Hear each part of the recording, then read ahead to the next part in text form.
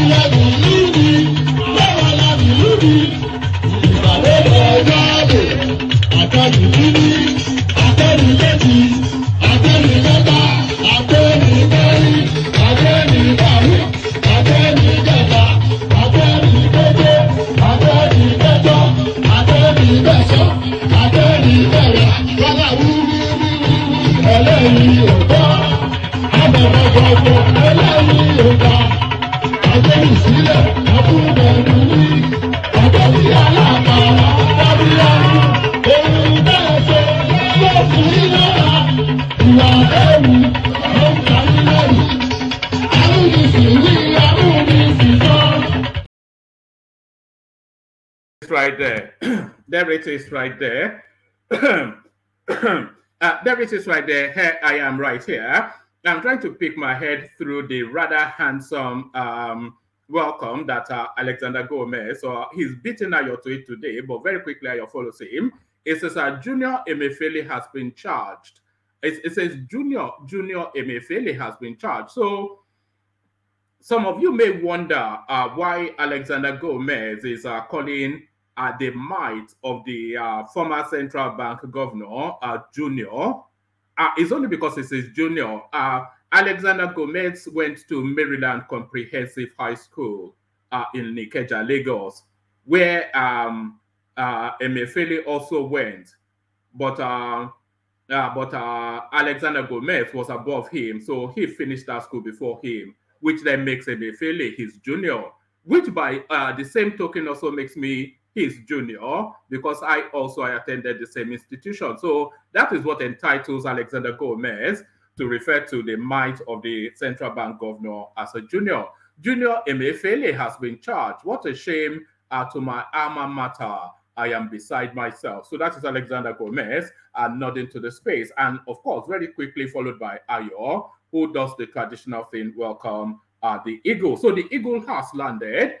The eagle has landed. That's actually used to be the intro for the session. One man went to mow, the eagle has landed. That's how I used to come in, but now I come in differently. I come in with smiles and greetings for you all, only because I delight in seeing you. You know, anytime I do see you guys around, my heart surges with joy. So my heart surges with joy as I welcome you all. So the breaking of the weekend now, a Friday, TJFI, thank God it's Friday. But then, of course, you know, Friday only a skip and a jump from Monday. So make the most of it as you can. Spend your time with one man went to mow. What better way to spend your time than with your paddy man? One man went to mow. So spend your time with your pally. One man went to mow. And let's just josh around together and shoot the breeze. You know, that's what we're doing here. We're shooting the breeze. We're just jousting and bantering and back and forthing and just luxuriating in each other's company. So that's what we're doing. We're luxuriating in each other's company. So let me luxuriate in your company for the abundance of however long the session lasts. So before we get into the luxury of it, the usual protocol, just click on the like button just as soon as you're coming in. That should be a matter of routine for most of you. But if you have not formed that habit yet, please form it now. Click on the like button just as soon as you're logging in. No matter what device you're on, you should be able to reach to click on the like button. That's just as you see Alexander Gomez and your nod towards the platform via a super chat, that can be your nod towards the platform, just to acknowledge the efforts being put in. So click on the like button, if you will, and then the subscribe button, of course, that needs to go up. So we're seeing, you know, a good 70-something% of the people who watch regularly are not subscribed. So that cannot, because the ratios are always, there's always a chasm in the ratio, but it's usually about 60-40, about a 70-something%, you know, so that cannot be right. And if you feel that's not right, then make sure you set about correcting that by adding your subscription if you have not subscribed already. So like and subscribe. That's that rather long essay that I just delivered. Like and subscribe. So like and subscribe. And then the other thing that we're pushing quite aggressively, we're pushing for new voices to come and join the conversation. It's just so that we can expand, you know, because in broad terms, the regulars that come here, in broad terms, we know their politics. So we want to discover new politics. We want to discover new voices. We want to discover new thoughts. And we discovered Rotimi again yesterday, and the day before another person, and the day before another person. So one man went to mow has now turned into a talent scouting platform. So one man went to World's Got Talent is what we're talking about. So if you want to be the voice of the day, if you want to be the new voice of the day, click on that hyperlink that says StreamYard. Come join us on the screen. So click on like, click on subscribe, compulsory. Click on the hyperlink that says StreamYard, highly recommended. And then your invitation to buy your host cups of coffee, that is always been labeled and always been backed by you lot. So click on the buy your host cups of coffee link, and then 3 easy steps, and you can empty as much of the contents of your wallet in there as you will. So do all those. But the compulsory ones, the like, the subscribe, and then, of course, the one that invites you to the studio. So do all those. Now, to the subject matter for discussion. The subject matter for discussion. So we're kicking it up with this one. Negotiation with Bandits has not yielded results. we are eliminating them. So the Nigerian army. So this shows now a marked departure from the rehabilitation of insurgents that we saw under the Buhari administration, which was a categorical gold standard failure. Yeah, there was even the speculation that they were pumping these insurgents into the Nigerian army and into the Nigerian military forces. So we saw clips of insurgents that have slaughtered endless amounts of people. They told us that they have been rehabilitated, and they were giving them boxes of noodles and vegetable oil and all whatnot, whilst the people that they had slaughtered, their loved ones, are in IDP camps starving to death. So a categorical grade 1 failed policy, as was most of Buhari's policy, and as is with most of Buhari's policy, Tinubu moved very quickly to reverse it. Negotiations with bandits has not yielded results. We are eliminating them, and that is the Nigerian army. So that tough talk is the talk that sometimes, often instances, we want to hear, because it churns at you that somebody that has done as much as those insurgents have done, they tell us that they have rehabilitated them within 3 weeks, and then they package them off with a nice little financial setup by the Nigerian state. So a departure from that. But this next headline, a lot of people would like him to depart, but will he? INEC kick against Labour Party's call for its chairman to be sacked. So of course, you see, if you've ever heard the phrase whistling in the wind, this is exactly what that phrase speaks to. If you have ever heard the phrase whistling in the wind, that is just to say empty, vacuous noise. This is what this speaks to. INEC kicks against Labour Party's call for its chairman to be sacked. So who can effect the sacking of the chairman of INEC?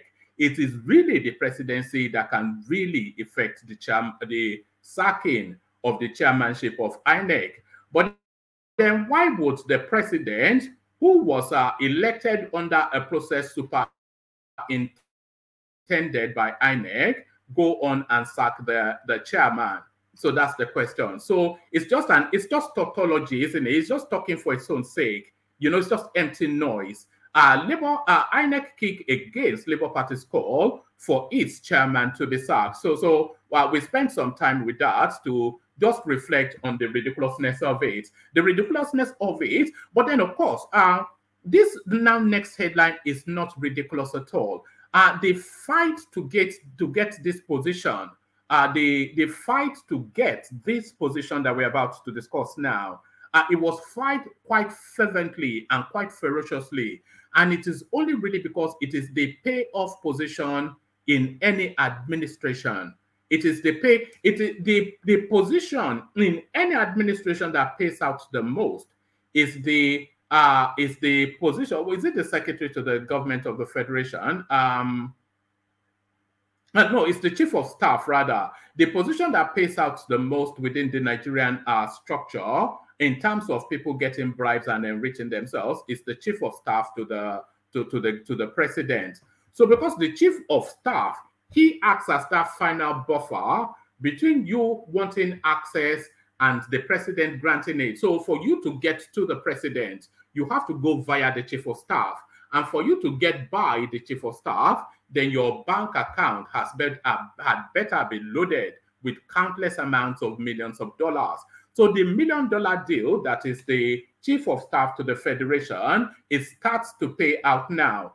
President Tinubu constitutes Gbadape-Amila-led committee to get new appointees for dissolved government boards. So a lot of you will recall, of course, about 2 weeks ago, thereabouts, Tinubu sacked everybody. All the ministers have gone, of course, with the last administration, but all of the parastatals, he instructed that whoever is in charge of that, any of those parastatals, to hand over the levers of administration to their palm sec. And it dissolved all of the boards of all of the parastatals in Nigeria. So now it's not the reconstitution of those parastatals now. So a committee has now been set up, superintended by Gbajabiamila, to present now a new field of administrators for the parastatals in Nigeria. So now the jostling for that post, the jostling rather for those posts, is the dollar end of the chief of staff. So bribery galore. I wish I was this SA or whatever it is to Gbajabiamila, because that whole Gbajabiamila team, they are about to get stupendously rich. President Tinubu constitutes Gbajabiamila-led committee to get new appointees for dissolved government boards. So we spent time reflect on that. We spent time reflect on that only now to land on now what's the headline news for the. We spent time reflect on that only now. What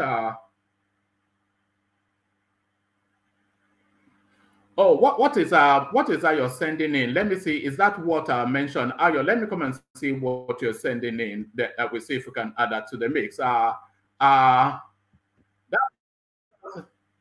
sounds like a ministerial list right there. Let me see if Ayo, let me see if this has anything. All right. Okay, we'll add this to the mix as well. Thank you for sending that in, Ayo. So as you see, Ayo sent something in and it's worthy enough for us to reflect on. But before we reflect on what Ayo sent in, let's go to now what are the headline for the session. Court voids Emefiele's arrest detention, orders immediate release. So now, this should be quite interesting because, of course, one of the, hold on, this should be quite interesting. Oh, okay, sorry, let me align, hold on.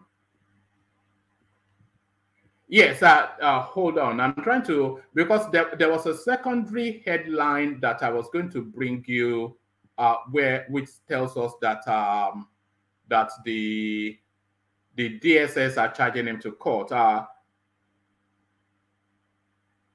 All right. Yes, that's to come in a moment. Yes, so I've got it lined up. Yes, court voids Emefiele's arrest detention, orders immediate release. So this will serve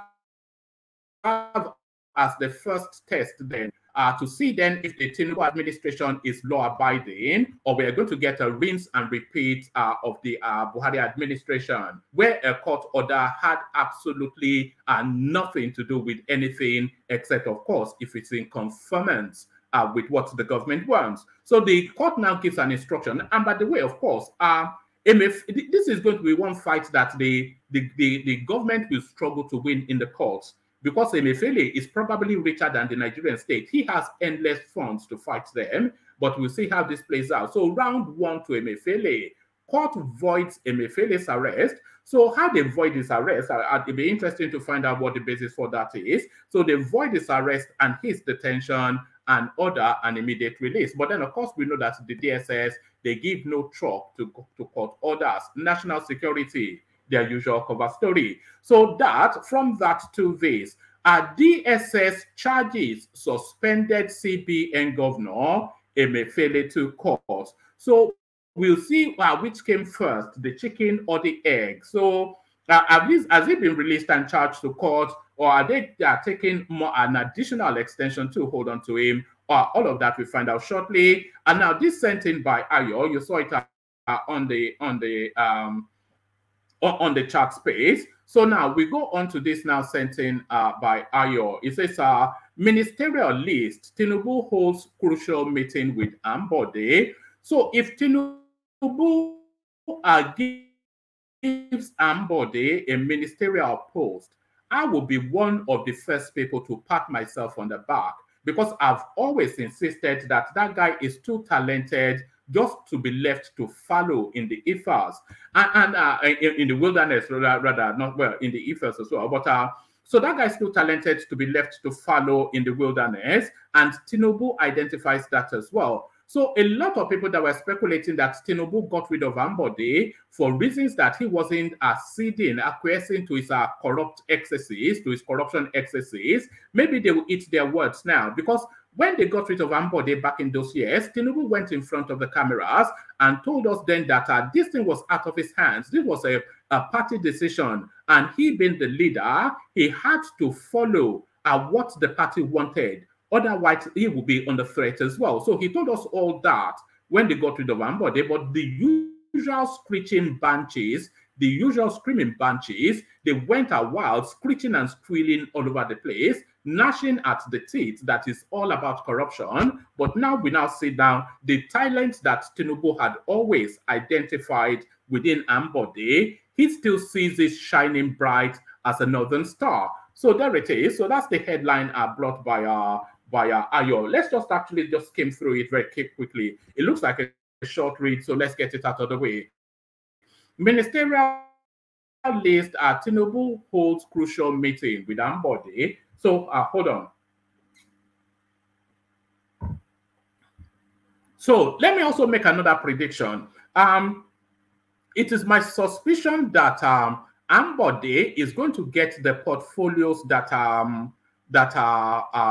Raji Fashola vacates. Just like he followed him in governance, is going to follow him in the ministerial space. So works and housing and all of that, I think that's going to be the portfolio for Ambode, because he's a builder as well as Babajide Sanwo-Olu was. So he can go on and finish off and finesse the Lagos-Ibadan Expressway and continue to expand the road networks in the country. Tinubu holds crucial meeting with Ambode. So let's just quickly read through this. I'll get it out of the way.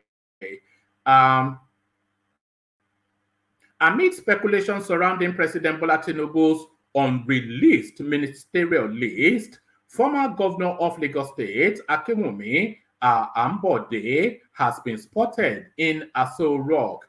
This was confirmed in a report by Channels TV Online that Ambode was in a crucial meeting with President Tinubu at the presidential villa on Friday, July the 14th.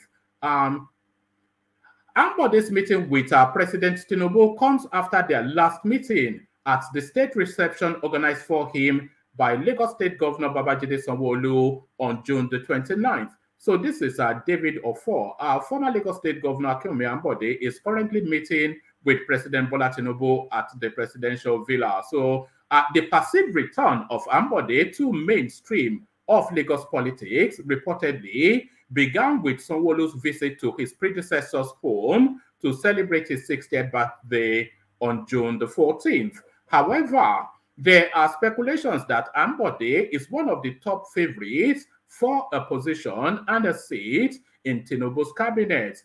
And by the way, the super chats are not restricted to Alexander Gomez and Ayo. So we saw AB as a new name there yesterday. So we're looking for new names on the super chat spaces as well. However, there are speculations that Ambode is one of the top favorites for a position and a seat in President Tinubu's cabinet. The meeting between the duo is perceived to be a conclusive conversation on the appointment of Ambode for a ministerial position. Ambode and Tinubu have had a long history of a twisted relationship dating back to his time as governor of Lagos State, and their heated feud, not feud, but feud, not feud. Yes, their heated feud, which dented his second term ambition and saw the emergence of Governor Babajide Sanwo-Olu. In another development, Ifeanyi Ogunanye, the immediate past governor of Enugu State and a PDP chieftain, will become a minister under the administration of Bola Ahmed Tinubu. In February, Ogunanye lost the Enugu North Senatorial District election to Oke Eze of the Labour Party. Before and after the 2023 election, the former Enugu governor fraternized with APT's Tinubu and was also believed to have worked for the president despite being an opposition. So, job for the boys and payout. So, well, we're waiting in bated anticipation of this ministerial list because pardon me, it's because I talk so much. That's why I have to drink so much water. So yes, we wait in bated breath in anticipation of Tinubu's ministerial list because all of the policy positionings have been A+ so far. but the delivery of those policies that he's been fleshing out is going to be vested then in the hands of the administrators, which will be the ministers. So we're looking to see who the Minister of Finance will be, because that will be the central hub of this administration. A lot of psychedelic new thinking in financing. So who are they going to bring in to administer that? So we're wanting to see who the Minister of Agriculture and Water Resources will be. So I am especially keen to see who the Minister of Water Resources will be, because I've never known, and you can correct me in the comment section, but I don't think we've ever had a non-northerner as the Minister of Water Resources. So I'm especially keen to see who the Minister of Water Resources will be. So I'm looking at agriculture, I'm looking at finance, I'm looking at water resources, and I'm looking at the Niger Delta. You know, the NDDC. If I don't hear Yemson Wike in charge of that, I'll probably not come online again. I am so certain that NDDC, the Niger Delta Development Commission, will go to Yemson Wike. And then he would then have the oversight of this oil bunkering and all of that. So I'm expecting that. So Ganduje, I'm expecting him to be the minister for Abuja, but we'll see how that plays out. But for Sanwo-Olu, not so for Sanwo-Olu, for Ambode, I see him as the Minister of Works and Housing. So we see how all of that plays out. So thank you for bringing that to the fore. So that's all for discussion as well. So the next one now is still wrapped around finances. So here it is. So I was just saying then that the sort of policy positionings of this administration has been A+ so far. So now this now has to be another A+ policy position. So look at this as a headline. New regulation requires CBN approval to acquire 5% in any bank. So that has to be an excellent space so for you to acquire 5% or more, you have to go via the CBN. So that then, of course, to protect the integrity of the financial space. So we have a look at that, see what that has to offer.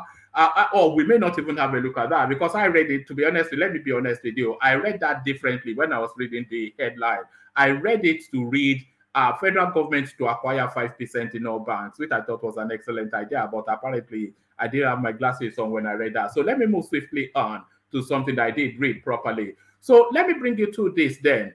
So this guy now, he cries a lot on TV, but he's probably the biggest crook known.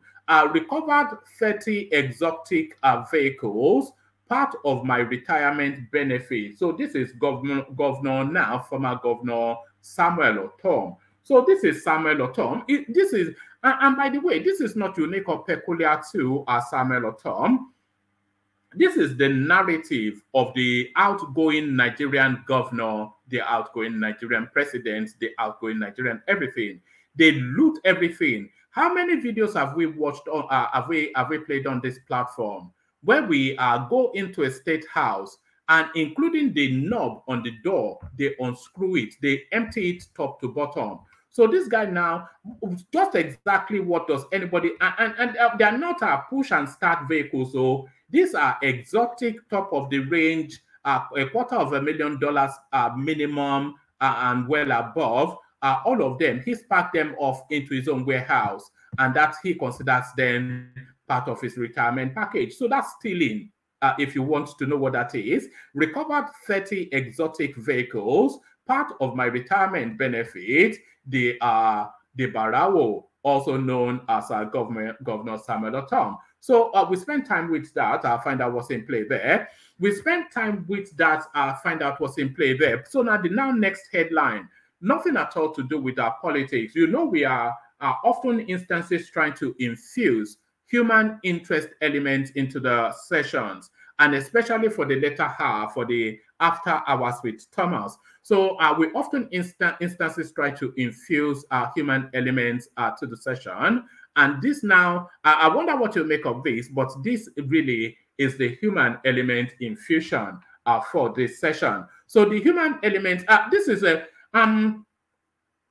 This headline that I'm about to show you, the story doesn't, don't react viscerally to the headline and go to traditional thoughts. So I want you to be a bit elegant in how you choose to digest this headline. So don't react viscerally and go to traditional thoughts the way you would think when you hear something like this. So don't go there. Be a bit more elegant. Be a bit more ethereal in your thoughts. Have ethereal thoughts on this one. This is it. People say my 25-year-old girlfriend is a gold digger, but she's exactly what I was looking for. 63-year-old man speaks on his love life. So there it is right there. So I know the immediate thought, of course, over twice her age and then plus. Even if it was twice her age, it'll be 50, is almost nearly 3 times her age.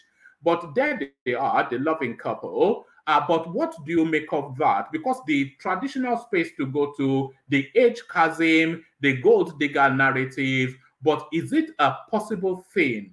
And how can it be possible? So we'll have a read through to see now if at the end of that reading, we feel that this is real or somebody is being played. People say my 25-year-old girlfriend is a gold digger, but she's exactly what I was looking for. 63-year-old man speaks on his love life. So we have a read out of that.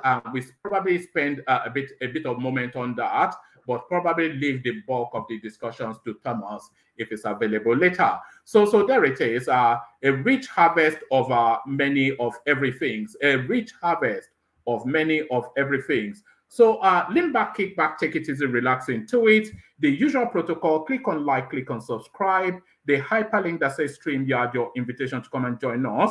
I don't want to break our streak, so I would like at least one new voice to join us today, because I think we're almost on a 14-day streak or a 14-session streak of about 90-something% of a new voice a day. So I don't want that streak broken. So if you want to be the new voice of the day, then we'll be happy to have you. So be the new voice of the day. Look at all of the discoveries we have been making. Paddy, we discovered. Rotimi, we discovered. Ayeni. And then some of them come before I get to them. If you come new, I'll come to you immediately, because sometimes they come and then, you know, there's a lot of waiting around on this platform especially. But if you're a new voice, come join us, and then I'll come to you just as soon as you come in. So let's do that. So lean back, kick back, take it easy, relax into it. Click on like, click on subscribe, click on the hyperlink that says StreamYard, click on the buy the coffee thing. Let's go to the care guys. And then after the care guys, we come to the readouts. And then after the readouts, we go to the conversation. But first, the care guides. Only water, only water, where they see my water.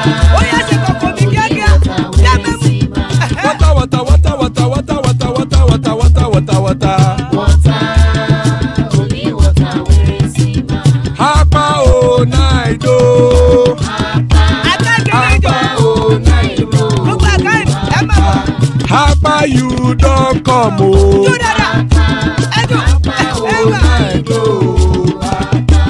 Hapa oh night oh.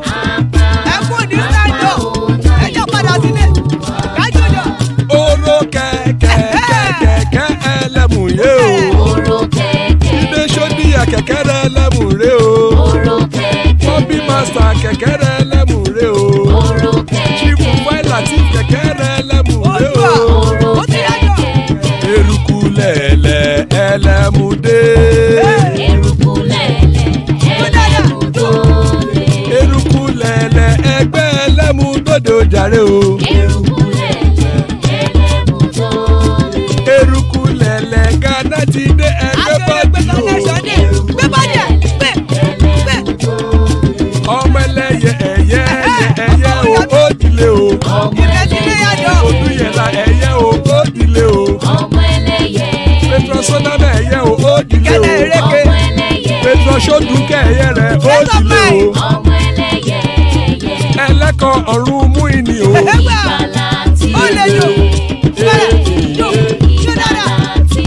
Àkùkọ ọ̀run mẹ́kọ̀.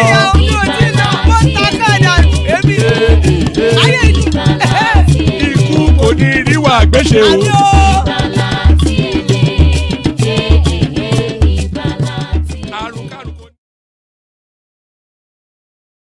There it is right there. Akoko onomeiko. I've said it so many times, you all know what it means. Akoko onomeiko.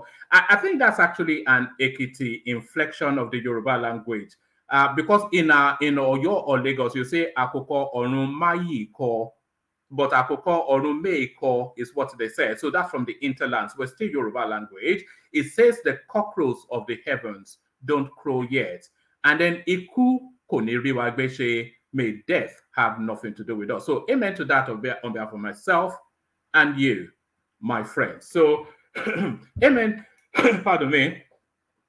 Amen to that on behalf of myself and you, my friends. But certainly people that might not be able to say Iku koniriwagbeshe, and we don't hope that for them, it's the bandits. Negotiations with bandits has not yielded results. We are eliminating them. So the new army chief talking tough. The Nigerian army has reiterated that the military will not tolerate, let's start that all over again. The Nigerian army has reiterated that the military will not negotiate with terrorists, but will rather go after them in their hideout to eliminate them. And by the way, let's just pause to reflect on that opening paragraph.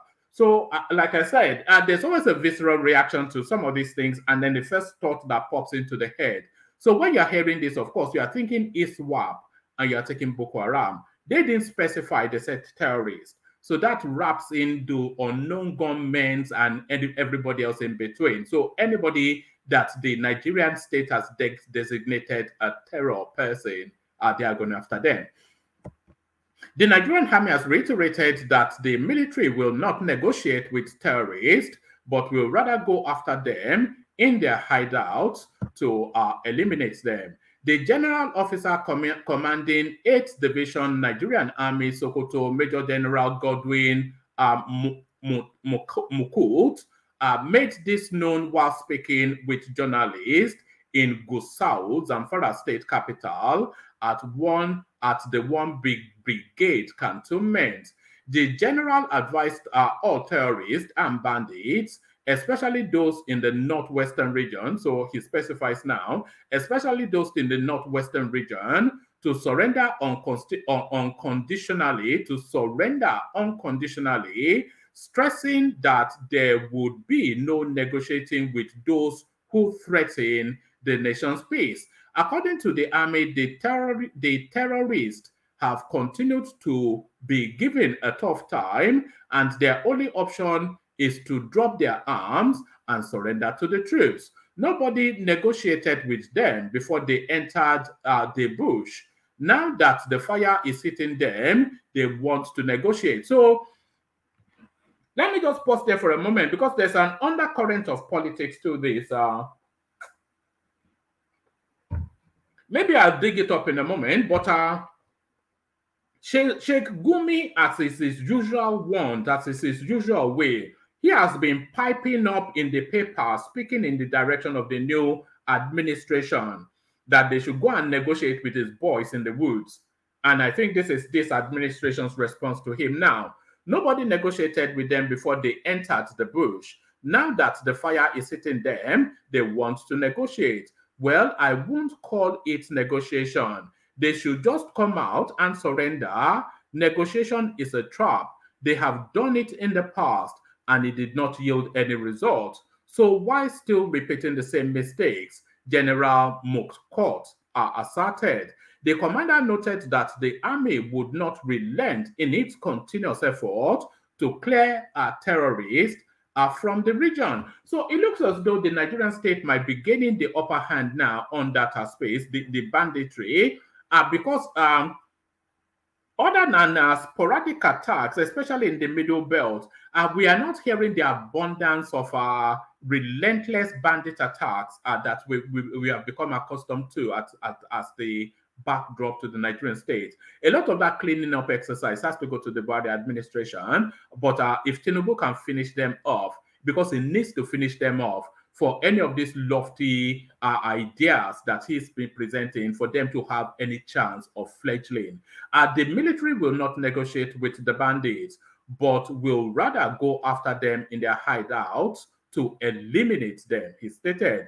The troops have been going to troubled places like Zomi, Shikamfi, Tase, Dan Sadao. You know, we are now getting used to all these northern names. I never even knew any of these, you know, I knew Shinkafi, of course, just from because you know, most northerners, their last name is usually taken after their community that they come from. So Shagari, for instance, he comes from an area called Shagari, and Shinkafi, that we all know, he comes from an area called Shinkafi. So that's how they get their names. The troops have been going to troubled places like Zomi, Shinkafi, Tase, Dansadao, and other troubled areas in Zamfara State, in spite of the rainy season, dislodging the terrorists and from their hideouts. So there's a double deep on that Zamfara space, because a lot of the goings on there is all to do with the abundance of wealth that is in Zamfara State. They've got emeralds that is enough to support the Switzerland. They've got gold, more than gold, the gold they have in Ghana, probably as much as they have in South Africa. So that's the insurgency there. So the Nigerian state has to really rescue that space, because we need those resources for ourselves. Before now, there are plenty places that we have not entered, but as it is now, despite the rain, we are going to places where the bandits are not expecting, giving them a bloody nose. If they want to survive, they should surrender. The bandits are now hitting on soft targets, especially on the side of innocent citizens in the villages and highways. He advised district heads and communities in Zamfara State to form groups that would protect their communities anytime there was a distress call before the arrival of troops. So the real protection will be for these people to be able to access that rescue a lot quicker. So because the Nigerian landscape is so vast that it is unrealistic to have the expectation that they will cover every blade of it. But every blade, they should be able to have some form of signaling for rescue, and they should be able to have some sort of a rapid response units in all of these troubled areas, so that the bandits will not just wade in a convoy of motorbikes and then drive away. So because they drive for hours on these motorbikes as they make their escape. So where is the aerial cover? Where is the oversight? Where is all of these things that is just the basic expectations? So all of these things have to come into play. So that's the Nigerian army then talking tough on banditry. So don't talk the talk, or we want to see you walk the walk. Enough of it. We want to be able to drive from Lagos to Kano at 12 p.m. at night or 12 a.m. at night, you know, and not have any concerns. That's the Nigeria we're after, and you are tasked to do that. Okay, so let's go on to this now, next one. And by the way, we're still waiting for that new voice to come and join us. So you be the new voice of the day. INEC kick against Labour Party's call for its chairman to be sacked. So, like I said, whistling in the wind. The Independent National Electoral Commission, INEC, has reacted to Labour Party's call for its chairman, Yakubu Mahmood, to be sacked over the 2023 presidential election that he conducted. During a press conference held on Thursday, July the 13th, Labour Party had called for Yakubu's sack and for a forensic audit of INEC's expenditure before, during, and after the election. So I have never once really paid I've never once really agreed with anything that Labour Party has ever really had to say, because it is usually a farrago of nonsense, often instances what you hear from them, just a farrago of nonsense.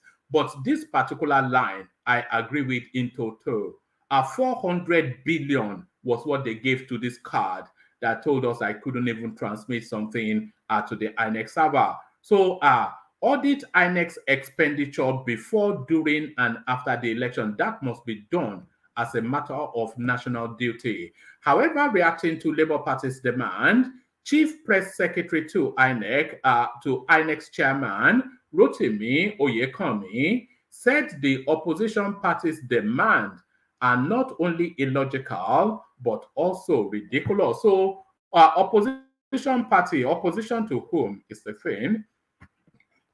Oyekanmi also said that it is strange that a political party in court challenging the outcome of the presidential election could still openly discuss the matter at a news conference, knowing fully that doing that is sub judice. He also noted that INEC accredited local and international election observers under specific rules and regulations, under which they were required to submit their reports to the commission. Oyekanmi added, such reports may or may not include their recommendations. Therefore, it is not within the remit of any election observer whatsoever to indict INEC. They are to observe, make recommendations if they have any, but never to indict. So I think that is really, I think that our call for INEC chairman to step down by the Labour Party is coming off the back of the report from the European Union observers, you know, of course, but like the spokesman for INEC rightly said, they are not a judge in jury, you know, the European Union observers. They're there to observe, and they're guests in our country, by the way. They're not there to oversight. They're there to observe and just to make a series of recommendations, but not to condemn or to criticize. And maybe they won't be invited back the next time. Who knows? Let's go on to this next one. President Tinubu constitutes Gbadagbamila-led committee to get new appointees for dissolved government boards. So it's not really so much who the board members will be. It's just really the wolf that is coming Gbadagbamila's way. I'm not sure. Is this going to let me read it? If it's behind the paywall, then I'm not paying for anything. All right. Yes, it's not behind the paywall. So let's read it. Right. President Tinubu constitutes Gbadagbamila-led committee to get new appointees for dissolved government boards. President Bola Tinubu has constituted a special committee to work on the fresh selection and nomination modalities for the replacement of new appointees into the dissolved federal government boards. The special committee headed by the Chief of Staff, Femi Gbadagbamila, is tasked with the responsibility of finding new appointees to replace affected board appointees. Correspondence learned. According to a source within the presidency, Tinubu demands thoroughness in understanding the agencies whose establishment act mandates federal character representation or specified educational and technical expertise. So that last bit right there is speaking to square pegs in square holes and round pegs in round holes. Specific educational and technical expertise. This is the one thing we've never had. When they go and put, who was that idiot they put in charge of power under the Buhari administration? He couldn't even speak English, never mind understanding it. He called himself an engineer, and he couldn't even speak English. That was the real travesty. Now, this now opens an opportunity to bring the Onosoye report into play. So, sacking, deconstituting, decomposing the boards of these parastatals. So now this new exercise of trying to recruit into those boards, it affords the opportunity to bring the Onosoye report into play, which tells us that we have a bloated governance system and a duplicitous government system as well, with several agencies duplicating twice or more. So this may well present the harmonization that the Onosoye report was recommending. So maybe they will use that opportunity or not, who knows, but this presents that opportunity. According to a source within the presidency, Tinubu demands thoroughness in understanding the agencies whose establishment act mandates federal character or specified educational and technical expertise. Members of the special committee who will be working alongside the Chief of Staff are Secretary to the Government of the Federation, George Akume, Special Advisor to the President on Political and Intra-Governmental Affairs, Malam Yadarazo, and some legal and private sector experts as members. They are to study the law governing each affect ministry, department, and agency on the qualifications and requirements expected from the persons to lead them. So, you know, this is the thing, you know, this is so basic that it's a bit like what you had under Buhari is a bit like having somebody that did Yoruba studies to be appointed as the chief surgeon of the #1 brain hospital in Nigeria. That's what you had. Somebody that did Yoruba studies to be the chief surgeon of a high-end hospital. Maybe he has a degree and he can go on there and speak English now. So now they're saying square pegs in square holes. This is what they're saying now under now this Luther from Lagos. The president demanded the committee to be thorough in understanding the agencies whose establishment acts mandate federal character representation or specified educational and technical expertise. It further said, Tinubu had on June the 19th, 2023, in a statement signed by Willie Bassi, Director of Information in the Secretary to the Government of the Federation Office, announced the dissolution of existing federal government boards with the exception of some selected agencies in further statements by same medium. So there it is right there.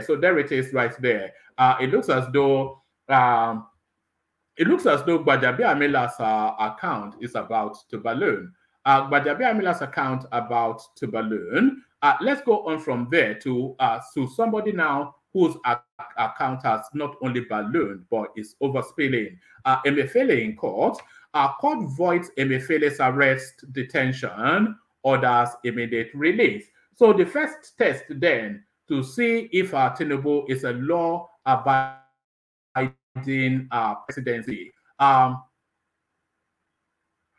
Another federal high court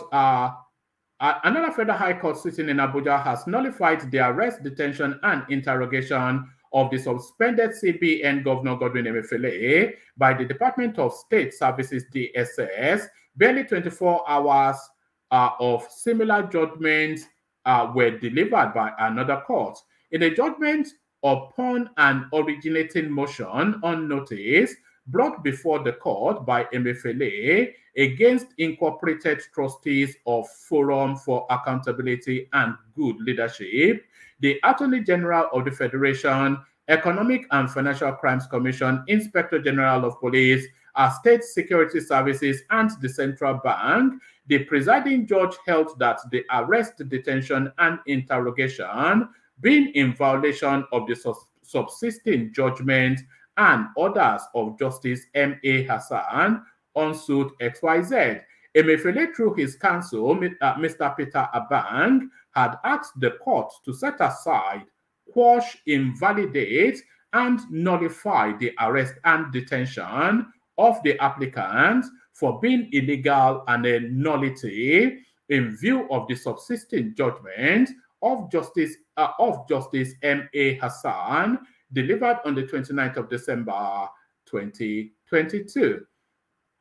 In another prayer granted by Honorable Justice Bello Kawu, the court made an order setting aside, voiding, quashing, invalidating, and nullifying any warrant of arrest obtained or procured by the respondents, especially the DSS, for their arrest, detention. So all of these judgments, by the way, they are upholding the judgments that Emefiele got under the Buhari administration, where the DSS was chasing him for terrorism, funding terrorism, acts against the state. So these are not new judgments under the Tinubu administration. No, this is a carryover then from what obtained under the Buhari administration where Emefiele straddled the land like a lion.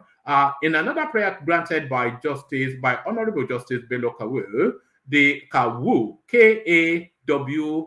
So that's why I'm pronouncing that Kawu. So how else will I pronounce it?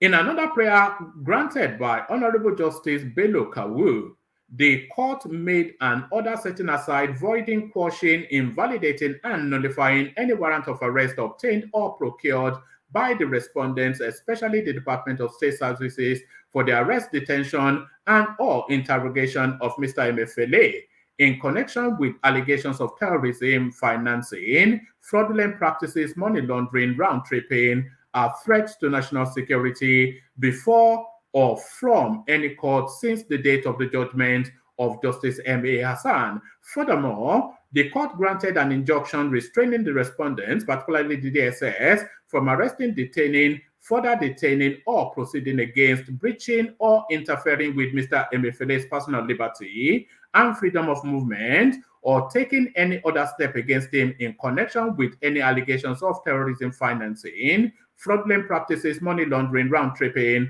threats to national security before or from any court since the date of the judgment of Justice M.A. Hassan. The judge finally granted an order of injunction directing and mandating the respondent, particularly the DSS, to forthwith release and unfaithful Mr. Emefiele from any arrest, detention, custody, interrogation with any regards to allegations of terrorism, financing, fraudulent practices, money laundering, round-tripping, and threats to national security before or from any court in view of the subsisting judgment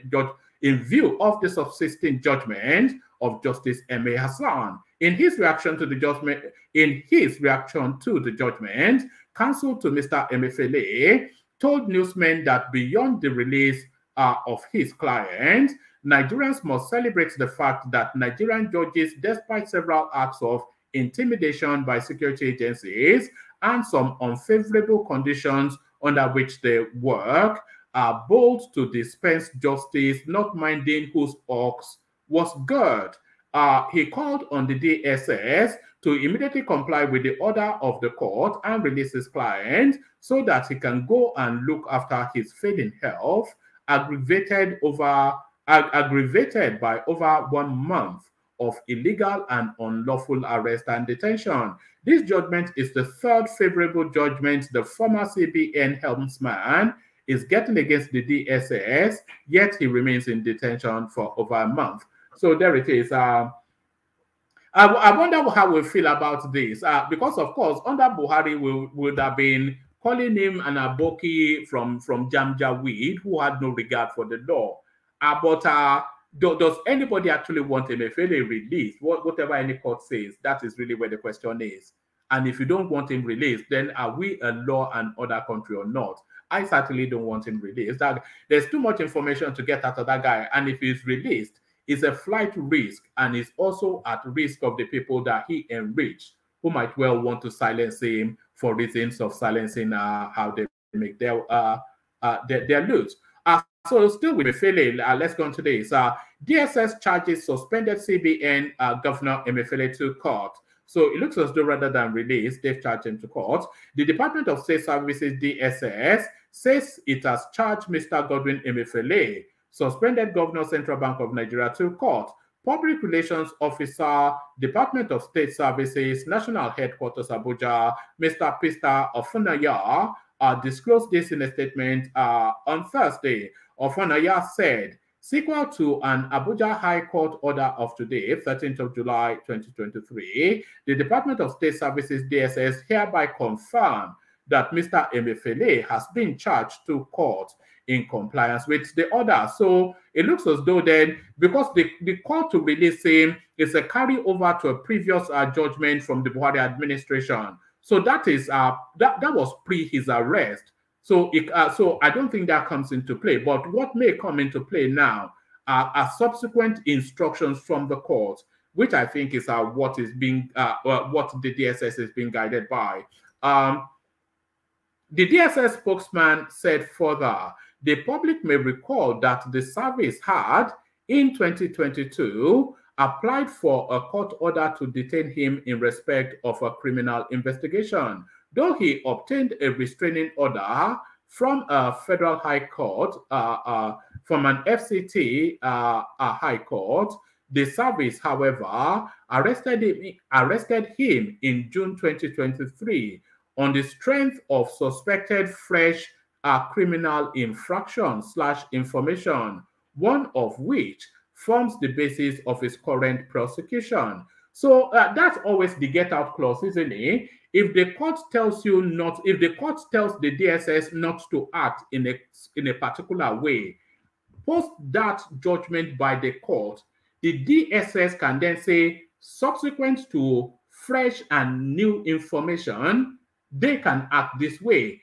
because that court judgment only binds to actions that could have been taken, but not actions that subsequent investigations then unveils. So they can be in perpetual step ahead of the law if they want to be. Let's take the DSS spokesman further said, the public may recall that the service had in 2022 applied for a court order to detain him in respect of a criminal investigation. Though he obtained a restraining order from an FCT high court, the service, however, arrested him in June 2023 on the strength of suspected fresh criminal infraction/information, one of which forms the basis of his current prosecution.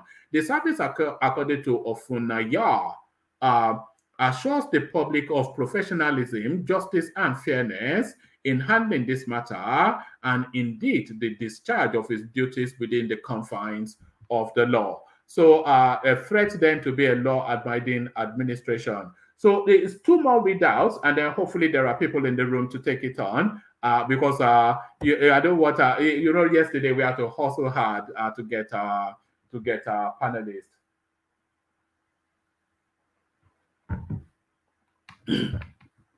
So two more readouts, and then we come into the room. Hopefully, people there to take it on. Recovered 30 exotic vehicles, part of my retirement benefit. Samuel or Tom.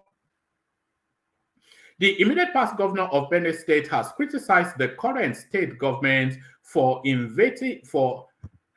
pardon me. Pardon me.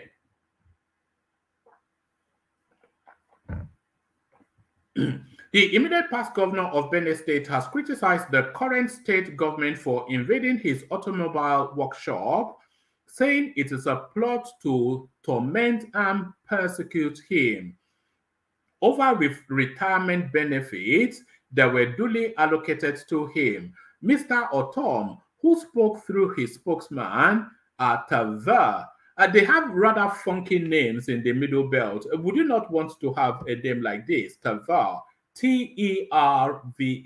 They have the funkiest names in Nigeria comes from the Middle Belt. Tava. That one, even that name alone will get you babes.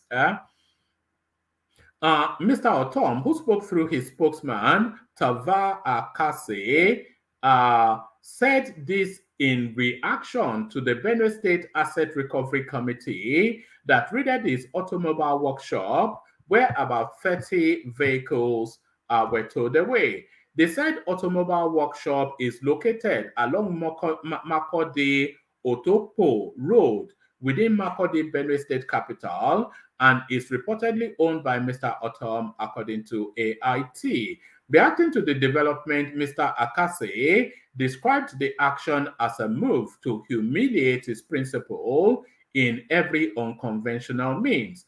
According to a video posted by AIT via its Twitter handle, it was seen that several Toyota. If anybody has that clip, can you send it to me via Instagram so we can play it here?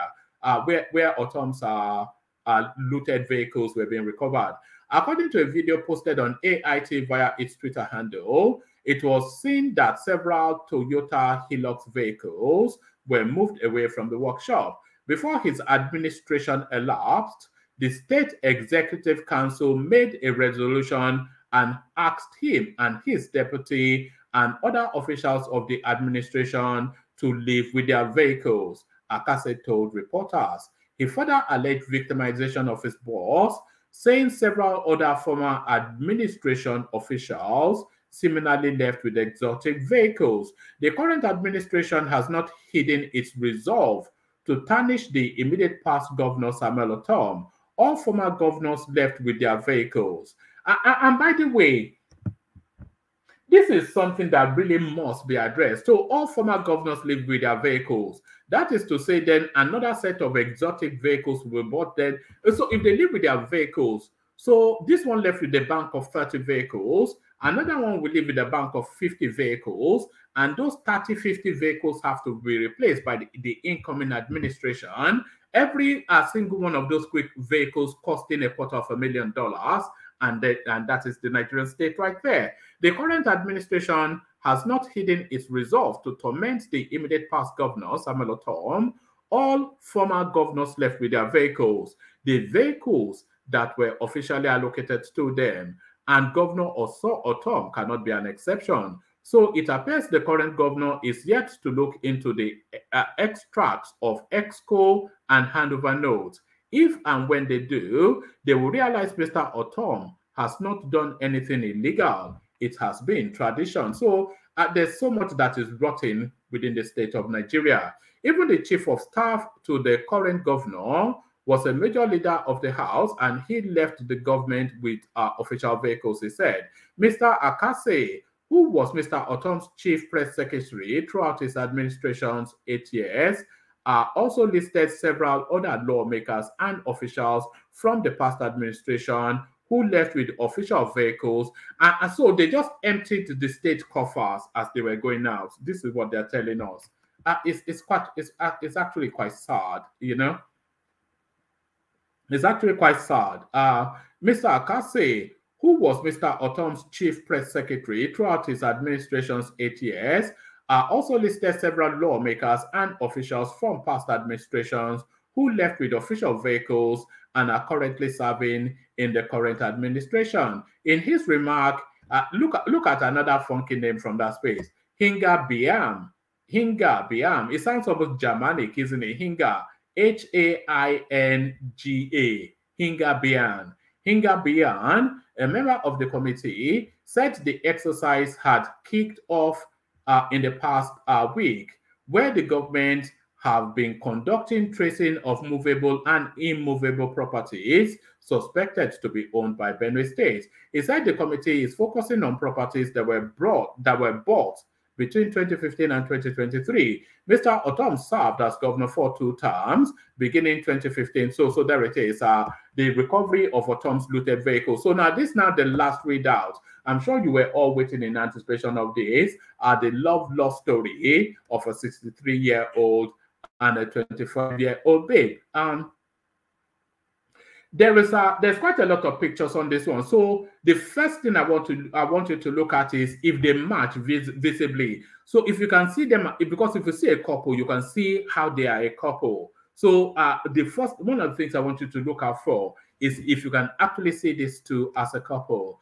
People say my 25-year-old girlfriend is a gold digger, but she's exactly what I was looking for. 63-year-old man speaks on his love life. So there it is, the happy, you would say, couple. There it is. A 63-year-old man smitten in love says his 25-year-old girlfriend is not a gold digger, and he is sure of it. Claudio Spilatro, 63, knew people would judge him when he fell in love with Simi Ataja, 25, a woman younger than his daughter. However, Spilatro, who met Ataja on a dating app, insisted she's not a gold digger and blasted trolls who accused him of kidnapping her. People say she's using me for my money and she doesn't love me, as Spilatro revealed to Southwest News Service. But relationships have to be mutually beneficial. So if it's going into it with a clear mind and a clear understanding, then it can't be fairer than that. So let's carry on. New Jersey-based Spilatro, who owns a ski and snowboard rental company, Pelican Shops, said his younger partner was everything he was looking for when his marriage of 18 years ended. So you can you see them as a couple? Because I can see them as a couple. Yes, of course.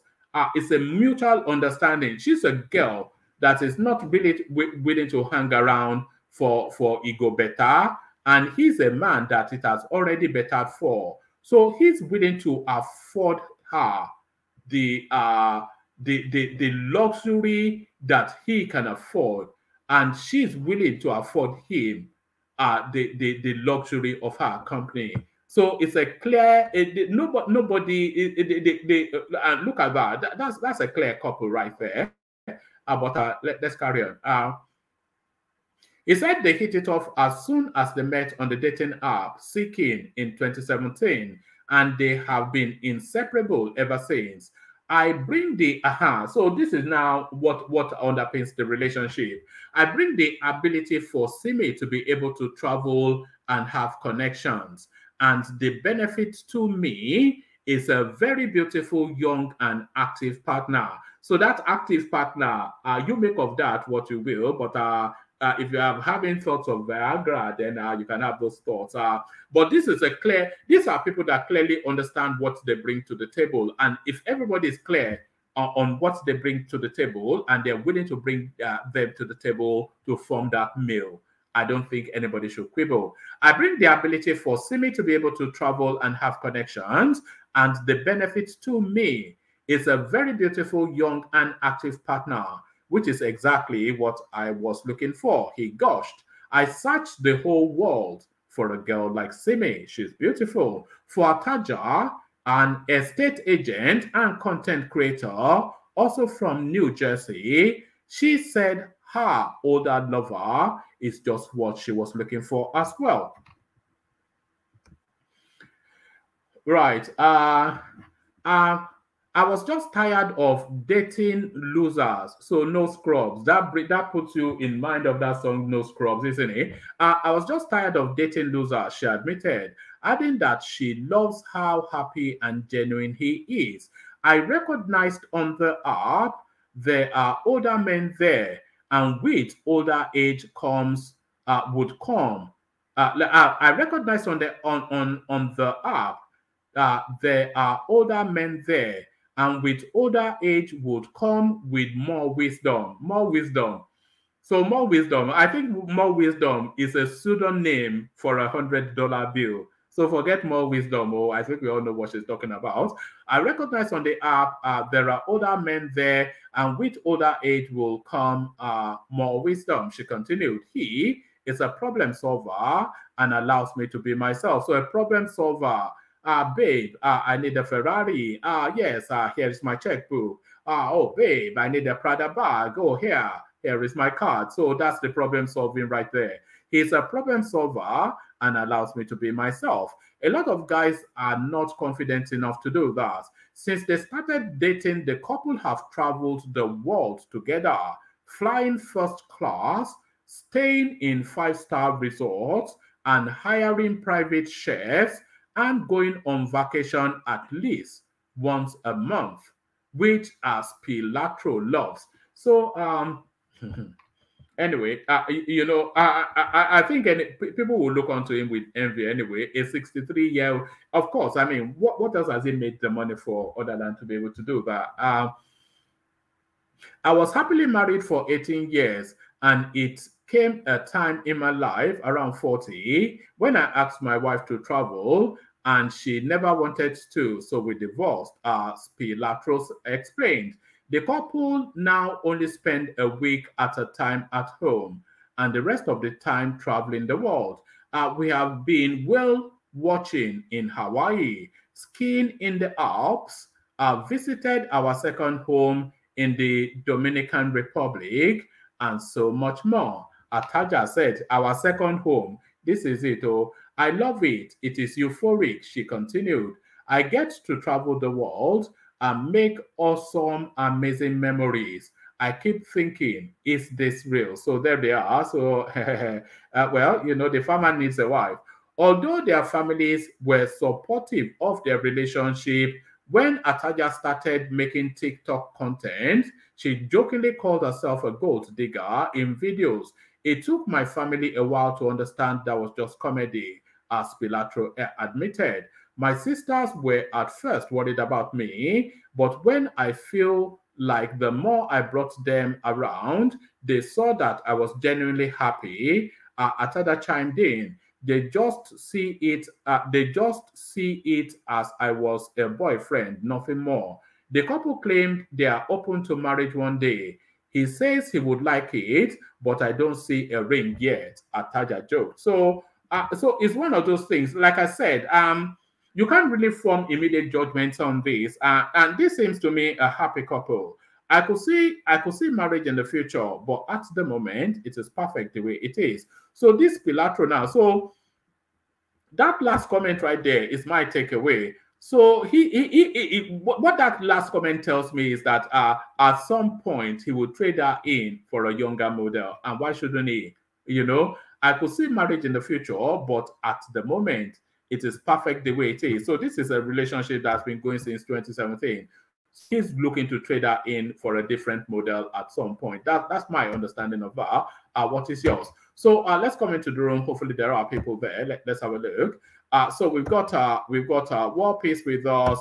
We've got Solomon with us, and then we've got Thomas with us. So let's see who's ready and available to kick it off. So who wants to kick off? Who's there? Yeah, I'm here, Woman. Good morning, Woman. Good morning, everybody. Good morning to you, Solomon. So anybody that wants to come should hop on. There are plenty of room for, let me send the StreamYard again. I think it's already immediately available. Yes, kick it off with the opening headline. Negotiation with bandits has not yielded results. We are eliminating them, Nigerian army. What are you making of that, Solomon? Yeah, good morning, everybody. Good morning, Woman. Concerning this headline, yeah, they should stop negotiating with these bandits and start carrying out actions. Like they should start working by eradicating this banditry news and all those things, because it's not really helping the country, it's taking the country back to. So the army, like this, I believe this two chief of staff of the army is going to really work, and he should just not behave like the previous ones that are just acting one kind. He should be straight and take action. Should take action and not negotiate with them. So he's very right, or the army, they are very right in saying that they won't negotiate with bandits anymore. And truly, he's not eating anything. Instead, he's even giving them more leverage to act, to take up arms more, and keep disturbing the people. You know, it's almost like a double slap the way they were treating those bandits under the previous administration. These people go around and they will savage a whole village, and the army then succeeds eventually in catching them. Then they will tell us that they've gone through some reorientation process. They will give them Indomie noodles and whatnot. They will feed fat, go back into the bush, and start to kill again. I mean, it was quite a bizarre thing that Buhari presented to us. Yeah, but that's in that aspect. Buhari did not do well. Imagine the other time in Kuje prison, how many Boko Haram prisoners that escaped from that prison, and it was like now they've not even found them. They've not seen no trace at all. So these are the things. If they should take actions now, proper ones that would curb this thing. It's too much, and not sympathize with them. Yeah. I didn't even I didn't even doing anything to stop them under Buhari was the question. But actually, I forgot to ask, what are you looking at in the news? I should always really start with that. What are you looking at in the news? This stuff this guy is doing is going to be carrying out this committee of a team, like. Oh, is that the Bajabe Amila one? Yeah. Oh, all right. Yeah. Let me take you to that space then, because that space excites me. What's your reading of that space? Do you think it's an opportunity to to bring the Oronsanye report into play? Yeah, is a good one. Like, is a good is a good action for him. Like, it's a good one. Him taking up this stuff, organizing this committee and carrying out proper job. Like, the job, I believe this guy is a good guy. He knows what is good, and the people that what is good has the actions to be taken that would bring good result, need good results. So um I stand with anything the guy is trying to do. All right. And then the Ambode visiting Tinubu, a lot of speculation because of course, what they are doing at the moment is they are perfecting the ministerial list, which a lot of people, a lot of people will make up their mind about this administration based on the ministerial list. So Ambode going to say Tinubu, of course, immediately people speculating to him getting possibly a ministerial post. So do you see him getting one? And if you do, where do you anticipate seeing him, Ambode? Yeah, I see this guy getting an appointment to be a minister. And if Tinubu should do this thing, it shows that, yeah, this guy really is really a competent man, because the people, his cabinet, the people he's going to be involving in this his administration are people that are good.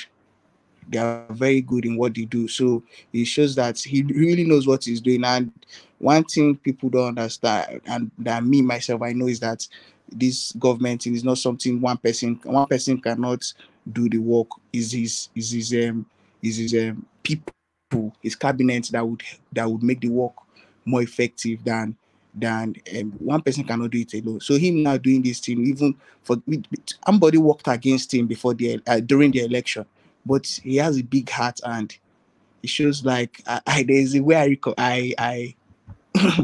I applaud this Asiwaju in certain things, but it's just that one is personal for me, because it shows that he's really who he says he is. To be honest with you, you don't need to somebody that understand life. You don't need to keep grudges and all that at all. You don't need to keep grudges. When you see something that is good, you compliment it. Ambode is too big a talent to be allowed to follow. So it's you engage it. Yeah. You engage it. So him taking this action, it shows that this man is really he's fit to be the president. It shows how matured he is. He's a very matured man, to be honest. Let's forget about maybe his maybe some things that they've said he has done and all that. But as one gets old, he tries to start doing things right. So it's still an opportunity for him to do things right, and he's kind of doing it. Calling this Ambode guy, Ambode, I know I saw videos of Ambode campaigning against. I think somebody was even supporting Obi, but he was not in that LP. We know that we know that he was supporting Rhodes Vivo during the yeah. So that is to tell you that he supported Obi too, for him to support you. Yeah. So but after everything, Tinubu, in fact, Tinubu's those guys he picks, those his governors, they are real guys. Like he knows the kind of thing he would have done with them to choose them, to pick them from Fashola, Ambode, Sanwo-Olu, because Sanwo-Olu, even you have to applaud as like, yeah, Sanwo-Olu did well in going to this guy's birthday. Like, it shows that these people are really, really matured, to be honest. Not saying that they don't keep things against each other, and they know the mission. And I think the day was, which of the days that when Tinubu went for the salad in Lagos, the four of them snapped picture. And you see, I don't think there's any state in Nigeria that has that has done that kind of thing. I don't think. And that picture, they did well because they've worked hard for it. As in, like, they really did well. So Tinubu is acting like a father. He's really acting like a father now, as a father of the nation, involving this guy. Now it shows that his cabinet will be competent people that would deliver for yeah, that will move Nigeria forward. I'm having a bit of a system. Tom. Yeah, Mr. Thomas, are you there? Hello, please, who's here? I can hear you, Solomon. Okay. Please, I don't know the next headline, or you can just call me Mr. Adewale, please. No, you go ahead. How are you guys? Continue. Is one man there? No. His system dropped. But it's on the screen. It's on the Yes. screen. Maybe it's the system deep out. Yeah. So. Yeah. Go on. Yeah. Yeah. Actually, I'm at work, so that is why I can't even talk better. Go on. Yeah. Okay. Yeah. So I am really I'm pleased with the action he took, bringing in this guy. I can't just wait to see the full list of everybody that will be in this.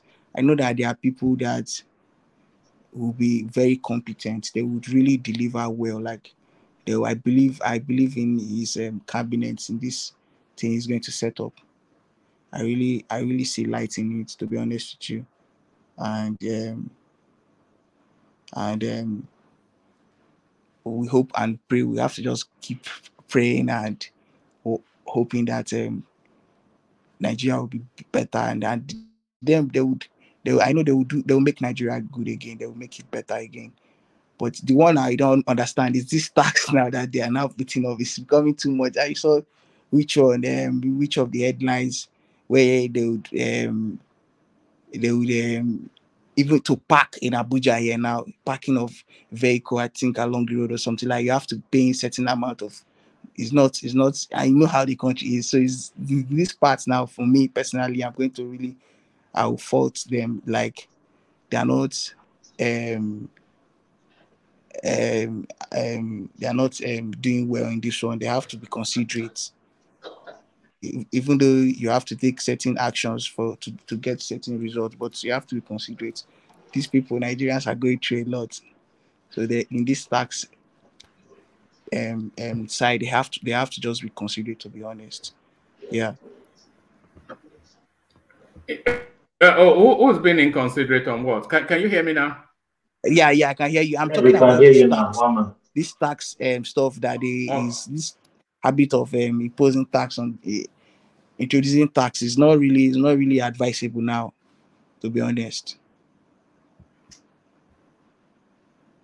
Yeah, can you hear me, one man? I can hear you. I think one man's system. All right.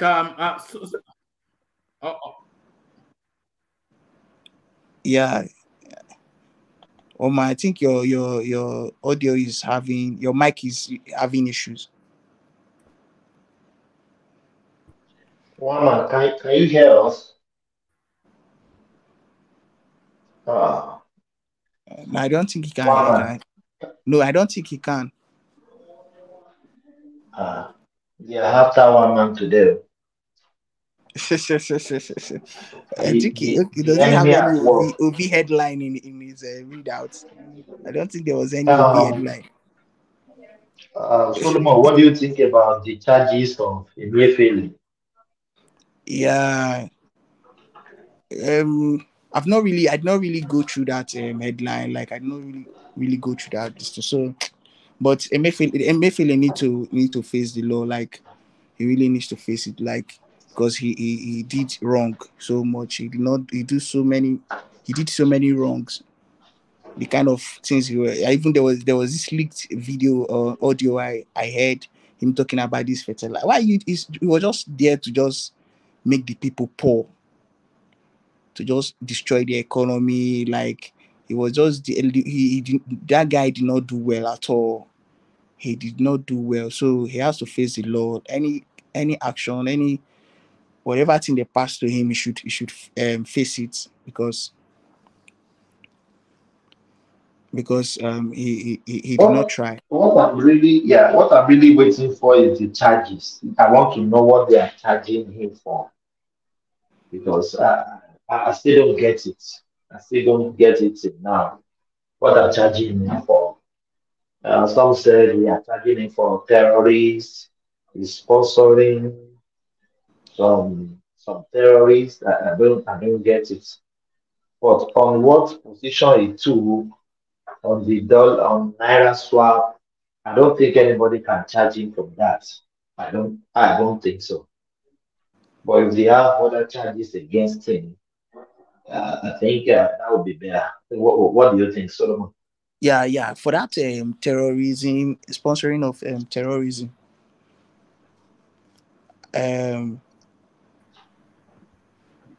I don't think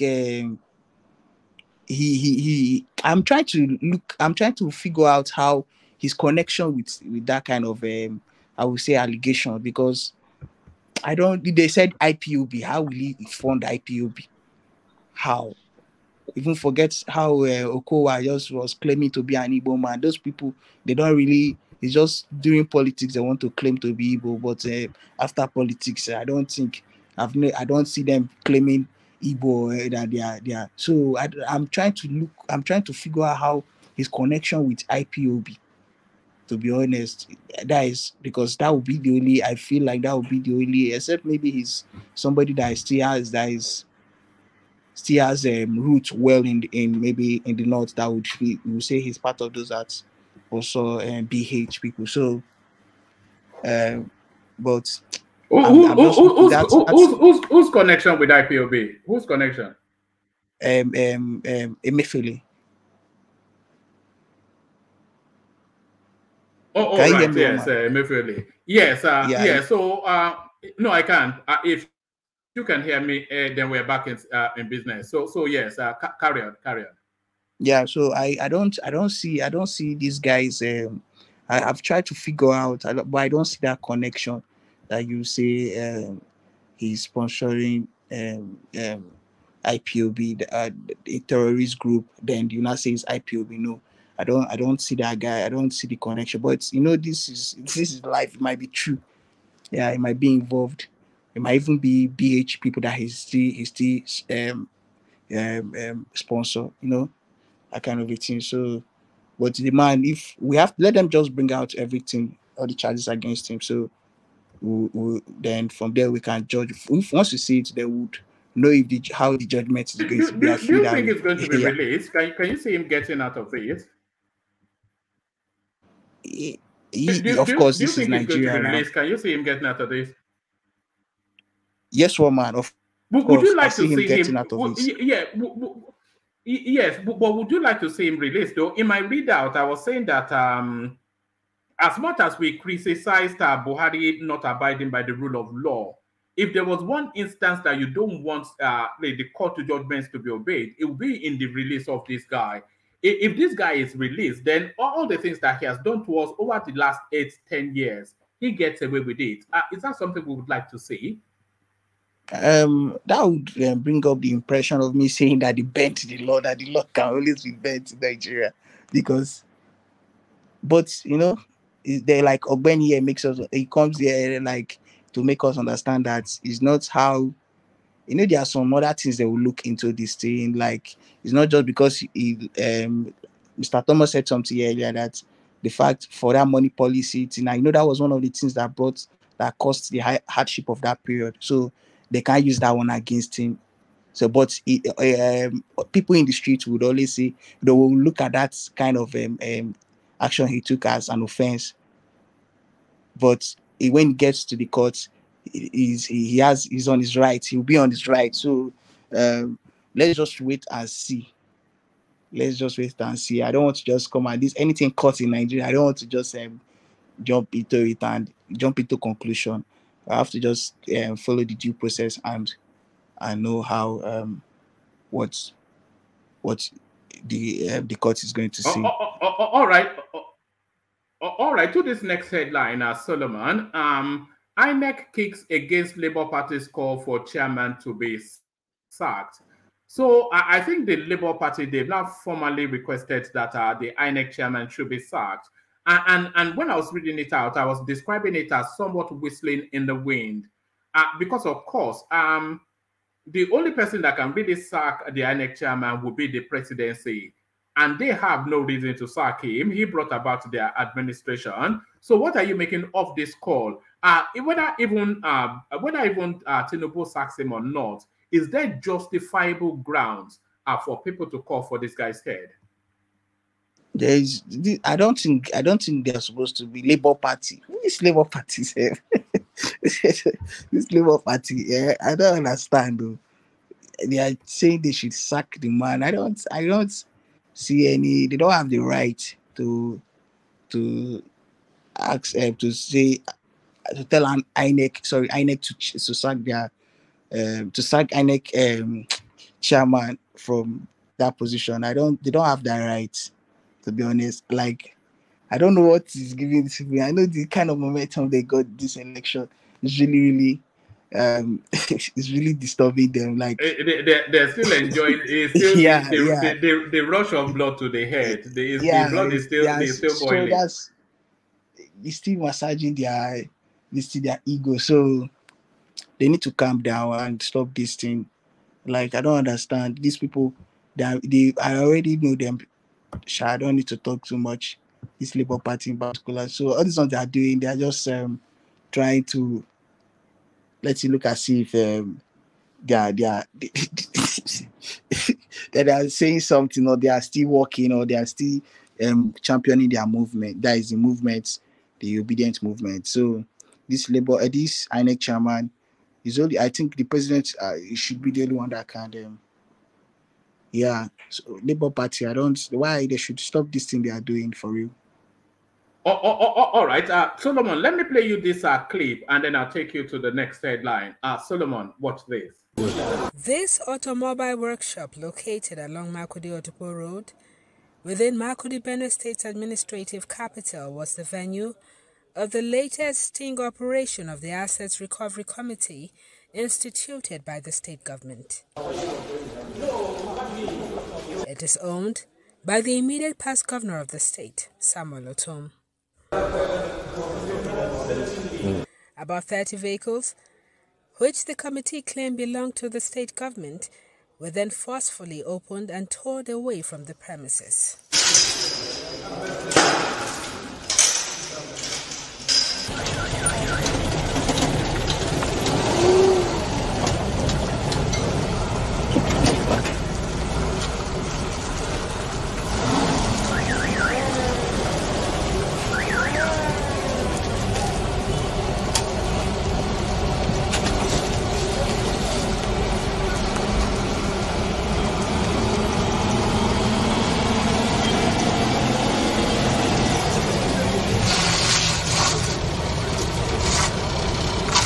You don't miscount.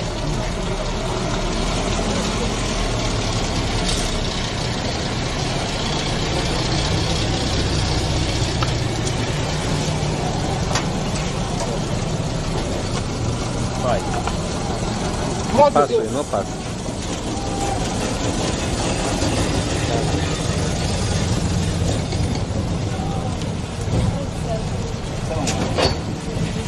You know, this committee was set up a couple of weeks ago, right?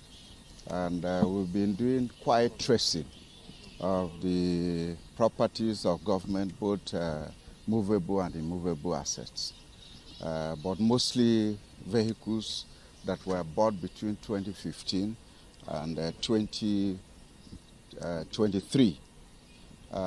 We discovered from the records that most, if not all, of the vehicles that were bought between this period were taken away by some persons. And based on some of the reports, some of the security reports we have got, and some of the surveillance that have been carried out in a couple of places, we discovered that some of the vehicles are kept in certain places. And we needed to get to those places to establish if those vehicles are government vehicles, so we could recover them. In doing that, we had to obtain a search warrant to get into those places. So it is after we obtained the search warrant that we decided that some of the places that we had some reports that some of these vehicles were hidden, we need to move into them and evacuate those vehicles. That's what exactly the team of the Committee on the State Assets Recovery has done. A move seen by the media aide to the former governor as the height of illegality. This is vendetta. It is a witch hunt. It is persecution.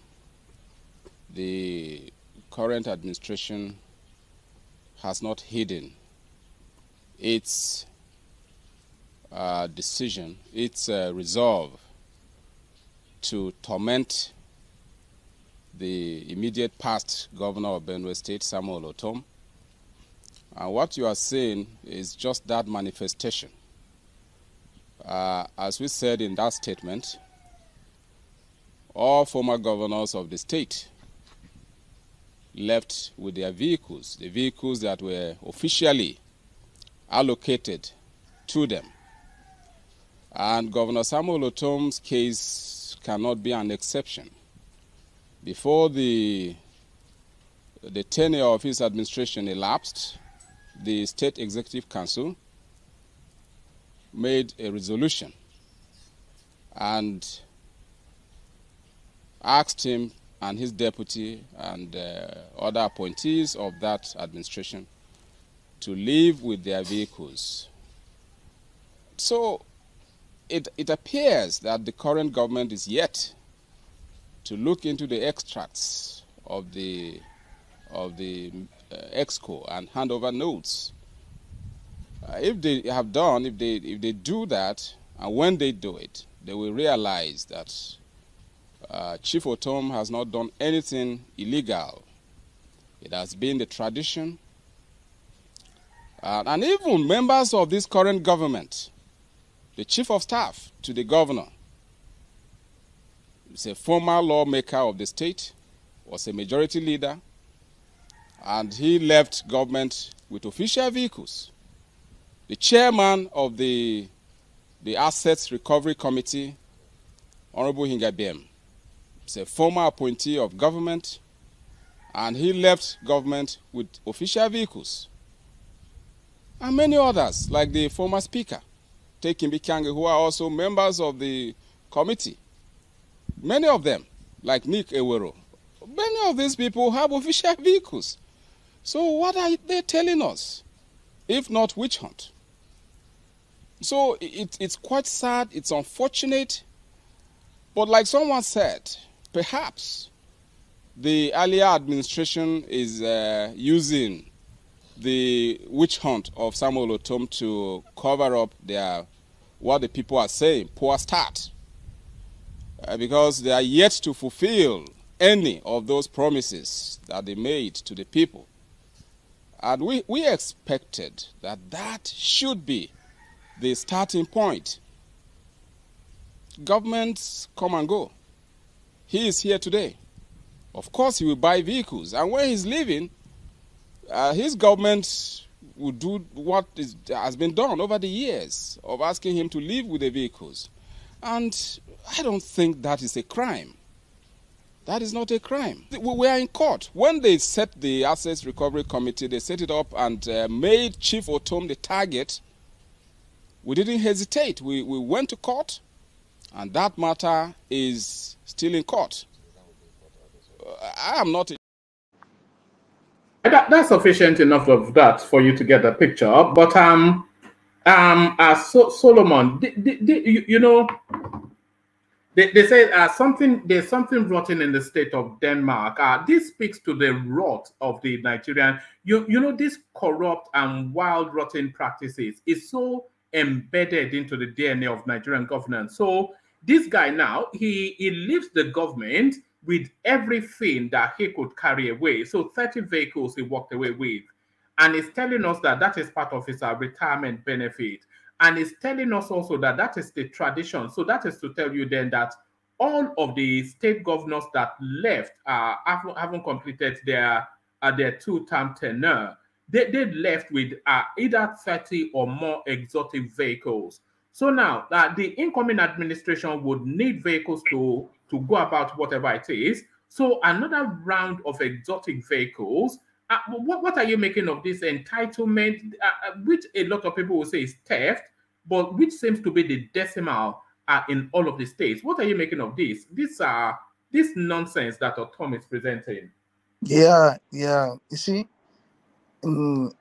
this is, to me, I feel like this is the only place, the major reason why, if I wanted to support Obi, I would have supported him. This because of this kind of thing, in cutting, reducing this kind of thing. I like just wiping out this kind of thing from the book, because these things are the things that make people the money they are supposed to use in doing things, they use in doing the relevant, in developing people, they use it in investing in this kind of things, buying cars and doing anyhow. You see, and this guy is somebody that has been criticizing Buhari. Can you imagine? Buhari even did better than him as a president. Him as a governor, I've always thought it was a fraud, by the way, of Tom. I've never bought into his crying every day on television. It's always been a fool to me, and a bigger fool now, I can see. Imagine that.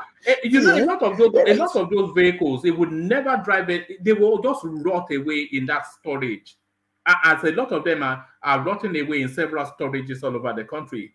He doesn't even know how many he has. It's just, I will take everything. I mean, how can we sustain at this level? One man, can I say something, please? Solomon, if you don't mind. Yeah. Okay, go ahead. One man, let me play devil's advocate here. If that is the tradition of all governors that left before Autumn, I don't think Autumn is committing any crime, in my opinion. If truly that is the tradition, he's not committing any crime. If we can affirm that as a fact, he's not committing any crime. You can say this is a witch hunting. So Solomon, put a dollar figure to those 30 exotic vehicles. Yeah, I saw the Avalon. I think the Avalon should be what he said. That thing, it should be 20. Is this 2016? No, it won't be 2016. It will be the latest one. No, the white one. Yeah, then I saw the Lexus 250. That's Lexus 250. That one should be up to. That guy, this guy, that Lexus should be up to. Yeah, put a dollar figure on it. Is in naira. I can. Okay, put it there. We can now convert it to there. Yeah. It should be up to buy that the Belgian, the Tokumbo of that car should be like. It won't be Tokumbo now. It'll be brand new now for the government. Yeah. Yeah, 4 million to 5. Then that Avalon should be 10 million or from 6 million up to 10 million. That's Avalon. Yeah. So we're looking at close to probably around about R1 billion in vehicles right there. I am telling you, these guys, these governors. But do you know why his own is like this? You know, when you are like where you just addressed him, qualified him as a foolish person. He did not do anything. He did not do anything. Just like his friend, my former governor. I don't associate myself, like I disassociate myself when people say that you're governor. I say, which my governor? Because that guy, no. Even Ebony State, even as he stands now, I heard Ebony State, is more developed than Abia State. Can you imagine? Me that look at Ebony, people as primitive. Solomon, what really because I'm glad we went to dig out the video of his spokesperson. What really does my sense is the sense of outrage that he's having. He's outraged that they are not letting him steal from the people. I mean, what justifies that sense of outrage, that tone of outrage that we're hearing from that character. Yeah, well, I mean, we are in trouble, man. In that, those are the people that are benefiting by the from. way, he's all of them. He's part of the. Do you know if he's going to give him about 2 cars from there, that kind of thing? So he can't come out. He will not criticize. He would support him, but we know that this guy don't deserve anything. This person is not. They're not supposed to pay him his last salary. Woman, can I quickly come in? Yeah, come in, Ogweni. Good to see you. Thank you very much. I don't know who is speaking presently. That's Solomon. Yeah, it's me, Solomon. Oh, Solomon. I think we're being too hard on Autumn. First and foremost, Autumn had every reason to fight Buhari. If we do a critical analysis of how Autumn life has been unsafe throughout Buhari time and what Buhari did to Autumn. If you look at that space critically, you know that he had every reason. In fact, I can say clearly that if not because of all his attitude of jumping up and down and blackmailing Buhari, possibly Autumn would have been killed. You wouldn't have had anybody in the Nigerian political space called Autumn today. This was the only governor in Nigeria, apart from Ondo State Governor also, who escaped being kidnapped.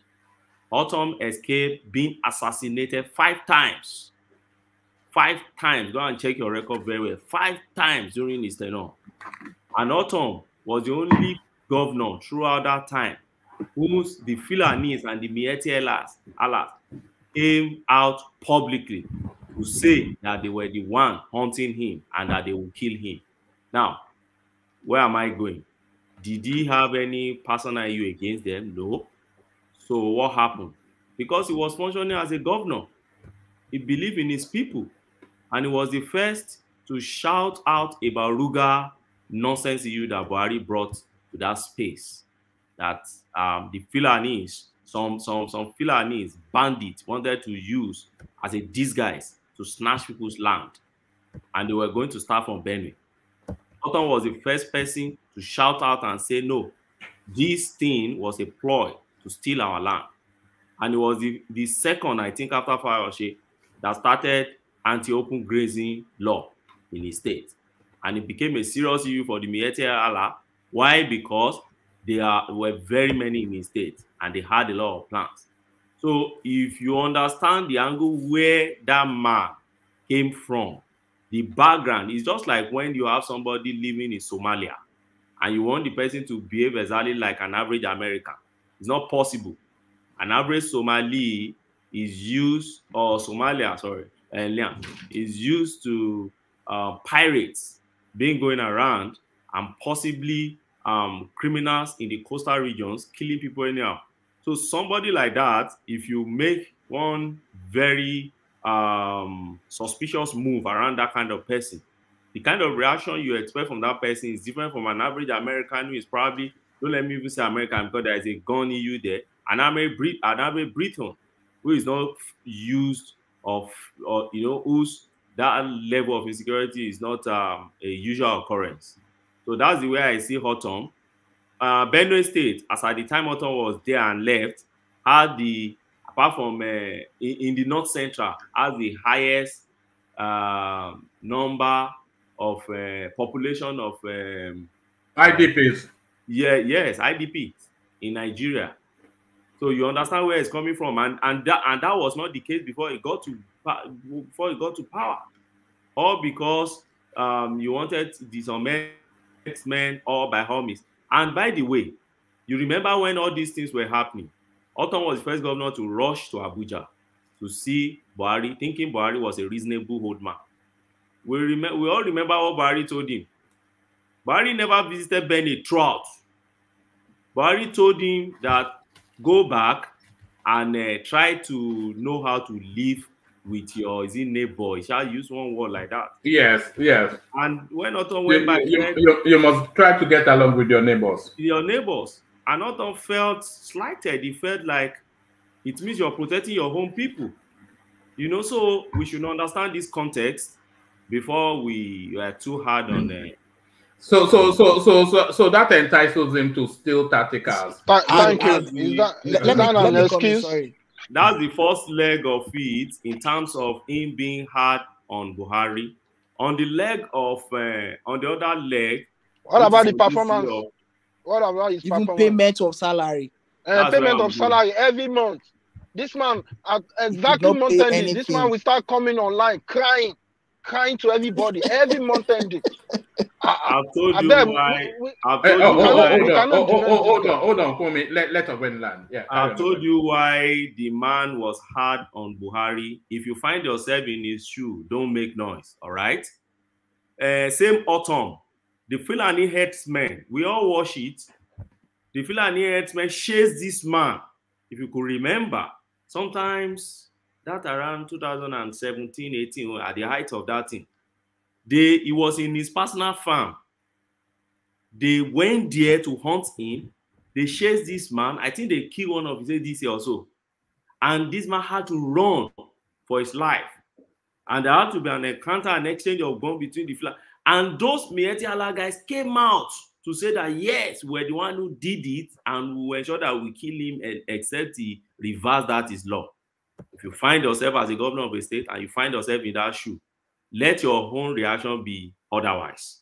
I will leave it there. Now, on the issue of these 30 exotic cars, for me, yes, stealing cars. Like, I think it was Thomas that tried to intervene the other time, and I agree with him completely. If this has been the tradition or the convention, then you cannot hold Autumn, as a criminal or as somebody who has done something that is extraordinarily different from what they have been doing. In the United Kingdom, for instance, I would like to do a little comparative this thing here. In the United Kingdom, for instance, when you are living as a prime minister, when Boris Johnson was leaving, I remember the headline back then was that the government and taxpayer in the UK is going to lose 420-something thousand pounds as a severance package. When Liz Truss also was leaving, I remember that same noise. Today, they all got their pay and left the government. Nobody is saying jack. Despite the fact that there is inflation in UK, food price is jacking up every day. Inflation is jacking up every day. They don't give a damn because they believe it's the convention. So if Wilson Shoshin and others collected it, why not me? I find myself in the convention, then I have to take benefit of the convention. So for me, yes, you could go to the moral angle, and don't forget there is no moral universalism, there is moral relativism. What is moral? No, there is moral universalism, by the way, but that's a different, because I've heard people say that before. There is moral. There's several, but carry on. that phraseology, I've wanted to tackle that, but maybe not today. Okay. There's moral universalism, but carry on.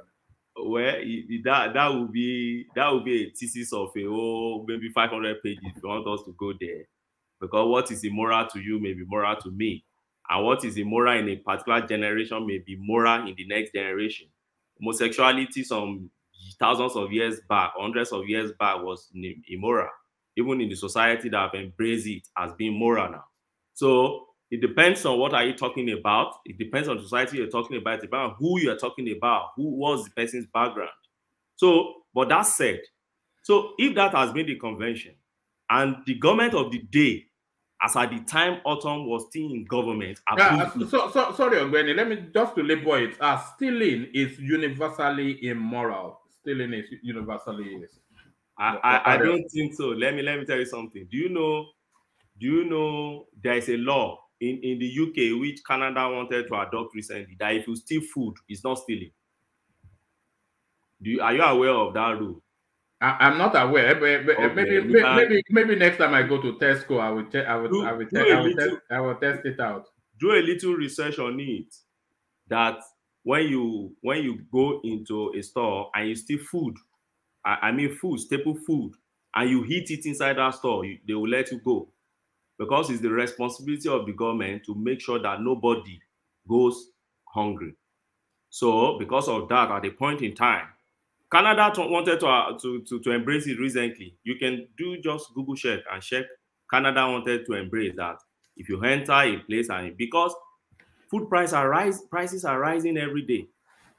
So that said, so for that exotic cars, for me, you can't say the man has not worked. Not to have that exotic car, but if it's a convention and they've all been, you see that man, he mentioned even the enforcers, the people that came to even collect the cars. Some of them were officials in the past government, and they all went home with their official car. So where is the morality you're talking about? Shouldn't the enforcer also first be the one to follow their own standard by returning those cars to government? But the same enforcer, he is coming to snatch Autumn's own when he's keeping his own in his compound. I mean, anyway, that's just my take on that. All right, brilliant. So Solomon, I don't know if you have further thoughts on that, but I wanted to take you to this space then. You know that this next headline is a lot. The back anyway. Let me present it to you. The backdrop is a lot more nuanced than the headline. People say my 25-year-old girlfriend is a gold digger, but she's exactly what I'm looking for. So this is it's a 63-year-old man. So all of the fault lines are all embedded in this narrative. So the age chasm, one, if you multiply 25 by 2, you get 50. And if you deduct that from 63, you still get 13 years in change. So if they're saying old man, young girl, this is exactly it. So immediately you want to go to that as a moral positioning. And then if you look at the racial divide, of course, that comes into play as well. But is this the story of one person taking advantage of the other, or two people wanting what each other has and then coming together to offer what they have in exchange for what the other person have? Is this a mutually beneficial relationship or an exploitative one, Solomon? No, this is a mutual one. It's nobody's it's taking from anybody. Like nobody's deceiving anybody. Yeah. The combination is very okay. You know, this man, he would have worked hard in his youthful age and and now is this not what most men work for? They most men work to take advantage of some paper girl, isn't it? Really? No, yeah. And this is just almost like networkers. This thing at first people got angry and say, but for me, I was never as in. I got to understand that Modima did the right thing, because even me, I'm even scared as a young person getting involved now, and that's why you pray to God it should be on point, so that as the person, whoever you want to end up with should be on point, because not tomorrow you know as a angry man, and you know as a man, Solomon, and I suspect you know this. Yeah, as a man, your main responsibility is to make money. If you and I'm not talking about comfortable. I'm talking about money. If you make money, then life gives you options. As life has given this man options now. Of course. Like this, as I just saw this headline, I remember the movie. In fact, the movie I'm seeing now, this movie Dynasty, like about a billionaire. He married. He has his first wife and he divorced her. They have 2 kids and they're already grown up. But this guy, he marries young. He went to marry a young lady, and the way he was behaving, things he was not doing right. He first of all looked at her attributes and her qualities and all that.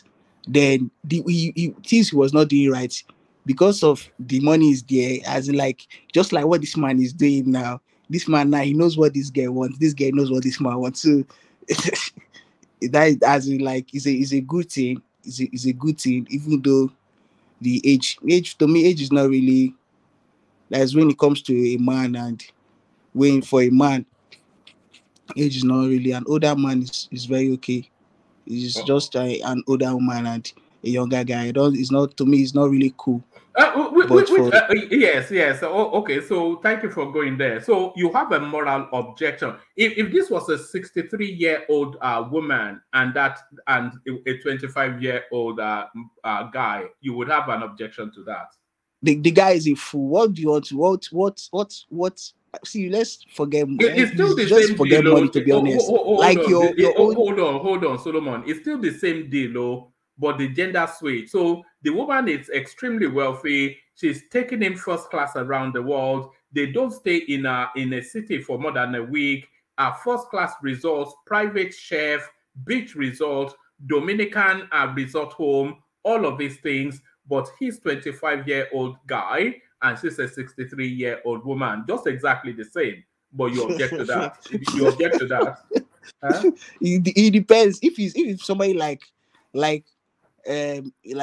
somebody that can take care of herself, like Tiwa Savage, that kind of one, you would say maybe. But normally, you know how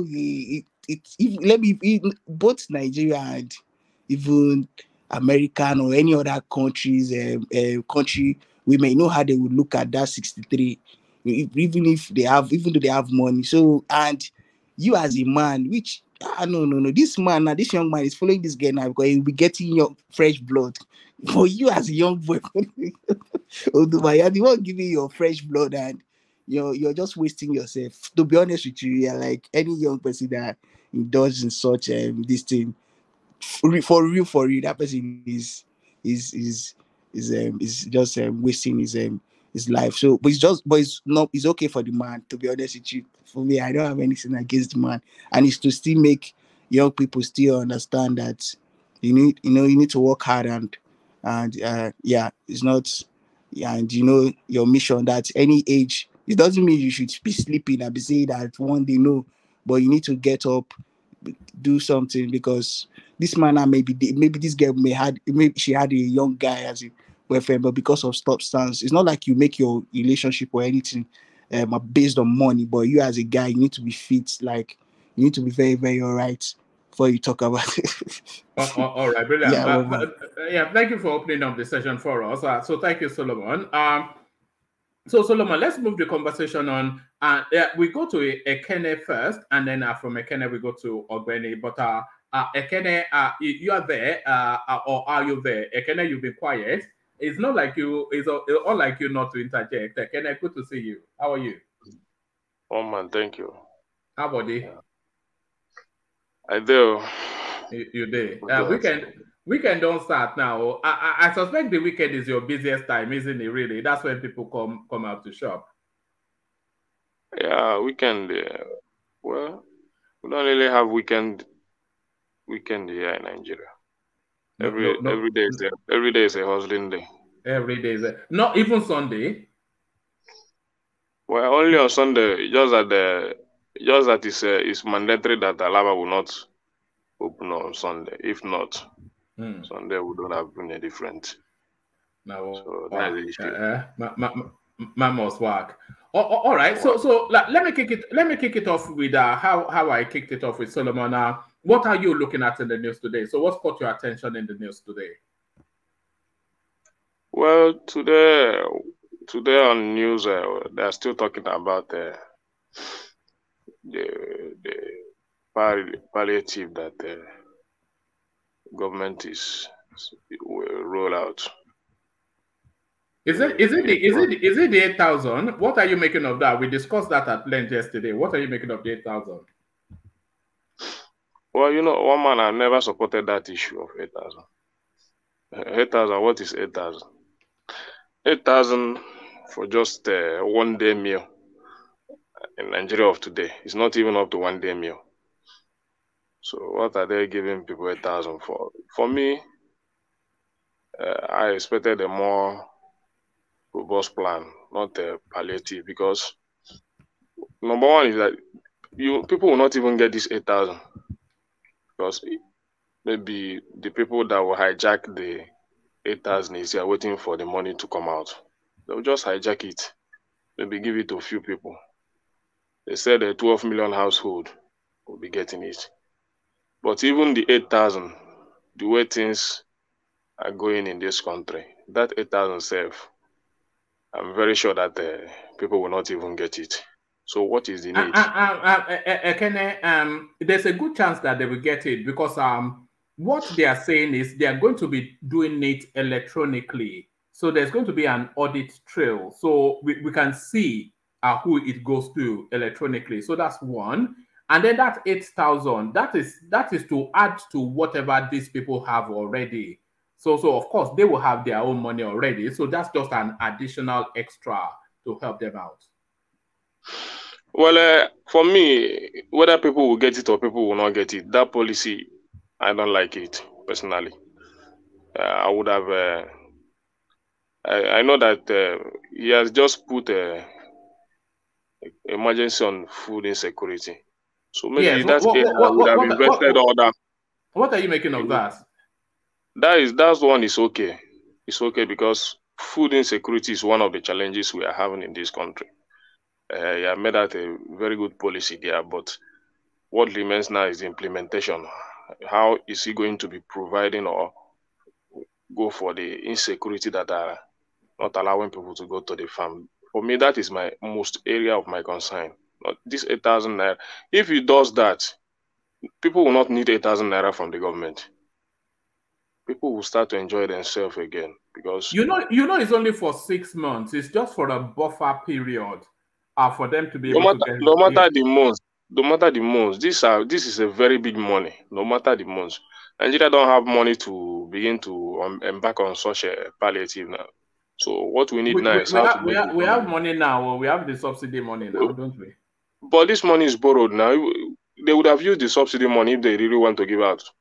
Because one man, what it means is that as a family man, you go and borrow money to be feeding your children, hoping to pay. You don't borrow money to feed.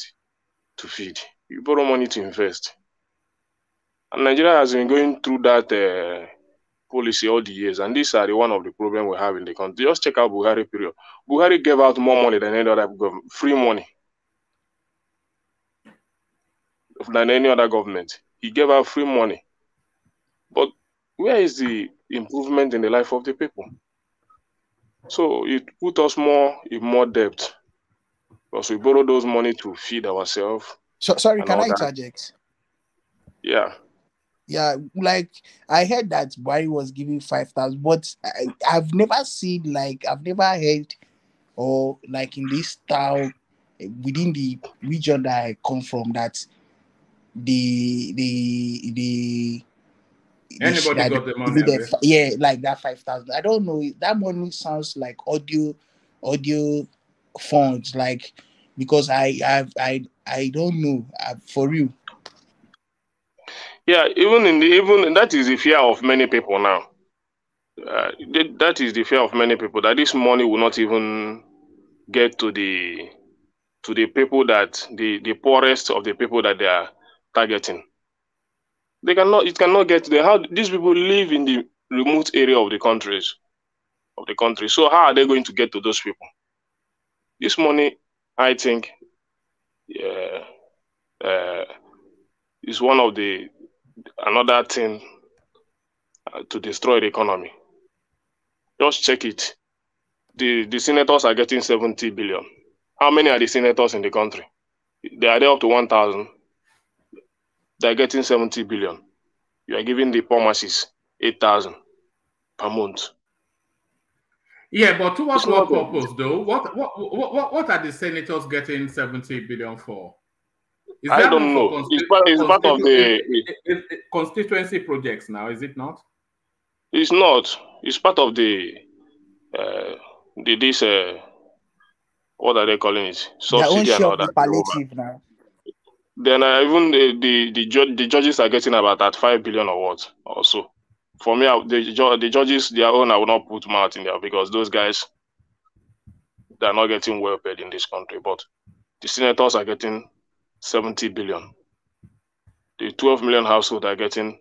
Just think of it. In a family, at least 4 people living in a family, you are giving them 8,000 naira for 1 month. So it's not a good policy, one man. If there is anything that the government would have done is to invest that money. Maybe when things begin to go well, if they decide to give palliative, then. But for now, see, you cannot borrow money to feed. It's impossible. You don't borrow money to feed, no matter how hungry you are. You borrow money to invest. And when your investment begin to yield fruit, that you begin to say, let me give out this or let me give out that. So we are talking about how to widen the economy, make the economy more robust and all that. So my area of concern is that that farm, if those money were being invested in that area, fight insecurity, make sure that the environment is very okay for people to go back to their farm. See, if it does this, you don't even need to give anybody money. Just go and fight insecurity, make sure that the farmers have the confidence again to go back to their farm. If the farmers get all the confidence, hold on, Ikene, because like I said, you can, but let me just okay, go on. Actually, go ahead of me, Ogweni, but we had this conversation yesterday, and I was just trying to explain that it wasn't an optional choice. It's not like you don't do this in order to do that. It's a case of doing both. But Ogweni, let's hear from you. Yeah, no, I just want to quickly support what Tekene is saying, and then, but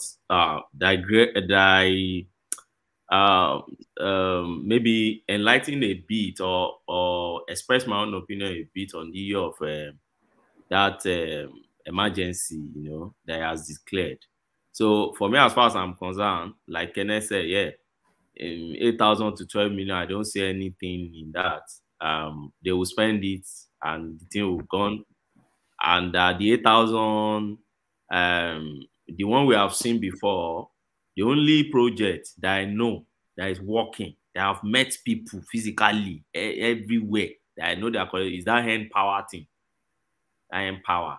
I know that thing is working. I have one or two people I know that they don't know anybody, they just got it.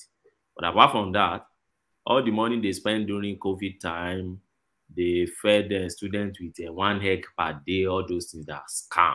I usually, but at the point in time, I remember that woman, Waste, came out and said because they are the poorest of all poor, therefore they don't see that the people they gave those billions of naira didn't even have bank accounts. So they just gave them cash. And when you say you give me somebody cash, it's just like trader money that Mr. Professor Oshimbajo pilot now. You give people things you can't account for. As Oshimbajo accounted for anything now. Billions of naira down the drain. Oshimbajo is in his village now enjoying himself. So that's the way I see this. I see it as a very cosmetic project that I don't think it's something Tinubu should be pushing for, except if they said there'll be accountability. I don't know how it's going to work. Even if the president himself believes in accountability, you're going to use human beings to enforce this thing. So, and this will take me to that quickly because it's not my space yet. It's Kenneth's space, but it will take me to that area of farm, which I understand very well because I have my own farm also in Nigeria. We suffered in the hands of Buhari, suffered adversely in the hand of that old man. Now, for me, if you declare the main problem in Nigeria that I see in terms of our farm is not really the food insecurity, is the food pricing. I know it's the insecurity thing that caused the pricing, meaning that get your farmers secured and then let the abundance of food outside when it gets to harvest time, then preserve and then eliminate the middlemen. That's where I see our main problem. Now, if you give fertilizer, for instance, they said they're going to give fertilizer, I just laugh. During Buhari time, they also give us fertilizer and I have rice farm. Now, if they give you fertilizer, let me tell you, and the government doesn't control pricing, it's still a problem. Because, you see, Nigerians are so greedy, including those farmers. If you give them fertilizer today, even free of charge, by the time they plant, they still want to maximize profit on it. And government cannot control pricing. So, and I've been saying it, I think the best for government is this. If I'm giving you this fertilizer, it must come with a condition. If I'm giving you fertilizer, like what Adeshino, that man, tried to do, and in fact, even did, but he left office, and you know the way we do it in Nigeria now. When you leave office, nobody follow your project. Another person will just pick their own project. So what that man did during his time, if he's giving fertilizer, it will come with conditions. So the condition is that government is going to buy your final produce, and you fix a price for that. So that encouraged farmers to go to, because the major problem in Nigerian farmers is that they don't have where to preserve. So harvest time, they flood the market, and the middlemen who has preservative mechanism buy from them and then inflate it when the harvest time, when the season is gone, off season. So if government can create maybe all these silos, which we have in Nigeria, they are just not functioning, and then let there be national food banks where government can say, okay, if you produce this, I'll buy it back from you or at a fair profit on it. Then government can now subsidize food and make it available. If you make food available for Nigeria at a very affordable price, you have solved our problem halfway. You solve the Nigerian problem halfway. Put something in their belly, in food, in stomach infrastructure, let them eat and get affordable, food outside there. So for me, have silos everywhere in the state, at the local government level, multiply all these silos around, and let farmers know that your produce is secured. If you get it to me, government is going to buy it and store for you, and government pay you off, and government then subsidize and sell to people at affordable pricing. I think this 500 billion can achieve something around this space. There's a different strategy for that. Ogbeni, it's just that you were not on yesterday's session. This state of emergency that Tinubu has declared on food production, there's a real action plan. He's asking the Ministry of Agriculture to synergize with the Ministry of Water Resources for reasons of irrigations. And then he's gotten hold of the Farmers Association, and then he's developed a grain strategy in order for them to be able to mass produce food. And then the part of the strategy also is come up with a strategy to remove seasonality in farming, so that farming should be a year-round exercise. And then this silo business, this storage business, he's also opening up that space in order that government can guarantee a baseline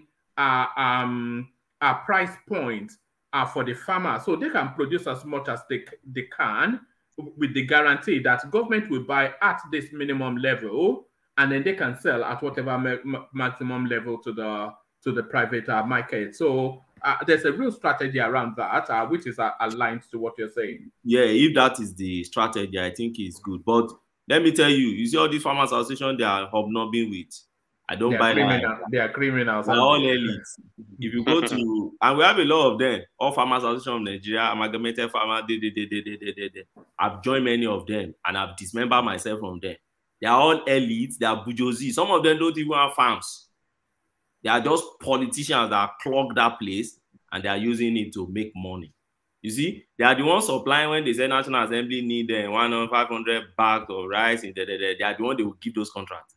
Those contracts don't really get, they are the middlemen that should be eliminated from the whole thing. Yeah, that is the point. That is the point. Rolling out policy, and the corruption in the system will also stand up to kill that policy. So it's not that the policy is bad. The policy is a very nice one. But you see, for you to fight corruption, to be able to get to the end point of that policy, it's very hard. That is the problem we have in Nigeria. All this association of this, association of that, clean our system. So for me, the country is very hard to govern now because of most especially the corrupt system. So that corruption is what I hope Tinubu will do more better. And that brings me to the issue of Emefiele. Emefiele is corrupt. So, but I don't expect him to stop at Emefiele. I was still expecting some issue. Maybe if you charge the man to court, let him expose other people. Let them bring their judgment in the court. Bring any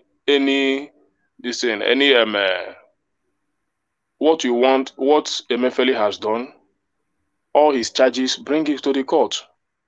Let them tackle it so that he will know the area that this man has really corrupted the system and the people that connive with him to kill the economy of this country.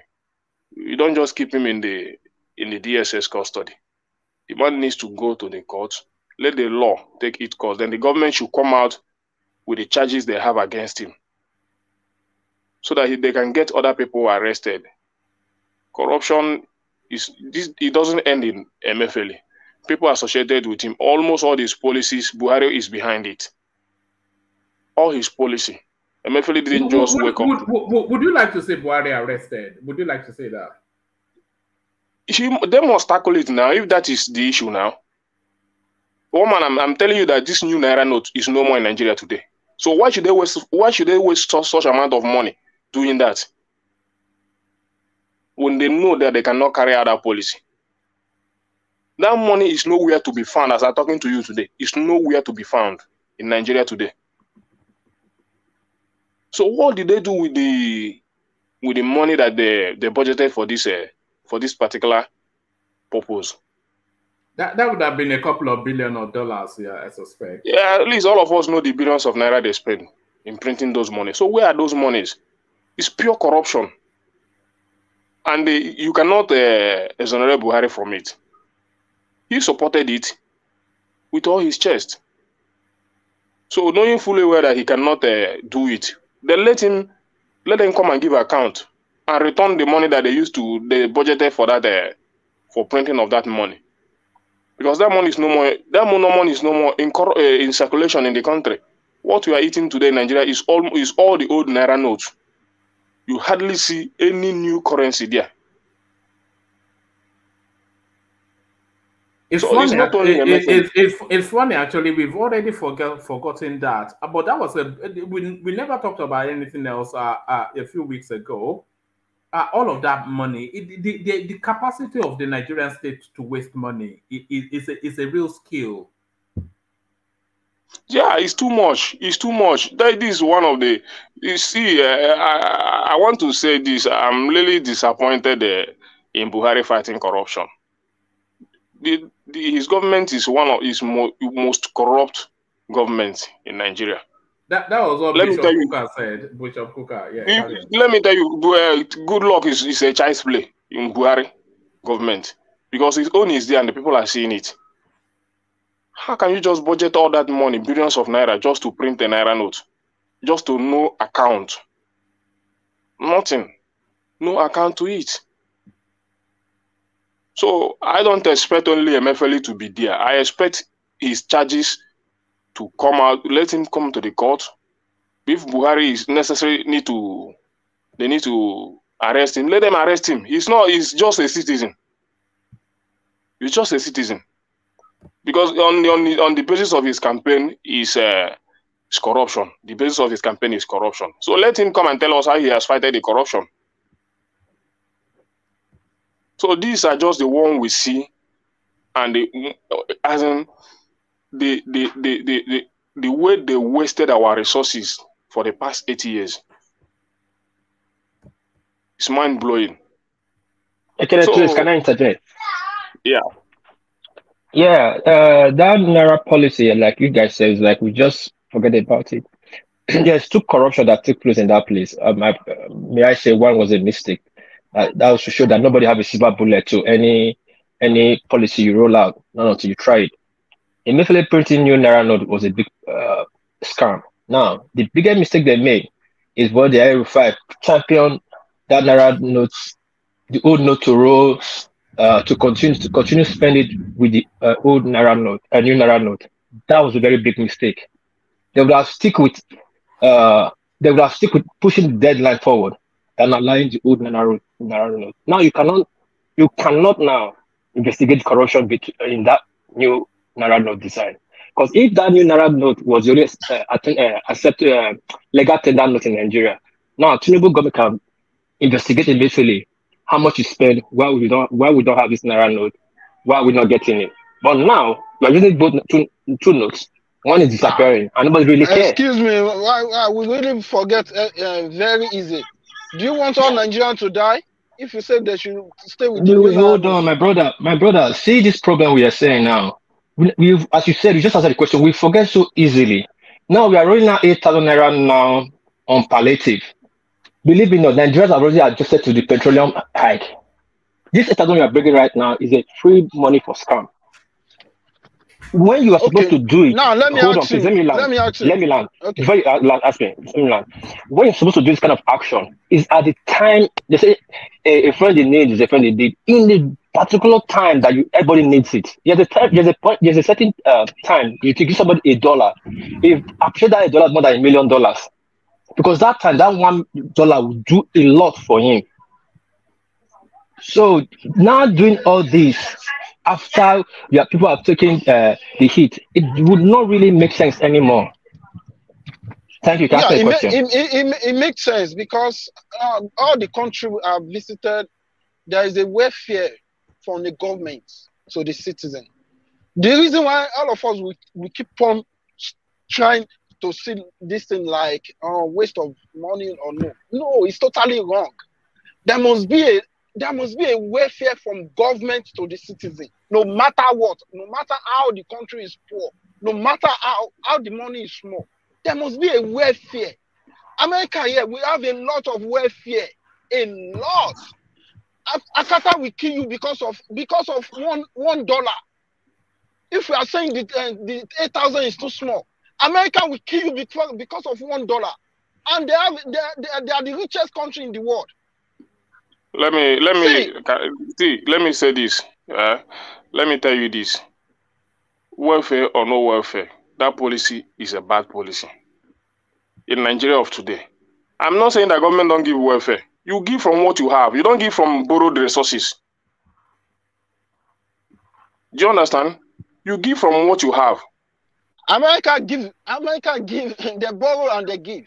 They give no, and they borrow. You give welfare from what you have, what you have generated.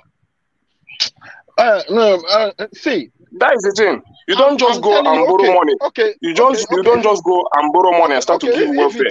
If it is like 30,000 or 20,000, is it okay for government to give? I'm saying that welfare is nothing now. You cannot just be giving welfare now. No, it's nothing like that. Let's say government said I've removed fuel subsidy. Now the subsidy is gone. For the few months we have been able to generate 50 billion. And that 50 billion out of it, we are giving 30 billion as a welfare. I don't make a mistake. It's understandable. This palliative is part of. It's not all the profit from the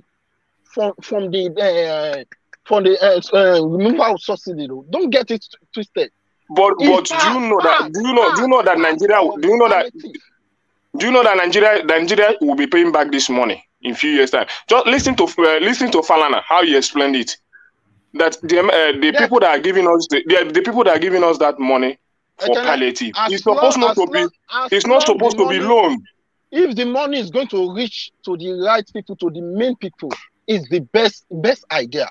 It's a good idea. It's not the best idea. It's because it's not the best idea. Sorry, I can tell you that. Because you are okay. That's why you are saying this. It's not because I'm okay. It's not because I'm okay. It's not it. You, many people. Nobody is okay in Nigeria today.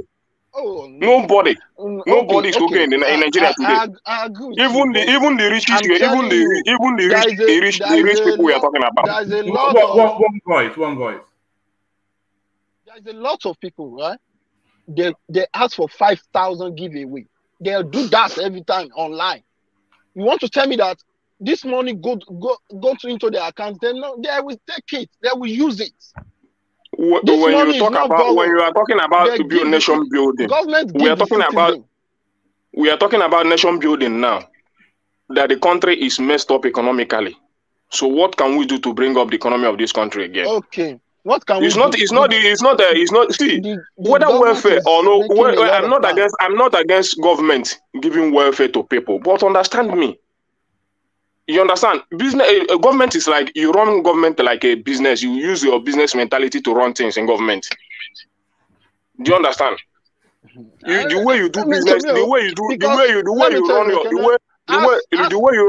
you run your business is the way you run is the way you think and run your economy of a country. One voice, Kumi. Ask anybody living in South Africa.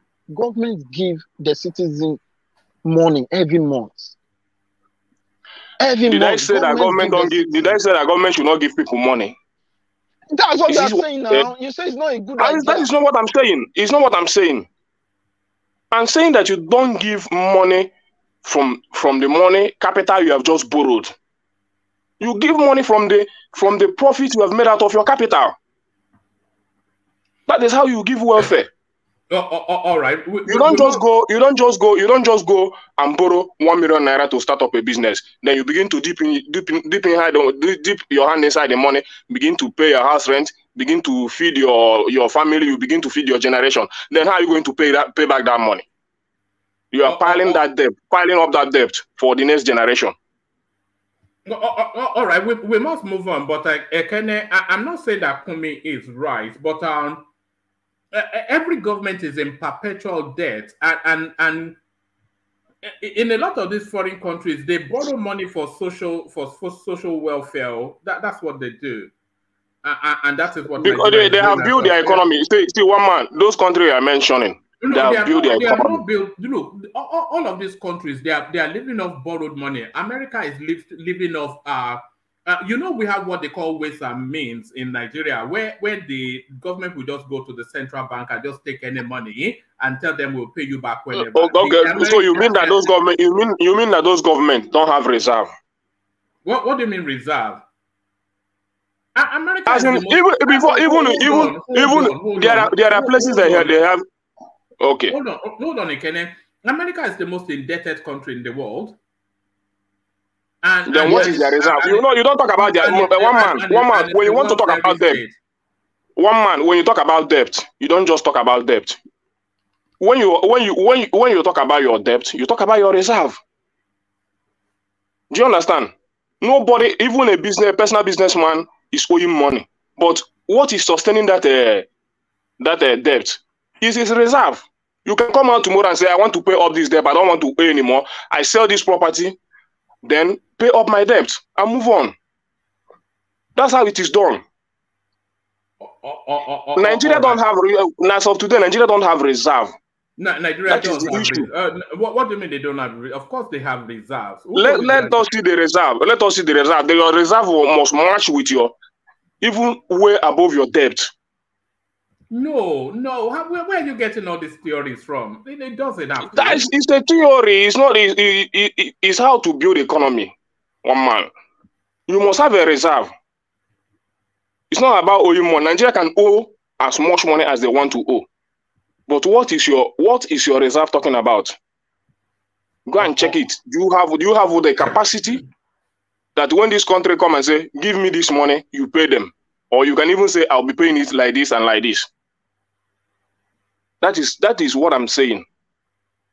So what Tinubu, the most important thing in his manifesto today is to build our economy, and I expect him to do that, and I know he will do that. So it's not about when we criticize it. It's not being against his government. It's being realistic and what we want our economy to look like. That is how I want my Nigerian economy to look like. I want to look at our reserve.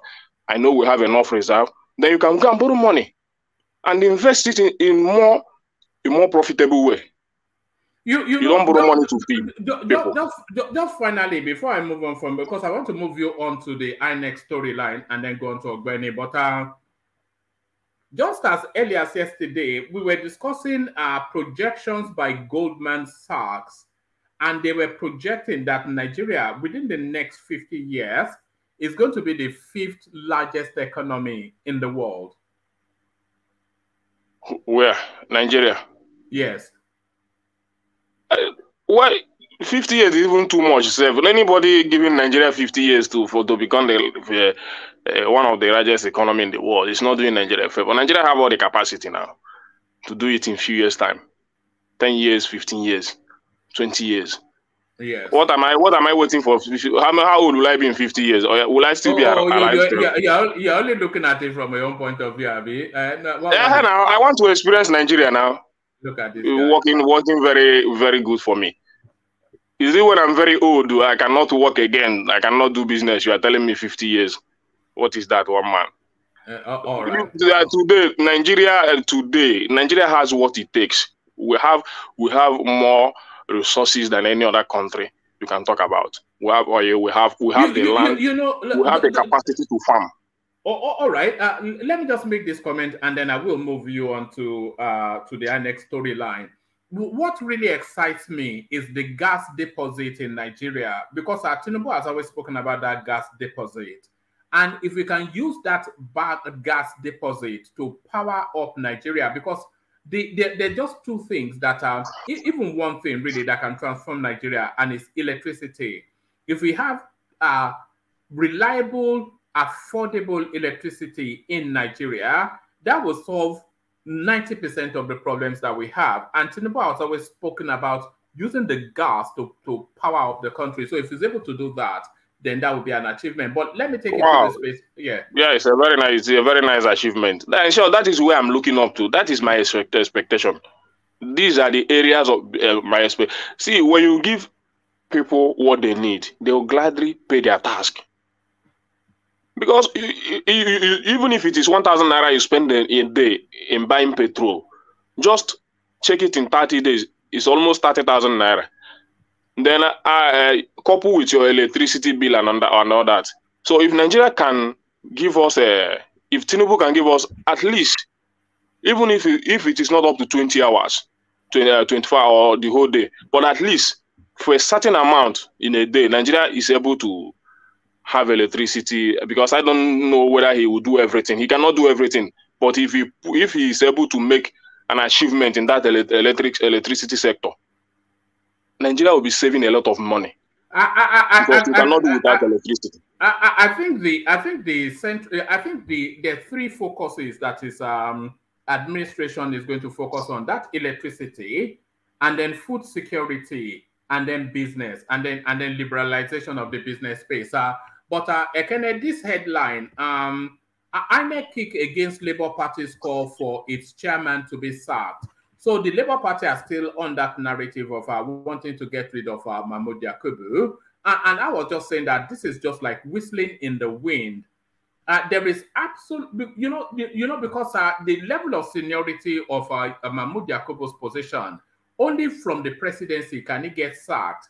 So can you imagine Tinubu, who this process that Mahmoud Yakubu superintended made him president, he would then sack him. So what are you then making then of this empty, vacuous noise that we're hearing from the Labour Party, the sacking of Mahmoud Yakubu?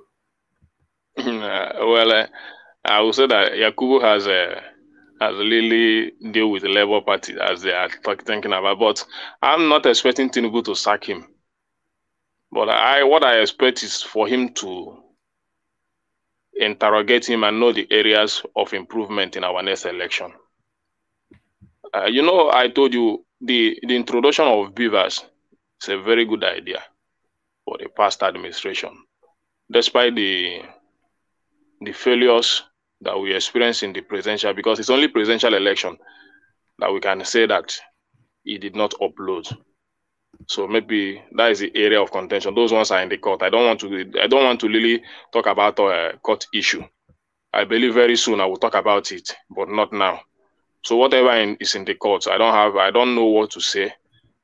I'm not the one that write the petition and all that. So when they finish, we'll still come back here and they talk about it.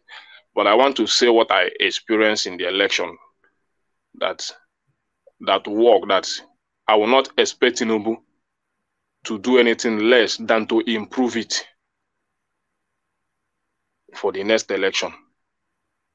So I want to see him working in that area to improve that electronic voting. That law that they say that INEC have the capacity to choose the way they want to transmit their results. I don't like it. They should tell us if it is manual, then we can go manual. If it is electronic transmission, then let's continue. Let us make it mandatory. Not just you give us a law that says you have the what laws do laws like that. So what I expect him to interrogate the INEC chairman, ask him some question. This area has failed. Why did it fail? What are we going to do about it? The next election, I want Nigerians to have confidence to come out to vote again. So what are we going to do? So that's what I'm expecting, and that is what I want. I need an improved way of voting, because the Beavers have really showed me something that I like. The fact that you are coming out to vote, if you are not captured in the Beavers, you're not voting. Is this the most improved election, setting aside the presidential space? Is this the most improved election that you've witnessed yet in Nigeria? Yeah, it improved in this area I'm telling you now. It is improved, because what you used to have before is that people can complain at least 5 ballot paper at a time. You understand? Thumbprint. But before you thumbprint, your picture must appear. And that is why the number doesn't go high as you used to have it before, especially in the north. The number didn't go high in the north. So then in the area of transmission, there was an issue. We don't know why. I have not understand the reason why there was issue on the area of transmission. They say there was issue, and that is why they went for manual collection in the presidential. So, but I wouldn't want to go there. Let the court process finish. Let us see the issue. But I expect Tinubu to improve on our electoral system. Let them stop giving us that wayo. For me, that is a wayo law. It's a kind of wayo something that we have the capacity to choose whatever way we want to transmit our result. It's a wayo something. Let them be specific. Even if it is that manual, let them say it's manual. Make a comment, or possibly to just enlighten the space a bit. Now, I agree with you that Tinubu should improve, on what we have now.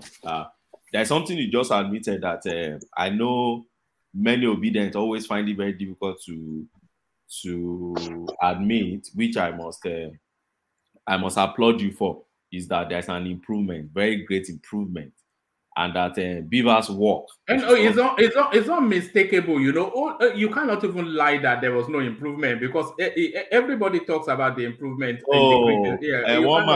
Impossible to lie that there was nothing there. You are talking like this.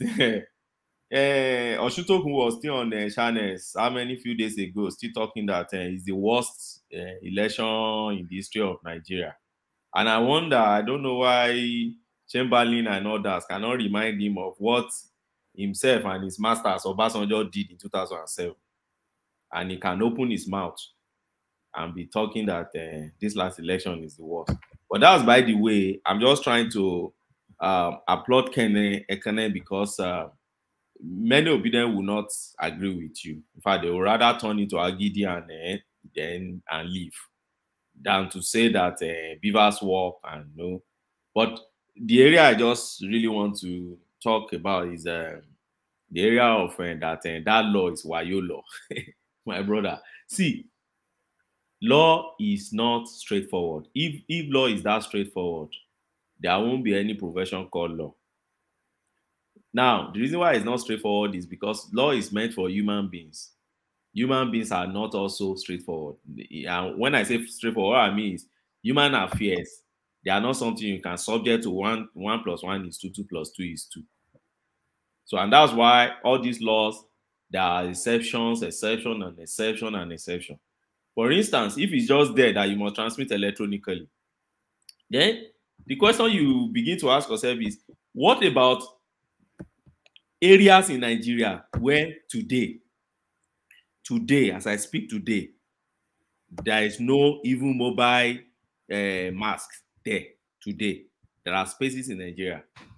Are you saying they must not conduct election? Because the moment you insist that they should cast it on stone in that law, that it's either electronic transmission or not, then you are excluding some people.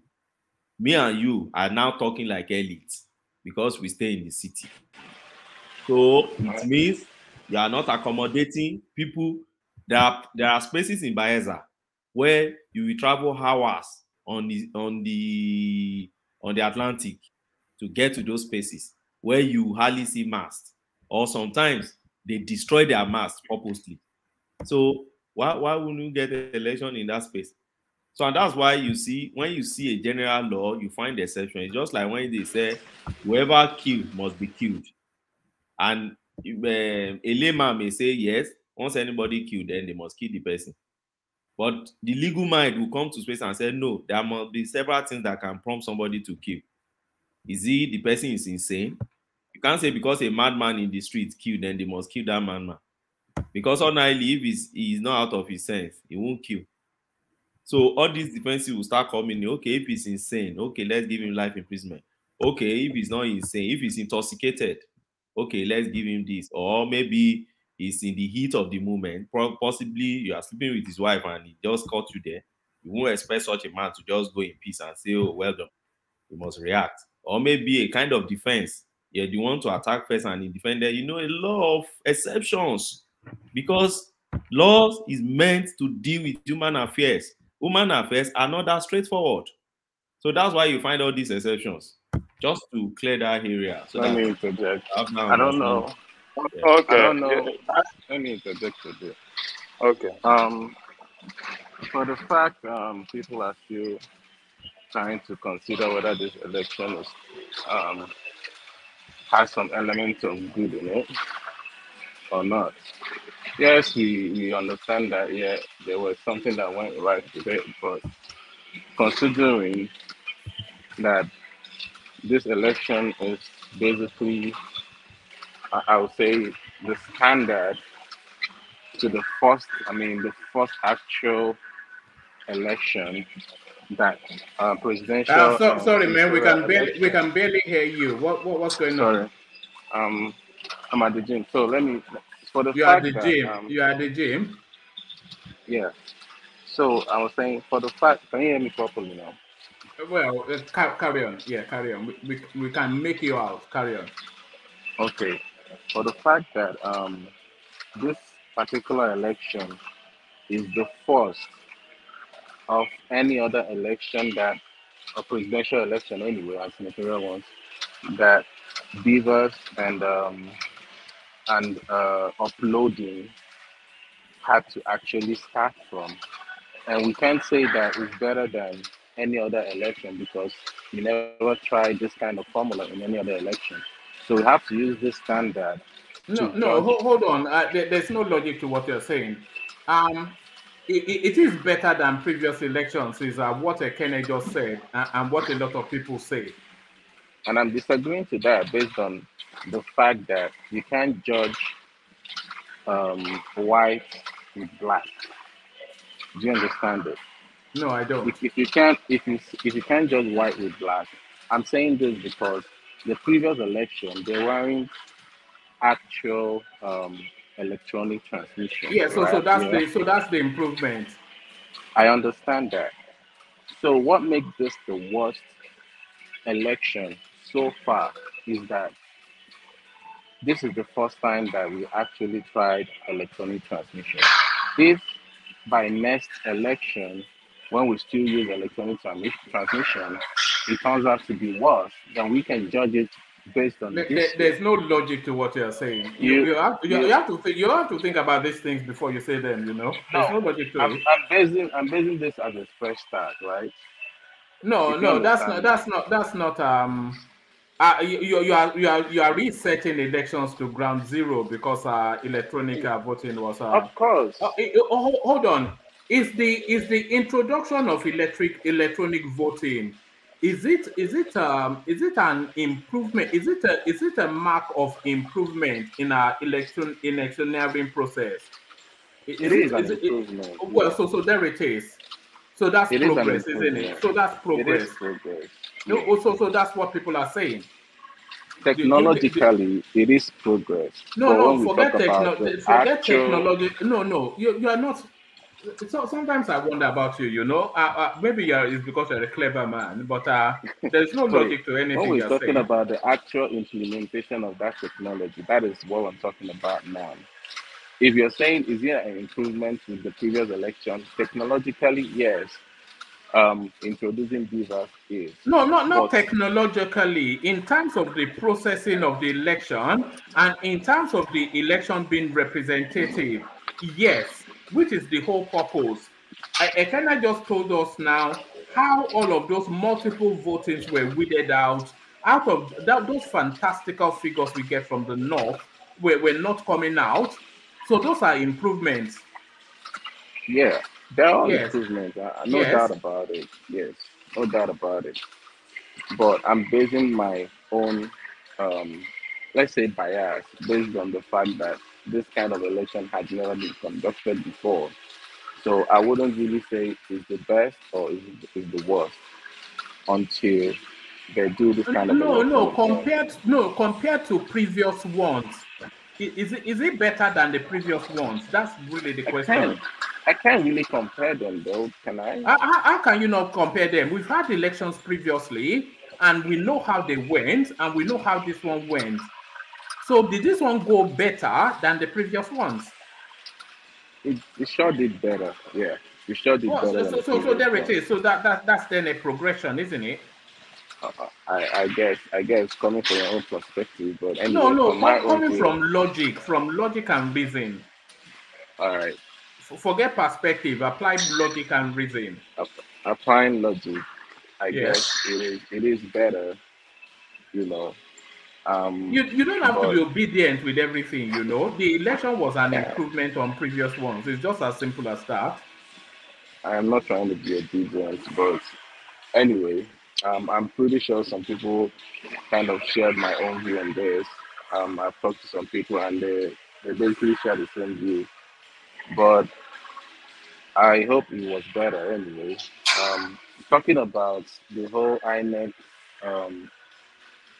it's whatever they have to do with the whole process. That's what they should do. Like the law that Kenneth was talking about. I mean, I beg to differ. I've said this a couple of times here that in their law, it is it's a must that they have to Don't speak about upload. law. You know we have a lawyer on the panel. I know that, but I don't want to bring it out to read Right. it anyway. But it's what it says that before you actually collate, you have to have that data in the IRF, and which didn't happen. Do you All understand right. it? All So right. we've made that claim so many times, and people try to use their own whatever to debunk it. But let's see how the tribunal is going to judge it anyway. All right. Okay. Let's just wait on the judgment now because I think we've cycled around those conversations endlessly. But thank you, Des. So give us your final thoughts on the INEC space, Ekene, and then we go on to Ogbeni. Okay, yeah. My final thought, Obeni, I just made this explanation as a lawyer because I know how this lawyer work, all these lawyers. But you see, law are made to impart confidence in the life of the citizens. So we have made a law. I believe one of the reasons why many people get involved in politics in this past election is because of all these laws, this electoral act. Because I can remember when you go to people to tell them go and vote, they will tell you vote what? They have already written the result, waiting for that day to announce it. So to show you, and that mentality is almost embedded in many people, at least 30%. They have that mentality that this election has been written, and we know how the winner will come out. So, but when this law came out, you see a lot of youth, people that have not been in politics before, wanting to come into politics and all that. So, but when you begin to tell them now that in an election we have an option, If this, I want to tell you that if Mahmoud Yakubu has come out a few days before the election and said, we can transmit this election and we cannot transmit it, I tell you, nobody will go out to vote. It will still be the usual way of people voting.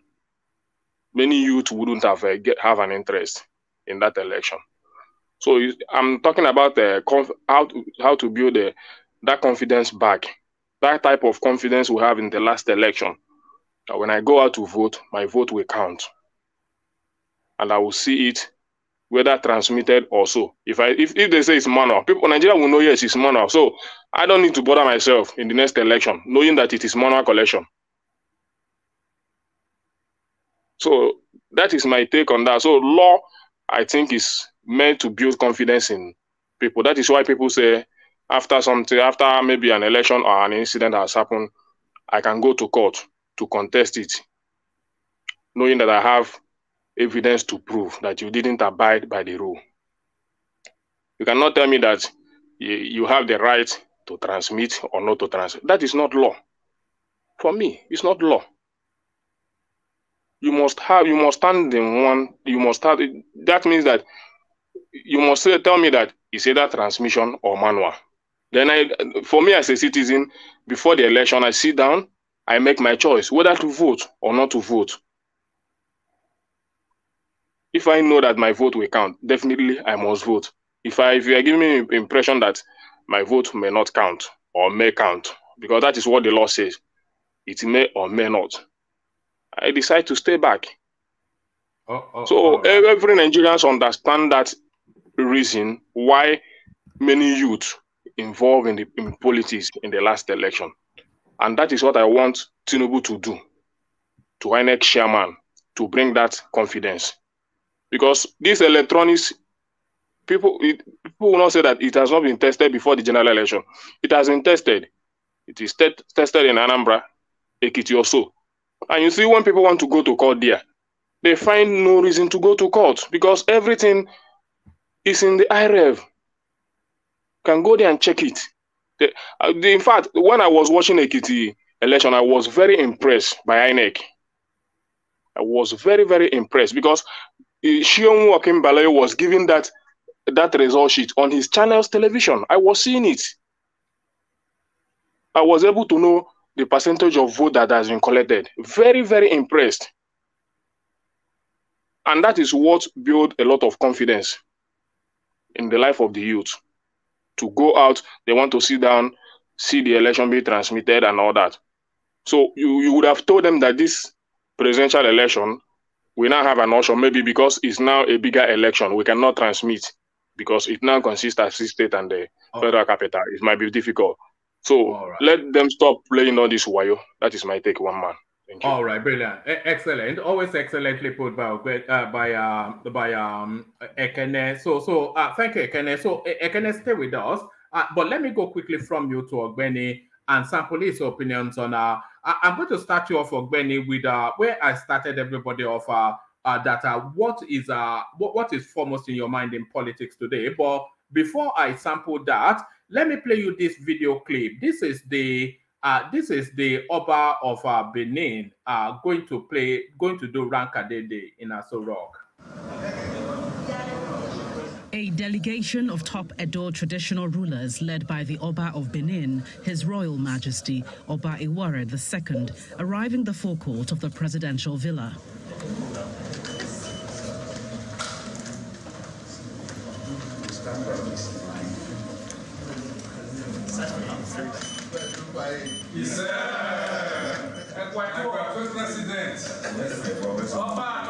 Loud chants in response to the president's greeting upon his arrival into the conference room where there's a gathering of chiefs. The Oba of Benin is confident that the president has recorded salient achievements since his assumption. To show support of the administration. Nigerians should support the president. He will work. He's already working. He has hit the ground running. Everybody's seeing it. So that traditional rulers, they should support the president, of course. We will support the president. Other traditional rulers will support the president. We must support the president to be successful.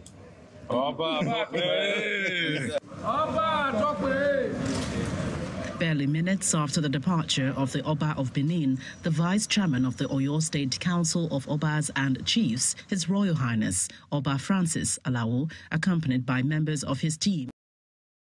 Oh, all right, so Ogweni, let me kick you off from there. So that was the Omonoba of Benin. So firstly, the first thought is that the country is now circling around the Tinubu administration, and of course, they are already moving on into that administration. So there's absolutely nothing that is reversing this administration. So I think we all know that already. But really, the wider thing, a lot of people have always told us that the Oba of Benin, he never leaves his seat, that people go and visit him. But even the might of Tinubu has brought the Oba of the Benin out of his stool, out of his kingdom, to a foreign land called Abuja for him to come and do Rankadede. So what are you then making then of Rankadede by the Oba of Benin? Well, it's I don't see what is. Well, I respect Oba of Benin. He's one of those traditional rulers that hardly leaves the office or palace of Benin, and I'm aware that there is no documented custom that actually prevents him from leaving his kingdom. So he may choose to exercise that liberty, but they said he hardly or rarely exercised that liberty to move around. But he has the liberty to move around as he wishes. But he exercised that, on a very, very rare occasions. So for him to have left his palace with those red beaded and white gown chiefs, it should be a thing of honor for Tinubu. And I know that the Oba must have seen something before he could leave his palace to come and pay a visit to Tinubu. And I think it's also a signal. Sometimes, the way I see Nigeria, and that's why history is good. If you go back to history, you realize that Nigeria is still divided across the region. Those three basic regions, and the fourth one created the Midwest region. Don't forget that the Western region, when it was broken into two, it has a Midwest region, which Benin and Delta form a major one. So there's always these ties with the regional politics at the West and the Midwest. You always see this synergy. So it's more like the Oba coming back home, to see the home boy in his new palace Do you think Tinubu was his candidate? I suspect he may well have been.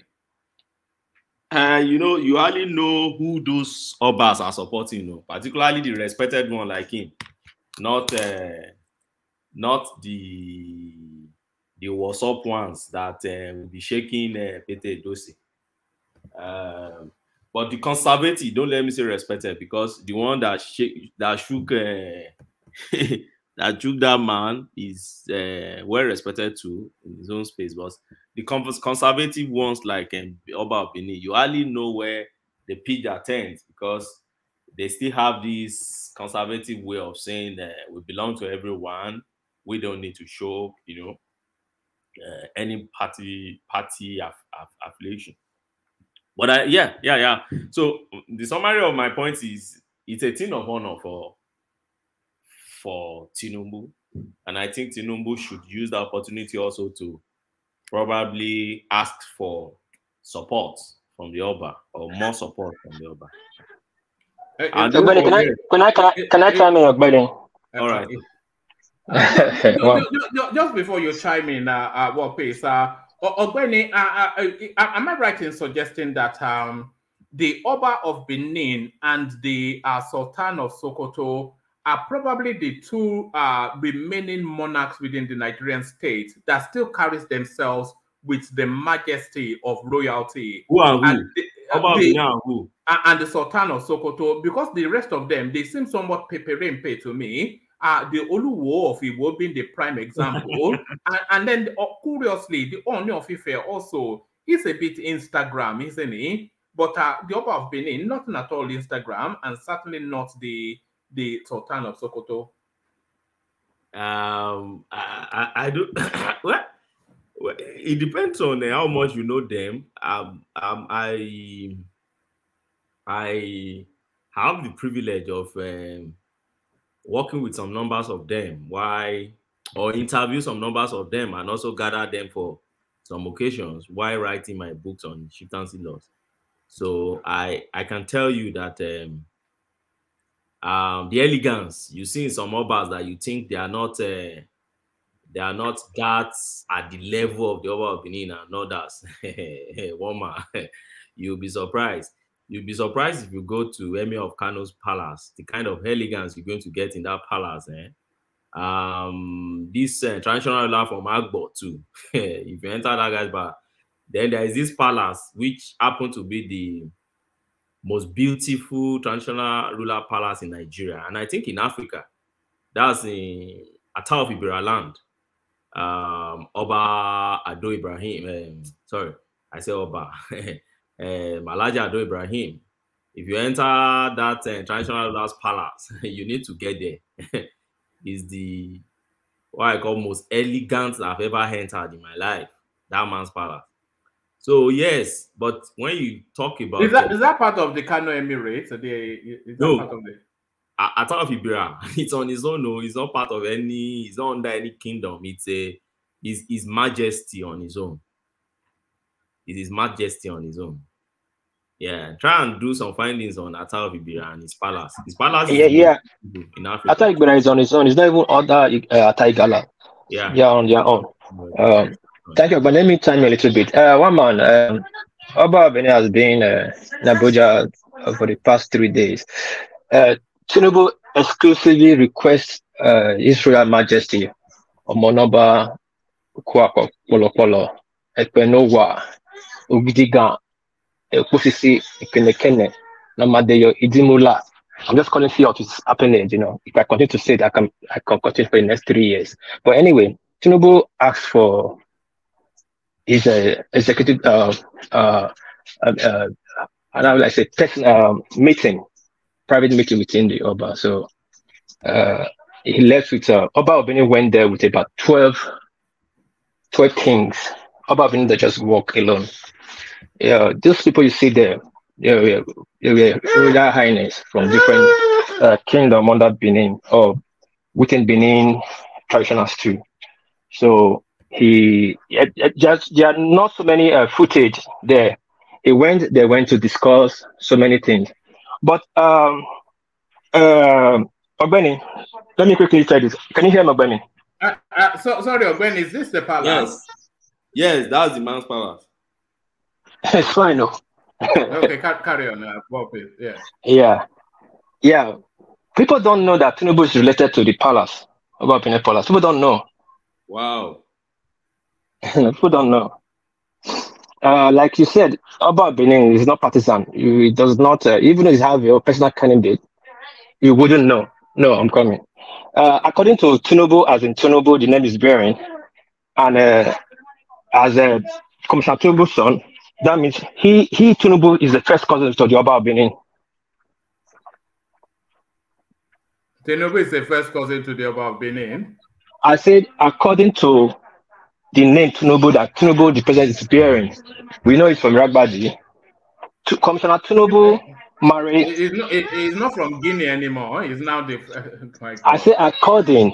We know it's not me saying according. This palace in Nigeria or something. Yeah, it's in from Igbira, yeah. It's in Nigeria. That's what you know in palace, man. That's the palace I'm talking about. It looks like something out of India. It looks like something out of India. Yes, now. Very fine. Very beautiful palace. Yeah. People don't know why it's. Yeah. It's in Okene. Okene. That's old money right there. Look at that limo. That's the old money right there. Go. Come. But how can he have? Sorry, is that your son? How can he afford this level of opulence? Yeah, if you know the man. One man was going to ask that question as well. Let me answer that question quickly before you delve into it. You know, I told you I relate with some of them. So I relate very well with this one. In fact, I've slept in that palace several times. Now, this man happened to be one of the foremost geologists in Nigeria. Foremost. And then he has his own company. He has been a very, very successful businessman before his uncle passed, and then he had to be the next Oyin of Ibadan. So he was a very successful. He was at the level of the Dan Tatars. You know, the Dan Tatar, that's the uncle to Dangote. They were at par. They call him White Lion. You know, Aiko Cement. He owned Aiko Cement. That's his name. This is excessive, though. This is excessive. This is too much. This is too much. He built this palace from the scratch. Really? He built the palace from scratch. Yeah.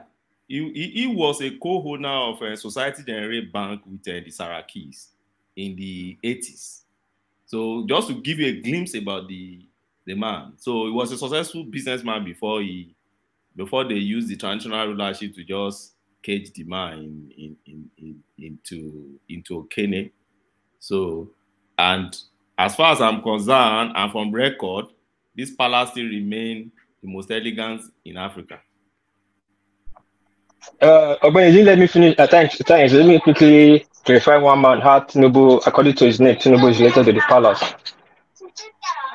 Can you hear me? Yeah, I can. Yeah, Wale Tinubu's mother is a Benin woman. His sister to the one man. Listen to history so you learn. Wale Tinubu's mother is the sister of the wife of the Oba Eridawa. Sorry, you're breaking. Can you hear me? All right. Let's just accept that Tinubu is let's just accept that Tinubu is related to. No. It's not a matter of let's just accept, man. You have to understand. It's like this. It's not like nobody's claiming Tinubu. I said according to what is accepted, his name Tinubu.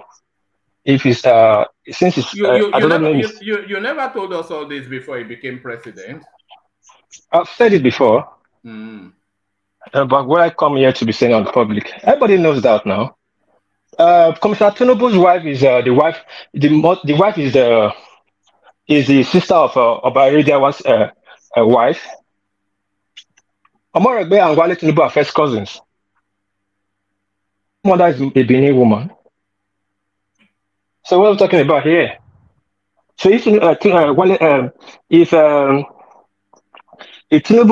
President Tinubu, as claiming that Commissioner Tinubu is his father, that means his mother is a Benin woman. That's what we're just saying. All right, that's fair enough. Nobody is arguing with you. Yeah. But he went there on a request from President Tinubu to see him privately. And they went there for Raka Dede. You understand, one man? All right. All right. I knew you wouldn't let that one go anyway. I only brought it on because of you anyway, and predictably you reacted to it. But let's get back to Ogbeni. So, Ogbeni, back to you. I think both you and World Peace, you're having the attention of your sons, but let's have your attention for a moment. Ogbeni, so yes, what are you looking at in the news today?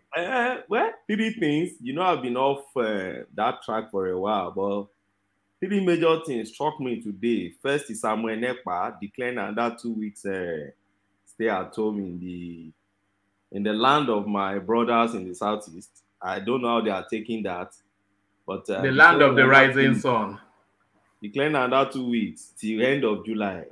I don't know how that region is going to survive. I don't just know. And it's declaring total seats. I don't know. Whoever is still supporting that guy needs to go and check their brain very, very well if he's still really working. I mean, you sitting in Finland or where you have your family there, you're enjoying your life, and you are ordering people to I mean, to even take people to the hospital and learn that it's a problem in that space. Why? I don't know. I think my brothers from the southeast should be able to be answering those questions. But I just wonder, and then do you also wonder why the Nigerian state is not putting diplomatic pressure on Finland? But yes, but so when I look a bit into history, Finnish government happened to be one of the supporters of the Biafran Republic during the war.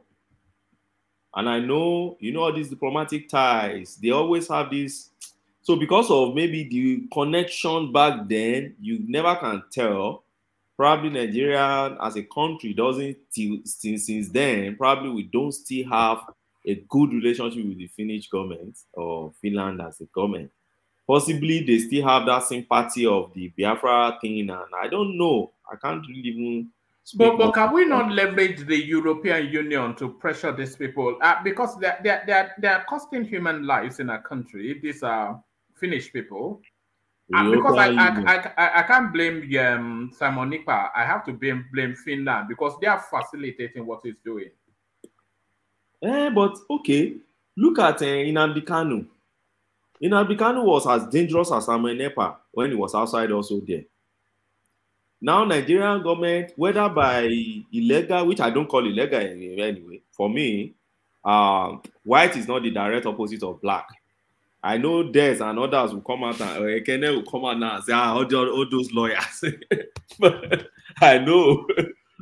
So let me just report myself first. But let me tell you, for me, white is not the direct opposite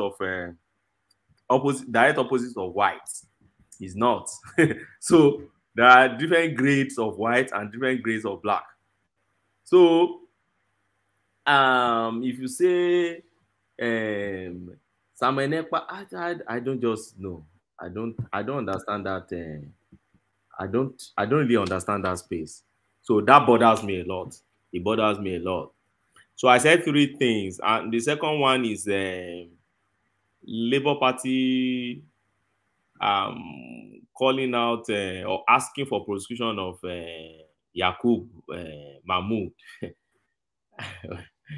I don't know why. And I keep asking, why would you, what's his crime? And you are saying they should prosecute him, not even to investigate him. So now in Nigeria, we now take that EU report has become an enforceable verdict. You see where our slavery mentality will take us to. So now, because some men... Sorry, I want to quickly cut you. You're talking about slavery mentality. Did you know yet the other day saying we should go and appeal our election cases in England? Who said that one? I've not seen that one. Who said that? Who said that? One man, you guys are behind.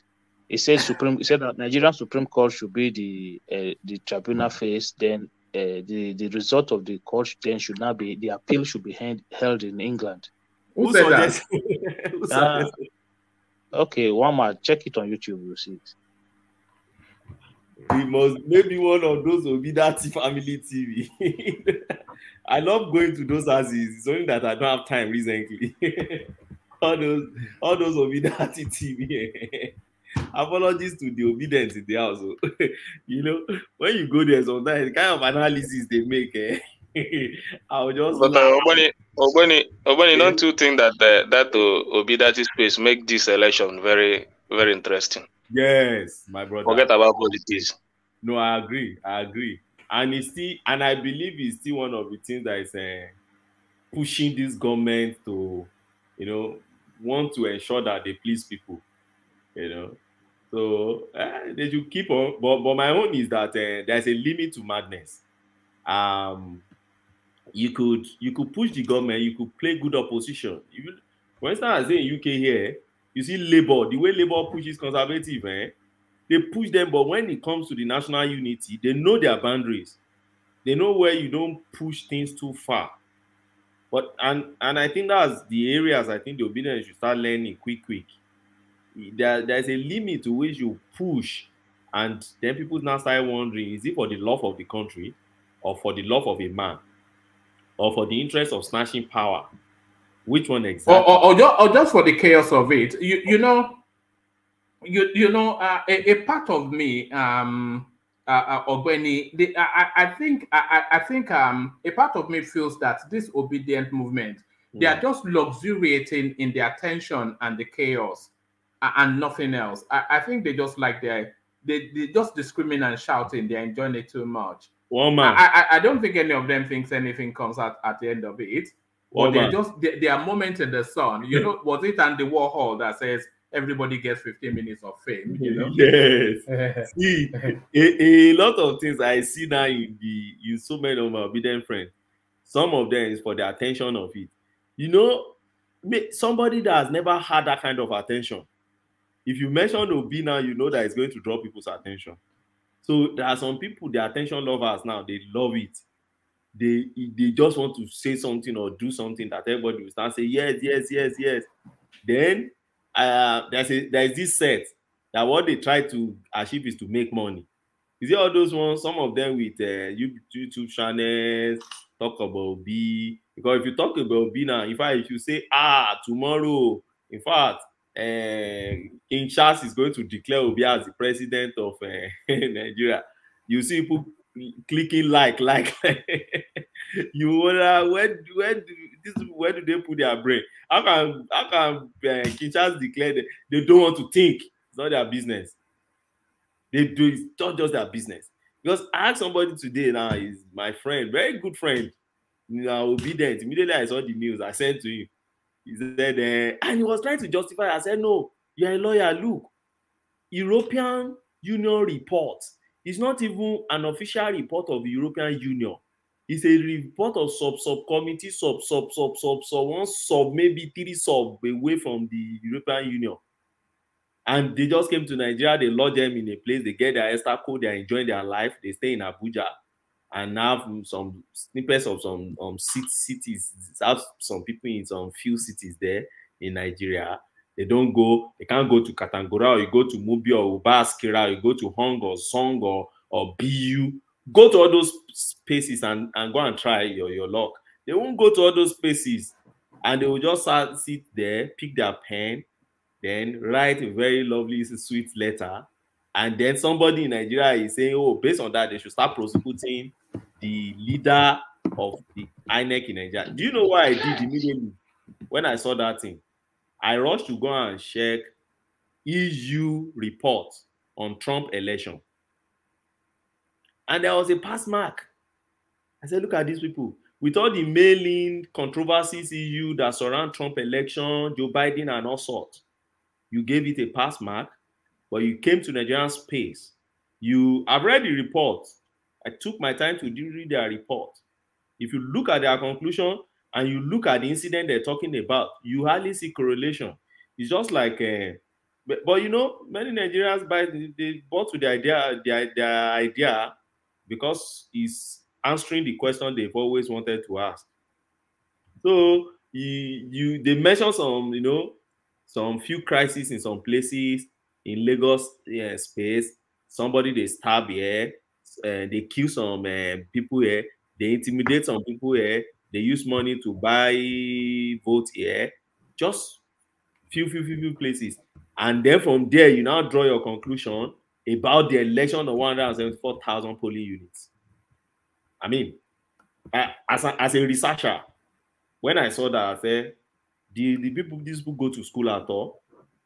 But I don't blame us in Africa. Once we see people in white skin, even if the person is just a dropout from college, or the person is just a first degree in psychology or sociology, as long as he's in the white skin, we believe that, whatever report he writes is the best.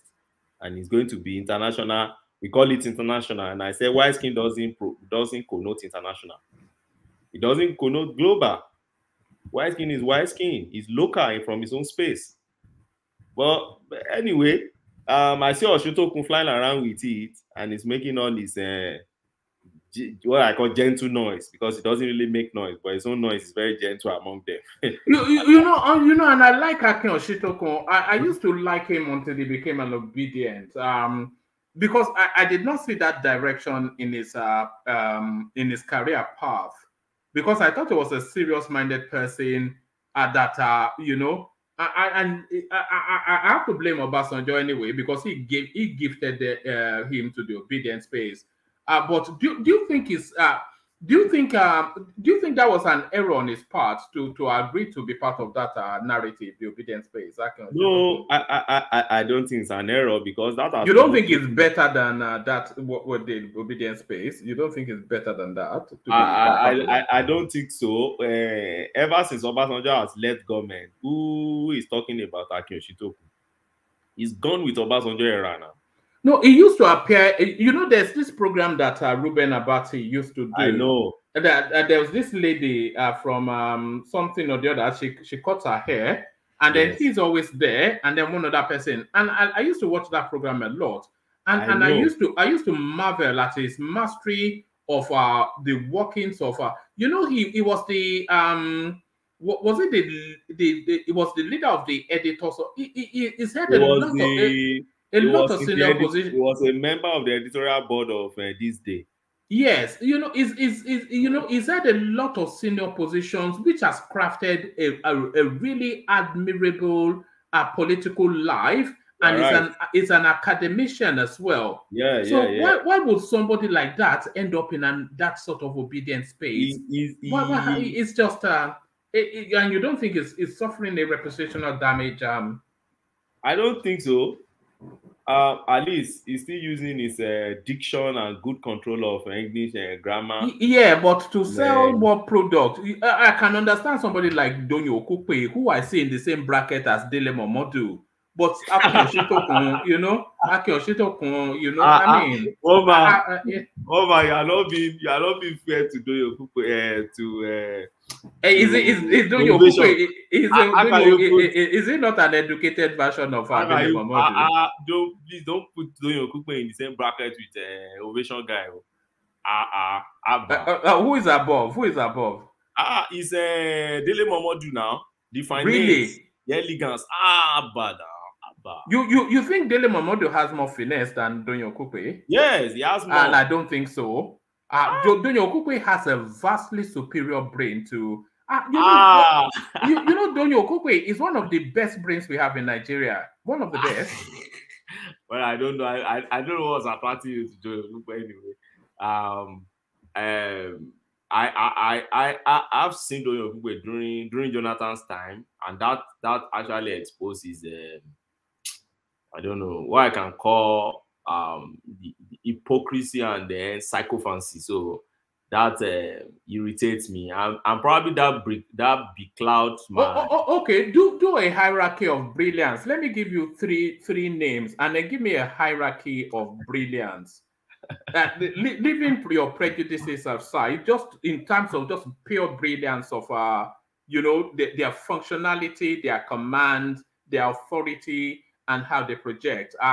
So Femi Fani-Kayode, Donyo Okukpe, and the fat boy from Ovations. In terms of what now? He used whatever criteria, just a hierarchy of brilliance. If it's about brilliance, I will put FFK, regardless of his. Because he went to Oxbridge, Abby. No. Well, that's part of it anyway. Because before you can even make it to Oxbridge, you should know. But no, it's daddy's money that got him in there. You know, it was there with Bianca Ojukwu now. It was daddy's money back in the Who told you Bianca is not smart and very intelligent woman? Hey, Baba. Oxbridge. It's not just about your money. You may have your money and they still deny you your admission.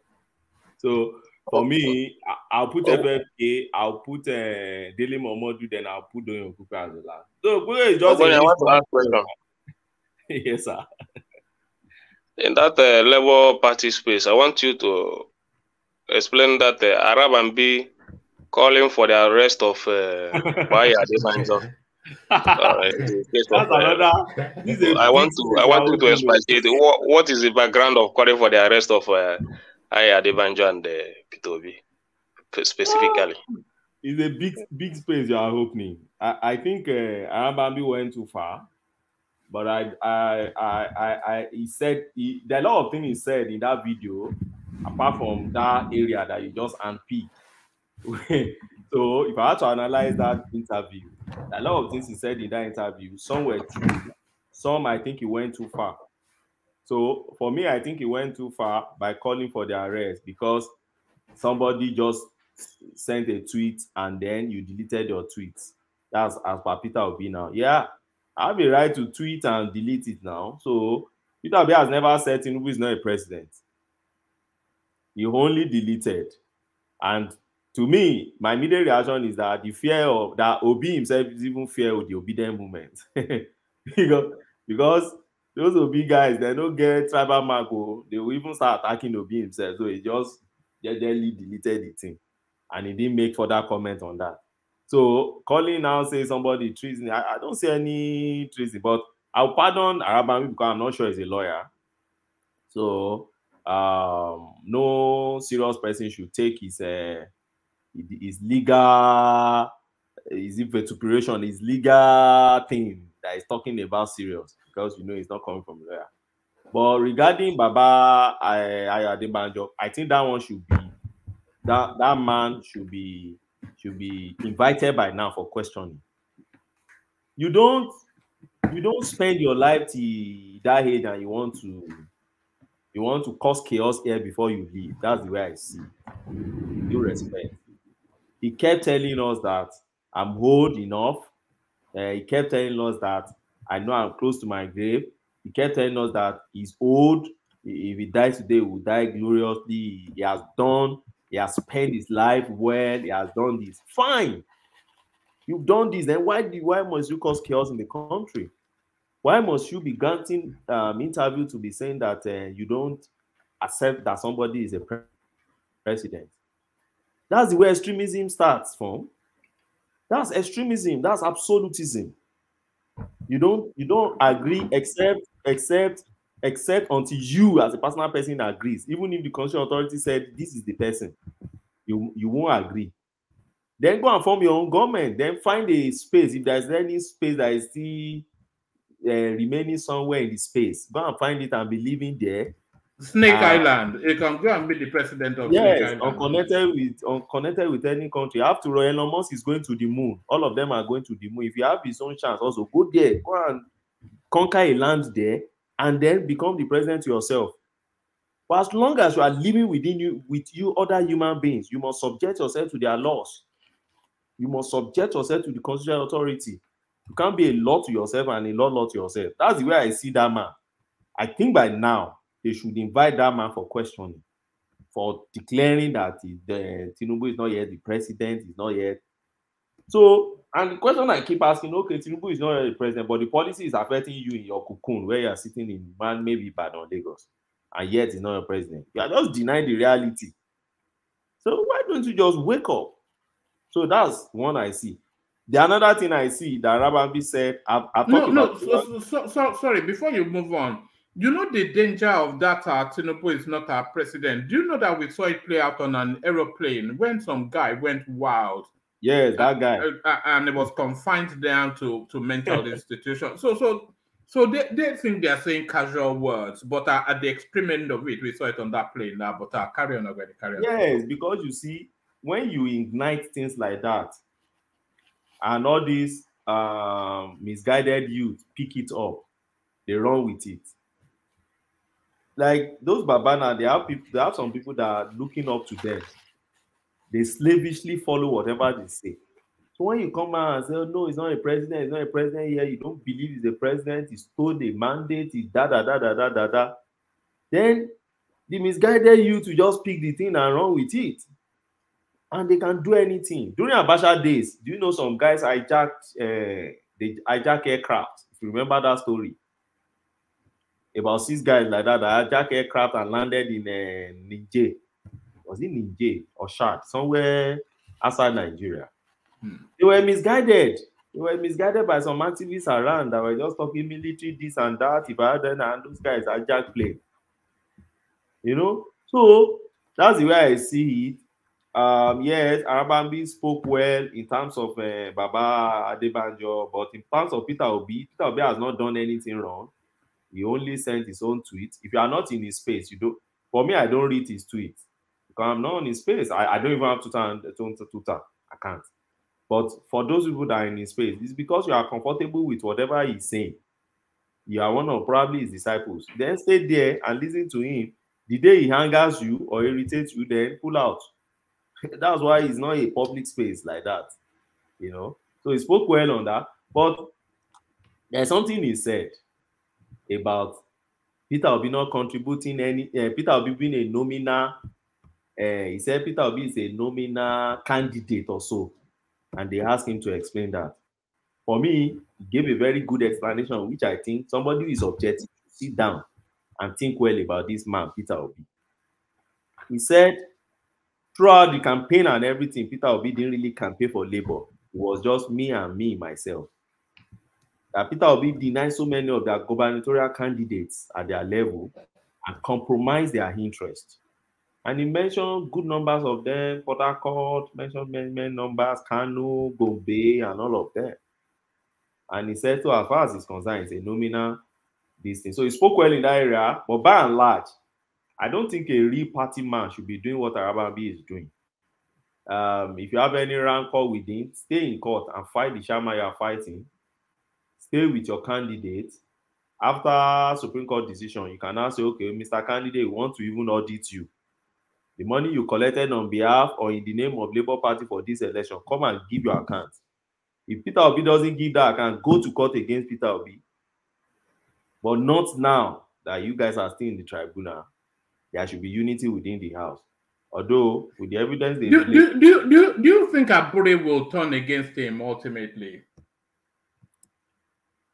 Ambode will be relieved from that office, either now or later. I'm so sure of that. You see that forgery case, the Arabambi set will make sure that they find it to the logical conclusion. And it seems with all the documents they carry around, I think they have a good case. If they have a good case against him, that man may eventually be smelling Nigerian prison if he's not careful. So, well, that's the second thing that bothers me, the EU. So the third one that bothers me is this Abure you just mentioned now. Abure said we should be preparing for presidential election rerun. And I laugh. I don't understand this guy. When we finish election, they came out and said we won and we will prove it. So we won and prepare for rerun. Is that not oxymoron? I don't know which figure of speech I should even use. That's people are not even ready for that rerun themselves. No, not forget if they are ready or not. It's not going to happen. So they don't have to be ready for what's not going to happen. But in Nigeria to spend how much to do rerun. You know what, man? Let me tell you one question I asked some of my lawyers friends in Obi's team. So, each time when they return from court, we have this platform. It's my class platform, but there are a lot of Obi lawyers who are practically in the team there. So we used to discuss and, we will argue. So that's the question. I said, see, let us put ourselves in the position of Yakubu now. Let's say I'm the chairman of INEC. Election had commenced. From the IT session, they told me, Oga, this server is being compromised. A lot of hackers or a lot of people, tampering with this thing. We have no option. We've tried all our options to block them off. There's no way we can block them. They're not within Nigerian space. They're attacking from outside. Okay, call Amazon. We've tried Amazon. Amazon also is on it. Okay, what do you think is the solution? I say, oh God, we need to shut this thing out for now. Or we stop the election for now. So I asked some of my men, I said, what option do you think we'll take? You have these two options. Is that you stop the election so that we can deal with the security of the server, or let our election continue, then we shut the server. You know, they all look, and then turn into a Gideon and everybody left without giving me any answer. I said, for me, I would choose the option of let this election continue because of the amount I've spent on this election. Because if Yakubu should come out on that day and say, I stopped this election, we will hold this election so soon. And Yakubu is saying, but we will still pay all our dog staff, and I'm asking for extra budgetary or supplementary of that. Labour Party will be the first party in Nigeria to make noise and be shouting everywhere. This is what I said. They are just in it for the chaos. There's no rhyme or reason to any. You cannot apply logic to anything that has to do with the Labour Party or the obedient movement. But if you know how to be to shout and be aggressive, then you can have a conversation with that space. But if it's logic and reason, just forget. They would do your head in. They will scramble your brain just with the ludicrousness of it all. I'm telling you. So I said, wait. I've not seen INEC explanation. They only say technical glitch. Some of my friends said it's already contained in MOB's witness statements, which is about 100 and something paragraphs that they explain the itches. No, not MOB own, the INEC guy. They've explained everything that happened there. Okay, so since they've not made it public, at least we'll see it in the judgment. But my own is if I find myself in that situation, you see, they say, oh, he made a promise, he made a promise. Everybody talk about this promise. I said, look, I've occupied a public office before, at least at the level of a state level and at the level of just legal advisor to a governor. And I understand a public office. You must be optimistic. They say, oh, why didn't you tell them? No. Okay, you have a system and put a system in place. And this is what the system can perform. I will be optimistic to the last minute that this thing must work. But at the same time, I will still be a realist when the problem comes. That's leadership in public office. Whoever has not had public office before should just shut your mouth. Because it's not by mouth. You don't know the kind of pressure and how you must be optimistic in public office if you have never heard it before. Because you need to keep the optic there in the public. You see all those governors and those public officers coming to address press. They understand that you must be optimistic, and they understand that there's a level of information you must put out there. So sometimes I feel for Yakubu when I see people saying all sorts of things. Okay, go and prosecute him. The man should resign. The man is the worst thing that's ever happened to Nigeria. The man is I just pitied the guy. I said, well, the work he has gone to do is a thankless job. So whoever is going to public office, particularly at that kind of level, you should be expecting things like that, So that's about that in that space. I don't know why Abure is saying we should be prepared for a rerun. I think he was speaking to it was actually on a Zoom call with the obedient movement in the United States, and then it was in the course of that conversation that he landed on that bombshell that from his samplings from the courts that it looks as though there's going to be a rerun, that the APC are already preparing for a rerun, and then therefore that the Labour Party should start to gather for a rerun. And then when I was reading that, the thing that just came to my mind was that the guy was trying to fleece them for even more money. He just wants to. I thought it was just a 419 thing that he was trying to do, because of course he's notorious for 419, Abure. So that. Okay, so they will contribute more money. Yes. You did you don't go there immediately? It's just after, they will contribute for the rerun, and then they will another round of fundraising. You man, nice one, you go man.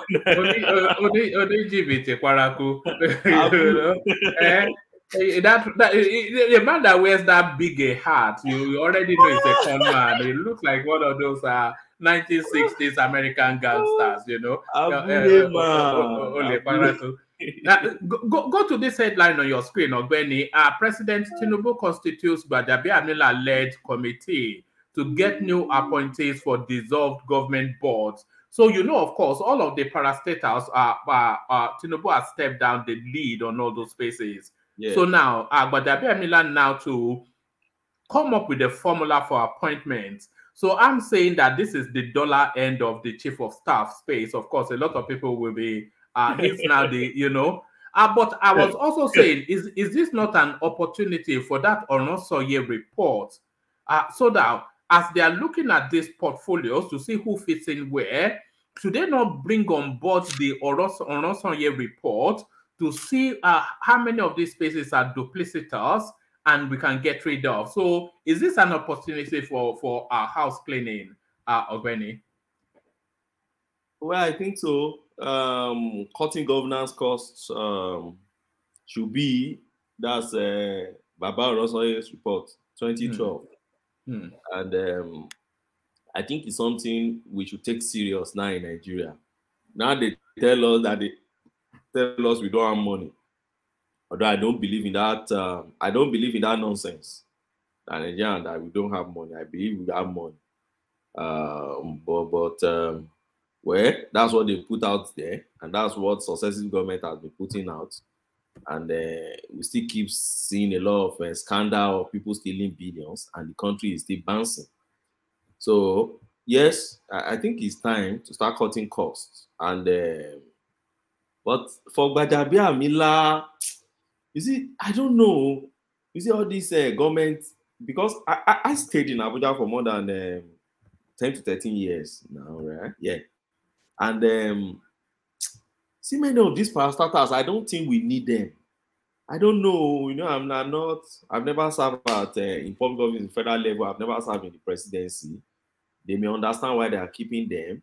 But, Mama, I don't know if you've been to all these spaces. You see, you get to some parastatals in Abuja, you feel like, what is this one existing for now? They will just put maybe one tiny Fulani girl there. He's just there and enjoying his life, and he's just there, and they keep allocating money to that space, and you see them traveling outside. The kind of cars they even park outside, you know, exotic cars, and they don't do anything. They just take their thing, the money, with their veil all over their body.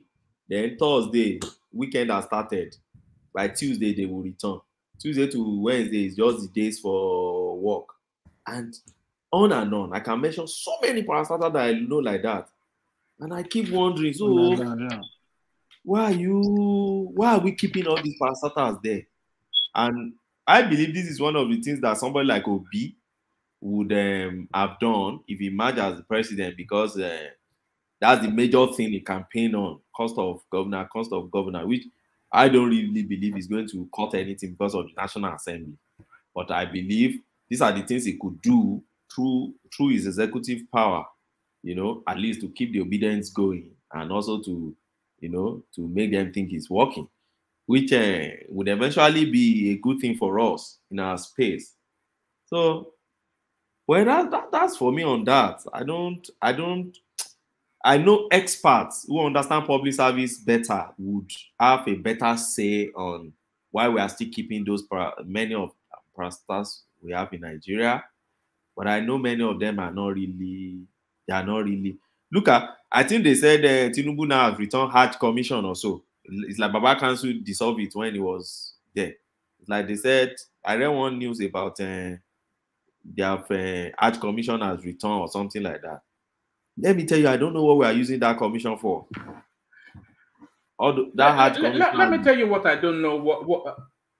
Ogwene, let me tell you what I don't know what we're doing with. We have the ICPC, which is wrapped around financial crimes. We have the EFCC, which is wrapped around financial crimes. And then we have the Nigerian police, which is wrapped around crime. So, I mean, what's the meaning of that? What is the meaning of that? We have three institutions, all of them that will have all of the accoutrement of whatever parastatus they are, all doing the same one job. Can the Nigerian police not have a department for financial crimes and all of these things that are, what's even the meaning of all that? It's just the duplicitousness of it, just for its own sake agencies. I agree, Woma. I agree, and we still have DSS, don't forget. And DSS, you know. Yeah, we have, there's another one they call NIA. That one is around that area 10 NIA. Do you know we have that one too? It's not the same as DSS. We have national. Yeah, is that not our FBI? Yes, we have NIA. Yeah, but no, that one can stand alone now because that's a specialism, isn't it? Special in what now? So that NIA and DSS cannot work together, right? Yeah, they can work together. So those are two. Yes, those are two overlaps. Yes, those are two overlaps. And we have Interpol. So what's that one doing too? A lot. I'm telling you, a lot of if you get to Abuja, on education alone, if you know, sometimes I wonder. I say, why all these parastatals? Why are they not under Federal Ministry of Education and let them just be an office or even a desk? I wanted to do one of my clients recently. Yes, EFCC should not be more than a desk within the police. EFCC is a desk. It's a desk. It should be a desk in either the IG office or Attorney General's office, either of the two. It's just make it a desk because in they do more of investigation, or maybe their investigating unit should be in IG. Then their prosecutory unit should be in the AG office. Why not? All these things is achievable now. But you know Nigeria now, code of conduct. And they will go and build some fantastical building. If you see some of the buildings they are building for this nonsensical. You are telling me. I'm telling you, my God. During when they were trying, not Saraki, when they were trying Onogen, the CJN, the one Buhari used the expert order to chase away. When they were trying that guy, that man, that was when I realized that Code of Conduct Bureau, Code of Conduct Tribunal, they just separate it. I said, what's the difference? Code of Conduct Bureau. I said, this is madness. It's the same thing. Code of Conduct Bureau is where you go and feed the form, do and then submit. Then tribunal is when there's a breach, then you take it to tribunal. So why are you now duplicating all this on these houses? If you go to somewhere in Gariki now, you see what they call Christian Welfare Pilgrim Board. I said, what is this one now? Christian Welfare Pilgrim for who is doing pilgrim? Why is pilgrimage compulsory for Christians? So why do we have this thing? It should just, even if we're going to have it, it shouldn't be a board or commission. It should just be a desk in a Ministry of Interior. Just put it there, one desk, correspondence. A staff of 10. That's all you need. A staff of 10. Yeah. Yes, there to just be doing his own thing there, and or maybe you put it under corporate affairs. So just find somewhere to put this thing. See, there's this one they call what's this one? No. Apart from our immigration, there's one they call this one is also in Gariki. Is it Department of Immigration Services? Something like that. So down as that. This one should just be a desk in immigration now. There's a national civil registration.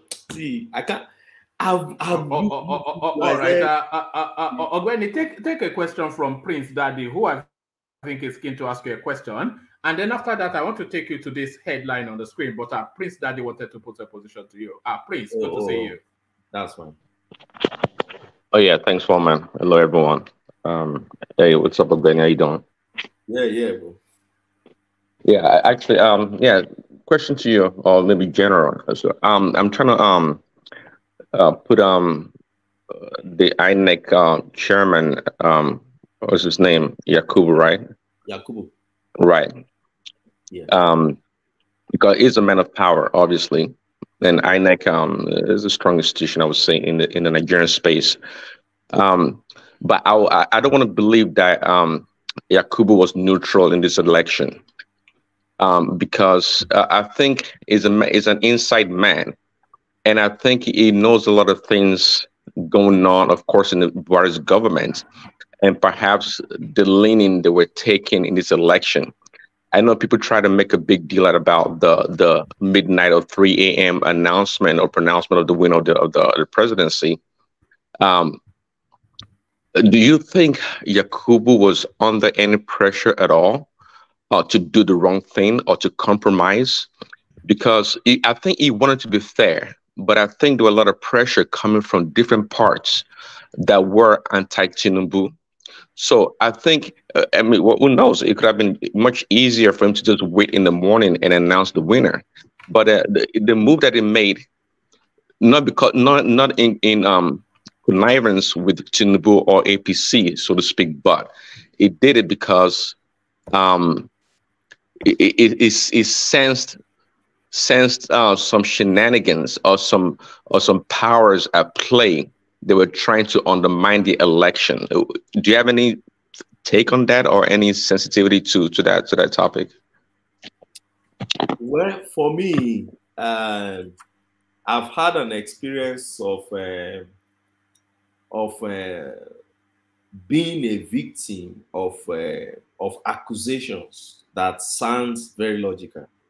Yet, being the victim, I knew there was lies and falsehood, but I couldn't explain myself.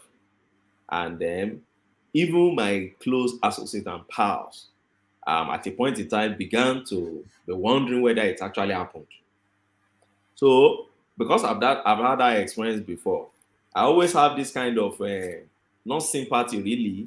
I always put myself in the shoes of whoever is a public officer that is being alleged of, like this one, that people allege the Yakubu of connivance and probably pressure from Buhari and others.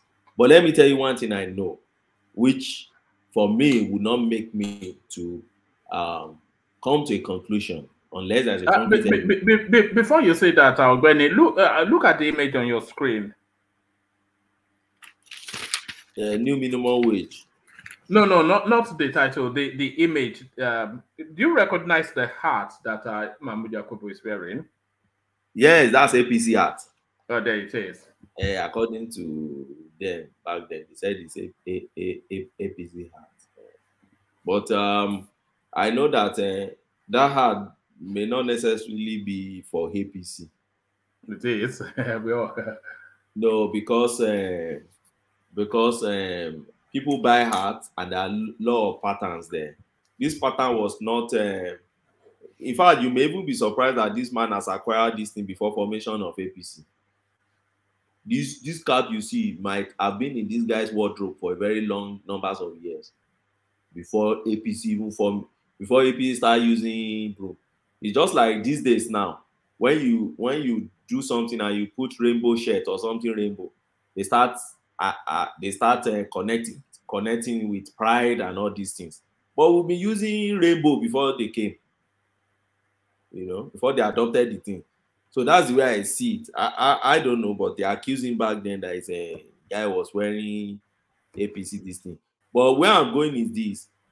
We all know that Buhari never supported Tinubu. Buhari never wanted Tinubu to succeed him. So when people say, oh, probably there was this pressure from the president, pressure for whom? From who now? From Buhari, same Buhari that didn't support Tinubu, same Buhari that frustrated the guy with money, change, through Emefiele, through this and that. So is that Buhari now? Same Buhari that Erufan and all others were fighting. Ganduje J and all of that were fighting. That is frustrating their candidate. So is it that same presidency that will be prioritizing Yakubu? That's the question I keep asking myself. Except if what Buhari was just doing to us, just playing drama, which I don't want to believe. Sakama J. Maybe Sakama J for us. But Bunny, yeah. Don't you think that those northern governors have much power than Buhari? Just think about how they fought Buhari, that policy. Buhari couldn't even do anything. He was just looking at them. Just think how they fought him in the primary. Yeah. That he couldn't even stand up to say, "This is my candidate," and they fully support that person. Yeah. So don't you think that those northern governors have much power, more than even Buhari? Because I believe that the failure of Buhari is based on those powers that are behind. So I think that Buhari having power doesn't necessarily contribute in the success of APC, because if you could remember, Buhari was just a candidate to take over power from the PDP, and they achieved that. So he couldn't, even Tinubu contributed much more. Much more. When you want to contest an election, you don't even have money to buy ticket. How do you think that president will even perform without the instruction given from those northern governors and all that? So what do you think about that? Yeah, that's a very good pushback, which I agree. What you are saying is that the prayer could actually come from those governors. It may not really be necessarily from the presidency. But one thing you also agree with me is that for the prayer to come from the governors, then it is remote. Assuming prayer come from the governor, that prayer will not be as strong as prayer coming from presidency, because that was the person that hired you. But coming from governor, then it must have been not a prayer this time around, not compelling you this time around. It must be something to influence you, to sway you, to persuade you, because they don't have a direct control over you. It's the presidency that actually can fire you, that has a direct control. That's the way I see it. Then secondly, Atiku could have better influence on Yakubu than all these governors is talking about. Because when you look at it at the end of the day, the northern space still delivered for Atiku. 6 million for almost 7 million. And when you look at where he gathered his thing, it's the north. So in most cases, the few governors that Tinubu had in those spaces, yes, El Rufai, maybe it's the one praying the man, or Ganduje, or who else that could go and pray. So yeah, so my answer is neither there or there. I know. My answer is that I try to weigh it, because I've been a victim of things like that before. People throwing falsehood and false allegation that I can't really explain, and people connecting. When it happened to me, they connect story together. They connected story together that I can't even. Me self, I started doubting myself. Like, oh boy, this story. Look at it. Oh, I went somewhere. I was flying. I concluded the program in Abuja, and then I was going to London that Friday. Then I was supposed to come back to Abuja on Monday. So the gentle guy from was it this day, or where is this guy from? This day saw me at the airport Friday. So by Monday, as I was returning, he saw me again. So he felt like, okay, after the program, he traveled. So by the time he connected my story together, I started connecting something like a money laundry. This is the guy they used to launder money. He would travel Friday and then return on Monday, an average. So person can know what's his salary. Went to go and check my salary and start connecting and see. And yes, ICBC, all of them started inviting me. So I've been a victim before. I can't just pick things and say, oh, yeah, there's a prayer on this man, and then it compromise. That is one. Two, now when you say somebody compromised this election, let me tell you a question I always ask. At what point and at what level? There were elections at polling unit level. We all know. No doubt about that. Many people still want to argue that. I said, no, you can't argue that. There were elections at the polling unit level. Obi didn't even question that also. Atiku did not question that there was no election. None of them. All of them agreed. And they all agree they use beavers, and beavers function fine for accreditation and voting. They all agree that they counted the votes. They all agree that they feel for me say A, which is the election result. They all agree on that. Where is their point of disagreement? Their point of disagreement is on the point that after this, you were supposed to upload, you did not upload. And they've been able to show that uploading is not the same thing as collation. Uploading is just for the public to just, it's a repository, just for the public to have sense of what is happening. Collation is still manual. So the question I keep asking is, so at what point did Yakubu, who was sitting in that his seat in Abuja and everybody could see him on the TV, so at what point did he manipulate and by which means? Is it by shutting down that IREF? Now, if he shut down that IREF, does it change what is on the EC8As? Does it change what is in the counterpart copy that were given to the agents of Labour Party and PDP? So you see, these are the questions I keep asking, and I would really love Obedient to are very objective to start looking at it from this light and ask those questions. So what exactly did changed? What exactly did Yakubu do? Ogbeni, let me say this. See, Ogbeni, what they need to do is to come and tell us the exact number of... Hold on. Oh, yeah, let Akim come in first. Yeah, Akim. Yeah, what they need to do is to come out and tell us if they say the one INEC announced is a wrong result, let them come out and tell us the actual number they got in that election. Because this idea of I've never seen this kind of accusation before in my life since I've been following election. You must present something to the public to say, this is our own result that we collected from polling unit.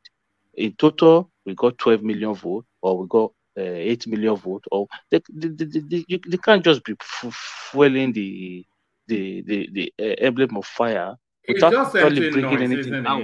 They could just come out. I'm expecting them to just come out one day and say, after our coalition, this is our own result. We got 9.5 million votes, or we got S million votes. Why have they not done that? My brother, see. I don't know if you watch Oshuntogun. Let me just add on. Sorry, Ogwen.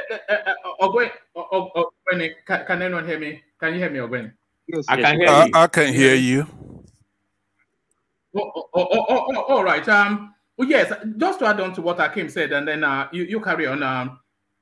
You know, the one thing that surprised me in this whole thing is just the frippery of it. The whole article or be something. It's the frippery of it. It's just the flimsiness and flakiness of it. It's not substantially data led, and they're telling us that it's from Guinea, and then he has some drug case in something or the other, and then his name is not. You were expecting an abundance of statistical data, something substantial, something something weighty. But it's just this flimsy, sort of flaky, somewhat nonsensical, somewhat a bit empty-handed, sort of flim-flam. It's just flim-flam, isn't it, Ogweni? It's not, and it's disappointing. It's not even a fight. Look at Oba of Benin already going to Rock to, When Obi,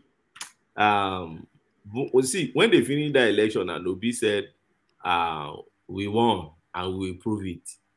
There's something in me that said, okay, maybe for the first time. You got excited, Abby? Yes. As the lawyer in me, like, okay, maybe for the first time we'll have election petition that is going to be based on forensic analysis and data this time around, evidence. Because for this man to come out and say that I won and I will prove it, then he must have something. But you see, when they brought out the petition and I read 25% Abuja, is that the way you want? Shetima not nominated where? Okay. Drug. So where exactly? How did you win this thing? And then at the end of the day, you now start talking about two space, Benue and Rivers. And after that, you started complaining that they didn't allow you to have access to documents. Document that I know, I found the election petition, I know this document, you have the counterpart. Use it to do your calculation and tabulate. Let me, see, I watched Oshuntogun. Sorry to interrupt you, Ogbeni, but that in itself should have been the basis for them to just tell them to get out of court, or not even to be flogged out of court. Because you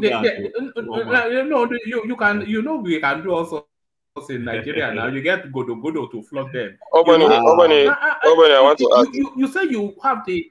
Hold on. I'm making a point. You can come after. You say you won the election and you can prove it. So prove it, and then you are saying you have to go into the IREC, IREC something to prove it. So then what proof do you have to say that you won this thing, which you have stated categorically that you do? But in order to prove it, you have to go into IREC. So you are not going into IREC, INF something to validate the proof that you are presenting. No, you are not presenting any proof.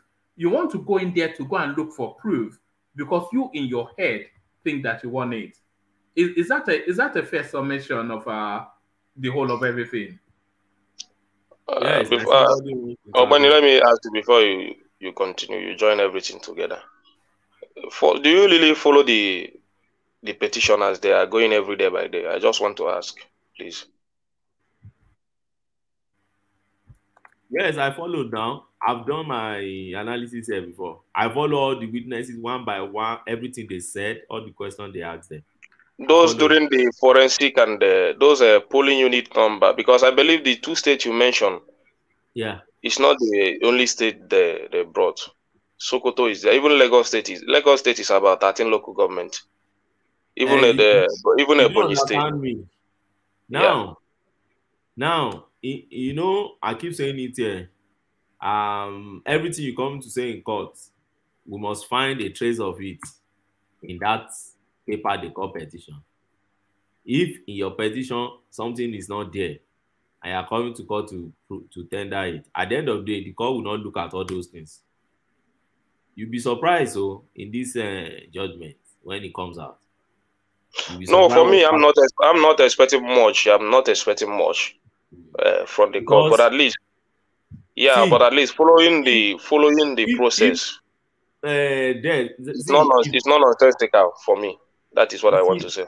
Yeah, see, if you go and look at Oshun petition and judgment, the petition they have they filed in Oshun Adeleke petition, that Oyetola petition. Go and look at it. It's online. I think it's on Premium Times. Try to download it and look at it, and then compare it to Peter Obi petition. You will see the depth of work in Oyetola petition than that of Peter Obi. In that Oyetola petition, you will see them after the entire their petition. They now did a tabulation and tabulate. This is our valid score. This is how we should win this election, because they have their papers with them. Okay, I was watching Oshutokun in his most recent interview, and Okibaloye asking one question. He didn't answer that question. Was it Okibaloye? No, was Chamberlain.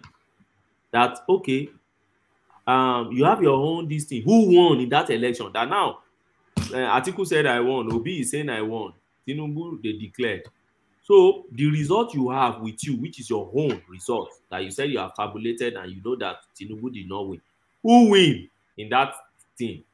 Obi or Atiku? Who won in that particular result? Your own. He couldn't answer that question. At the end of the day, he dodged under the general assertion of the case is still in court. If the case is still in court, what were you doing? Channels TV discussing the case. But you don't expect somebody that is in court to come and be giving you numbers of who won the election. That will be going ahead of the court decision now. Oh, but he can. Yeah. Hold on. So the same people who were asking for INEC chairman to be dismissed when the case is still in court. Is it not the court decision that will either vindicate INEC chairman or the other way around? If the court come out and say, okay, the election was good enough, so would that not be an endorsement of the job that Yakub Mahmoud did? But they have come out now to say it should be sacked, it should be prosecuted, even when the case is still in court. No, it's not the issue of. For me, that issue of sacking the INEC chairman is a no-go area for now. at least after the judgment, they will know what will happen. Because even the INEC themselves admitted that there are issues, which they have set out a committee to look into. They have started looking into the matters and all that, trying to resolve those issues that happened in the election. So INEC themselves know that there are issues and something went wrong. Maybe their electronic system failed. So they need to improve on all those things, and they have set out committee for those issues that happened. So what I'm expecting there is for Tinubu to intervene and improve those electoral system. So, but coming to what Ogbeni is saying, for me, if I have a case in the court, even me, I will not appear on a national TV to discuss it. I will rather leave it. I will wait for the final judgment. Sorry, was that not the purpose of his invitation? They invited him. Why they didn't invite him to the studio to come and discuss how to boil an egg? Yeah, even if they invite him, there are some questions that he needs to do. Just like before Obi started that process, even Oshongo Kimbele asked him the same question. Obi told him directly that if I give you these answers, which one am I going to give the court? And that was the answer we gave. All right. All right. Pansat wants to interject. So come in, Pansat, but please, let's not turn it into an atrocious back and forth. Just as pleasant as it was as when you came in. Pansat, let's hear from you. Thank you very much. And let me say hello to the host here, and fellow panelists and those in the chat section, as well as those listening to us from all over the world. Ogbeni, it's good to see you here again. I've always wanted to be able to have an interaction with you because you are in the legal field. We have key provisions of our electoral act. You still have the traditional ringtone. Well done. Not many people still have that ringtone. The people are going for funky things now. But carry on, That's a good observation, man. So, Ogbeni, we have a country. That country, we're trying to be progressive about it. We fought very hard to have the Electoral Act passed. There's a lot of people, good Nigerians, who made that happen. And reluctantly, the president, former president, signed that bill in 2022. In that, I'm going to particularly focus your attention to the section 60 of that Electoral Act, where it says, by virtue of section 60, now subsection 5 of that Electoral Act, and if you read it concurrently with clause 38 of the regulations and guidelines for that conduct of that election, 2023 election, but based on the act of 2022, presiding officers must transmit results to the INEC result viewing portal, what they call the IRVP, right? On completion of elections. Which section is that? 60, subsection 5 of the Electoral Act, not the Constitution. That Electoral Act, the last time you and I had it mixed up. So I hope you're not coming to talk about this stuff without reading that act. That act is important. I have it here. I've read it separately. Okay, so do you agree that it's a lawful act? What section are you talking about? No. Do you accept the Electoral Act of 2022 as a legal? Okay. As a lawyer, why won't I accept a legislation? Do you know the meaning of the legislation? Yes. By the way, I want to ask you a question. Snap it like one man said. Let's make it something educative, something to educate all of us, right? I'm listening. Okay. So once you read that particular subsection 5, subsection 5 of 60, right? Okay. What? Read it. Let me see. Let me hear you. Okay, I'll read it for you. Let me pull it up. Okay. 65 says the presiding officer shall transfer the result. Note that. Transfer the result, including the total number of accredited voters. and the result of the ballot in a manner as prescribed by the commission. Okay, good. Now, so when you saw that shall there, you do take it as must, right? Yes, the presiding officer must transfer the result, including as the total. Prescribed by the commission. As prescribed by the commission, exactly. Now, because you are emphasizing those points, can I then let me go ahead and read from 61 to that 65? I'll make it snappy. 61. Yeah, 60 subsection 1. Okay, read it, please. Okay. The presiding officer shall, after counting the votes at the polling unit, enter the votes scored by each candidate in a form to be prescribed by the commission, as the case may be. You do know they did prescribe the form, right? That's the form EC8A. Right. So when you see that now, where it says the presiding officer shall, after counting the votes at the polling unit, enter the votes scored by each candidate in a form to be prescribed. But you see that they've already prescribed it. So whenever you see to be or as recommended by the commission, it's already been done. Like in the case of the manner to transmit, it's already been done, and they chose electronic transmission. That's a very important point. I want are you asking him a question or you are telling him a position? No, I am. I think he's going to concur with that. That's not me telling him. That's the way it is. No, that's at his discretion, isn't it? Mr. Pansat. Yes, sir. 61 that you have read. Right. Simply talk about Form EC8A. Right. 65 that you have read simply say INEC will decide the manner at which it will be transferred. Okay, could you hold on? Because that's the main thing I want to establish with you. When you are reading this stuff, then when we go to the guidelines that I will go to, you will notice that number one, they have prescribed that form, and it's called the form EC8A and blah blah blah. Right? They've already prescribed. They also have prescribed the manner of transmission, which is electronic, right? So I don't hold on, because that's the main reason why I went through all this. But let me go to the key point I want to make to you, right? The key point I want you to know that it's actually against the law not to do so. A presiding officer that violates this requirement is liable on conviction to a fine of 500,000 naira. Before we get to the liability, let's establish the fact. So, does anything that Pansat just said, does it concur with law? Which one? Whatever it is that it was just saying.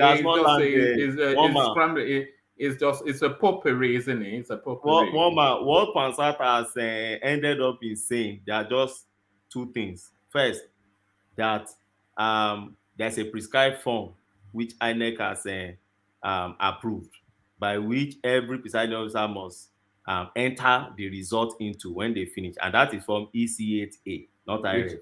Which they did, yes. 60, which they did. 65 now says that result now must be transferred. Mark that word, though. Transferred in accordance with what INEC says they must transfer it. That's the 2 points he has been able to make. Okay, hold on, please. So what I'm going to go to where it's going to be clause 38 of the guidelines, right? That's where they prescribe the manner, right? Because that's, before I go there though, please allow me to let me tell you about section 134 1C of that Electoral Act. Can you dig that up? Section I have it. Grounds of 134 1C of that. It says non-compliance with the provisions of the Electoral Act. No. Hold on. Let's just have a logical flow, because before you go punitive, establish facts. Yes. Okay. So the second fact I want to establish to him is that in clause 38 of the procedure and guideline, can you pull that up? Of that 2022 INEC procedure and guideline. Excuse me? Now. It's 2023, not 2022. No, it's 2022, but it's for the 2023 election. The guideline was established in 2022. Yeah. And the clause that's important for us now and for the court is clause 38. Can you read that? Can you read it out? clause 38. Let Yes. me look for it for you. Okay, take your time. You can read out. No, please. I really want you to really want to pull it up. You so don't have that time. No, I if do, you have I do. if you have it immediate to hand, because he's going to go and look for it. But if you have it immediate to hand, I'll just Google it. That's okay. Clause 38. Oh, okay, you don't have it there. No, I have it. I mean, as a lawyer, I'm trying to quote off the top of my head. Not everybody can do that, but you're not a lawyer, so what do you mean as a lawyer?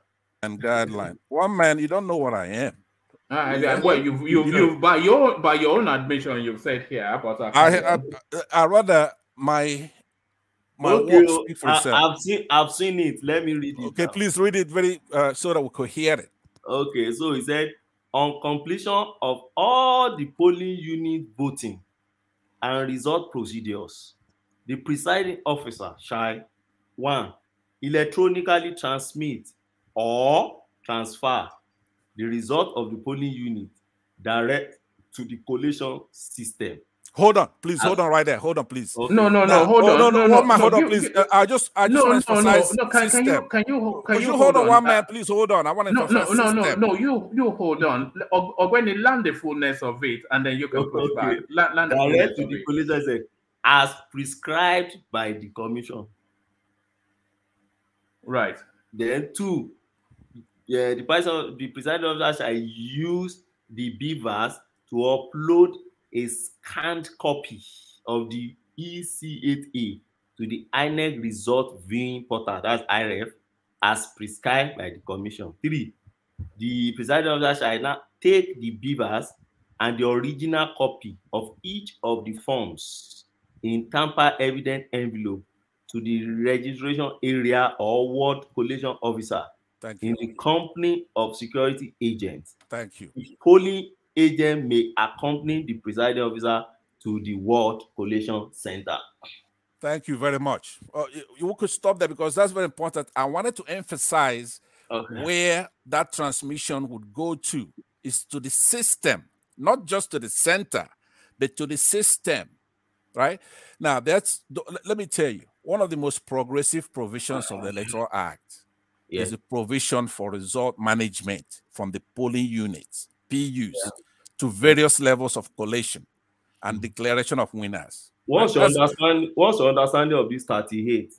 That is the major guideline. That's the INEC is empowered. What is your understanding? I'm gonna tell you my understanding of that Let's start from the clause. 38I. What's your understanding of 38I? Hold on. What you have to understand is that it's a conversation now. No, we're having a conversation, but what you have to do, first of all. No, he's asked you a question. If you're not able to understand, I am not able to answer. He says what I understood from that clause. I was trying to tell you the function of INEC. So tell us what you understand by that clause. From that is that once if somebody comes and get accredited with the BVAS, right? And they vote, when the voting is done, right there, that polling unit, that result is meant to be transferred electronically to the system, the computer. Is it transfer or transmit? Both, right? Okay, transmit. Because let me land because that is not ambiguous. It used or.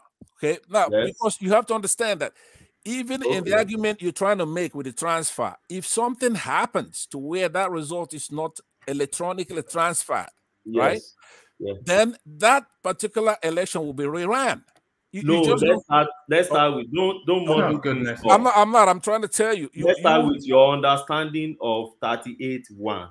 It's very clear. What's understanding? It's not ambiguous. It's very clear. If it's that clear, they won't go to court and be debating. Okay, then let me conclude. I was telling you what I understood. What I understood from that is that is the heart. INEC is supposed to determine if an election will be all manual, 100%. No, they determine that the actual transmission of the result from the polling unit has to be electronic, period. Let me tell you, the election is not electronic. There are a lot of manual. Voting is manual and all kinds of things are manual. But the transmission of that result has to be electronic because they have to make a decision. Can I Remember tell you when he my said, hold on. Oh, You're not no, listening. let him down. Yeah, Yeah, please go on. make sure that he really does let somebody land. He's No, not an no, arbiter. no. So sorry. Okay. Let me coordinate and then. Okay. Hold on. Sorry, you did say you wanna. I've been listening to you now. I don't have all. Yeah. Oh, hold on, Ogweni. Be succinct and to the point, and leave out sentimentality. Just give us the core meat of what you want to deliver, and then Ogweni will give you the core meat of a legal angle, and then if we can make it just a delightful conversation. Fascinating. It should be go on. Yeah, go on. Okay, so this clause 38, first of all, that guideline, procedure and guideline is law. It's very, very important because INEC is empowered to decide the manner. A guideline is law. Yes. All right. I hope he will concur with that. I don't concur with it if you allow me to. No, just stipulate that it's law. And that's all. Stipulate that it's law. Let me continue. Unless you say it's not law. You've turned into a unilateral thing. It's no. He's going to call you. The moderator will call you. But right now, the question pending for you, the procedure and guideline by INEC is law. Just go on. Give it to us, and then we so that we can quickly. Yeah, please, Woman, could you have him answer that question? It's important. The procedure and guideline, the INEC procedure and guideline of 2022, it's law. What do you mean by law? What type of law? What source of law are you talking? It's binding. It's a binding law. It's made by an agency, but it's the law guiding that election. That's ambiguous. That's why you should allow me to enlighten you. No, please just answer yes or no. When I finish, then you talk. It's not a yes or no answer. Something It's not law. It's not law. What do you mean by law? What's the understanding of law to me? Here's law to me in this case, right? You know how a city has an ordinance. That's law. That's a city. It makes an ordinance. That's law. Then you have legislation. Hold on. Then you have the Constitution. That's law, right? It's the paramount law of our country, our Constitution. But the cities and the states can also make law. The law guiding the election. Let's go back. I don't want us to go into some tangential, cul-de-sac. INEC is now the National Assembly that creates law. Is that what Pansat is saying? That's exactly what I'm saying. That's exactly what I'm saying. INEC makes the law. For example, the date for that election. Hold on 1 second. The date for that election, for example, February 25, is in that guideline. That's what establishes that. Nothing else. Not Constitution. Not Assembly. INEC has the power to make law. The day of that election is February 25. What do you mean? INEC does not have the power to make laws. Even I know that. Yes, they do. Now, this is where Ubeni should come in and say and let you. Since that's who you respect. All right, I'm allowing a 10-minute window for this conversation. To validate your error. Okay. Let me loan him 1 minute to validate. I'm not trained that. Go ahead. I'm trained to. My virtue of my training and my practice. You argue to be heard. Okay. You don't argue. It's my turn though. Just go ahead and interject. It's my turn. I'm the one talking. You are interjecting. So it's not your turn. You are interjecting, and the rule here is that your interjection should be as short as possible. Okay, go ahead. But I thought one man wanted me to land. Go ahead and talk about that. I'll give you 1 minute to do that. Go ahead. So your point, no, you don't give me time. It's my space. I can give you time to interject. It's not you give me time. One man, so please. Now, let me tell you my understanding of 38.1. You have talked about your understanding. See, that's the beauty of law. But please start with telling us if it's law or not. Start with that. Even if saying it's law or not, it's an ambiguity, is what it's telling you. If I start telling you what is law, that's why I cannot tell me what is law. I'm trying to tell you what is law. You don't know what is law. I haven't given you an example. I gave you an example. All right. Hold on. Okay, can you hold on? I think we're going to move on from here. If Ogbeni cannot tell you what is law, but you can tell him what is law, then we're having a nonsensical conversation. No, because he apparently doesn't know. Because he teaches law, and you have no training in it. So how are you positioned to? taught his mates or his classmates law. So, all right. What the point is not coming out here to flash to establish. If I want to show you my legal degrees or whatever, then I will be talking. It's a different conversation. Right now, we're simply trying to determine if INEC make law. He doesn't want to answer that. Pansat. Yes, sir. Can you go to the preamble to this guideline if you understand what preamble means? Can you go to the preamble? Yeah, go. Okay. What about it? If you go to the preamble, see what the preamble called this piece that you just picked now. He said this guideline. What do you call it? In law, it's called a regulation. A regulation. Exactly. A regulation. Can you hold on? Don't say exactly because you've never mentioned I'm the one. A regulation is not law. All right. I don't. No, I'll be very disappointed if I have to set you to the back. I would. If you set me to the back, I'll leave because it's unwarranted. Okay. All right. Thank you. So maybe let's do that. Let me set you to the back, and then you can leave. Okay. Has he gone? Yeah, gone. No. I'll set him to the back. If he wants to leave, he leave. You make that point, and I'll bring him back on. He wants to force his opinion to your throat by all means, without even listening to you. It's a wrong way of arguing. Now, this guideline is a regulation. This guideline is subject. In law, we have sources of laws, and they're in hierarchy. So when you just speak, is this in law? Is this in law? No, it's a very tricky question you're asking. The Constitution is number one law in the land. Every other law. I said to you that a city makes an ordinance, and that is law. That's an example of a regulation in the case of INEC. We don't use an ordinance in Nigeria. Wait, hold on. The point I'm trying to make is I've not even made my point. I mean, dude, I want to can I say something? Can I say something? No, hold on. I'm already struggling to contain the two of them. I just want to say something to help you. I want to let them have at it a little bit. I really want to put my thought between Pansat and the Ogbeni so that they will give us a very Mr. Pansat and the Ogbeni. Yes, sir. I respect the views that you people are laying out now, and the conversation is very interesting. But I wouldn't like it to be an argument. So let it be more matured so that we get from something from it. Let it not be like a back and forth interrogation. Just let's not do it in a biased mind of whether to trying to defend my opinion or my candidate or that. Just give us a very clear.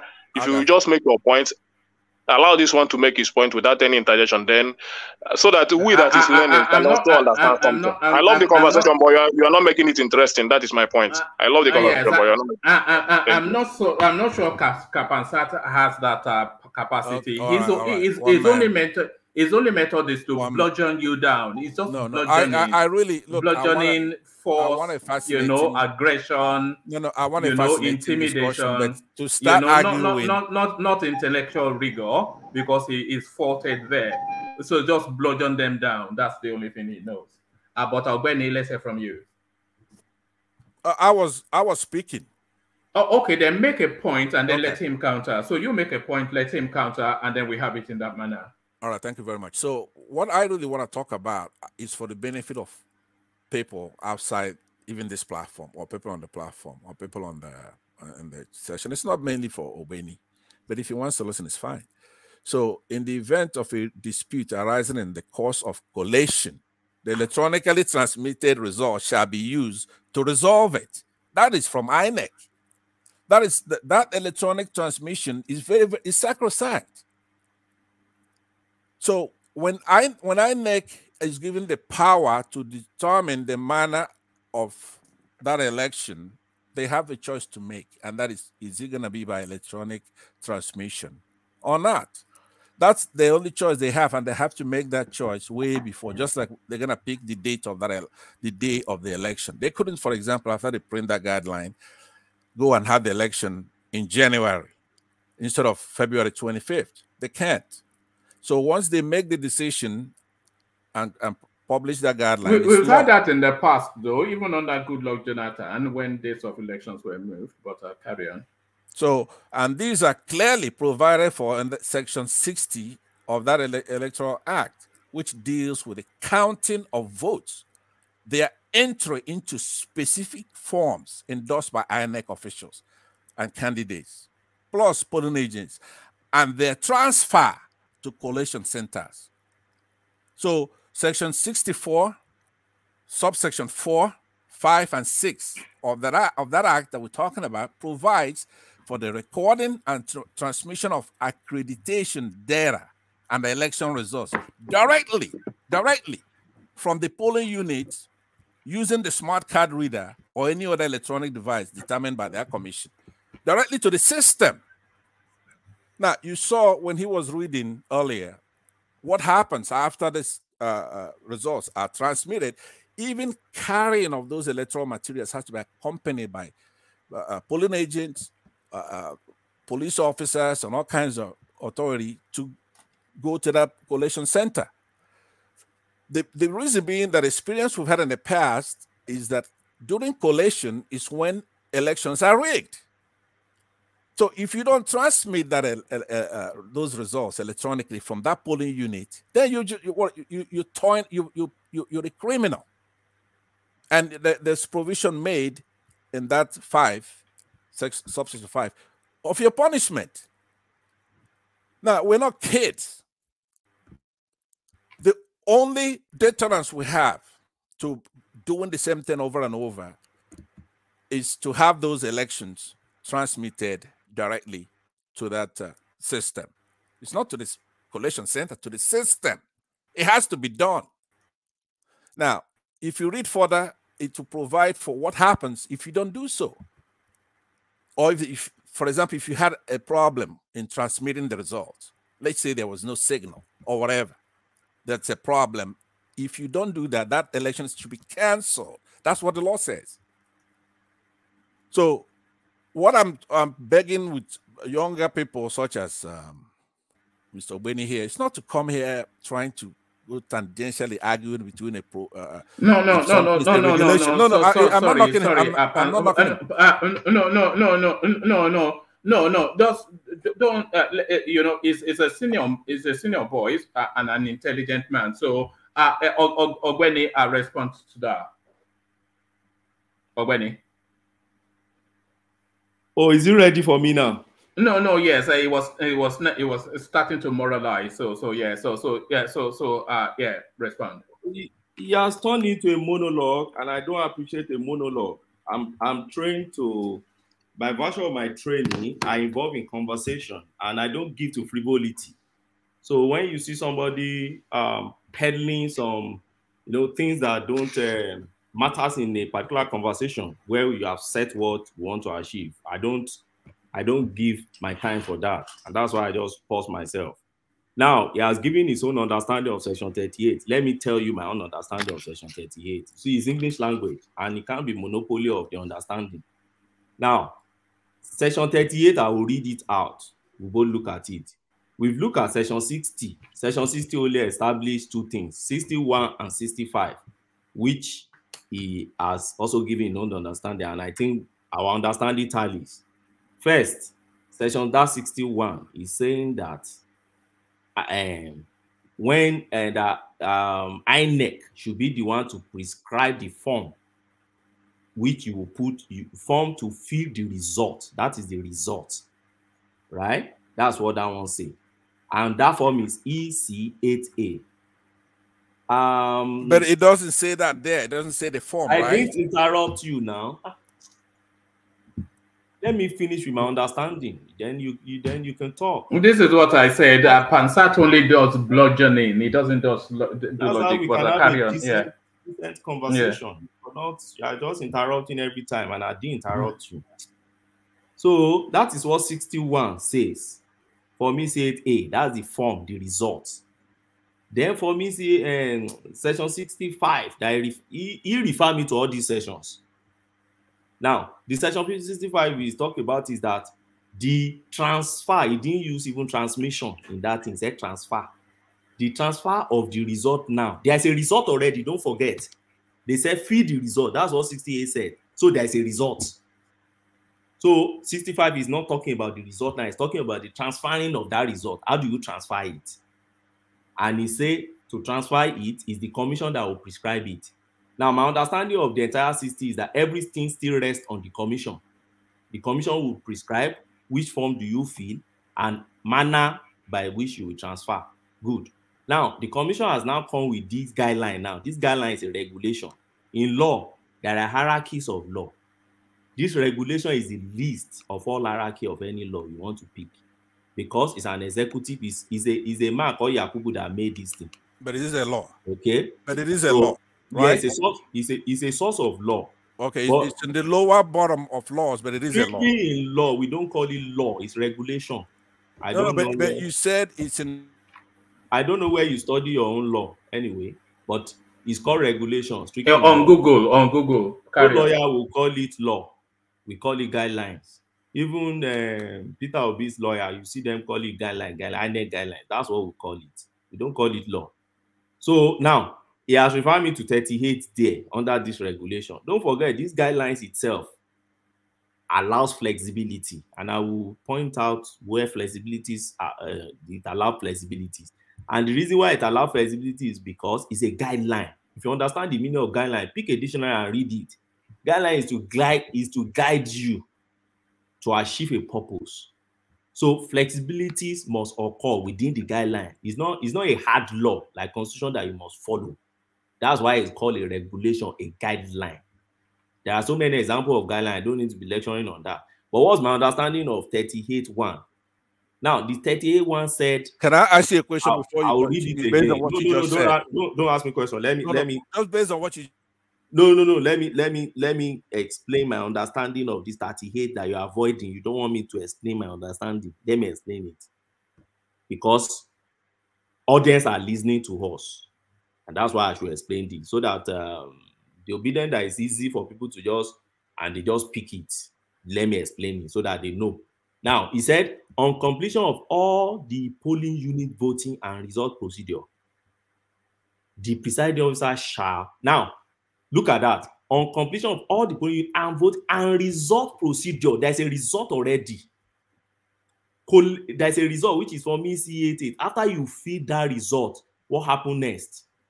Next thing to happen is that the presiding officer will now electronically transmit, that's, you use that beavers to capture the Form CAA, which is the result, and transmit it straight to the collation system, or transfer the result of the polling unit to the collation system.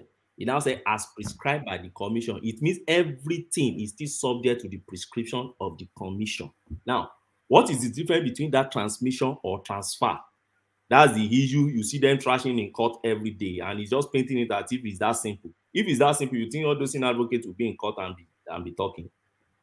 The point they are making is this. I want to come in. One man, let me come in. No, come in. Let him land. When I finish, you come in. Don't worry. You don't want me to say this. Let me say it. Now, the point those senior advocates you see are canvassing is this. This is a regulation. It allows flexibility. So if it's allowed flexibility, he's saying that don't cast it on stone. Because if you say electronically transmit, if something happens, then how do you wriggle yourself out from whatever happened? You cancel the entire election in the country. So their own understanding is this. When you use the word "or" in law, the word "or" it means disjunction. It means either this or this. So the first primary one is that you must transfer you must transmit electronically. It's a must. Now, or you transfer. So their understanding, those now and what they are canvassing is that if something happened with the electronic transmission and you could not do it, then you will resort to this "or," which is transfer. That's the argument. So now, that's my understanding of that. And he ended that paragraph by saying, as prescribed by the commission. It means it's the commission that will tell you either that or this. Either transmit or transfer. That's the argument in court. Now, what does 2 say? 2 say, then presiding officer will use the beavers to upload a scanned copy of the EC8A to the INEC result viewing portal. It's a viewing portal. But what are they uploading? The result. It means you have your result already. It's just like a JAMB office. My result is there. But JAMB now create something where I will go and view that result. You are now saying because my result is not in that place I want to view it, therefore my result is no longer with JAMB. Can JAMB make law? Result. Can JAMB make law regulation? In their database, yes, JAMB also have regulation, if you understand the meaning of regulation. Every executive body you see, parastatal, they have what they call regulation. We don't call it law, they are regulations. But are they law? I know they. I know what. Guy, I'm almost minded to kick you off, but I won't take any more thoughts from you, one man. I want to participate. If you saw me, I'll get the fuck out of this your stuff. Why don't you do that? Why don't you do that? Let him talk and let me. Why don't do? I've told you countless times. No badgering, no bludgeoning. Nobody's doing that. You're badgering him. Let's have a conversation. Yes, yes. Let the conversation take its course, though. Don't badger and don't bludgeon when he land. Let me land on this, my 38. What you don't want me to say is what I've said already. Now, the 38-3 now say, then the presiding officer will now take the beavers, that's the machine, and then the original copy of each of the forms, that's the results now, in an envelope to the registration, to the ward collation officer. He will now take that result to the collation officer, and he must go with a security agent. Then the police agent may accompany the presiding officer too, if they like. All the party agents can go with him to the ward level. That's where the collation will now happen. So what you have on IREF is INEC result viewing portal. It's a viewing portal, just the way you go and view your JAMB results. But your real result is in JAMB. So the fact that there's a problem viewing it doesn't mean the result does not exist. That's all. Can I come in now? Politely. Let me come in. Are you land now? Let me come in. I've landed. Oh, but I want to say something. Before Pansat. Yeah. Okay. Having brought out this regulation, because you believe that a lot of Nigeria believe that this election will be transmitted. I hope you know that, at least. Many Nigerians, especially Nigerian youth. Of course, because I hope you know. Do you know? Yeah, many of them. Do you know many of them didn't read this section 38 until after election? I know. People don't have. You are lawyers. You people have this is your field, and many people in Nigeria, those in the village and those businessmen, you don't expect them to go this far. Reading all these things. Do you understand? So for INEC chairman himself, who would have given a better explanation, because I believe this was asked him many times to explain how this election is gonna work, and he gave his own explanation to the extent that saying that these are Nigerians and they have the right to open the system and check if what they are doing is right. He said that. So instead of saying that, why wouldn't him explain all these things that you are explaining here, so that people will know whether to vote or not to vote? It's just a simple explanation, because he has come on television many times to give explanation, and he's giving the same explanation that this election is going to be transmitted. We have experiences in Ekiti, in Anambra State, and it worked. And even before the election, you did a mock. That's a mock. The way a school used to do it, before you do an exam, there will be a test to know how the students are going to perform. You did that, and you came out and said, "It's excellent. We're going to use it." Whether you have the direction to change it after or never, because I believe you are dealing with human feelings. They are dealing with Nigerians, the feelings of the Nigerians. So it wouldn't be fair to say that what you said before, that you're going to transmit it, then at the middle of the road, you later change. And you expect every Nigerian to be happy about it, because these are the transformation that every Nigerian has been looking up to. Do you understand? So I believe if Mr. Chairman has done this, anybody going to court today would have been a fool. This Ekene, right? Yeah. Ekene, the chairman did it 3 days to election. You see, and that's why sometimes I said people don't pay attention. I just send, and they tender this thing in court. If you follow that case, I follow it bumper to bumper. Maybe one man can project this. They tender this thing in court, and they ask, I think it was the 5th witness of Obi, the lady from my rice, the guy from my rice witness. They asked him, "Are you aware?" No, it's the guy, the one from AIT. From AIT. They ask her, "Are you aware of this?" I don't know. You see, are you aware of this? This was 3 days to election. You see what he said? We won't transmit raw figures of election results. And I think about 2 other newspapers.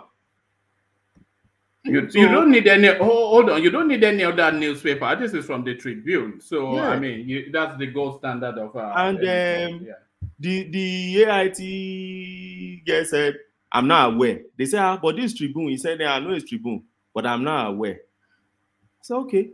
So the man, yes, I agree that the man approbate and reprobate. He will say A, next minute he will say B. Maybe the man didn't even read this section 38. Maybe it's a legal department that drafted this thing for him and he just signed. No, he does know what he did. Let me come in, please. Ekene, very good comment, very good point. Right now, one man, I posted a link for you. I want you to please display this page 3. This is from INEC, and it's telling all of us clearly there was the law provides for a dual mode, right? The first mode is the 4-step manual procedure at the polling units. That will be.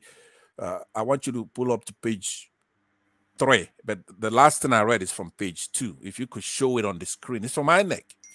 So the second mode entails a 2-step electronic procedure from the polling units. I mean, it's clear. It's not ambiguous. All you have to just read it and stop trying to make. But let me ask that you allot me time. I want you to give me like 2, 3, 4, even 5 minutes, right? But you give me the time so I could then know the points that I will emphasize, because there are some points that I want to make sure that we all get. And there are some that, well, we could just do that another day. So give me time so I could pick and choose what I'm going to present, because it's important that I talk to Mr. Obeni right now. What you see on the screen is from INEC, and it clearly states that some of those things that he's choosing as either or, it's not either or. You have to do all those things. Some of those things that he's making to be optional, it's not optional. What are we looking at? Hold on. What are we looking at? Okay, this is electronic transmission and collation of results. Now, if you look at so is this hold on, before I go to page 3.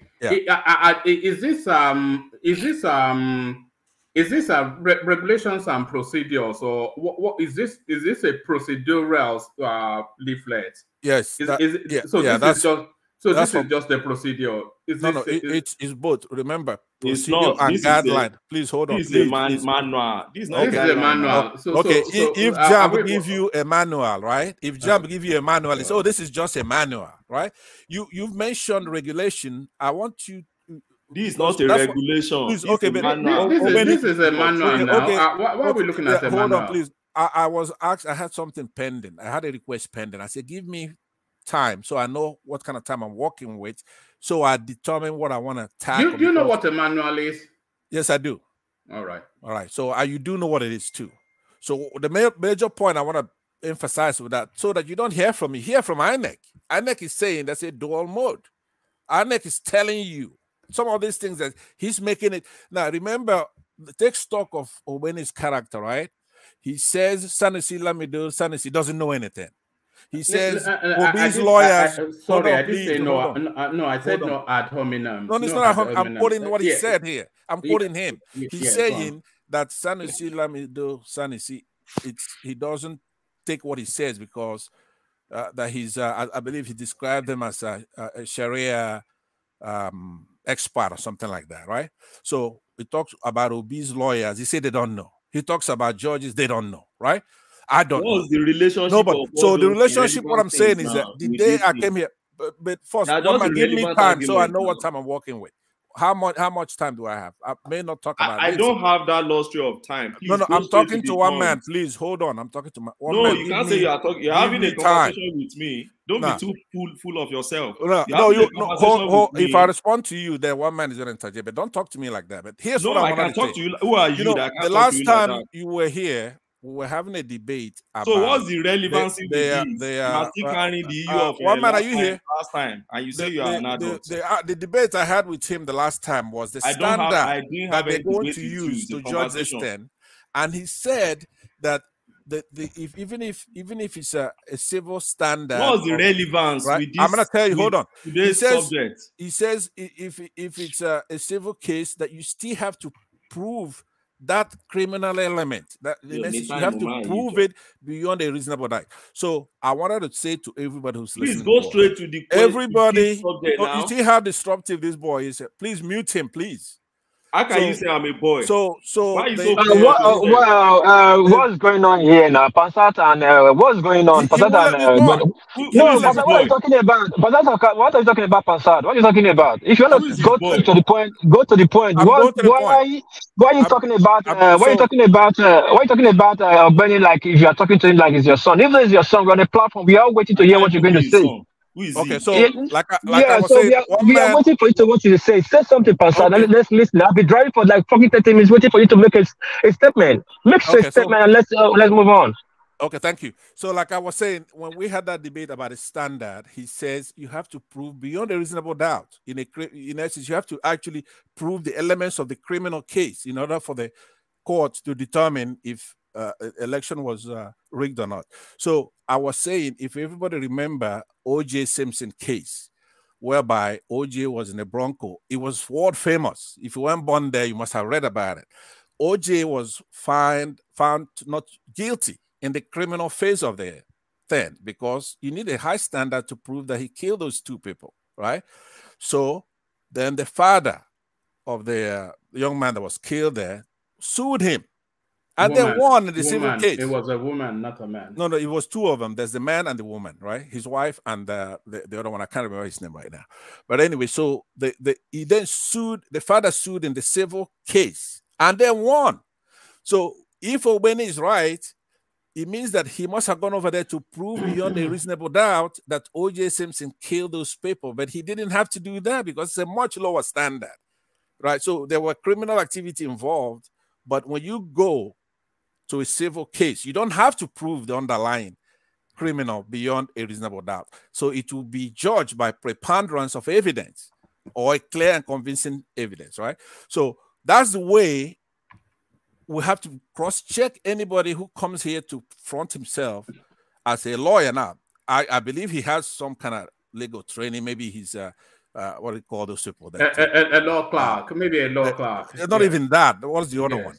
Yeah, law clerk will know better. A T-boy, maybe a T-boy, maybe a T-boy. You know. So, but anyway, so that is the first part of what I was going to say. So now, on the case of reading the clause 38 of, and then he's reading it. It's right there. It's not ambiguous. It's clear. The text is there. You cannot come and pick and choose. Now, when I proffer a clear INEC manual, or whatever he calls it, he dismisses it. So in a courtroom, you're supposed to, the best evidence rule. What do you have that's better than this? Nothing. It will be a case of the best evidence rule. In order for you to dismiss this, what do you have to substitute that's better than this? Nothing. This is from the horse's mouth. Maybe law. Maybe law is better than that. Maybe law. No, maybe but if people are listening to us, maybe law is better than a manual. Okay, like regulations, like ordinances. All right. All these things are law. I think we're tired of this. Let's get back. Let's get back to normalcy. How many minutes are you allotting me so I could then tackle? I'm wondering if the audience are still engaged by this because it's getting somewhat tedious. But they're right. Give it a couple of minutes. Give it a couple of minutes and then we'll move on. What do you mean a couple of minutes? Pansat has been talking for 1 hour. He is unbelievable, but there it is. What's his name there? Progressive. What I'm saying it's important. I'm not just here talking. I come in only when it's important. So please bear with me. No, no, look, gone in Pastor, we that you met here, we are not dumb as well. Okay, we understand what the oath is you're right. about. Okay. One man, I will yield back because he's right. They also have to talk. So I would listen, but try to come back to me as soon as possible. So I was actually going to bail out because I have a wedding in the morning, and then I want to hand over to Thomas. But with you being here, I'm going to trust you not to intimidate anybody. But let me hand over to Thomas. Thomas, share me Egbe. Thomas, General T. Okay, we don't have. One man. As far as you're not afraid of the truth, I promise you, nothing. It's not even the. And you can't mistake anybody. So shall I tell you what the issue is? Maybe you're not aware, but there's a badgering and a bludgeoning sort of a mannerism trying to beat down what people are not accepting. So that's usually where the issue is. Okay, I'll be mindful of that. I'll try to be mindful of that. You don't bother to try. We will trim you. If you do it, we push back. We trim you. Nobody's a kid here. That's fair. That's fair. Push back with facts. All right. I'm just waiting to see if Thomas is ready, and then I'll hand over. But as we are waiting, hand it to the progressive. One man before Obeni moves on. I want to make a submission on the earlier. Sorry for taking you back. What he said concerning the IPOB and the sit at home and all that. So what happened in few days concerning this 1 week or 2 weeks sit at home still shows that our governors are not serious at all. They're not ready to govern. They're not ready to protect the people. Because the man that made the chairman of Governors Forum from the South is the way he speaks. He's not sounding serious at all.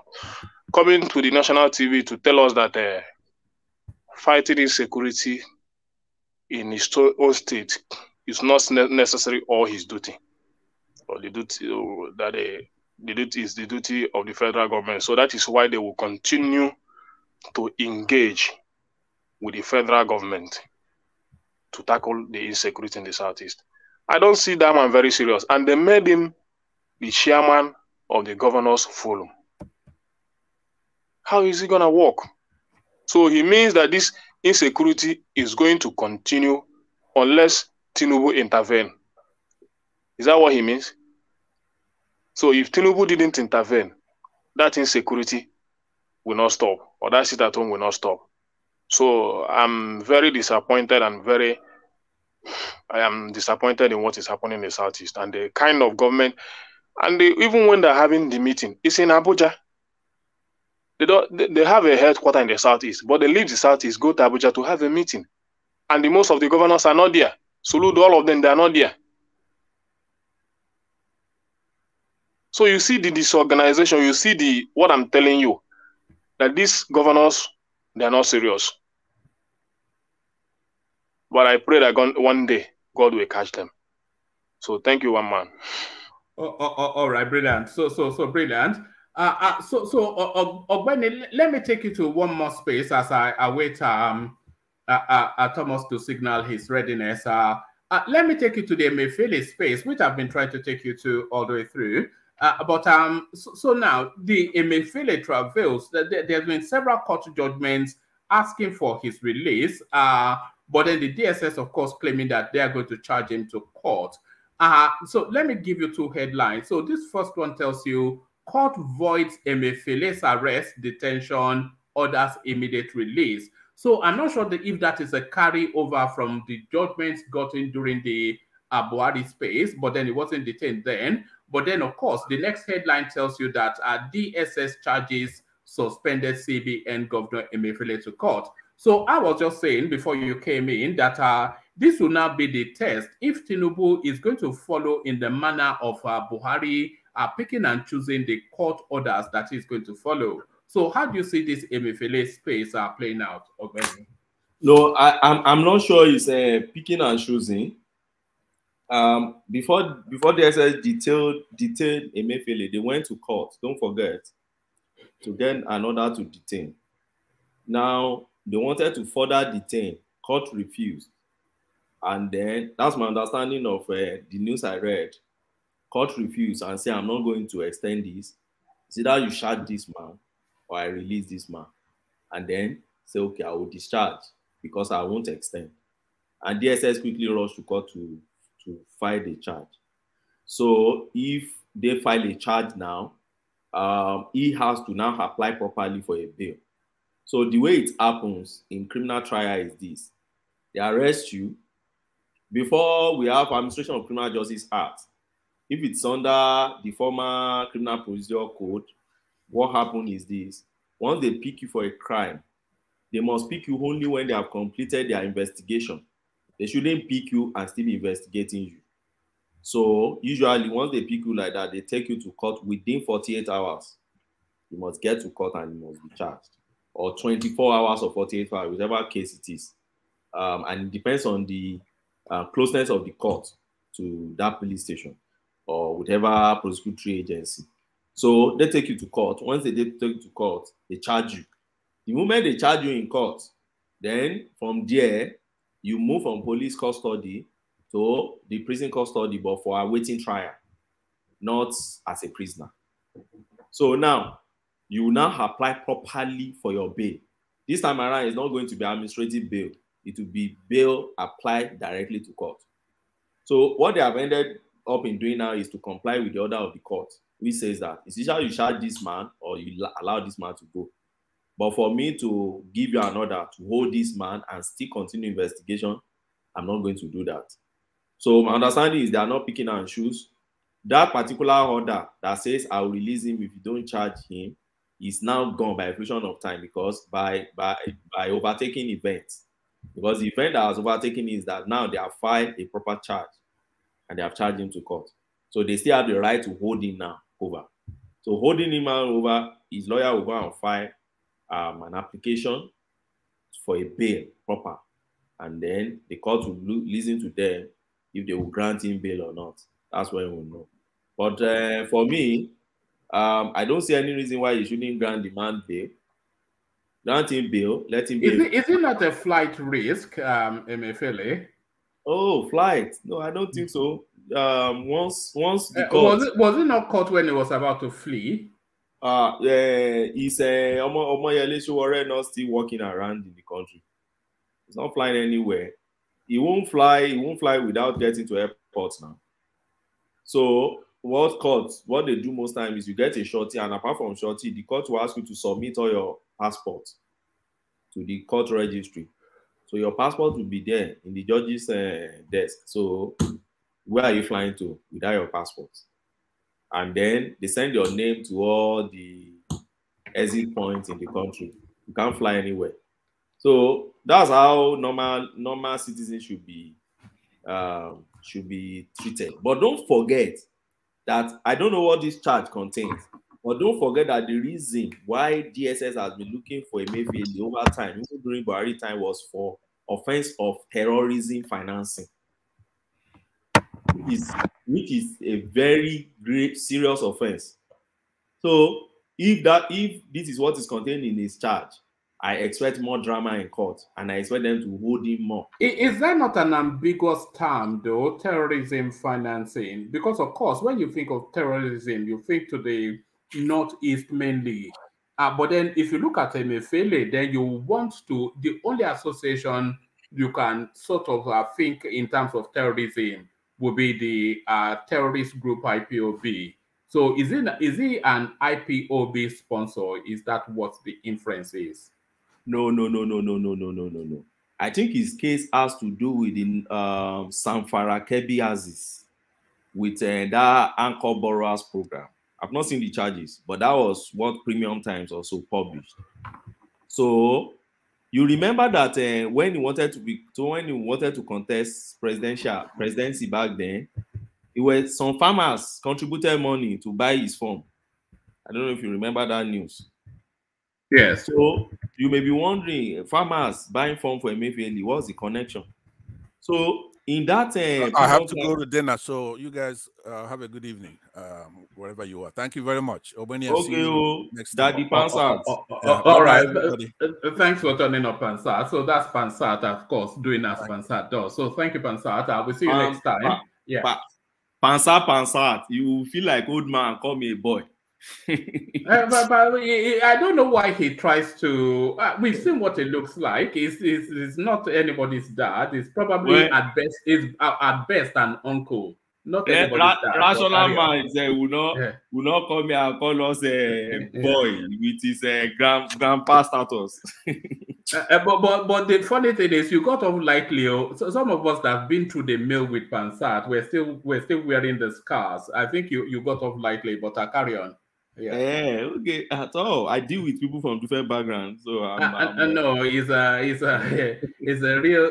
I don't know what parallel to draw, but it's wear your helmet whenever it's around. You have to put your helmet. You should just be going straight to the point now, and let me quickly leave this place so that others can talk. Yeah. So now I think what I read from news was that he dosed out money for Anchor Borrowers program. And I think then after that, those families were having issues in somewhere in Farakepi or so. Those kidnapping guys, those kidnappers were disturbing them. So I think he intervened.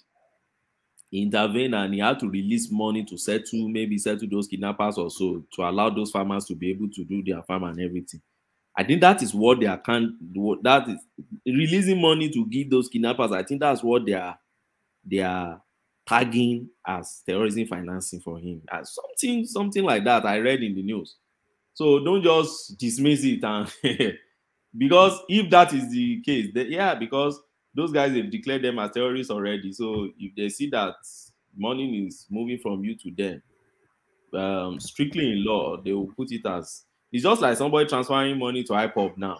You are financing terrorism because they've declared IPOB as a terrorist organization. Even if it's just their wives you are trying to help, or you are an NGO, you are financing terrorism. So it's not that simple. It's not 1 + 1 is 2. So let's see if the offense they are charging him for is somewhere terrorism. I expect more drama. That man will be there like in Ambode for a long time. Okay, one man. Thank you. Right. All right, brilliant. Well put. You really put in a shift today. So well done, Ogweni. Thank you. And you survived Pansat. Buy that t-shirt. I survived Pansat. Daddy Pansat. I saw. Is he Patoski? That's the grandpa of everybody. Is it World Peace or Patoski? Somebody tried to save me the other time. I think it was World Peace that was trying to save you, but it was World Peace. You know World Peace? It's a stickler for fair play. But one man. Don't you think that Pansat is still making this platform more lively? People like him. No, he has his own elements, certainly. That's why I let him on, because he has a certain je ne sais quoi. He adds a certain je ne sais quoi, that is what most of the time I will be just listening to his argument and be laughing. So anything that will make the platform lively, I think is welcomed. Are you saying his argument is no, it's not based on his argument now. It's not based on his argument. It's not the argument. It's a lively story. Sometimes we need to shout. We need to shout in this platform. We need to shake everybody. One. So that's part of the platform. So nobody should bash him like that. He's just trying to regulate him all the time so that the platform will continue to enjoy him. That's the thing. One man.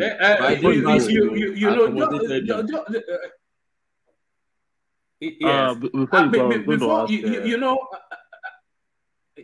Go on.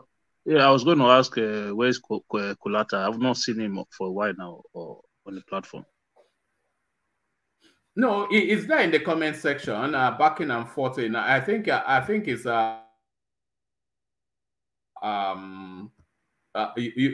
people actually have jobs. You'll be very difficult. So that's Kulata right there. So yeah, he is in the backdrop somewhere, causing mischief.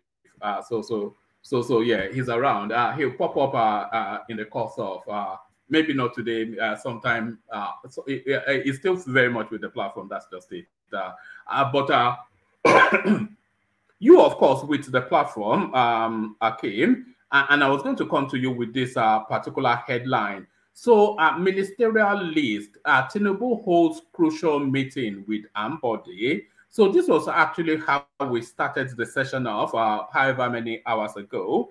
So now, Kurukere, this is what they say in Yoruba land, Kurukere. So Ambode has made Kurukere into Aso Rock now, and a lot of people, in fact, it's almost nailed on that he's going to get a ministerial position, because for all of everything that has gone, that has come and gone, it looks as though Tinubu rates him highly. And there is Ambode now. That was at the welcome dinner for Tinubu at Lagos. But let me just give you a quick recap of it. It says, amid speculation surrounding President Bola Tinubu's unreleased ministerial list, former governor of Lagos State, Akinwumi Ambode, has been spotted in Aso Rock. This was confirmed in a report by Channels Television Online that Ambode was in a crucial meeting with President Tinubu at the presidential villa on Friday, July the 14th. Ambode's meeting with President Tinubu comes after their last meeting at the state reception organized for him by Lagos State Governor Babajide Sanwo-Olu. The perceived return of Ambode to mainstream of Lagos politics reportedly began with Sanwo-Olu's visit to his predecessor at his home to celebrate his 60th birthday on June the 14th.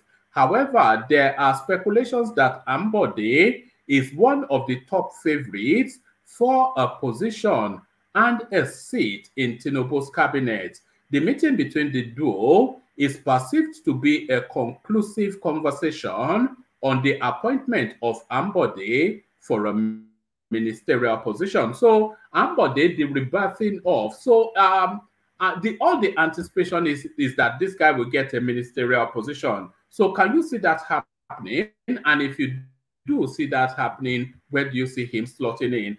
It looks as though we may well have Thomas now. So Thomas, can you acknowledge if you are there? Thomas. Yes, Daddy. Oh yes, Daddy. So go to that, and then after that I'll hand over to Thomas. Okay, your thoughts on Ambode? Yeah. Thank you very much, one. I think it's a welcome development because let's be honest with ourselves. Ambode is a very clever guy. You know, he's a very talented guy as well, and I think he was just a victim of the power structure in the Lagos politics at the time. So I think I know that a lot of people try to blame Tinubu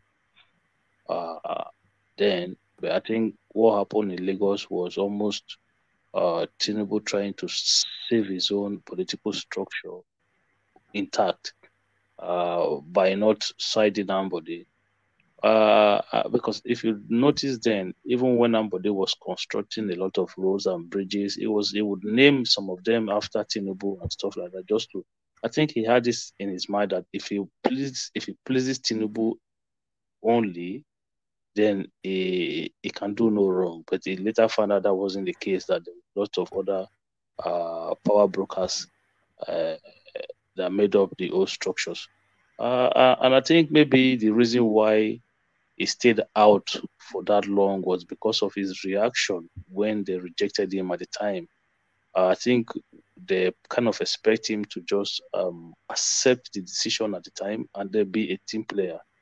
Maybe he kind of went too far, so that kind of pushed him out of the family for a while. But me personally, I'm happy that he's back. And I hope that he gets a ministerial position in Tinubu's government because Ambode is a very smart guy.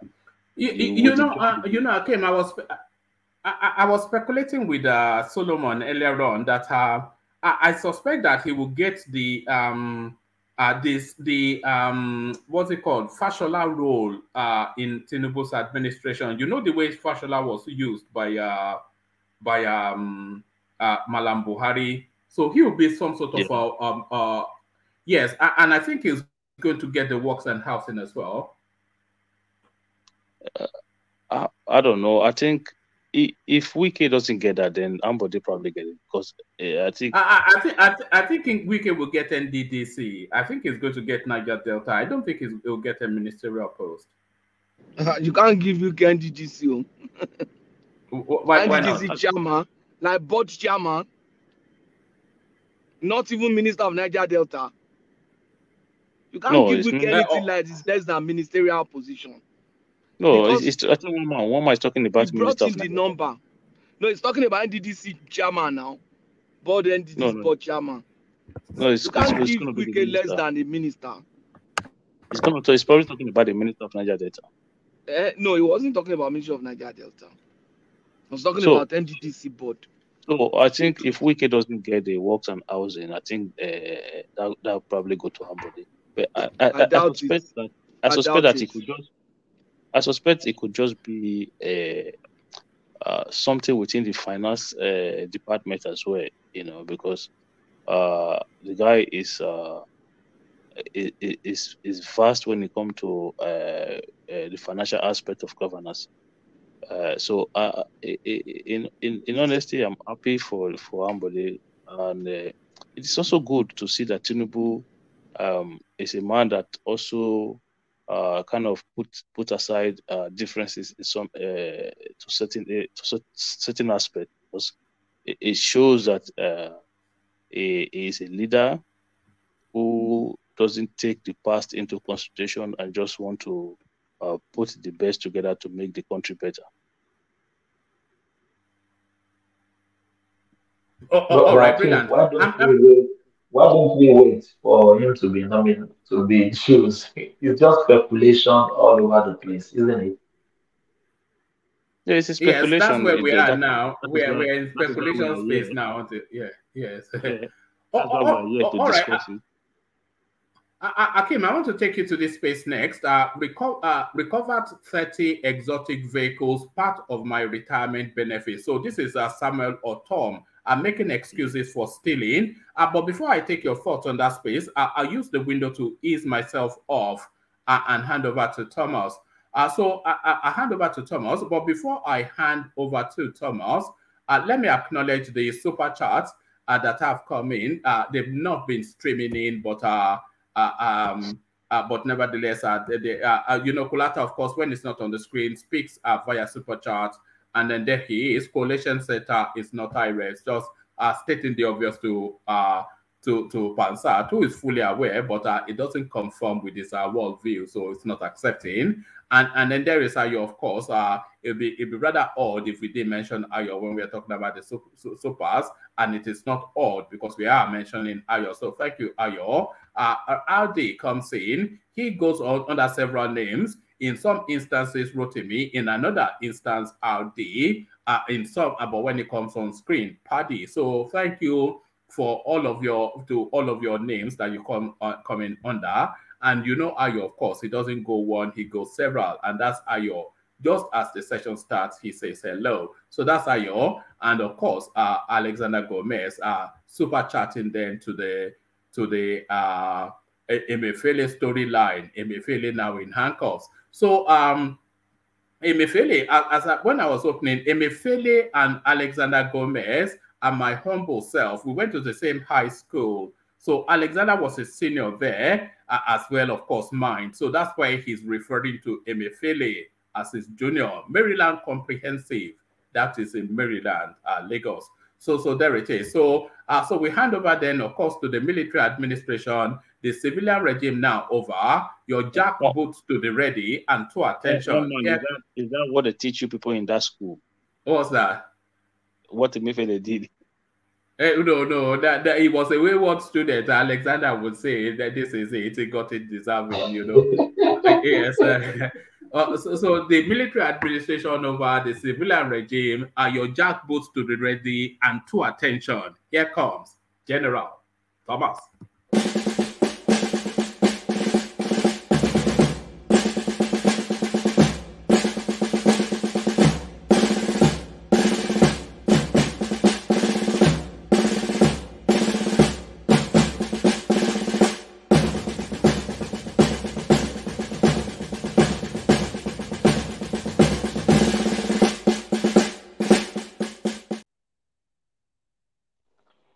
Yes. Good day, everyone. Yeah. Akim, go to the autumn space. What do you think about the exotic car seized from his home? I still insist if it is normal thing for the other governor that has left, why is autumn exempted? So what do you think? Yeah. Autumn, I don't know. Autumn, in my own personal opinion, was one of the worst governor, if not the worst governor in that uh, in that last dispensation. All Autumn did was just media hype and media propaganda to fight federal government. He did not do anything. This man did not pay salaries. He had more people in IDP camps than he met before he became governor. He did not do anything to try to relocate people back home. He said he was creating vigilante. Vigilante, he could not harm them properly. A lot of those vigilantes were slaughtered. And now he wants a retirement severances. So why do you need 20 cars? Who is going to pay for those 20 cars? So what happened to 2? What happened to 3? Do you drive 20 at once? You know the way and manner some of our politicians behave, right? This is a man that his record in office was abysmal. His people rejected him trying to go to Senate. They said no. And he will still come out and But told you. all what you are blaming him for, can you really blame him for all this attack IDP? That is federal government's problem. Yeah, but what are He his has own limited power. actions? Look, Zulum in Borno State, right, is facing the same, if not worse. Can you not see what the man is trying to do? Everybody can see what Zulum is trying to do. Zulum will build hospital today. Boko Haram will go and destroy the hospital tomorrow. He will build schools today. Tomorrow they will go and set it on fire. But it didn't stop it. Autumn should show us one that he even built, let alone them destroying it. He should show us one that he built. So all this excuse of you cannot blame, what were his actions? What did he do to try to even, okay, there's a problem in one community. You turn these people into IDPs. So what did you do to even try to educate the children? What did you do to try to relocate those people back? So for me, the man failed, and he failed woefully. Him and Okeze Biazu, two of them, I don't know, maybe Autumn just stopped Okeze Biazu in that last dispensation because he was a bad, very poor governor. He didn't do anything. So even the new governor came in and said, look, there's no money. It's met empty treasury. How do you even quantify that? How do you, on top of that, you came out and say you are taking 20 vehicles. Thomas, I bet you go and check those vehicles now. Maybe the cheapest one will be 30-something million naira. No, they are not cheap. They are 50 million upward cars. 50 million, 20 million. So you multiply that money by 20. But Akim, what I'm telling you now, if it is a tradition for the ex-governor to take away their own car, exotic cars, the official car, why is Otom exempted? Your argument is not rational. No, but even if you want to take away your official car, what 1, 2, 3 is that not enough? Why 20? What are you going to do with 20 vehicles? Is he planning to open a transport company or what? Can I say something? Yeah, go on. Please. Yeah. You see, what Thomas is trying to say is what also I also want to say. And it's good that we understand it like that. You can go to the former governor's garage, you will even see more than all tons what you see there. That is the system. So if he has taken those cars, it is what other governors are doing.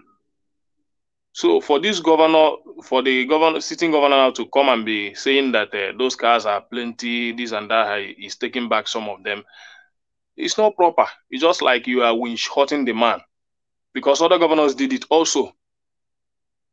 It's not that the system is justifiable, because these are the things that we need to cut out of the government to be able to move forward as the nation. But when other people are doing it, then it comes to his turn now. His sitting governor is using it against him. I don't understand it as wish hunting.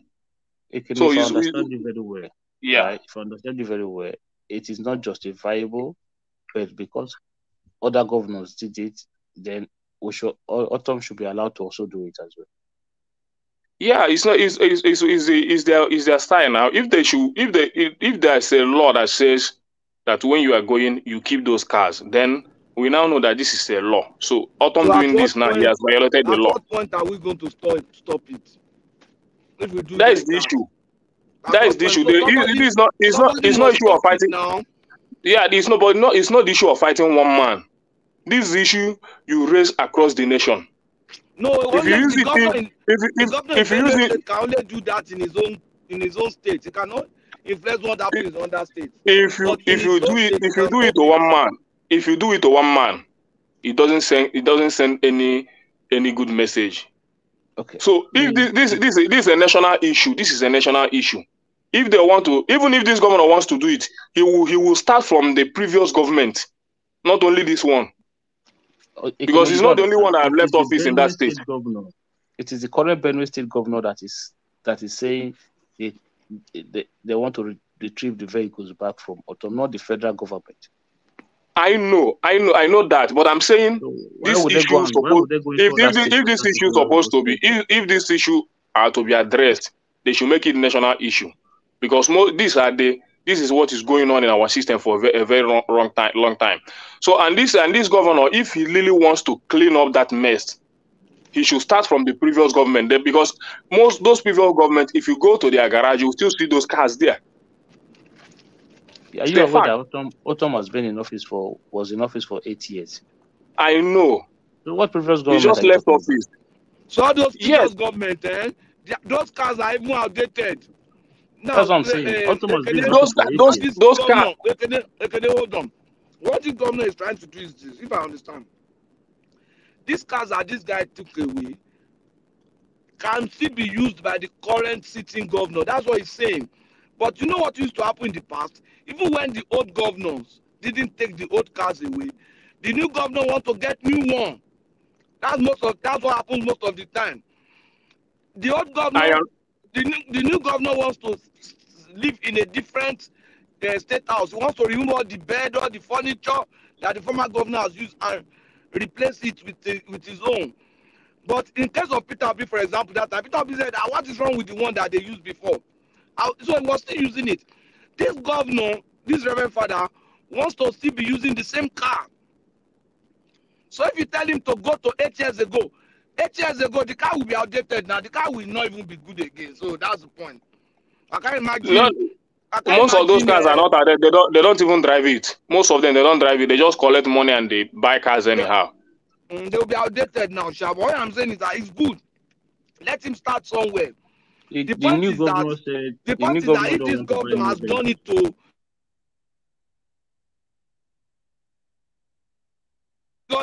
this governor has done it to, that's what it means. The man will even go back to his parish now. By the time he finishes his government, he will go back to his parish. He did not give him then another government will come and take the cars, or he will now leave those cars. And so that will not, because you know when people do things, Yeah, when people do things, they should consider the future, because if the future comes now, maybe after he has finished his tenure and he's leaving, and he did not leave those cars for other governors, then that is when I will know if Lily is a hypocrite. You understand? But he should check those. He should check what will come after his regime, how he's going to live. That another governor will come and still demand those cars from him. You understand? So he should be able to check that. You don't just go and do something because you want to do something. Even I know the direction he's going is not bad. That I want to use my ex-governor's cars and all that, and you know, which has not happened. He only has influence over. He only has influence over his own state. He doesn't have. I know now. State over here, so that's. I know. But the reason I pointed out to national is because this system is what is going on nationally. It's a good system, though. For me, I said it's a good system. That if this system should work, they should make it a national case, that any governor that is leaving office will not go with the cars in that governor's lodge. Those cars should be there. Then the next government should come and decide whether to use these cars or not. Then you see it become a law that other people will begin to emulate it. But when it doesn't happen in other states, and you now come to one man in your own state and try to show him capacity that you are a new governor now, that you can take these cars out from him because you are now in charge. For me, it's witch hunt. Because if he should look in the future, let me see if after his tenure, the cars he will be leaving behind, he will still park it in the governor's lodge. He should be able to consider those things before making those moves. No, he would. I'm not supporting Otom for parking those cars. Those cars are millions. They can be used. Anybody should park the money can be used for other things. Even be Otom that was blaming Buhari doing all those things. See, Buhari will be president. Say, I'm not sure say carry cars like that go in place. We saw Buhari work. I don't know whether he criticized Buhari, but whether he criticized Buhari or not. I don't want to go to that area because instead of doing things in his state, he's busy shouting Fulani headsman, Fulani headsman, Fulani headsman. Now Fulani headsman even up to today, even in this current regime, those Fulanis are still perpetrating even that state. In this current regime now. Don't worry, the truth I don't know whether it's Fulani or not, but for me, I say this current regime is still experiencing those insecurity in that area. So I would have expected him. Buhari that is supporting them. I don't know who is supporting them, and I will not say anybody. But the issue for me, the issue for this current government, Benue has suffered a lot. Benue has really suffered enough. So I would have loved him to make a very good point and leave Otom just to make a good point for yourself. Just make a good point, because the reason why I understand the reason why those people vote you as an APC is because a Reverend Father and they expect you to do something different. So I want him to leave that legacy for the people of Benue State. That state, I know my father and most of his friends, even from my town in Anambra State, used to travel to Benue State to buy farm products in a very large quantity. Sometimes two truck and all this 911 and all that. They use it to load yam and all that back to my town. And you go there, you buy yam cheap. Yam is very cheap those days. They bring it to our market. You go there, you buy yam, they sell it. The next 2 weeks, they go back. So if I remember those experiences, what used to happen to those Benin, how we used to enjoy their farm product and all that, it's not happening today. They don't go there again. That business has closed. As far as going from Onitsha or Oba in Anambra State, all the way to Benue State to load trucks of yam down to East. Do you know what it is? For that activity has stopped since Buhari regime, many years, about more than 8 years now. That activities have stopped. It's no more happening. They don't bring those yam again. And you talk about food insecurity and all this price of food and all that. This is the reasons. So this is what I would have loved the governor to focus on, so that you don't tell me that activity don't provide a lot of livelihood for the people of Benue State. Because when you go to farm, another state come to, they know Benue State as the place that produce one of the best yam in Nigeria, both potato and the yam and all that. So that activity has not been. This is what I want the governor to do for me, because it benefits me. It benefits me a lot.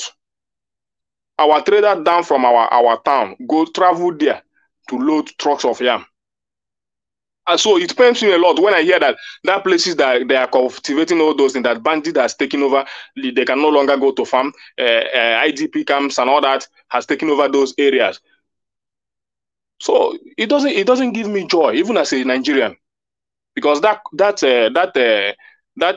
state has benefited me a lot in terms of business, in terms of food. So this is what I would have loved the governor to focus on, not going to collect cars from his predecessors. It's not a good idea. Let me see his plan to make Benue State more secured.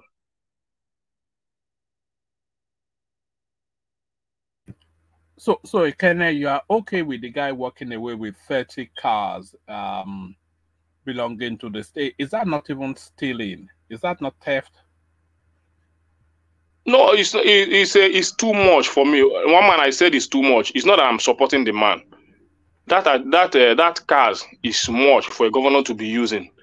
But my problem is, if you have to fight, you fight a real fight.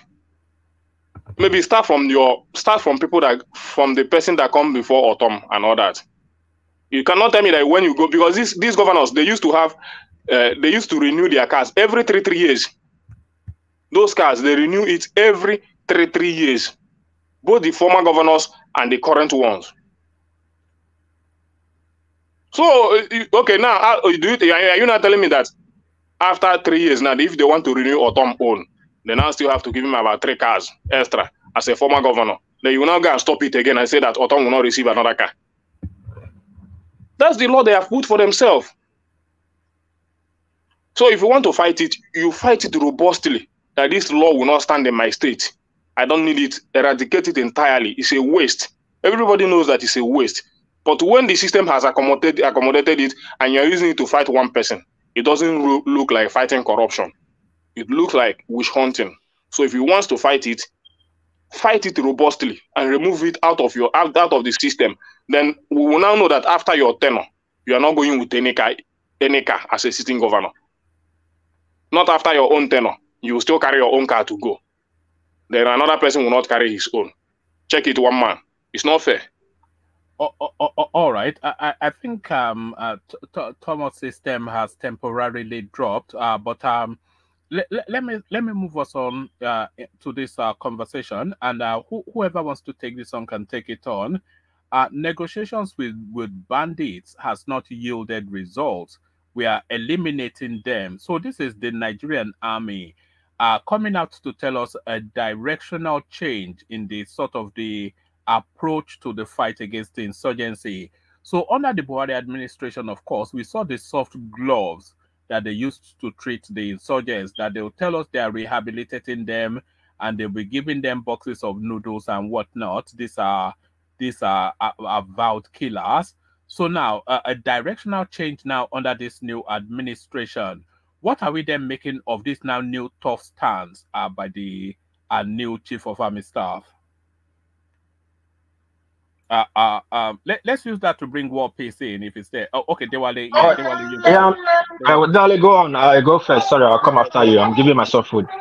Okay. One man, thank you. I was there earlier, but I left and I came back and I left again.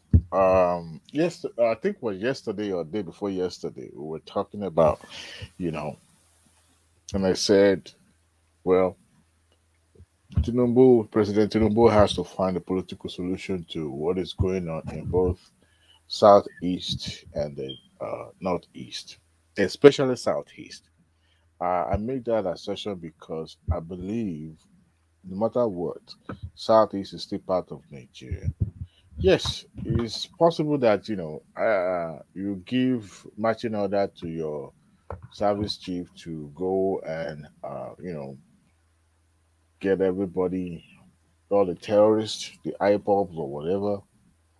But the thing is that the problem goes beyond just being termed as terrorists.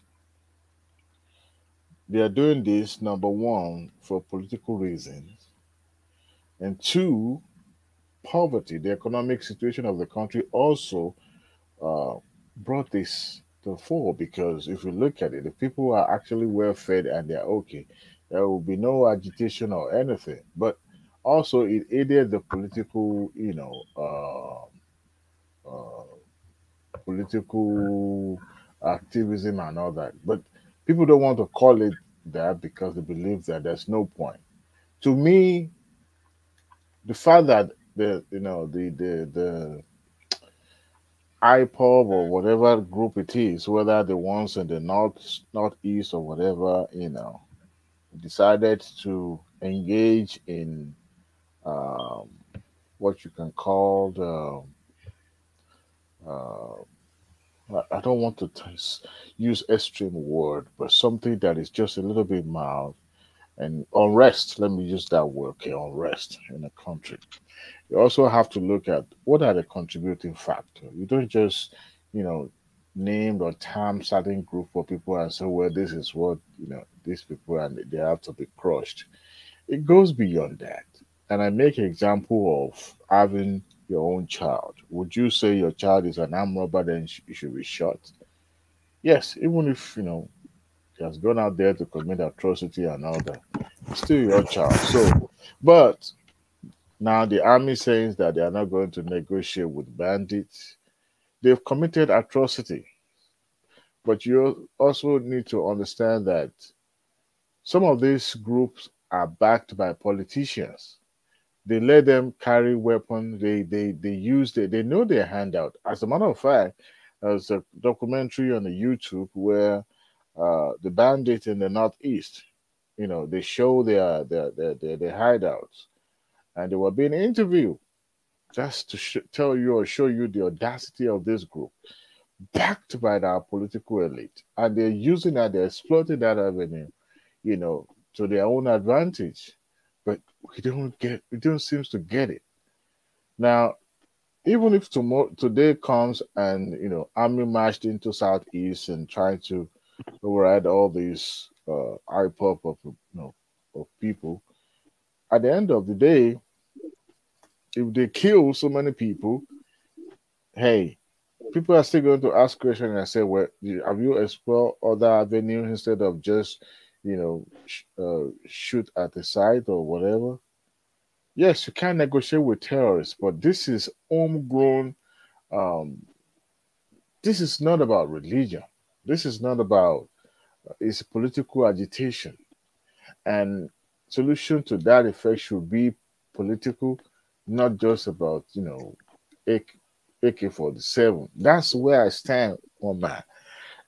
People might say this as being a little bit too lenient towards the agitators. I'm not sympathetic to their cause because it seems that they've gone beyond what they've done is, no matter how they're trying to humanize them now, they've done terrible things in the past.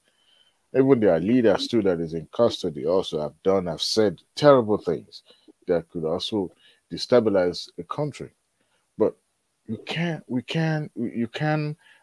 bath a baby and throw the water and the baby at the same time. No, you have to carry the baby and save it and pour the dirty water out. That's my own way of tackling things. Now, when you are dealing with the external aggression, that is different because this is not your national. Now, you can issue, we're talking about they are a just threat smaller to the number of nation. people. I'm not They are saying a they are not a threat. threat, but like I said, something brought this thing to be. What they were agitating for, what makes them think seceding from Nigeria is the best choice that they could get. And secondly, What are the things that they are asking for? Some of the things they're asking for may not necessarily make sense, but sometimes we need to look at where the agitation is coming from.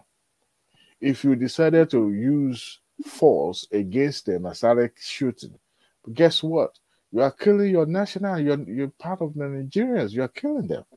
I'm not saying they've not killed before, but bottom line is that the federal government cannot be seen to be using too much of high-handedness. There have to be some soft area where they can explore. Perhaps maybe, I don't know if you witnessed negotiator before. When negotiator arrive at the scene, negotiator is not trying to impose himself, but rather is trying to, explore the vulnerability of the perpetrator to see where he can hit home that person will think deeper. All right. For example, you are negotiating with the hostage taker. Are you going to go there and say, no, if you don't let this person go, I'm going to shoot you, I'm going to kill you? No, you are trying to appeal to their soft side so that you can get, the answer. Not everything is about force. Not everything. But Adewale, I want you to get something today. This is not breaking news, but it could be breaking news to you. Nobody will let anybody go out from Nigeria. Take that. It's not going to happen. Go out of Nigeria. Let me finish now. Let me finish, please. In my own lifetime, it's not going to happen. So if they are not going to let anybody go, so that means the fight continue. So somebody has to give up. No, see, it's not like that. You see, Thomas, when somebody is saying we are revolting, we are turning against the system, something is wrong somewhere. It takes a very good listener and a good leader to decipher what could actually be the reason why some people decided, you know what, we are going to revolt against the system. We are going to go against the system. You and I have worked in an organization where people, maybe you've joined unions or something like that, and they say, you know what, no, we are going to turn against this system so that they could listen to us. Is it all the time that they do that they win? No. But then they'll be heard. All right? You remember what happens in the Southwest during 1999 time, 2022, I believe. And Obasanjo, I would say, crushed OPC because he didn't actually declare a state of emergency in the Southwest, but he used the power of him being from Southwest to arrest the factional leader, at the same time crush, and while at the same time pacifying the other group, the original group. So the federal government used the original group to tame this unleashed factional group of OPC that was causing mayhem and became a problem on Obasanjo's administration. You see, to me personally, I'm not saying what IPOB is doing because, no matter how they're trying to, change the narratives about, unknown government, we all know who are the people behind all this atrocity being committed. People go into the market, they destroy the wells of just ordinary people and all that. We all know who these people are. There's no unknown government. There's no one Nekitima or one Bauchima going to, let's say, Aba or Enugu to destroy somebody. There's nobody. It's them. Okay, but what I'm trying to say is this: because we are Southwestern, and at the same time, maybe South or Northwest or Northeast, or North Central people probably would not think the way I'm sounding because it's not happening in our backyard. There's nobody in Nigeria who will watch a military man marching into their community with AK-47. it will never end well. What is happening in Southeast is not like the one happening in the Northeast where you have kidnappings en masse, like more or less like it wasn't even terrorism. It was about, you know what, we are going to destabilize. We are going to use this to rubbish your administration. What is happening in Southeast is just a self-sabotage, and is more of speaking, trying to paint the country bad. They are attacking themselves, or like what was happening in Northeast, where you have mass kidnapping of children, women, and all that. So, what federal government can do? Yes, give the marching order to the Nigerian armies to go and crush the enemy. Is the enemy Cameroonians or Sierra Leoneans? They're Nigerians, and the current administration need to learn, because tomorrow, I think on this show somebody mentioned Odi, what happened in Odi. Obasanjo is still being condemned for what he did in Odi. Not everything you have to give marching order. You see, we are not living in a country like America or Europe, or UK, where you have, when you already have a system put in place to checkmate all these anomalies in the system. Our policy system is terrible.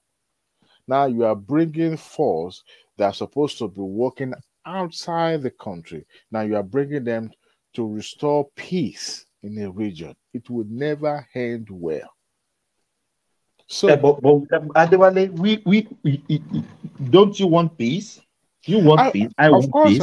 Of course I do. Of course I do.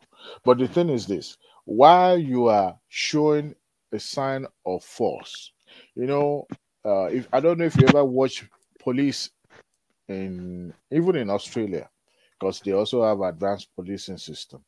Where you are, when the police pull somebody over where you are, and it's only single police officer against one man or two people.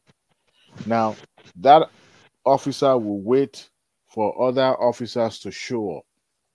They're showing up is not because they're coming to, effect arrest, but they're coming to show force. When you have 2, 3, 4, 5 uniform man standing, now what does that? That represent authority, and people will go back to their shed a little bit because now you have more numbers of people. So yes, you can have the presence of the military in the area to secure, right? But you don't have to use force by discharging weapons, because some of these service officers, they are trigger happy officers. They wouldn't mind shooting. They will shoot even without being given all that. They will shoot. All right, and they will try, and nothing will happen. Nobody is going to be, blamed for it. So, yes, you can show force. You can, your presence, but then you don't have. You can also explore other avenue. Well, the one happening in North State, we all knew it is all political in the first place. Like, so I don't remember who said that if unrest happened in Nigeria and lasted for 24 hours, that means government knows about it. And some of these things, they know who is behind all these things. But sometimes that's a way you go about things. There's always a way to some madness, and there's a way you address it.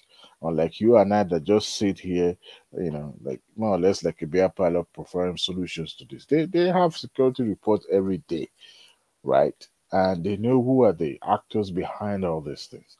But sometimes you don't, just because if you're trying to say, we want to be the loudmouth to expose those perpetrators, guess what? They might turn it, against you or turning on your head. So you have to walk a very fine line to make sure you work it, and at the same time do what you need to do, within the law. Because if not, you're trying to see there are a lot of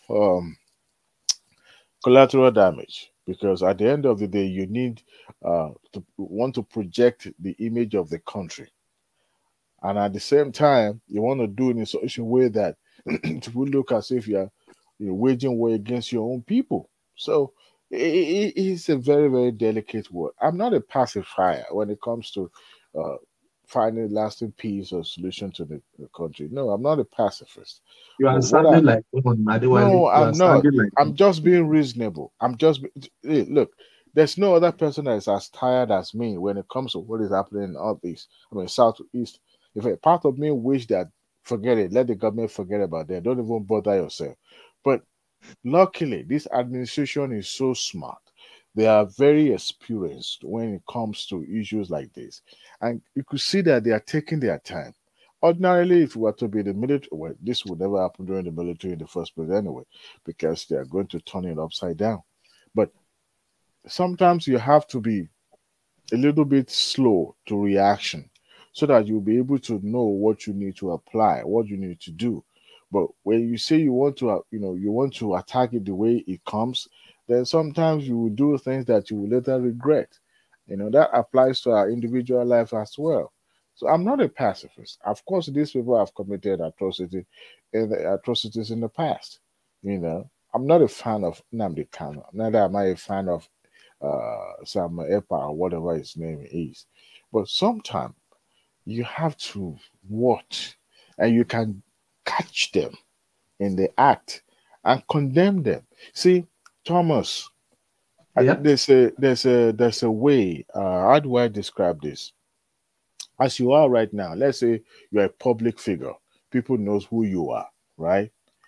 It won't take me more than, let's say, 5 minutes to destroy your reputation if I want to, because you're a known public person. Because you are not a known person, you are not known to the society. If I'm trying to rubbish your reputation, guess what? It won't amount to anything because people have no idea who you are. Yes. All right.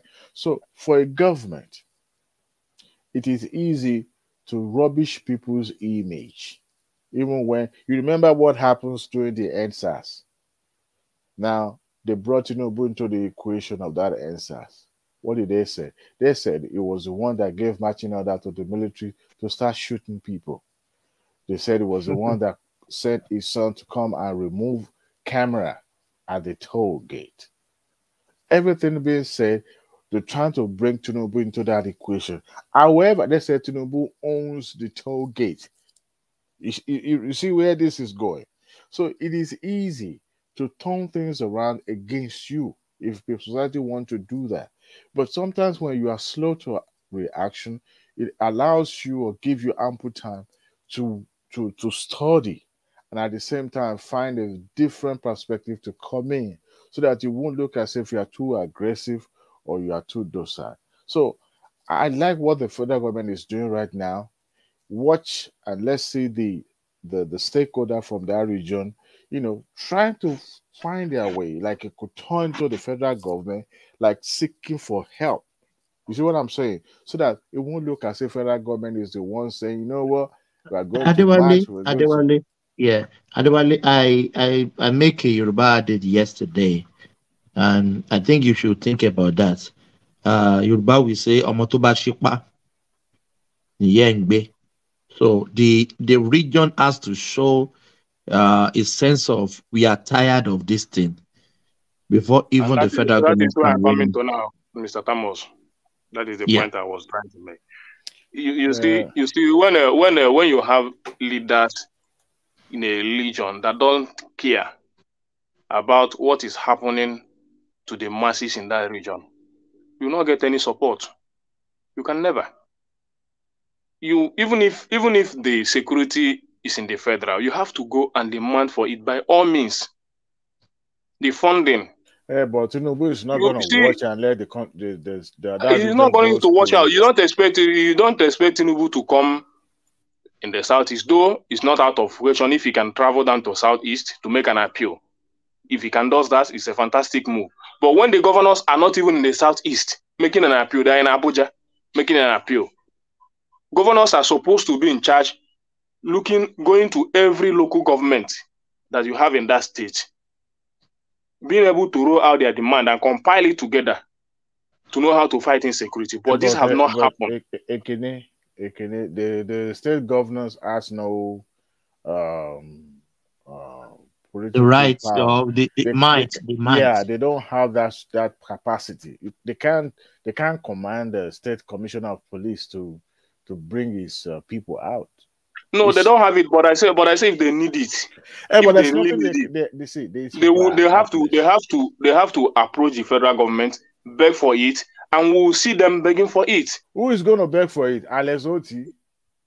Yes, now.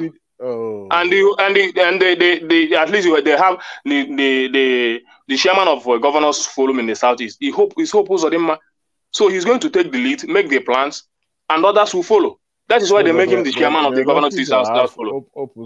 But the bottom line is that other states that have other political parties, they will try to.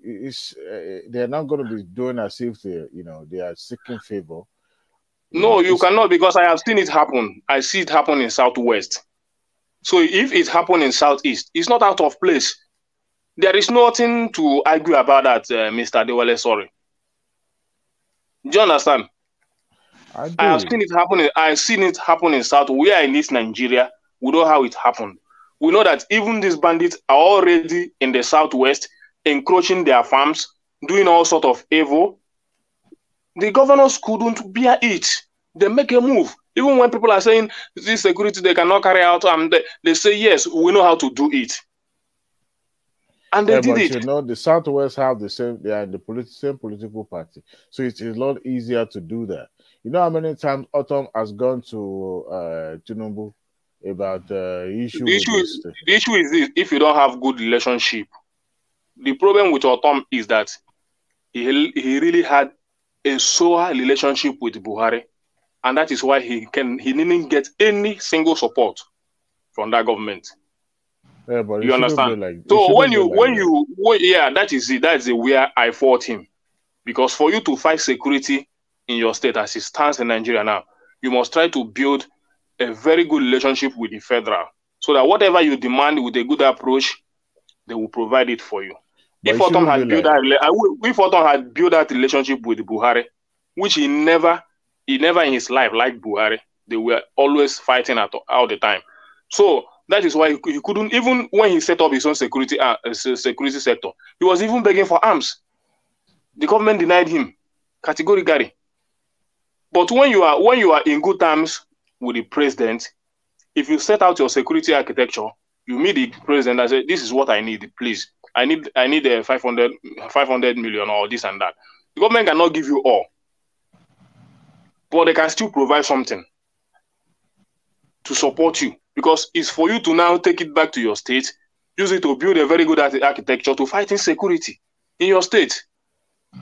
So, and I believe that that the reason why they made Hope Uzodinma the governor or the chairman of the Governors Forum of the Southeast is because they believe that he had more relationship than Tinubu than any other governor. Even Soludo don't have any. I don't think he has any relationship with him, no matter how he speaks.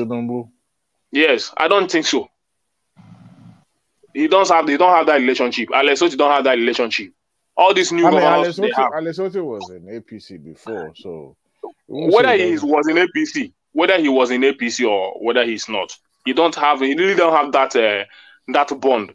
The only person that has it is Hope Uzodinma. That is why they gave him that position. So, but listening to him 2 days ago was very disappointing.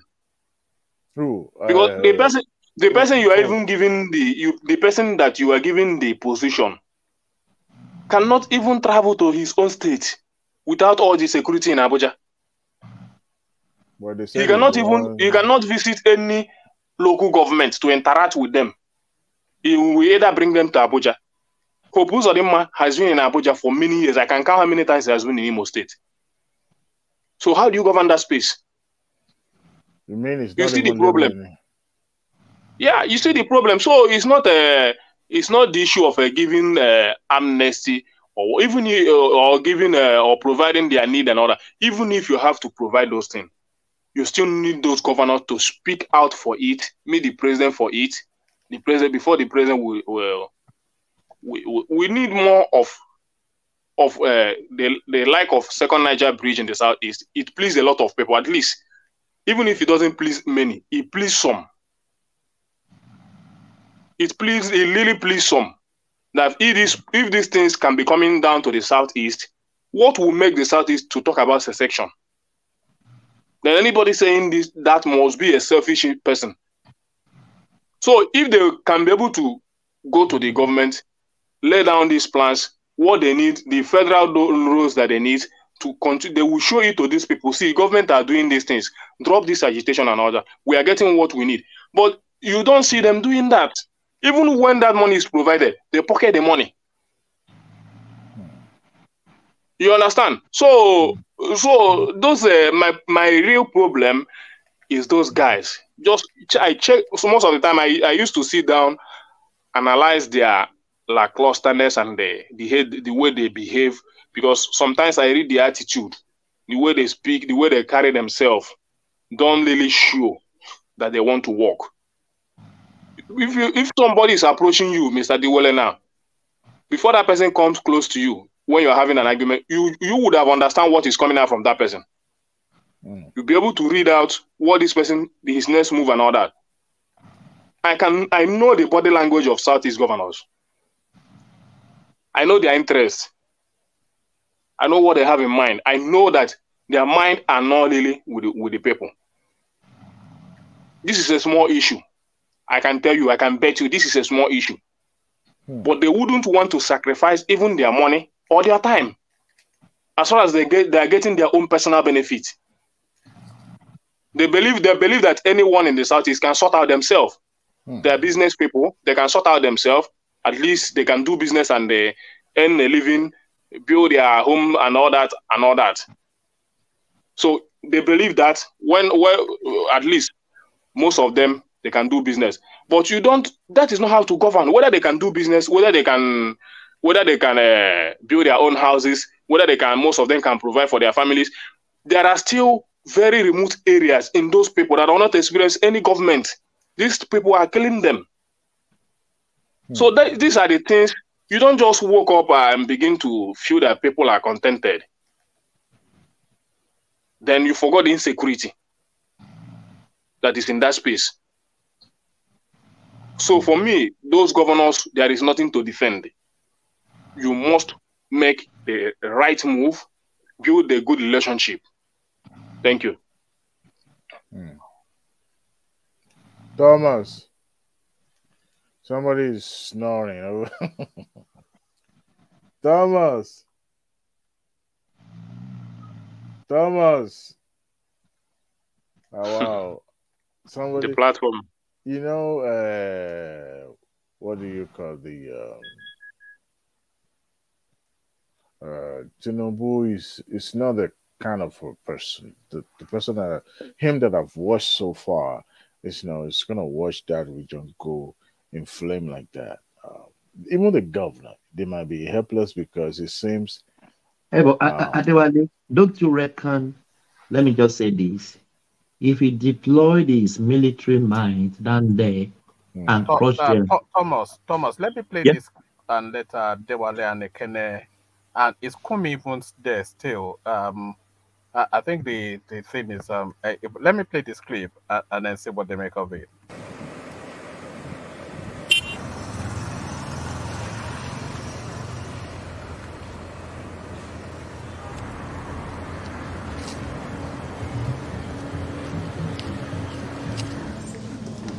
They should not stand it. Okay, sir. Yes, people should not. Basically, we arrested some illegal miners, some Chinese national. We got some credible intelligence, and then we've been on surveillance for a while, and then we were able to move in, and then we have them with us. And we are ensuring that the due processes of the law is followed by creation of law, so we follow strictly the law. Recall last week, the acting chairman was talking about the dangers of illegal mining in one of the trainings that we had. You see, this is exactly what it is. There are 13 in number, a female and 12 male. They were arrested, like I said, for illegal mining. And they were mining in areas where they didn't have license to. And they were also into mining stones for quarry. They also breached the provisions of the Money Laundering Act. They don't have a SCUMO certificate. They're not registered with SCUMO. They don't pay royalty. There's no evidence of payment of royalty. Other issues are also being handled by immigration, a sister agency. So we're collaborating. There are certain things that are expected to have met in terms of the law before coming into the country. Of the 13 we arrested, only 5 have their passports. The other remaining of them don't have passports with them. But we're also bringing the immigration to look at that aspect. Nigeria is the only country that we have, so we must protect everything that we have. Illegal mining comes with so much danger.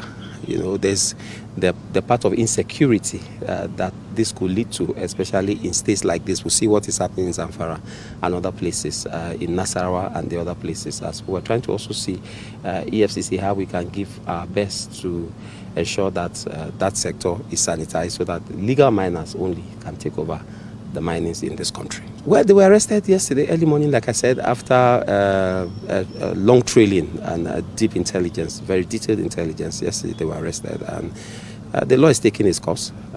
Like I said, we're a creation of law. We're following strictly the provisions of the law. After investigation, they're going to be arraigned in courts. Don't forget, this is not the first time we're arresting a Chinese national. One Zhang was arrested sometime last year. He was eventually convicted, and then so we will follow the same process. They're here, so of course the law is keeping them here. We know that they won't just step in here alone. They're foreigners, so we're asking questions. Who brought you? What did you come for? How did you get in here? You don't have passport. How were you able to come in here? Give us the remaining of your passport. We can see 5 and all of that. We want to have the other. So we're broad, we're deep, we're going far. Yes, it's a detailed investigation. And thereafter, we're in them in court.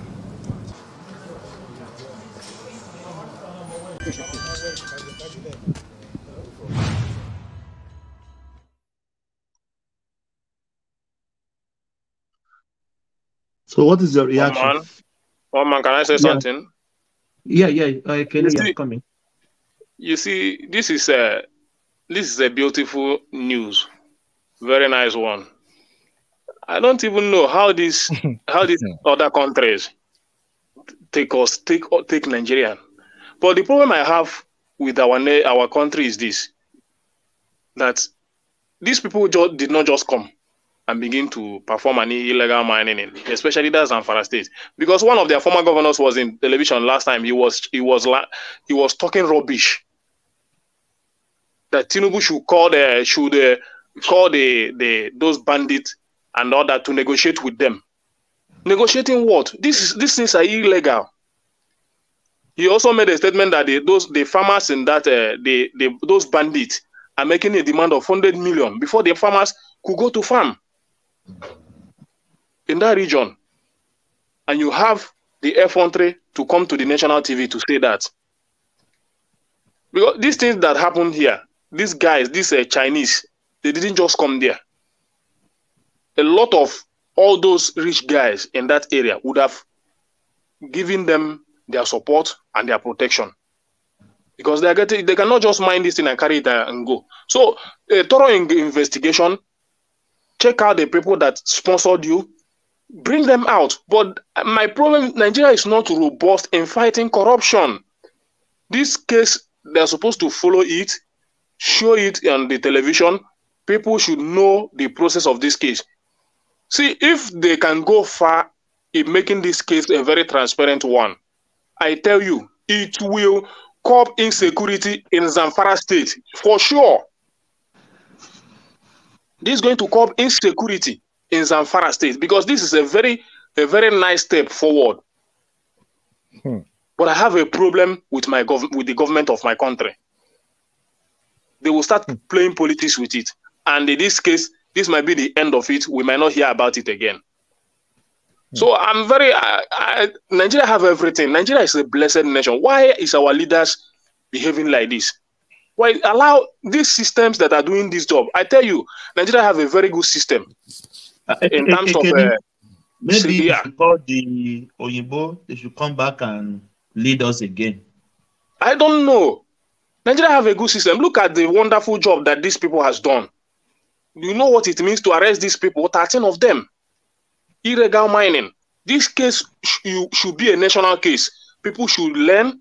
They should use them to set a very good example. Even those big people that are sponsoring them, bring them out on television to interrogate them. Let's see their purpose, why they are doing that. Heaven will not fall. Heaven will not fall. But they'll start to play politics. I don't want to wound this my supporter. I don't want to wound this person. No, they should keep that aside. Fight for the masses. Fight for the betterment of Nigeria. And all that. But they won't do that. Hey guys, where was this illegal mining? I'll be one of the happiest person in this country. Thank you. Where was the illegal mining happening? Do you know the place? I don't. I think it was talking about those. Is Zamfara? Yeah, that is Zamfara. And that is one of this is the state that have one of the most insecurity in that area. Almost all their local governments, bandit has taken over. You cannot come there to farm. As I'm talking to you now, in this farming season, they did not go to farm. Bandits are demanding 100 million from those local farmers for them to come and do their farming. And they don't have it. They stayed back. Their governor said it last 2 days to Seun Wakembale on channels. I was surprised. Wala do. Chinese in Nigeria for illegal mining. First and foremost. Well, quickly, Dewa, I was going to say, if you don't mind, see, what is going on with illegal mining is just like the oil bunkering. Nothing new here. It's the people in charge, in power, that are the ones orchestrating all these things. These things do not happen in a vacuum. I mean, some people are behind it. I mean, it's just like they're stealing the oil. They too now they're passing all this. It's not an issue of Chinese. Not at all. They could have been Germans or whatever. Whatever happens in the Nigerian space, it's usually a coercion between the Nigerian people, the leadership, and the foreigners. So it's got nothing to do with Chinese people, really, if you ask me. You know what actually baffles me is that even in oil bunkering, I mean, you see Nigerians being in charge. Once it's outside the shore of Nigeria, that's where you have the foreigners, being in charge. But this time around, somebody correcting us on the comment section saying it's Kwara, not Zamfara. Whether it's in Zamfara or Kwara or Lagos or Ondo or whichever state it is, what we have is a total collapse of security. Because at the end of the day, if you look at it, how could foreign nationals come to another country, a sovereign country, to mine illegally? To me, that is not just breakdown of law and order. That is a total failure of a state. Nigeria is a failed state. I mean, you're right. It didn't just happen in a vacuum. Someone in the authority must have given them that power, that enablement for them to be able to carry out this evil perpetration. So now, and that begs for a question: what is the federal government doing? Because now we have Chinese coming to Nigeria to mine illegally. So that means there's no way the governor or the government, the state government in that state would not know about this. There's no way. You can't have the foreign national in your state and then you say that you are not aware. With this number of of them being paraded. There's no way. But secondly, too, what jurisdiction does EFCC have over arresting illegal miner? I think should be the duty of the Nigeria Police Force, not EFCC. Am I mistaken? Please, somebody correct me if this is not right. Well, yeah, I tell you, is the Nigerian police, their job is to carry the umbrella for these Chinese people when they walk around the streets. So there you go. Yeah, but I think this has to do with our economy and finance. I think EFCC has the right to do that job. In fact, as it is in this country now, I don't care who does the job. I just want the job to be done. See, this is the problem I have, because this has been debated in the court for several times now, and the court hasn't given a definite answer. What we have is the duplication of duties, among our security apparatus, because it seems the duty that has been carried out by EFCC is also being duplicated by the ICPC. And if you look at the act that established Nigeria Police Force, they are supposed to be doing the job of both ICPC and EFCC.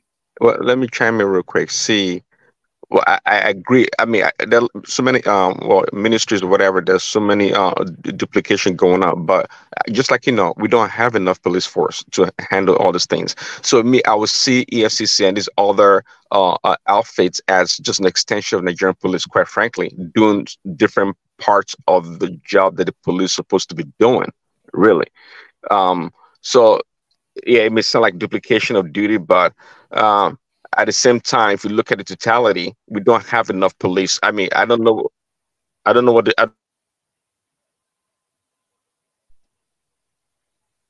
the ratio is, but I don't think we have that many police compared to the citizen. The ratio, that's what I mean. In America, we have what do you call it? Each of the federal agencies have their duties. For example, if someone is tasked to bring in crops from South America, and that individual also decided to transport narcotics with those crops. Now, how does the federal government, establish which jurisdiction is going to prosecute? The first what do I say now? The perpetrator was meant to transport crops to America. They take over. Now, once the federal government now established that, narcotics will now take precedence over that crops. Remember, you are supposed to transport crop, but you are now dealing with narcotics. So the DEA will take over because the narcotics now, is above the crop. So you also have the Bureau of what is it called? Woo. It's not agriculture. I forgot the name. They are not that known, but they are also a federal government agency, security agency, and they will take the back seat, and the DEA will take, we take the front seat while working with the FBI. They'll be the front to gather the intelligence and the evidence and all that. So that's why I'm asking that whose jurisdiction is to prosecute these people being paraded? Is it Nigeria Police Force or ICPC or EFCC? Because I believe EFCC should deal strictly with finance crime, and this is illegal mining. So I'm trying to wrap my head around it, but that is secondary. The fact that we have foreign nationals in our country mining illegally speaks volume. That's a huge deal, a really big deal. But there's no way the state government will pretend as if they don't know what's going on. Adewale, can I ask you a question? Yeah. Can any Nigeria go in any space in China and perform this kind of acts and they come out alive? It's possible. And can any Nigeria go to Chinese? he can do this and do such a thing and come back alive? Can it happen? Can I respond to that, your question? Yeah. Good morning, everyone, and I'm happy to join you guys here. The answer is capital no. That person that person and those people that are even innocent, they will round up everybody and they'll put them into prison. They don't even care whether your embassy interfere or does not interfere. I think you guys have said it all. The hallmark of all these things that the governors are involved. Some Nigerian top elite are also involved. They are the one bringing these people on, probably on tourist visa, Nigerian tourist visa, and coming to Nigeria to come and do all these stupid things. Sorry for my language. Nobody, even America, they dare not dare something like that in China. Nobody, I repeat, nobody. So our system is so porous, and our security agencies, what they really interested is corruption is too much. Have you ever been to Nigerian passport office? You will see a lot of immigration. They don't have nothing doing there. They will cram themselves in one room. They're supposed to send all of these people to the field. I think in some countries, immigration are under the police. But Nigeria, we separate them, which this is also duplication, because the immigration, how come immigration, when you enter a foreign land, the first thing you have to register with the local police. In Nigeria, nothing like that, especially if you are coming with a working visa or something like that. But immigration only deal with the ingress and outgress. They don't really, it's the border patrol, the customs that usually man the those yeah, I understand, but sometimes like this is what you said, there should be a synergy between EFCC, immigration, and the police. Correct. If the EFCC, they arrest these people, they should hand them over to the police, but that will be the biggest mistake, because the police will release them. Even right now, they're still going to be released. I can assure you of that. Because the Nigerian government, are they doing any mining themselves? Even if they are not doing any mining, they cannot just allow every Tom, Dick, and Harry to. They don't know how to mine. No, they have to. So what do you think they should do for these Chinese guys? The same Tom and Harry. To jail and their they should send them to jail and their Nigerian cohort, because they cannot do that without no Nigerian. But the Nigerian cohorts are the big man. Come on, you know that. You will be surprised. Nothing will happen to them. Nothing.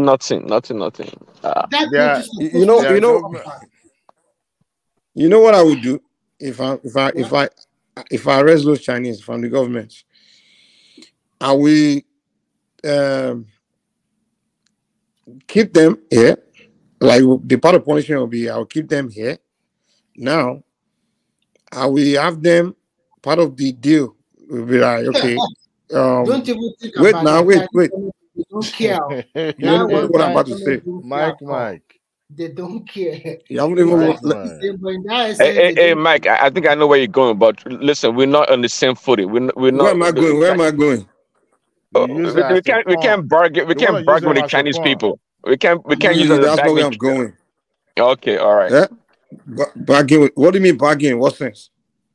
Like bargaining, use them as a bargaining chip with the Chinese for whatever reason. I don't know, but go ahead. No, that's not what I want to say. No. Okay. Here's the deal. Here's what I see here. You got this group of Chinese men sitting in China, poor, and they figure a way to get rich in Africa, right? And that way to get rich is they discover that a village somewhere in Africa, they will go there, and if they dig the ground, they can get something there, and that will make them rich. Now, you and I as in Nigeria, we are not asking ourselves that, how come those Nigerians in Nigeria that want to jackpot, they didn't know that they don't have the same head that Chinese guy has, that there's something that your grant that you said could have done and dig and become rich. You understand? So, me, as a, let me tell you where I'm going, I say what I would do to them. Me, as a, if I'm a real serious government person, I would say, these guys now, since they know something some of my people don't know, I will arrest them. They can't go back to seize their passports. Now say the deal I can make with you is if you want to go. Your knowledge and everything you know, both the knowledge of the thing you are mining, how you're going to trade it, where you're going to sell it, how you make money, all the process. You have to train all bunch of my people. You transfer the knowledge to them. And once I'm convinced that you've given my people that knowledge, now you can go. Or else you get a death sentence or you get life in prison. Okay, let me that's the deal you make. But unfortunately, you guys are not thinking like that. You just have to punish them like that. See, when America arrests you, listen. Let me chime in real quick. So, did that make sense? Or what would you have done? What you said it makes sense. But here's the thing. See, if you know how the CCP works, the Chinese government, if you know how they work, sometimes they actually work through such people, actually. But at the same time, they work through like what you call like a mafia kind of ring. These people, if they're truly poor, where they get the money from? But they have what they call sponsors. So they have sponsors that send them like they do in Africa also when they sell all these ladies to prostitution in Italy, right? But these people cannot work like that. They don't work independently because they don't have the funds and the resources and the backing. So it's irrelevant. The fact that the sponsor is sponsoring wait. Shiremi, you gotta let people talk now. The time about you. No, I'm allowed to talk. I just call your name. I get it, boy. If I started responding first, let me learn and then you can respond to. See, if for the sponsor to be sponsoring it, I mean, the sponsor know they already have the knowledge, or either the sponsor already trained them, so they are not sending just empty head there. They must have become experts in what they are coming here to do. So Mike, they do crude mining. So far we don't see. They employ the local people as part of their mining ring. They employ also crude way of mining. There's no special skill they're displaying. Actually, maybe they have some, but we're not seeing nothing. Why are Nigerians doing the same thing? Then why your broke, poor ass people over there not doing the same thing? Even your governors don't know how to mine. How long have we been saying we have something in Safari, we have something here, and the governor don't know how to mine? Because nobody in Nigeria has sense. Anything about mining. Well, just like you said, Mike, they see Africa as a place to go, something, that they can get rich quickly. Well, the same reason also we jackpot to all these places, also thinking we're going to, pick up gold on the street or we're going to get rich, the same mentality in a reverse direction. But their own is more realistic. Our own is just some fallacies, So I don't even know. We just think we're going to. Mike, can I respond to you now? First, the point about it is that, like we said, they have a cohort that people that let them have the opportunity to mine illegally, and I think it's some of our top elite or even the governors. And Prince Daddy said this is a crude mining. So what you want to do by keeping them here and threatening them with jail, something like that, it's not going to be easy because we have we have a lot of bilateral agreement with China. Some of these people, just like Prince Daddy said, they are nobody in China. They are also looking for greener pasture. And somebody said, if you go to Nigeria, they are lawless there. Just bribe them some money. Can you believe when Chinese are coming through the Nigerian airport, they put some dollars inside between their passport and they give it to the immigration? And most of them, they came in here through tourist visa. And which in China, if you came in through tourist visa, they are monitoring you. That's the immigration. There was nowhere, which hotel are you staying? Where are the places are you going to visit in their country? Immediately your visa is applied. They will even come to the hotel and pick you if you are not going back to your country. So that's what I'm saying, that our immigration are too docile. They do not do their job very well. Because actually, when you come with Nigeria with a tourist visa, they only give them 1 month stay. 1 month stay, they will continue to stay illegally for a long time. And if they want to go back to their country, they did the same thing, put some dollar in between their passport, and our immigration will look at other way. So the problem is first our homegrown, because they see us are very corrupt people, just throw anything at them, even how much is $100 to Chinese or something like that. So the idea I will tell you guys. What you are trying, let me now finish. What you are trying to say, their government will get involved in that way because they are not so stupid. They are national. But if you send them to jail outrightly or prison, their government won't do nothing. And Prince Tadiota said some of these guys, because see them, they look like crude or something like that. They can also be spy. You don't know. So they were trying to do so many things you guys don't know. But it's the Nigerian government or our security people, they are not doing their job very well. Because So if I know that, okay, Prince Daddy is corrupt, it's very easy for me to manipulate him. If I know Mike, I can get you with money or anything in cash or in kind, I will manipulate you easily. But over there, because of the system of government they practice, you cannot manipulate their immigration or police. They will arrest you and put you into jail. They don't care who you are. Even if your so-called governor do something stupid, they will do the same thing. And by the way, quickly, say Nigerian government cannot mistreat a Chinese houseboy in Nigeria. The Chinese government will step in. I'm telling you, they will spend $1 billion to make sure it doesn't happen because they understand the image out. They understand the image on an international stage. They know what's up. The Chinese are not stupid. They know how to project power. And right now, the company that knows at America and Europeans, you can't mistreat them. No matter what they do in your country, you can't mistreat them. You can't put them in jail like that. Prince Daddy, if I am the president, you see this thing. The next day I'm going to China.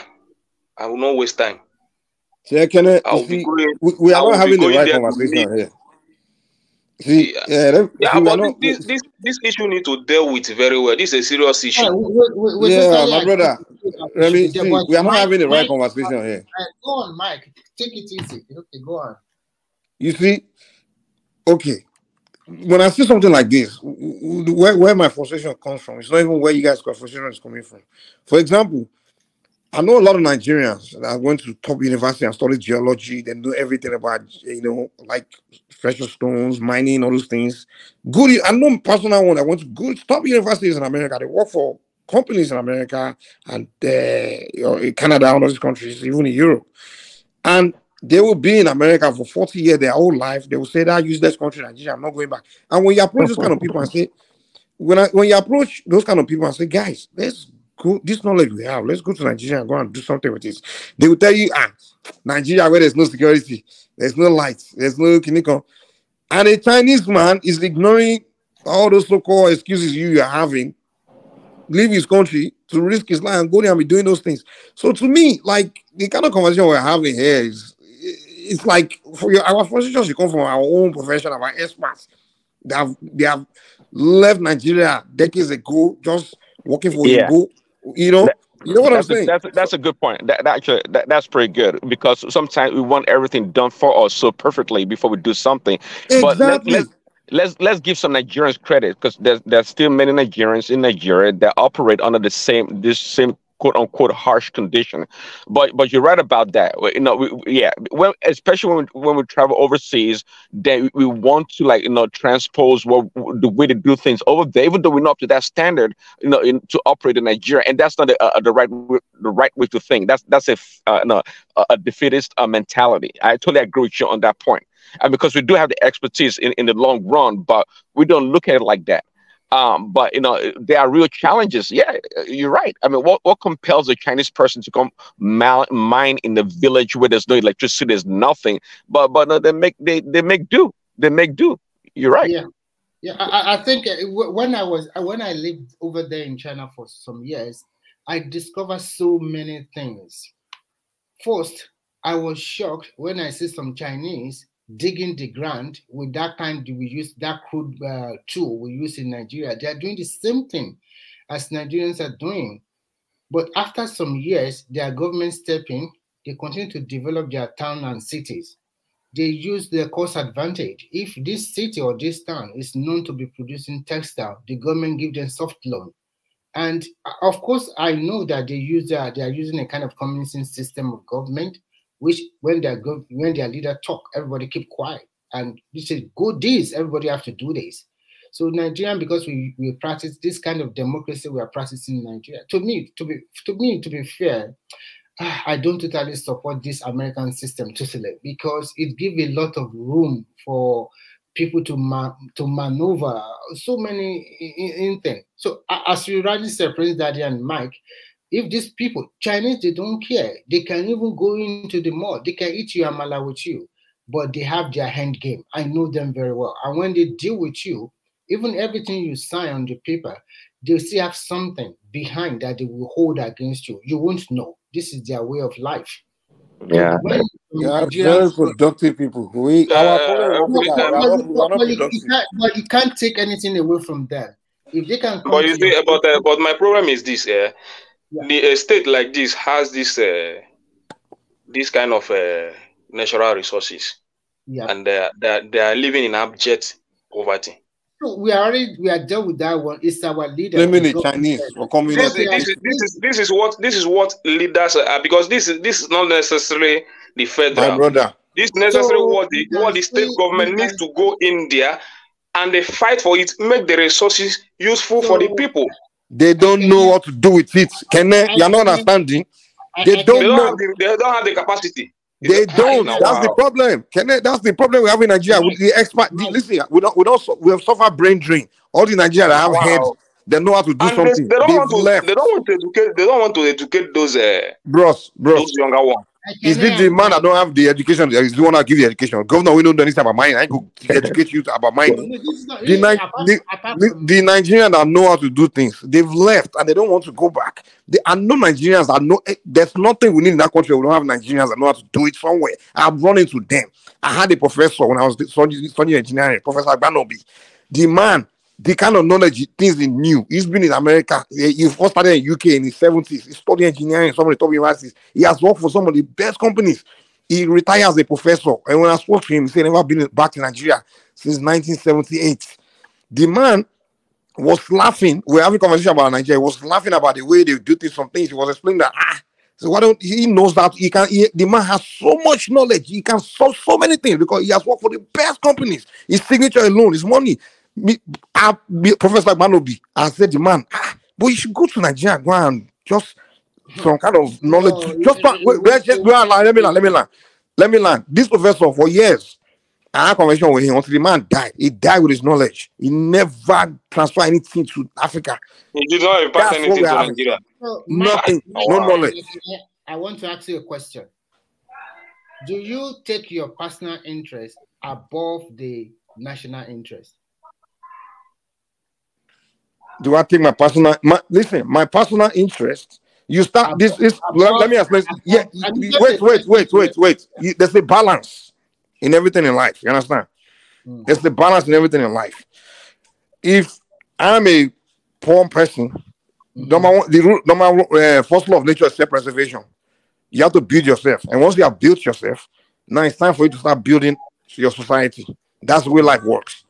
If you haven't built yourself, there's no point someone telling you to go and build your society. It's stupid. The reason why I ask this question is because you see all these governors, all these are top leaders, they are greedy and selfish. That is why even the so-called those people that are shouting resource control. In reality, they are just saying it just to make people, the public believe that they are fighting for resource control. Actually, if we practice real presidential system of government very well, the state, if the government, if the state is supposed to mine this product and take care of its own people in that state, but because we are not practicing that real federal system of government, nobody's stopping anybody from mining what's in their state. They don't know how to do it. That's the problem. The federal government has the power. The federal government has the right. Are you okay? Why is the federal government not mining it themselves? You see, there are a lot of the tribal, the law. You guys are just giving excuses. You guys are just giving. Nigeria, they don't have the expertise, so they just complicated. Yes. What's complicated? Explain it. Explain the complication. You see, the host community, they will create unrest if federal government is coming in and saying, you know what, we want to explore this place, we want to mine. Okay. So why is it not creating unrest when the Chinese come there to mine it?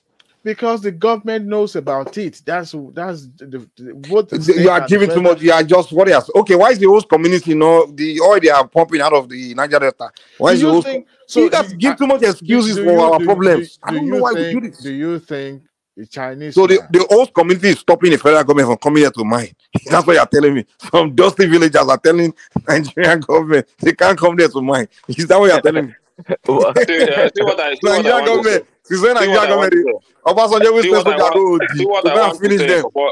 In support of Mike view, what Mike says is right.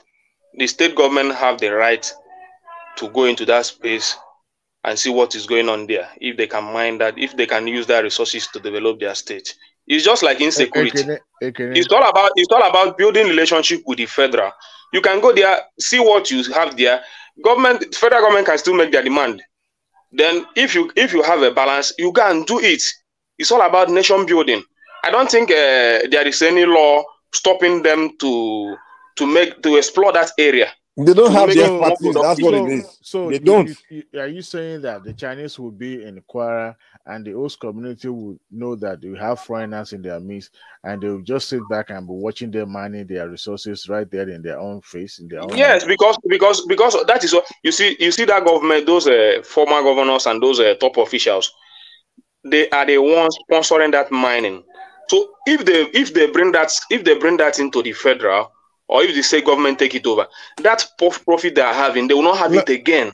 They are making it for their own personal. They are using it for their own personal. Okay. Well, let me say quickly. Let me give you one example real quick. Prince Daddy. You know, I'm from Ekiti State. Where I come from, they mine a stone called tourmaline. It's like a diamond, but it's not as pure as diamond. It was first discovered in the early 90s or late 80s to early 90s. When it was discovered, there were a lot of illegal mining going on. In fact, the lands there, to the point that some of those lands were useless because they were blasting and destroying the land everywhere. Don't be surprised. Your house, underneath your house might be blasted open. The following day, you see your own house collapsing. What happens then? The state government, because it was a military government then, brought soldiers from Adekiti because it was just a newly created state then. What happened was that the host community that I was born enables those illegal mining. In fact, the sons and daughters of that community were the one mining and bringing people. There was a direct truck or lorry all the way from Kano because those guys were good in digging. Okay, so even though the military brought all their power and might and militaries and whatever, they did not succeed because the people of the community connived with the local authority to make sure that those military personnel being sent to those places did not succeed. Till today, those illegal mining is still going on there. It's still ongoing. So, like I said, the local authority, the state authority knows about all this. Someone is benefit from all those things that, the profit from those illegal mining. And that is why the federal government is not succeeding. You have to bring in the stakeholders, the locals, to be part of it for the government to succeed. Government can't be everywhere. If you like, bring the battalion from every part of the country to march into that Kwara state. They will still not succeed. In my own hometown, up to today, Tamarin is still being mined in that town. So the government knows about it. The state government knows about it. The federal government knows that those Chinese were there. And there's no way Chinese people will be so comfortable living outside the modern area and go to Zamfara or Kwara State or all those states. There's no way. But because they were being protected, they give them. So the federal government know they are there, and the federal government was not arrest them. What are we talking about? And they're the same people that arrest them. I mean, what are you saying? How would they arrest them? Who was it not the federal government arrest them? So are you saying they started living in Kwara State today and they arrested them the following day? They were given protection. Somebody probably just said, enough of this. Let us do the Shakara. I would not be surprised if they let go of this Chinese tomorrow. It is the change of government that caused the arrest. Even with the change of government, see, it's still going to be subject to negotiation. What are we going to get? At the end of the day, we'll go back. It's Nigeria. It's Nigeria. You see, let me tell you something. If I'm the federal government, I will give those Chinese citizenship. It is the Nigerian federal government, not foreign nationals. Nigerian federal government. You guys, by people. You know what can help Nigeria? You know what can save us? We need to start immigration program like America. Who's that? Can you meet us there? West? Thomas, can you meet us? Okay. See, this is what we need to do in Nigeria. We need to start immigration program like America does. You know, and we need to start attracting brains into Nigeria. Like those Chinese guys now, without those information, I will give them Nigerian citizenship and I will give them accommodation, have them stay. Those guys are not the problem, Mike. That's what I'm saying. They are not the problem. I'll give them citizenship. Because if they know how to mine, if they know this thing, we need wait now. From China. Hmm? They must have been sent by one big man from China in connivance with that's fine now. We will take that big man. Listen, those people are not the Adewale, I will take that big man's position. You don't know how to think like a mafia. You see me, I know how mafia can work. Mafia, they still there. Listen, mafias, they are errand boy, they are food soldiers. Everybody they fight for food soldiers. Even if you go and study how drug laws they work, they operate. Then they snatch each other barons. And the federal Bros, mafia. listen, the Chinese mafia will send them. I will snatch their boys from them. They use them. The Nigerian mafia will start using them. You understand? And Mike, you become the new mafia also. Exactly. Yeah. No, the Nigerian government. New mafia, because you are just a governor at that particular time, and after 8 years, you move away, and all the money also go to your pocket. You are not so helping the masses. So that is the same. The money doesn't go to my pocket. It goes to the people. It's a lie. Even if you try to go to the people, what about the next government that is coming after you? First of all, you don't have any locals. I know how to. They have the same expertise as those guys. But you guys, I don't know how you guys think, Seth. Do you value the brain or just emotional? It is not the mining, but the selling of those items. That is what makes a difference. Anybody can mine. I want to say thank you, everyone in the platform. I want to go. The day has break in Nigeria. Let's go and find something to eat.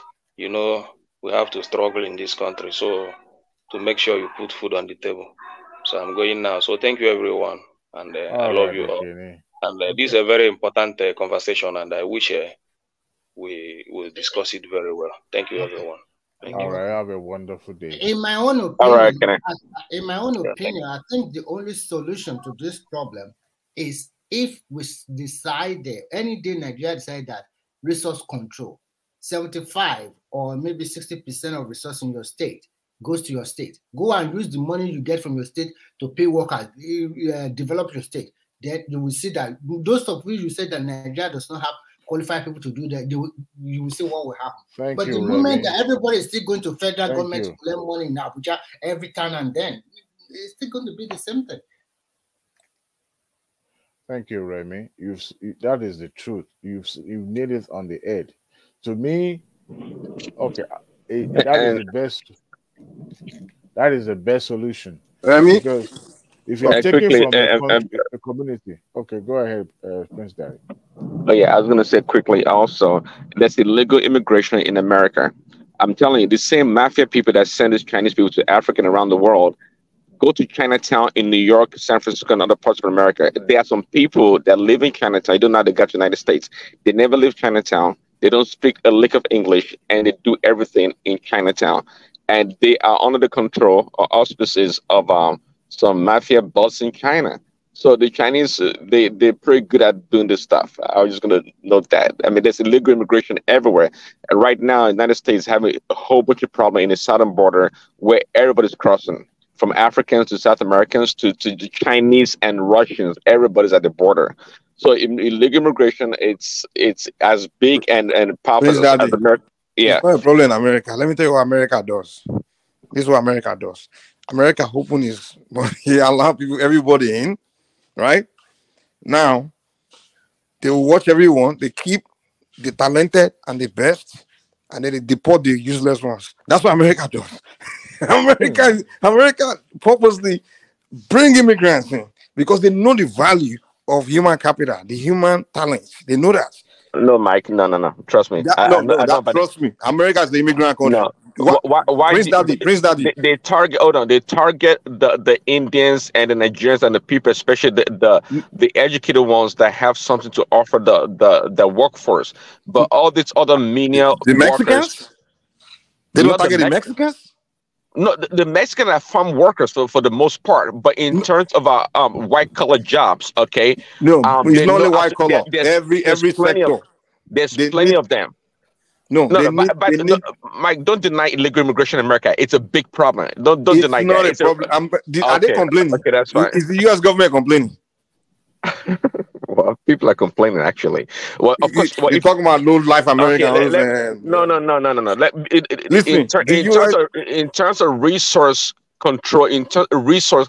See, the United States is an immigrant country in the first place. It's an immigrant country. Everyone, it's from the beginning of America.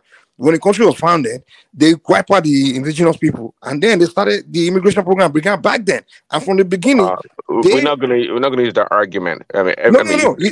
Okay, as American immigration program stopped, they still don't. They still do a visa lottery from countries. Yeah, that's called legal immigration. Yes, both legal and illegal. Listen, America wants people, both legal and they want people. They're looking for talent. No, but illegal immigrants are a burden to the state. They don't pay taxes. Many of them, they don't pay taxes. They are a burden on the state. They don't. They make money. They make money. Prince Daddy. America is smart. You want to tell Florida that they are not making money, they are not paying taxes, they are a burden? You want to say that to the Floridians? If they are they illegal immigrants? Prince Daddy, you're a very smart guy. Listen, sorry, no disrespect, don't say that. No disrespect. I'm trying to explain something to him. Not literally, but not like literally. But Prince Daddy, hold on. Let me explain what I'm trying to say. If I land, you know what I'm saying. I'm not saying it's not a smart guy, like say not literally. I know what I'm saying. In America, right? If you are an illegal immigrant and you're walking down the streets, the American police, they have no right to arrest you. They can't die your liberty, you are protected. Once you cross that border, you make it in, you are protected. They cannot arrest you and deport you unless you've committed a crime. They cannot. So I'm trying to explain to Prince that if American government make it like that, don't you think they need them? They literally cannot. Do you know that if you're an illegal person in America, if you're an illegal immigrant here, the police maybe they arrest you. Once you get your lawyer, right? And once the lawyer can establish that you are unlawfully stopped, you're unlawfully the purpose of police that arrested you in the first place, they can't deport you. They will free you.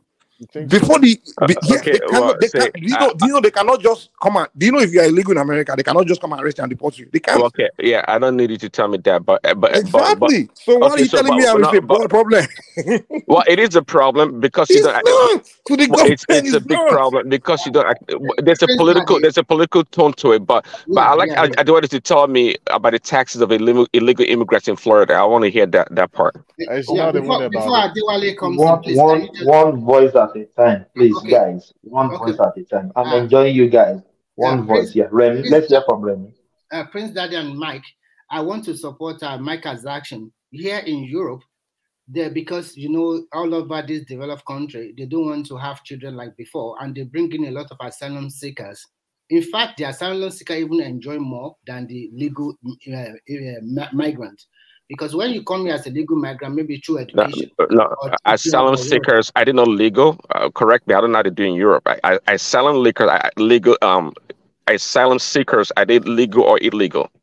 I think the way they are legal, if I must say that. Okay. So we're not talking about the same thing. We're not talking about the same thing. I just want to tell you why I also support Mike as action, because they need them, because they outside work there, cleaning the road, working in restaurants, construction workers. They need these people, because you that are educated, you don't want to do this kind of job. It's not even that. And there are people, the citizens, the local citizens. They are on welfare. They rather be on welfare than to go and be cleaning toilets. Exactly. So that's why they need the illegal, because illegals cannot go on welfare. Okay. let me put something in now. See, Mike, and especially Mike, I think you live in the States. Your understanding of immigration or illegal immigration is not superior than mine. You may have your understanding to a certain degree, but what I'm talking about also, that's when you see, you can't claim to have absolute knowledge. So what I'm talking about also, I'm quite confident as much as you are. And I'm telling you that there's a huge burden, okay, of illegal immigration on, especially on the border states. On the border state, it's a net negative. See, it's amazing. That's what they tell you on the news, but that's not reality. No, I'm telling you, I'm an inside guy. I know what's going on, my friend. That's funny. Yeah, that's really funny. That's an inside guy. Yeah. That's what they tell you on the news. Oh, we don't want to be Prince Daddy, just to support your assertion, that is the problem we have here in Europe now. Because there are so many asylum seekers and there are so many, we call them legal migrants, because at the end of the day, they have a pathway to become legal migrants. But because they are also enjoying the same benefit as the citizen, and when they have a far-right leaders, they want to change the immigration law. But it's not so easy because most of these people are sitting down at home doing nothing. And they are not talking about maybe hand benefit. Okay, so how are they paying taxes or being positive to the state? Can I come in? Yeah, I just want to quickly finish in 1 minute. And at the end of the day, I'm supporting what Prince Daddy is trying to say. It has overstretched their benefit or whatever they are doing. But at the same time, they are in a dilemma. If we send all of these people back into Africa or back to Asia, who is going to do this job?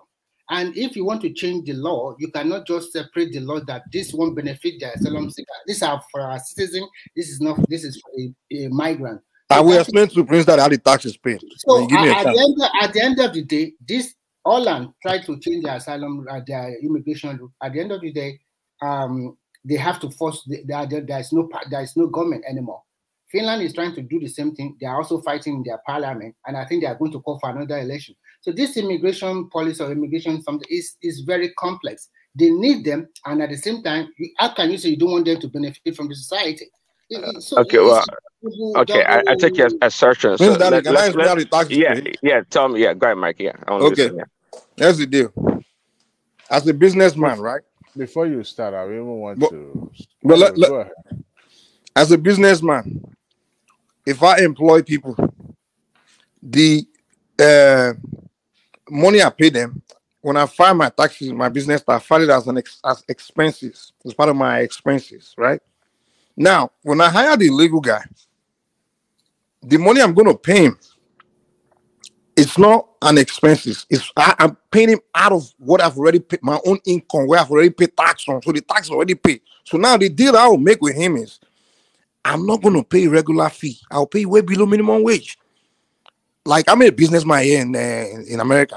Sometimes I employ the Mexicans instead of me. I will do my calculation. Like if I hire a person as legal, I will have to pay him at least. Hold on. The premise of the argument is wrong in the first place. This thing, what I'm paying him is my own income, which I've already earned. I'll pay tax on that money, so I'm going to pay him $30 an hour. You understand? Out of my pocket, but that money I pay him, I can't find that. I can't claim that money as expenses. You understand? It's my money. I can't claim that money as expenses. Now, how does that even benefit society? Because now my money that I could have saved, I'll give him. Now he's gonna go spend it. Now it even helps the economy. But that money has been taxed already. So it's not money. It's the money that's been taxed. I need to jump in. The money I'm paying him is the money that's been taxed already. It's my money that's been taxed. I already paid tax on that money. I get that part. But here you are. Okay, hold on. But here you are. Okay, you've already paid tax on that money, but the state or the federal government is not getting the benefit of that workforce. So I'm not sure how. See, hold on. You know, if you employ people, you know, as an employer, you know that if you employ somebody legally, they pay their taxes, and also you as the employer pay taxes for them also. So that's how the state and the feds get their money. So there you, number one, you're breaking the law. Number two, you are hiring somebody paying them way below minimum wage, right? And they're not paying taxes. So you and that person are fleecing the state. In the same mentality, white Nigerians don't progress. You're not looking at the other side. You're not looking at the other side. There's no other side to it. Let me show you the other side. Let me show you the other side. Let me show you the other side. The nation needs productivity, right? There are some jobs. I start a company, right? I need to get things done. Like I need some job done, like someone to come and clean the shit, clean the gutter, to get the construction going. We have to get it going. We need productivity, we need production to keep going. But the American person is not ready for that. Even when it comes, after 2 days, he's going to quit the job. He's going to slow down productivity. Now we have these illegals. They're going to come in and get it done. They're not going to quit. They're going to get it done. Keep going and going and going. So now we have, if you come to Texas, for example, you come to the South in America where there's so many cities that still need to be built, but they need to be built fast. Now you'll notice within 1 week, structure is already up. Bah. Within a month, it's already built. Bah. Who's doing it? It's the illegals. You understand? The nation needs to be developed. They need development. They need productivity. So their productivity alone helps the economy, helps the society. So that's what you're not looking at. That's the other side of it. The productivity is the most important part. The taxation, yeah, it's also equally, it's also important. But guess what? I explained to you the money is already taxed. Yeah, some look at the other side, like, okay, yeah, you don't employ the Americans. Is it the black American or the white American child they can go on welfare that we employ to come and help me do the cycling up and the gutter digging? Very hard labor work. There's some job that needs to be. Wait, let me land. Let somebody bump in. Hold on a second. But quickly, see, Mike, what you're saying. Okay, I'm not stupid, but contrary to what you think, I'm not stupid, by the way. But let me tell you, what you're saying benefits you as a it benefits society. Hold on. See, there's no way you're going to justify to me economically that. Productivity is the most important part of the economy. Mike, you don't understand Prince Daddy. What Prince Daddy is trying to tell you that legal migrant is different from illegal migrant. What you are saying there in America is not practiced here. Here, any job you do come under the federal government will tax you accordingly. Whether you are asylum seeker or you are legal, or anybody. If you are a legal migrant, you cannot get a job here in Finland. Because there's no way you can get that job. No, we are talking of America.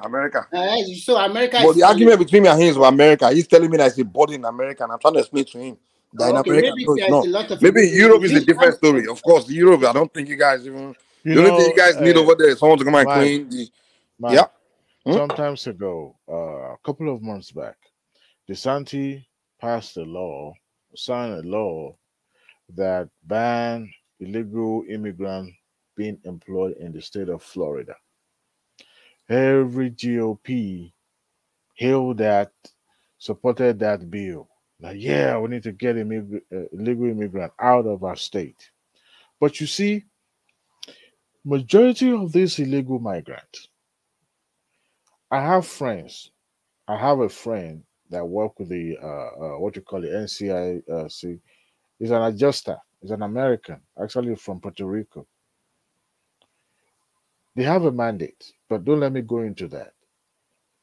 When that law was passed in Florida, they knew, most of the illegal immigrants from South America knew that this is against them, and they know. Someone said earlier that if you live in some state that you will not be handed over to the immigration. Who says? If you live in a city or in a state that is not a sanctuary state, they will detain you for traffic offense. And guess what? That is how you will find yourself in Nigeria. You will sleep and you wake up in Muhammadu Buhari International. Murtala Muhammadu International Airport. They will hand you over straight to the immigration. So the illegal immigrants left Florida because they knew that that law was inimical to their existence in that state. Fast forward to 4 or 5 months after, it was now time to plant during the what do you call it? Not winter. What do you call that season that they usually plant? There was no farm workers to employ, nobody. And Americans, they are not going to do some of this job. Just like when you come to the South, who do you find in the construction, Mike? The Mexicans. The Mexicans. And they will get it done fast. Hardly you will find a Caucasian, because the weather here in the South is hell. Hardly you will find a Caucasian. Hardly, don't even think about I own a construction company now, so I know what's going on. Don't even think about African American. Don't even. That's not their area of expertise. They don't work in construction. Period.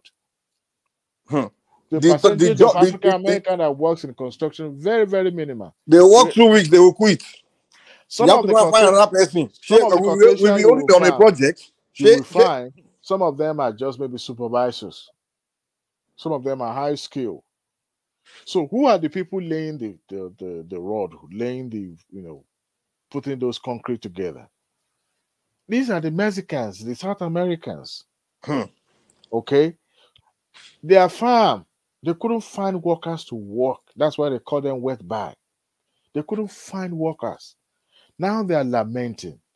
Now the reality hit home because they voted for someone who supported something that will work against them. Yes, they don't pay tax. But what is the minimum wage they are being paid? Below minimum wage. And they dehumanize them, the way they treat them. These are the people that don't even go to hospital. They are here in America. Other than when they give their wife belly, they will go to the public hospital and they will go and have their baby. That's it. They don't go. They don't seek for food stamp. They don't do all that. It's those who already established in the system that take food stamp. This, if you ever walk into any store, any retail store in the South, you will see most of these people spending raw cash. You can hardly find a Mexican with debit card or credit card, always with $100, $50. That's how they save their money. And they try as much as possible not to explore the system because they don't want to be tracked or traced. So when we talk about the importance of these people in American society, the important part that they play, that role is very, very huge. If you come and see the city of Austin, city of Dallas, these cities I visited them 50 years ago. They were not. There was now we see the structures. If these like people live South America development today, is going so fast. America will collapse. It will collapse. China. But you see, do you know the advantage China has over America in economy? China has. They have productivity. That's the edge they have over America.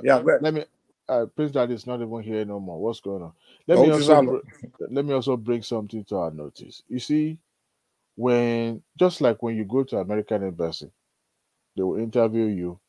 It's not because they don't believe what you say. They already have their quota for the day, so whatever you say is none of their business. They will walk off. We're sorry, we can't give you. What is the problem? I don't know. Just try them next time. For those who migrated to America and are trying to change their status, or you are coming with, let's say, what do you call it? F1 visa, spousal visas, and all those. When the adjuster pick your file, that's why they call them, case manager. When they pick your file, they have some certain things they are looking for. If you are a college graduate, you stand a better chance of being admitted to the United States. But when you have less than high school, sorry, my brother, you will trial. And apart from that, there are other things that are going to hurt. It's about numbers. They will grade you. If your grade is below that number, or they see the red flag, you are toast. So they knew that Hispanic Americans or all these South American people, when they come, they know the impact they are playing in society. And they try as much as possible to give them visa. They will give them green card before you and I that are Nigerian. No, actually, no. They're slow to give them. They will. They like to keep them illegal, man. Because once they get green card, they won't continue to be doing cheap labor. They keep them illegal for decades, man. Wait now. The reason why they will give them is this: they know they are going to work. Unlike when you and I that we get here and we are seeking white collar jobs. No, these people are not. Adewale, let me tell you, the people they ended up becoming blue collar. Blue collar job is what built America. Exactly. So they know you and I are not going to fall into that blue collar category. We are probably seeking white collar. No. Of course, the white collar jobs, they're not going to give it. They don't need a legal person doing white collar jobs. No. It's not. But wait now. You know that you have the potential of you becoming a white collar job. The people they need here for white collar job, that you want to give visa, it's this legal green card quicker because they know that Mike, area can Mike, penetrate. can we hear from the new voices, please? Land it. Yeah. I want to hear from the new voices, please. Yeah. When am I going to become the new voice now? Can we hear from Mike? Yeah. We winning. Are you there? Can you hear me? Yeah, we did hear you. How body, my brother? Everything is good, sir. So I'm we here in thank God. We thank California. God. So I'm here in California, and No, it comes. don't come here. Don't come here and blow big grammar for us. Oh. We are everyone here is illiterate. Oh. I'm hearing some tonation in your voice. when it comes to my brother.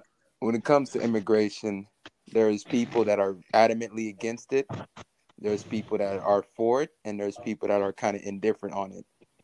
Now, when it comes to immigration, that a lot of people have an issue with, not necessarily the jobs per se, or them picking the fruit, construction. It's a situation where chain migration comes in and affects neighborhoods and communities. Like in LA, we have a very large Nigerian population. Very, very prosperous. Compared to Dallas and Houston? Same way in Houston, same way when it comes to DMV. They have no issue of immigration when it comes to H-1B1 visas, because that helps them, because they're mostly coming in with doctorates. They're already coming in with high upper echelon degrees. But when it comes from situations of like the blue collar worker, they hate immigration. You talk to a blue collar worker in California, you talk about illegal immigration, unchained immigration. I think that's the problem, because not everybody comes here for work. Actually, we had incidences where firebombing of black houses in LA came about because of situations of gang members and MS-13s mixing in with illegal gangs. But I think a lot of black people is very open for more of people in Africa and the diaspora getting approved. But President Obama, he was the biggest deporter of people from the diaspora. Actually, he deported more people than Donald Trump. So, yeah, it's weird. They let the brown ones in and spank the black ones. Same way how President Biden let the Haitians pretty much get power slammed and whipped, while he let the brown ones in. So, yeah, a lot of picky and choosy. So that's where a lot of people will argue, saying that it's not an even trade on this. But I'm done. Honestly, I think I'm not a fan of immigration personally. No one is a fan, but I think the people that call the shot, the policymakers, they know what they're doing, and it's always been in the best interest of. They make decisions based based on the best interest of, I guess, the country, the development of the country, the economy. That's what they look at. That's what they look. They look at the numbers and they look at the direction, and that's all it's based on. And it's not really like I disagree that they just discriminate this, discriminate that. They're looking for who's going to be productive. They're looking for who's going to come here and who they need, who they can use, who they can do what and what and what, and which area. For example, they're massively going for Nigerians, going for Indians, because they know that these people here, when they go to school, they usually go for the sciences. America is lagging behind China in that area, the sciences. Because most Nigerians, when they go to university, they're not going for social studies, and they go for engineering, they go for their medical degree, engineering degree. America is their area, they need people. So that's why when they go to Africa, they aim for Nigerians before they aim for maybe people from Congo. That's why I see more Nigerians than you see Congo, because they know those, So were they looking we for? got 3 million. We got 3 million Nigerian doctors in America. So yes, I agree. I agree. Actually, Yeah. So doctors exactly. So they didn't exactly. So that's what I'm saying. So when American government they out there, tapping people for people, it's not because they care. It's not because you look brown or you black or no. They don't care about that, man. They just go for that population, and the ones among them, they're not really what they want. They're not doing what they're expecting of them to do. They deport them. Trust me. If you're in Nigeria, you hear, huh? Well, Mike, I definitely agree. But when I was talking about that situation, I was more or less talking about what happened in around August of 2021 when Haitians was at the border and they were sent back. That was what I was referring to. But I definitely that Asians about the money. I definitely can't disagree with you on that. So I can agree with you on that angle as well. Honestly, I would tell you the when those were at the borders, who they're looking for are the Mexicans, man, or the Central Americans, because those ones they know that when those ones come in, right? They don't want honestly, to be frank with you, they don't want black like Caribbean Africans or blacks to come the same way the Mexicans come in a legal way. They really don't want blacks to be coming in illegally. The only way they will want, the only time they will allow a Nigerian or a Caribbean black to come in illegally is if you're already like maybe established, you already have the education, you already have something. They know that okay, once he gets here, okay, he's gonna go to school and he's gonna pay for the acquire some visas degree and stuff like that, because they know that the blacks are not gonna do those dirty menial jobs. Right? They're not. It's just the Africans are not gonna do that shit, or Caribbeans. They're not gonna do it like the Mexicans are willing to. You understand? They know they're not even, so they don't need us for that, because we're not, the black man is not, you got to put a black man, put a gun in a black man's head, like slavery situation, to make him actually work like slave. So a black person, an average black man is not willing to work like a slave, I'm telling you. Well, I but the agree with you, Mike, Mexicans, because yeah. So that's why they know those Asians crossing that border. They know if they come in, these idiots, they're not going to go to the construction site and go and be enslaved. So that's how they push them by. Like, no, we want the Mexicans, Because I so agree with it's you, not, man. Because motherfuckers be working for 10 to 12 hours, 10 to 12 exactly, hours yeah. settings, and 10 to 12 hours settings only making guys, 7 to 8. I'm sorry. I have to slow down in another 25 minutes. I got a video here. It's just comical. Just let's react to it and let's call it a day. If you guys don't mind. It's just simple video. Just see what I'm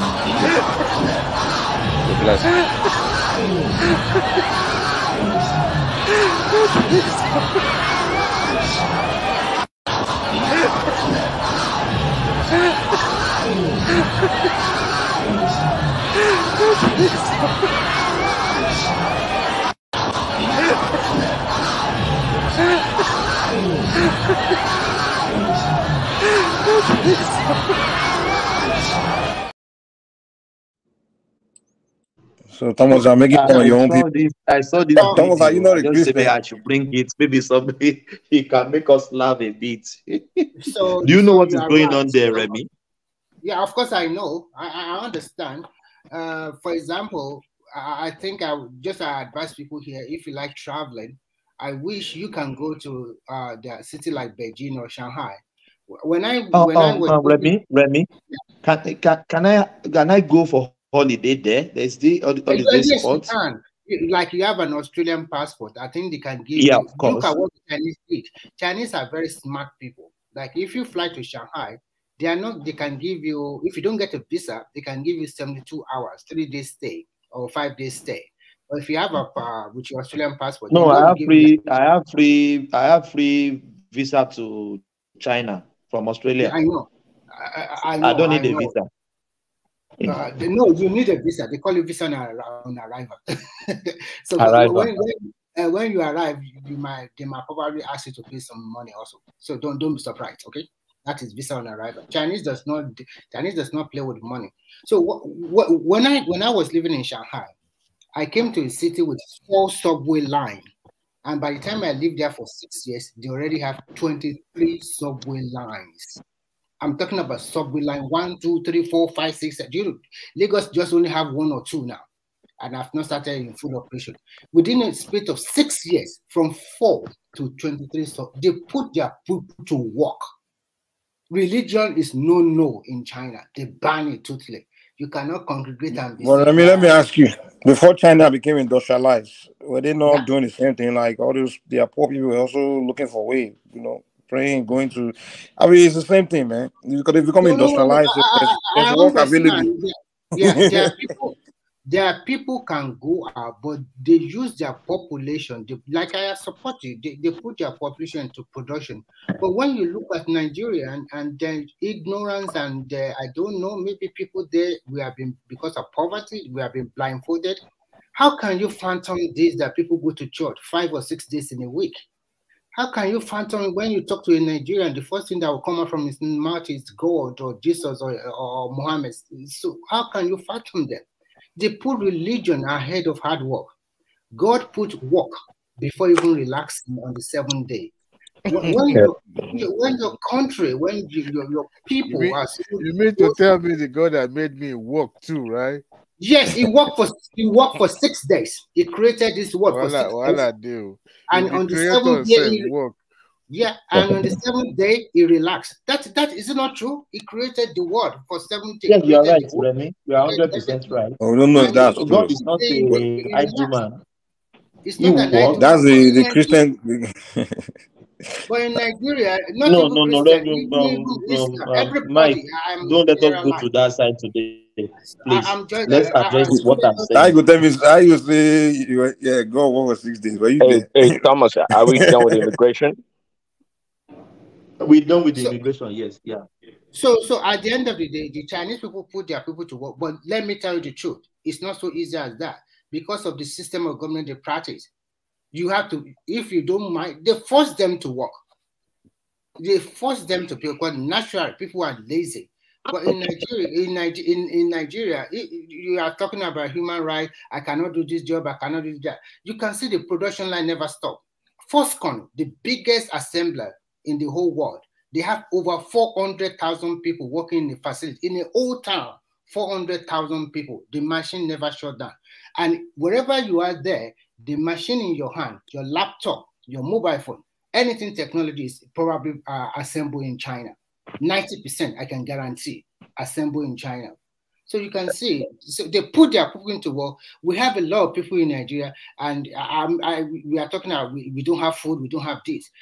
And if you want to force Nigerian people to work, a lot of people say, no, it's human right, you can't do that. Okay. Mr. Remy, I want to ask you a question. Also, I want to come in a little bit, if I'm permitted. These people working for Chinese, you mean they forced them to go and work there? No, what I'm trying to say is that not all of them were forced, but at the same time, let me tell you how they work. In that facility that you see, they will probably give them breakfast and lunch, or probably give them lunch free of charge. And they will probably provide a house, like an hostel for them to live. So the income they pay them might be low, but they are subsidized them by giving them 1 meal in a day, and they also put a place where they are going to live. And they will also pay their tax, and they also pay their pension for them. Nice. They pay their tax because they benefited from that. They pay their pension as well. So they pay. So are you saying Nigeria can do the same thing right now? We can do the same thing. We can do like. Where's the industry? Where's the industry? We have to start from somewhere. Forget where is the industry. Until industrialized. We are not industrialized. We are not an industrialized country. So stop comparing yourself with China. If I may, I want to, if I'm permitted, I want to also make my contribution. I've been listening. Yeah. Voice a little bit louder, please.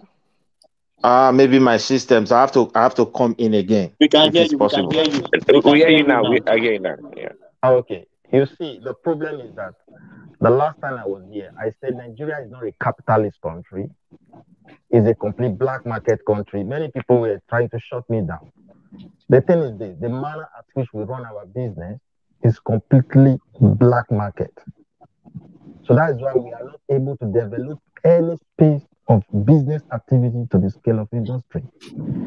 Retail is an industry. Nigeria, just picture it. You see it as an industry, you only have 6 boys, 6 girls. You understand?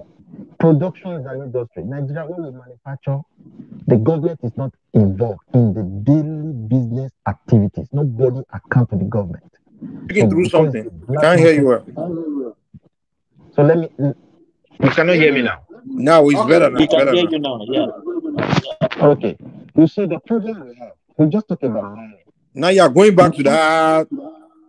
Wait, Speak to the thing like you spoke to it. Well. Because if those things are properly Midwest, if we can't hear you, we can't have a conversation. Maybe change your system. You do it again, I go out and I come in again. Okay, that would be better. Okay, let me chime in real quick. To Remy, Nisha Jungwe. Yeah, sure. Okay, sure. Well, my little Chinese. Hey, to the first comment talking about the Chinese, they benefit. Well, forced labor or not, they benefit from paying those workers very low labor. But slightly back to what we were talking about earlier. Well, I know people have talked about it before. The Beninois, so what you call them, the people from Benin across the border, they come to Nigeria and they do a lot of manual labor work, tiling or whatnot, and people complain that the Nigerians don't do those jobs. I wonder why. Like we used to. Where did you hear this from? On this platform. People. Maybe last month. There you go. So people can back them up. So that people that actually employ such people. Okay, but okay. If you know American law in a lot of ways, there's actually a provision for farm workers that come into America legally to work, and those workers and the employers, they get special, can we say, incentives or privileges for those farm workers. Okay, see, illegal immigration is legal immigration is always been part of American system. They know that there is slavery, right? Get them free labor, right, for many years. So most countries, including America, know about cheap labor. They have to reduce the cost of their production or manufacturing to the best of their ability. But in the long run, you as an employer, Mike, I think you know the disadvantages of illegal immigration. Apart from depressing the wages in the community or in the country, safety is a big issue also, because trust me, as an employer, you're not going to be too concerned about a Mexican that works for you when it comes to safety, because an American can demand of you to give him the best safety to work in your company or at your site. Okay, apart from taking jobs from the local people also. So again, there's no way you can convince me that illegal immigration is a plus for the state. It doesn't add up. It does not add up. That is not possible. Yes, I think you know about Fiverr, that platform for employee, what you call them. You're not making a point how it's not a plus for the state. You're making a point how it's not a plus for people, for the people of the states. Are you saying it's not a plus for the people of the states because it takes job from them, or are you saying it's not a plus for the states? Because what the state want is development, but what the people want is employment. The argument that only illegal immigration can fulfill the labor force adequately is not correct. When America, even including Florida for that matter. What we're saying is productivity. So what is the difference between an illegal Mexican that comes to America and an illegal Mexican that comes to America and does the same job? Are you telling me if you open the borders, listen, the Mexican that come legally is not desperate to be working like a slave for you. He's not desperate. Nah. He can go on welfare. He can go and be. That's why there's a difference between their children and the children of the Mexicans and their father. The children are lazy. They are gangsters. They go on welfare. They make babies. But their parents that came illegally, they don't have documents. They are working in construction site 24/7. Well, they can't sit on welfare. That's the difference. The biggest beneficiary of welfare are illegal immigrants. That's what I'm surprised. I'm surprised you don't even know that. That the biggest beneficiary of welfare. So you don't have a social security number. You're going to apply for welfare. Is that what you're telling me? Maybe she asked. Maybe Adewale can tell you. You can get fake social security numbers in America. I said the biggest beneficiary of a welfare system in America are illegal immigrants. No. You don't know what you're talking about. Explain. I No, just asked you a question. they are If you're not. an illegal immigrant, you don't. They I are mean, you won't not. So ask. Wait, just like which, you said earlier, Mike. Hold on. Just like you Prince said Daddy, earlier, Prince Mike. Daddy, which document Hold will on. you You're use to go following and the apply for GOP welfare? Answer the narrative. No, question. they are not. Mike, you just said it earlier. A police cannot pull somebody over and start questioning the person about their status. What does that have to do with welfare? They do. What does that have to do with welfare? Oh, so are you contradicting Mike right now, or what? No. I've seen it happens in other states, not the sanctuary states. No, Like they can't take you and deport you just because you're walking down the street. Mike. No, don't run away from that welfare. What does that have to do with welfare? Mike. Well, they're like, wait. Don't let. Who was traveling from Texas to California? Like they come into Cali and they can get applied. Hold on 1 second. Their Greyhound bus was intercepted, and the border patrol marched into that bus. And guess what? They were asking everyone for their identification. That was how they were able to identify this brother. Guess what? That was how he landed in Nigeria. No. If he has warrant or some kind of warrant. We were together he should have got a lawyer, man. He should have got a lawyer. He should have called. Trust me, it's not. That law anyway, is not let's stick to the. uniformly. Wait, let's focus on this point. This guy's trying to make it. Lawyer or no lawyer? He was in the. Wait, he's not relevant to the point that Prince Daddy is making now. He's I'm just talking about welfare. That once they pick illegal up, that they will not deport. They will send that person back home straight over. But okay, anyway. Well, Prince Daddy, make your point. Well, to two of you, I think you would know that the immigration law is not applied uniformly across the country. Do you know that? It does. The only difference is the state that you are residing. That's what I said. I said the law is not applied uniformly across the country. It is. See, there's some states that are not working with the federal. They choose not to work with. For example, state of Texas. Have you heard about sanctuary cities? Cities are different from the must have it because LA is sanctuary. The custom is federal. A state like California will probably protect. I can't see the name. Weed. It said we winning. Okay, I heard him earlier. Okay, I think he knows one or two things about immigration. So yes, sir. Would you agree that the immigration law is not enforced uniformly across the country? It is. Well, Prince, I still don't understand what you mean by the illegal immigrant, the most beneficial. The federal government beneficiary does of not have welfare. Power to be. Can you make that point? Texas runs it differently than what Gavin Newsom is, and Jerry Brown, the previous governor of California, he literally made it where they can have driver's license and they can get fake social security numbers. Before social security number. No, there's some states that see. Look, hold on. Now I think we are mixing up something. No, it's not been mixed up. It's not been mixed up. It's not been mixed up. So the problem, the state law enforcement is not tasked to arrest people based on immigration status. No, they are not. But there are some states that have put it upon themselves. Once they intercept non-immigrant, they will hand you over to the federal agents. That's what I'm saying. They hand you to the federal agent. Now, once you get a lawyer, some states decided to kind of like not really pay attention to it. Some state does. So I also depend on the city where you live at.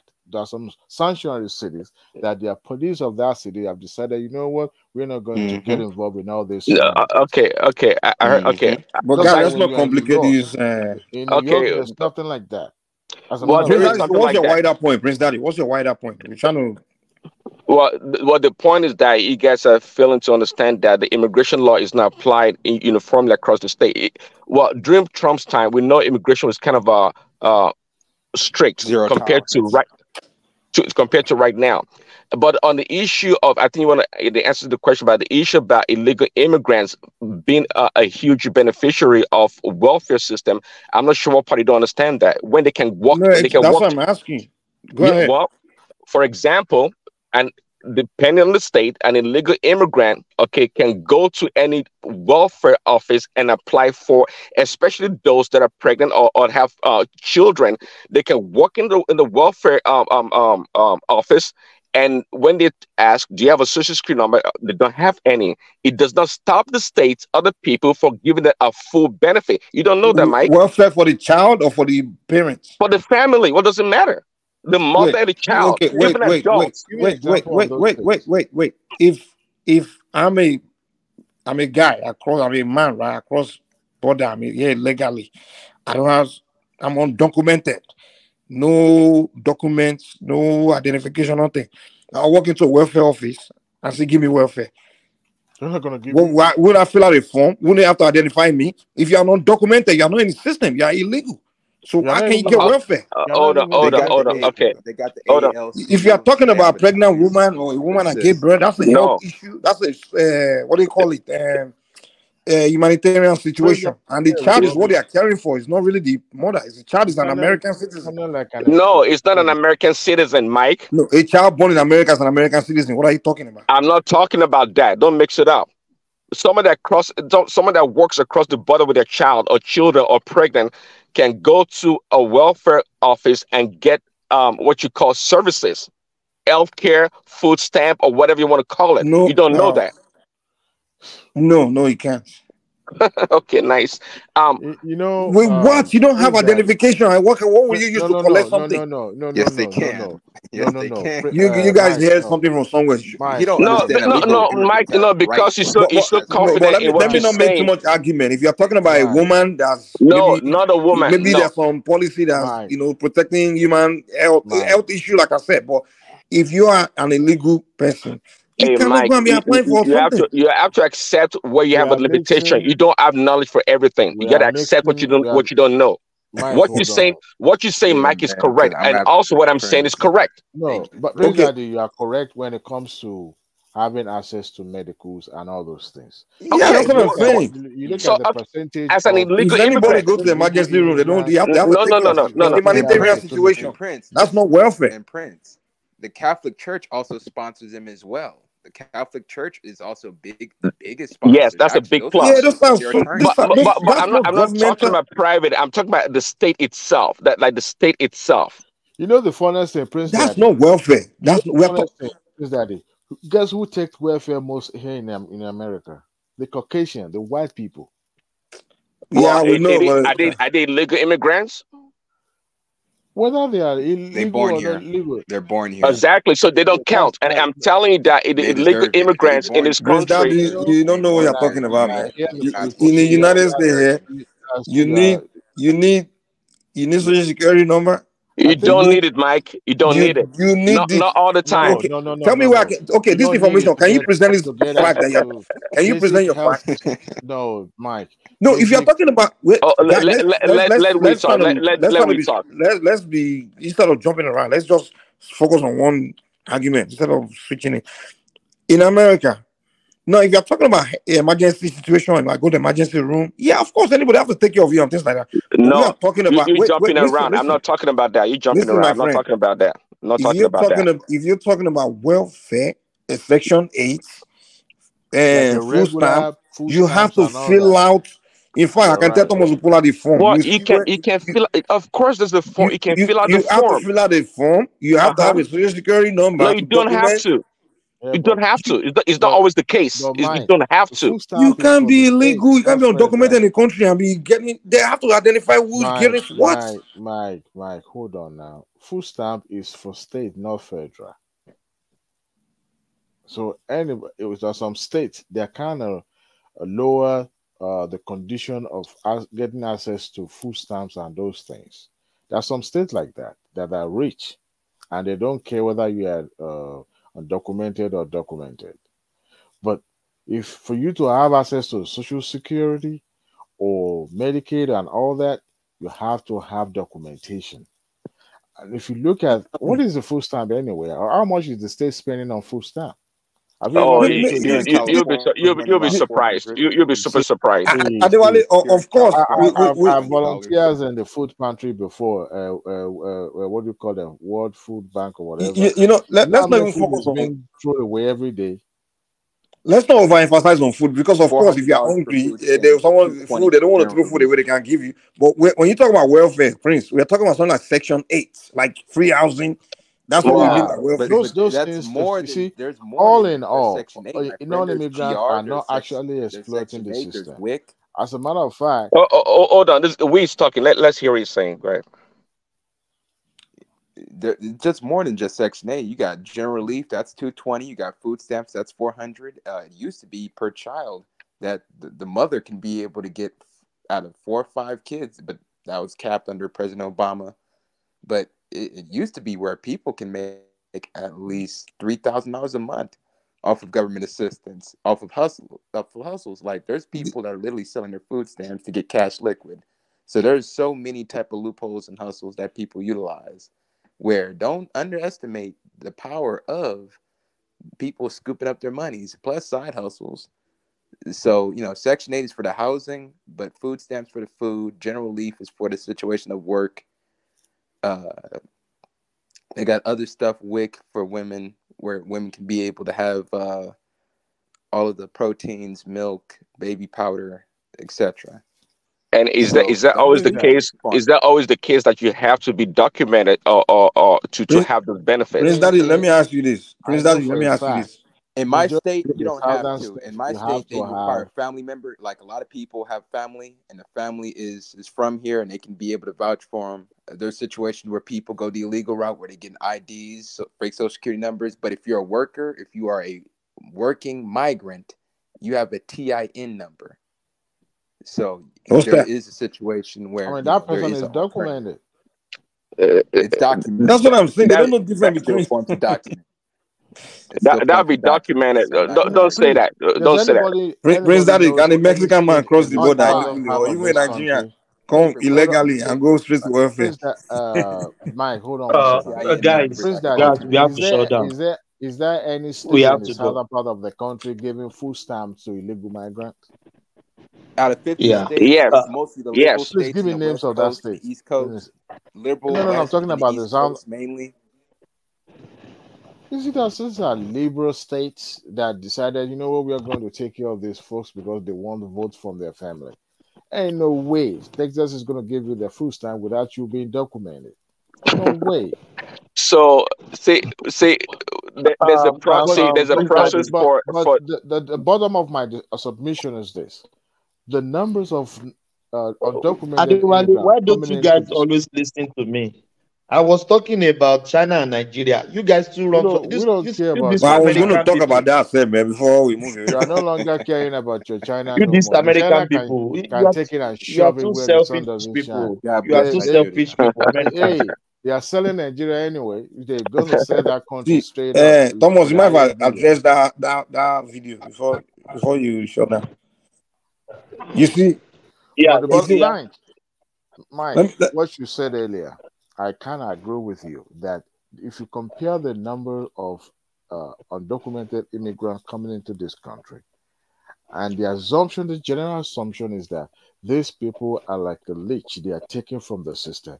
However, those who are born on the soil of this land are the one exploiting the system the most, because some of them do not even want to work.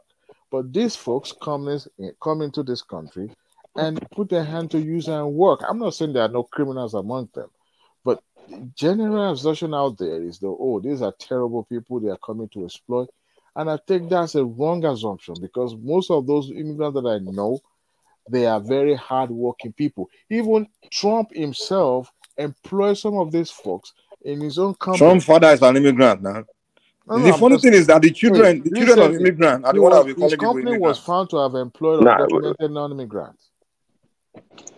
Yeah, they're all immigrants too. Everyone in America is an immigrant, but they'll be calling other people immigrants. And if you go to the community hospitals, go to community clinics and all that, guess who you will find the most? This is an American, documented We have to American. shut down. We'll address this guy, we're gonna shut this one down. We're gonna sue you, Thomas. You need to take me to court. Take me to court. You should go to court. Take me to when court. Your topic is getting more interesting, that's what you want to shut us, because we are not talking about No, my Oga. You know, I have Oga. I have Oga on top. We will sue one man too. I will sue everybody suable. Go to court. Go to court. Go to court. You'll be surprised. We are going to Adewale, you guys Americans, I remember that time we normally have 2 years visa. When your visa lapse expire You're in gonna get America, 5 now. Yeah. 5 I know, but then it was 2 years.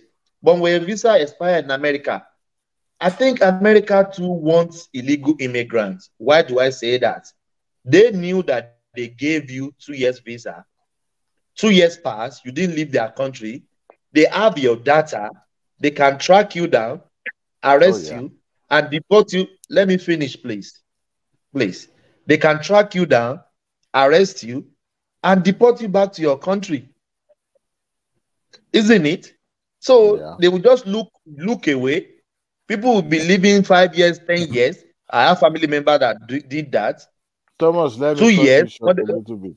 And somebody is telling me Yeah. that they have a big problem. Thomas, what you are saying now, they also have a program that is called changing of status. So if you come in as a non-immigrant, Exactly. they can change you to an immigrant So exactly, it's a legal status. So they kind of like welcome illegal one way or the other. Exactly, Prince Daddy, you hear that? I totally agree with you. Most people came here illegally and they changed their status to legal. So you telling me when the process of changing their status, they didn't know that these guys came here illegally. America is the only country doing that. The rest they are not doing that. America need immigrants now. You can come in as you can come as an immigrant, documented, and change your status. What is big deal about that? Undocumented. That's what we're telling you. Undocumented. If you come, they have a process. Have you heard about the DACA thing? When many, especially from Mexico or South America, that came to this country undocumented, they found a program for them to make them legal and documented. So it's a process. I mean, it's something they go through.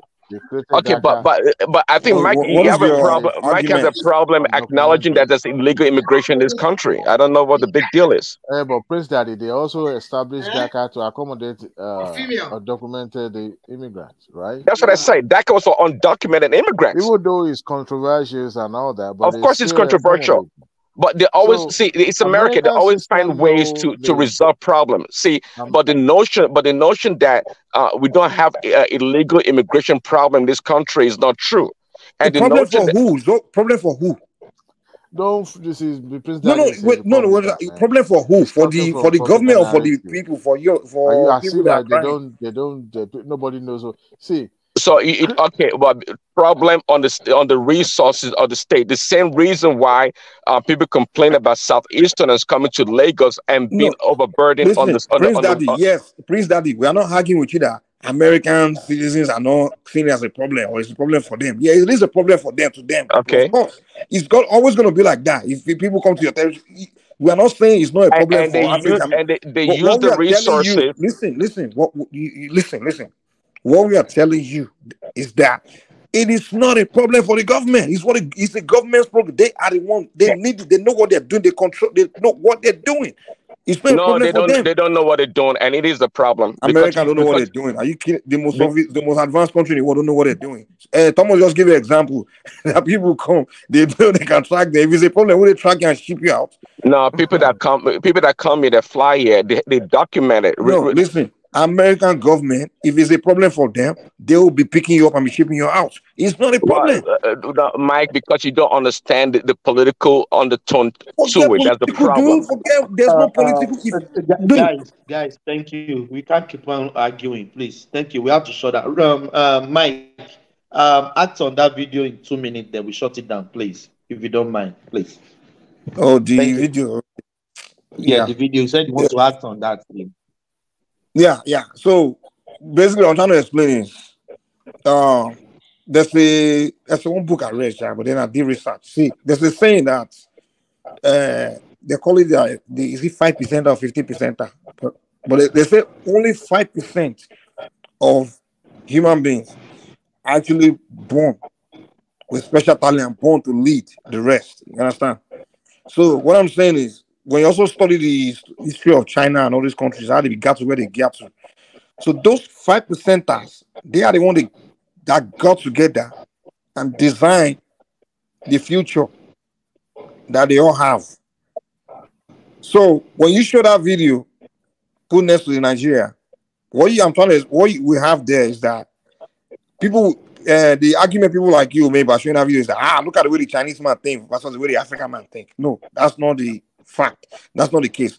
The reality is that the 5% of Africa that are born with that talent are supposed to design, they are supposed to lead the rest or design the future for everybody else.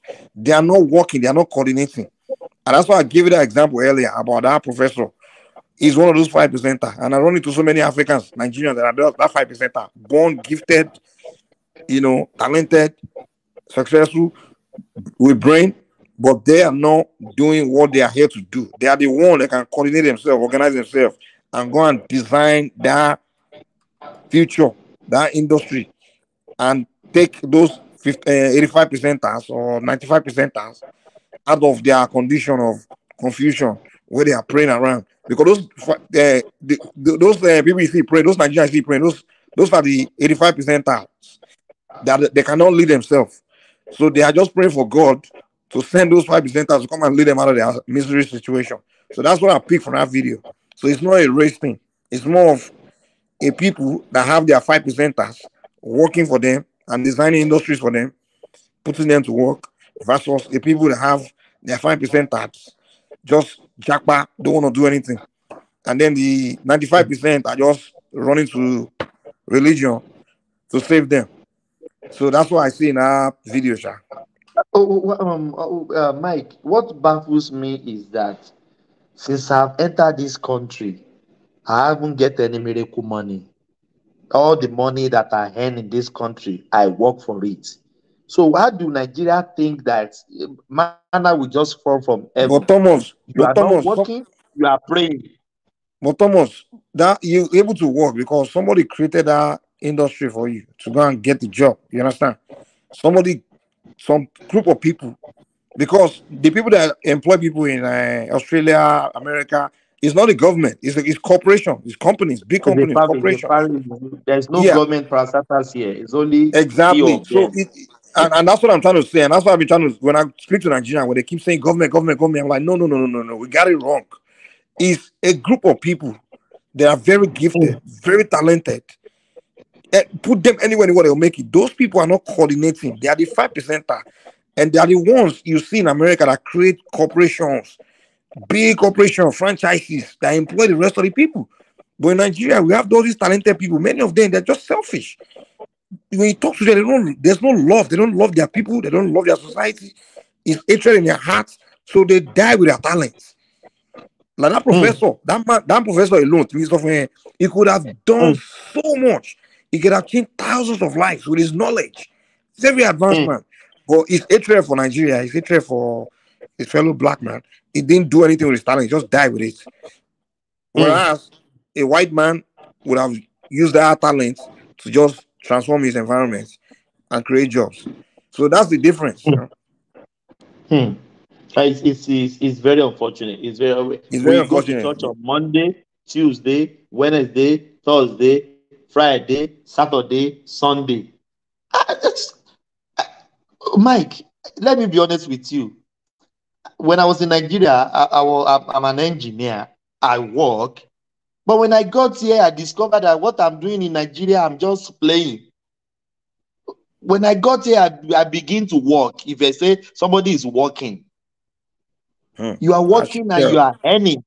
But Nigeria, I was just playing 8 to 5. I will go home, watch television, but yeah, there is no time for watching television. No, you work, you earn your living. You what? You earn your living. You have to work.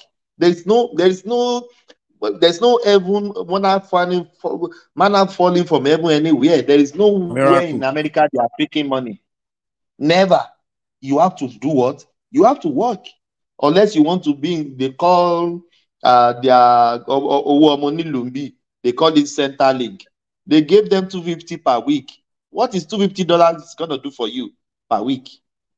Unless Thomas, you want to doesn't this thing frustrate you? Like when you call Nigeria, like Nigerians, for example, and you're trying to engage them in okay, like there's problem, there's poverty there, they are poor, right? And you call them, you say, okay, you are poor. Okay, what can we do? Instead of them to tell you that, okay, I have ideas, and okay, this idea, that idea, they will tell you that God will do it.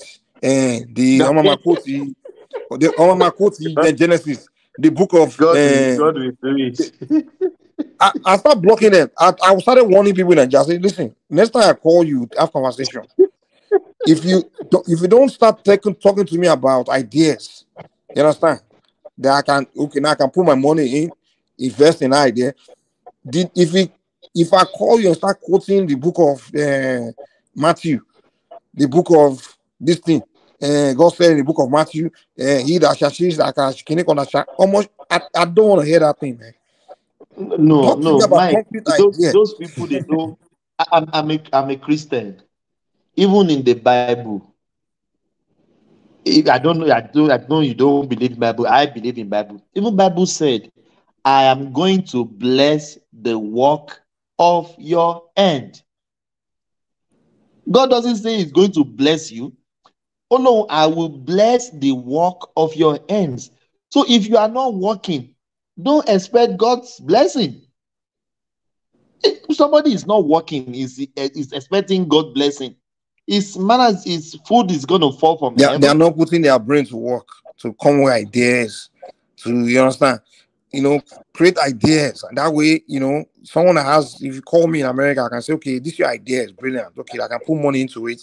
And I know that, okay, there's a chance we can make something happen. We can build something. But it's not like you start calling me and be telling me to give you money, and then you start praying. Then the first thing among that money, they will still take that kind of money. They will, out of the money you gave them, they will still go and give them to their pastor. They're going to give pastor. I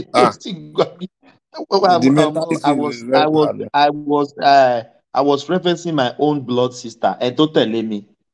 If she finished university, my daddy is a fashion designer. At 74, he's still in service. He's still working till now.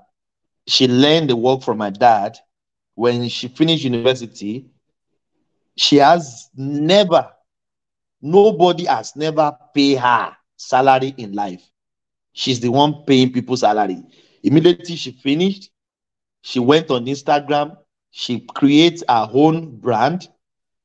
Mike, my sister is sending clothes to America, UK, and London, everywhere in the world.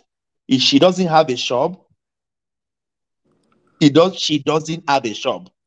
She measure you online, measurements online. She will measure you online on video, design your clothes, send it to you. She's making fortune. Mike, I have never remember. I've been here almost 10 years. I've never remembered the day I sent money to my sister. What did I say? She's okay. A graduate. That is an innovation. She just think, I'm not going to work anybody. I'm not working for anybody. She's selling on Instagram, Facebook. She doesn't have a shop. Mike, you know, tailor in Nigeria, fashion designer in Nigeria, they will write Opeyemi fashion designer, signboard. People will be coming in, measuring, bringing their cuts. No. She will buy the cloth for you. She will sew the cloth for you, send the cloth to you online. She's making what? Fortune. She's earning dollars living in Nigeria. That is an innovation. But our people will sit down. There is no job. There is no job. There is no job. They will be looking for white-collar job everywhere. Look at that innovation. Sometimes I would just think, I'm okay. If you want to give me money, give me. I can just wake up one day, send something to her. You use it to buy petrol for your car. Use it for buy something for your son. She doesn't need my money. Even though I'm living in Iloyinbo, always we call it Iloyinbo. So Nigerians have to wake up. When Buhari called us lazy youth, some people was crazy with Buhari. Just imagine this, my sister, waiting for white-collar job. Waiting for white-collar job. She will still be out there by now, still looking for job. Maybe we get job of 40,000 in a week. in a month. What is 40,000 is going to do for her? So Nigeria needs to wake up, create innovation, just create something, have your home brand. But they will say, they are suffering, no, there's no food, though, there's no this, though, there's no that. So my sister bought a brand new car. I'm not proud. It's not government, and that's an example of why it's not government that will do it. It's not government. People just need to get. That's one reality we need to face, because in America, here in UK, even Australia, it's not government that are employing people. It's people like your sister, for example, the creative people. You know, it's not government, man. The people have to be the ones to understand that, like, hey, for us, we need to, and coordination is one thing we don't do in that country. People don't come together to try to put brains together, heads together, and make things happen. But let's say cooperation. You can imagine in life somebody has never worked salary ever in her life. He is paying people now. People working for him. She's paying people now. She has never applied for any work in her life. But internet is there. Some people, they'll be chasing boys, chasing men on internet. And some people are making fortune on Instagram, on Facebook. But some people, they will sit down on internet from morning till night, nothing productive. And there's a venue for you to make it on internet, on Instagram, on Facebook, on every social media. You meet people, you talk to them, it's just Nigerians. They need to wake up. Blaming government. If this is government, if Ajale Koko is here now, Ajale Koko will fight us. Mr. Welfare. They say free food, free education, free. I'm like, free university. I've never heard that in my life. We are not innovative. We are not creative. I said, bro, you? I said, my brother, I'm making it. I'm fine. On Instagram, on Facebook, if I can text you a brand, just Google her name on Google now. You will see her work. She's doing fine. Same Nigeria. I said, show me what doing, my brother. Forget it. I'll just come for holiday. She go to Dubai, go everywhere, go back to Nigeria. It's fine. She's doing well because she creates brand for herself. But Nigeria, no. You go to church on Monday, Tuesday, Wednesday. I'm a Christian. I go to church, but I'm productive. I balance fasting and prayer. I want no more. Fasting. So, no. Nigerians, it's unfortunate. I hope. They say I'm looking for a job. They say go and fast for 12 days. You get a job and read Psalm 20 something 4 times in a day, and pay your offering and tithes. That's the advice they will give you. You are looking for a job in Nigeria. Those are scammers. Those are scammers. I want one got on my journey. There is nothing. Manna doesn't fall from heaven. You have to work. You have to work. You have to work. I told you for a friend. Thomas, good morning. Yeah. Good morning. How are you? I told you of a friend. Mike, good morning. For birthday. Remy and Adewale. Good morning. You just appear and disappear. A friend was asking me, she wants to do birthday. Birthday.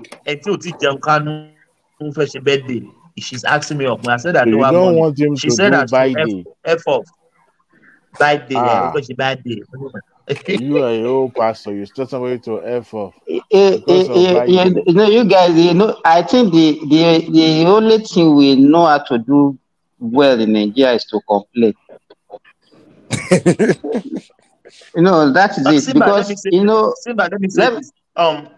2 months ago, I still gave this my friend 30,000 naira to add it to her business. 2 months later, she wanted to do birthday. I said I don't have money. She tell me delete my number, come up with the more money. She still say F off. I said, wow. You know, Yeah. they Over went your own and money. did You know that it's not a productive somebody. Really, money no someone. day, money no day. They did the Judy about. If you want to know, if any Nigerian call you, praise you for a while, at the end of this, it's all about money. Everybody is beg. Nobody will. You know, let me tell you, Nigeria is the only place where you will not work and you'll be eating and you'll be living fine. Because they are free. And they'll be drinking beer in the afternoon. Exactly. And they drink beer every day. Abroad, one Every in America, day. one in Australia, one in Europe, one in where do you No, exactly. You got it, Remy. Let me not even only in abroad. You know what they do is that they have the number of everybody, and they will call everybody at the same time, requesting at least if you drop for 5,000. At the end of the day, they won't be richer than the people that are working. And the same thing. Same to add up on it, the car you leave at home, they'll be driving your big car all around, claiming it's their own. Your brother is already living a big man life, and your house, you are not living there. They are also helping you to live there, help you with your cars, help you with your business. He will just portray himself as the owner of the business. And before you know, we used to have this sense of entitlement. They will call you from silver. You don't impregnate. And if you don't give them, they will blackmail you. That's what they will do. They will blackmail you. They will say you are not a good person. Is it your effort? Why are you behaving like this? No God that did it for you. Exactly. You know, I think I told you people on this platform about one of my cousins that says he went to go to Mecca. That said I should be preparing against next year. This is somebody that is struggling to survive and want to spend 4.5 million naira to go to Mecca. If he get that money, why can't he invest that money in his business? And I told him, I said, even me, I have not used my money to go for Hajj. You are asking me to sponsor your home. You are close to Hajj. You are close to Hajj, Simba. Let me tell you one thing. Thomas, let me tell you, if I want to do Hajj as I'm living in Saudi Arabia, I will pay for it. Do you understand that? I will still pay to go for that Hajj. Simba, I can't blame your cousin now. In Islam, the 5 pillars of Islam, they say you must visit It's not a must. It's not a must. It's not a must. It's not a must. If you have the means, that is what they said. If you have the means, it's not by force. Can you get your 72 virgin if you go visit Hajj? If you don't go to Hajj when you die, so maybe that's what I was thinking about now. The 72 virgin you get. No, it's not by. It's not of. Most people that go for Hajj, I'm very sorry to say, this is not because of religion. It's because of the prestige that they call them Alaja. That's why most of them will see. No, believe me. Simba, is it true? This one they keep saying that they say God, Allah promised them 72 wives when they die, 72 virgin. I mean, I don't know about that though. Because you say be Muslim, you don't know. You have to know that. I don't know anything about that though. Because I don't. Even if anybody tells me that, I don't believe such things. You don't believe in the Quran? My own is no, but Michael, you're supposed to know how my own is. I don't practice religious dogmatically. And that is why, sometimes you ask me, say, what kind of Muslim am I? That's not about Yoruba Muslim, Yoruba people. You guys, even Thomas is a Christian, but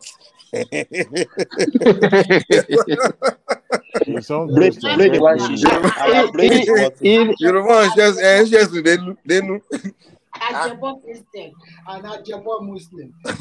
For them, they are quite liberal. You guys are talking. One thing I observe is that I used to tell people, even here in Nigeria, that nobody should be complaining of hunger in Nigeria. Believe me, and I have reason for saying this.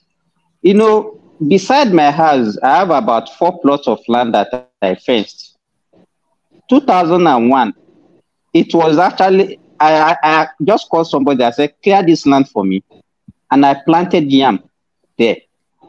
After like 5 months, we harvested that yam.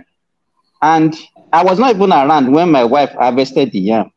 She showed me the video. She said she doesn't know what to do with those yams, that the yam were too many. And she started sharing it with her family, with her friends, and every other person. And then the ones that she kept for them to be eating, they ate that yam for 8 months. Believe me. So if I can do that, and I just use, there's one outside guy beside my house, usually just a gardener there. I was the one that said you should just do it when I just dash some little money. So Nigeria is one country, I know. When you throw seed on the ground, 3 days later that seed will germinate. It will germinate. In fact, there was one Filipino that married one of my brother's wife. My brother's friend, I mean.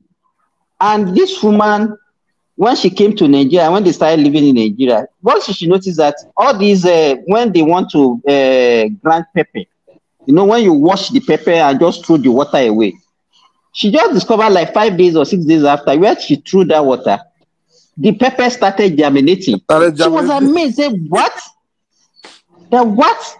That this could not happen in Philippines, and it's happening in Nigeria. But you see them, they just did.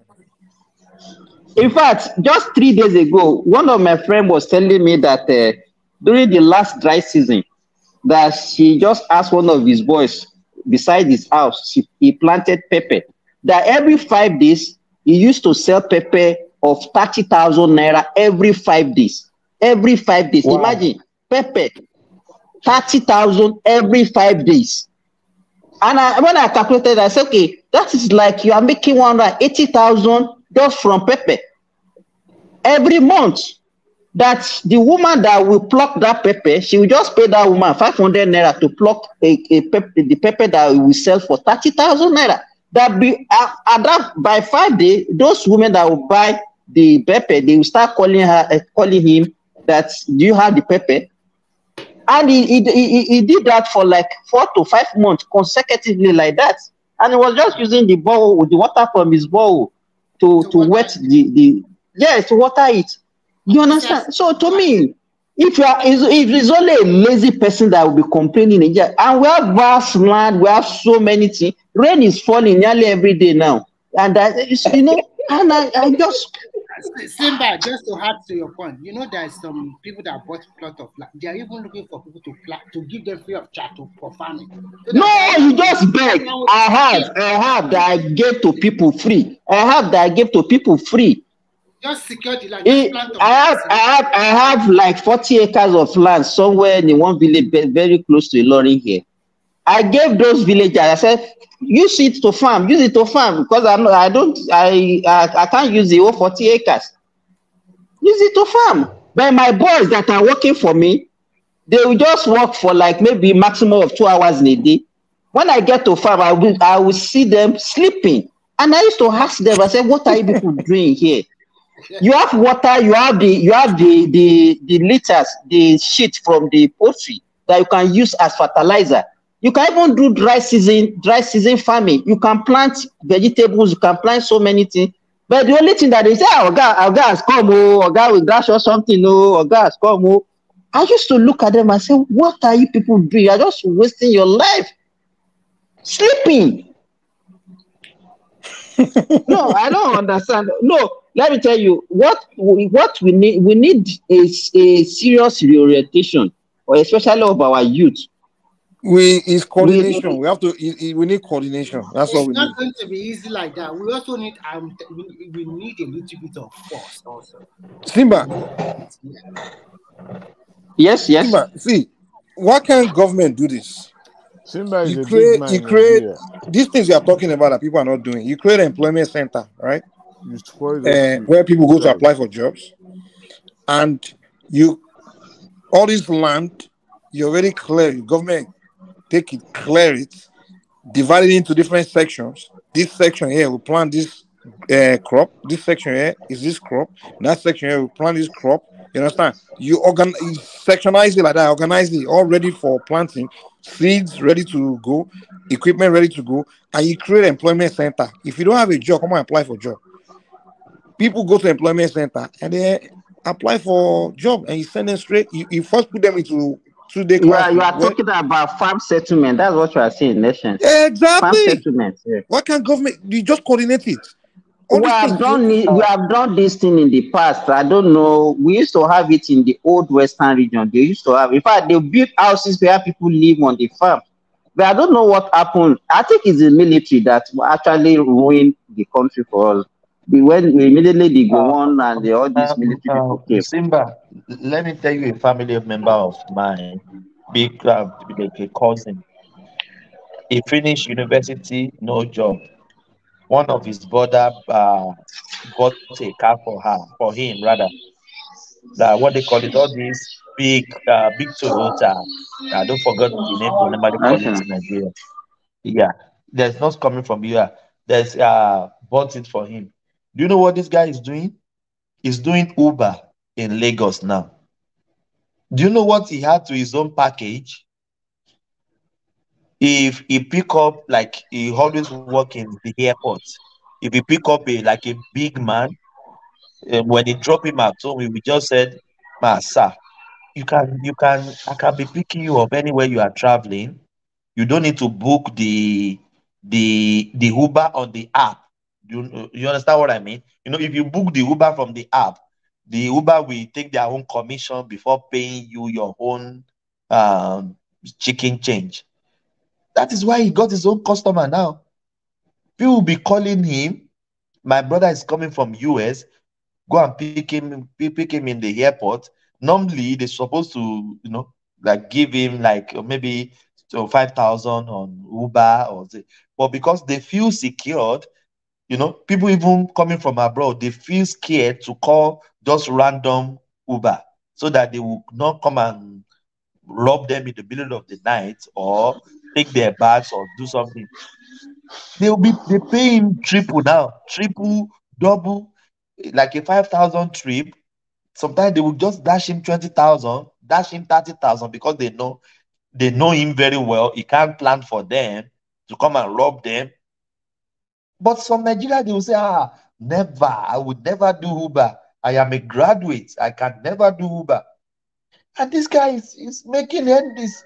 It's okay. I think the mistake that, like, I have somebody that I use like that also. Whenever I am coming around, by the time in fact, before I even travel, I will tell him this is when my plane will be arriving, and come and just pick me up. I have like 2 or 3 of them in Lagos like that.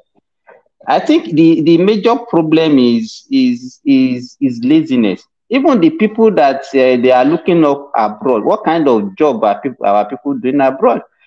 Some people drive cars, some people drive truck and all those things. But when they come to you understand? Yes, but they will not do that one in Nigeria. Amazon. People work in Amazon. But in Nigeria, you just people loafing around, sit down in group, and what they will just be lamenting and just be complaining. Just be lamenting and be complaining. And at the end of the day, the president, like what you are saying now, look at Borno State governor, where there is war ton. Look at what that governor is doing in Borno State. He provided tractor. He provided buses for the farmers. He's even provided. Yes, now he provided buses to take and security to take these farmers to farm and bring them back. When you know we're in problem in Southwest, go to Ambode, all this market in Ibadan. How many truck bring from the north? Onion, tomatoes, red pepper. All of them are from the north. We in the south, what we do, we criticize. It's not as if our life is not good for all those things, though. We are not just planting them. We are lazy now. We are lazy. Our people become so lazy, and everybody wants to be an influencer. Everybody wants to be a celebrity overnight. Everybody just wants to make money overnight and show up. Everybody wants find. Everybody will find boys and find girls. Whiskey. Yeah. Everybody wants to look good. So every dress up every day. That is jobless. You will see him with beards, shave, very curved lining of his head. No job, oh. No job. They will be doing fine boilers around. It's just, oh my goodness. Those types, they are looking for sugar daddy or sugar mommy. What do you call it? They're looking for who's sugar mommy. Sugar mommy. Hey, I think our culture encourage our culture and our religion actually encourages laziness. It encourages laziness because of this fake miracle and hope that religious is giving to us, and then our culture, this sense of entitlement that when you have somebody who's rich in the family, then that person should take care of everybody in that family. Everybody in the family. Just so the person will not be working, and then if he now asks you for money, you refuse to give him or her. He will report you to every other person in the family and say, see, brother, yes, see, brother Lagbaja, I asked him for money. He didn't give me. As if we God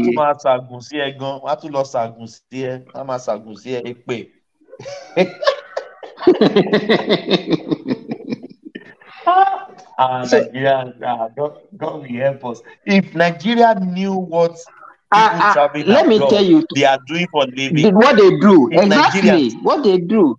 There's no way. Let me tell you, Thomas, can you afford not to work in abroad? Because the system will not even allow you. Because there's a thin line between you being on the street and your work. And you understand? If you don't work, you suffer. That's it. If you say you are not going to work today and you are watching your television, you know that the bills that you are accumulating, where are you going to get money to pay it? To pay for the bill? All right. You know that at the end of that month, that bill is coming at the end of that month. Simba, last week they sent $250 for sewage, water, everything. Can you just imagine you don't have that $250 in your account? They are providing you know what's really funny? Yes. You see these Nigerians, you see them, particularly in places like Dr. Damages, they'll say Nigeria is a useless country. See, in America, we have this drainage, we have this one, we have that one. But they don't tell you that they have to pay that bill, and at the end of the month, they have to work, and pay that bill at the end of the month.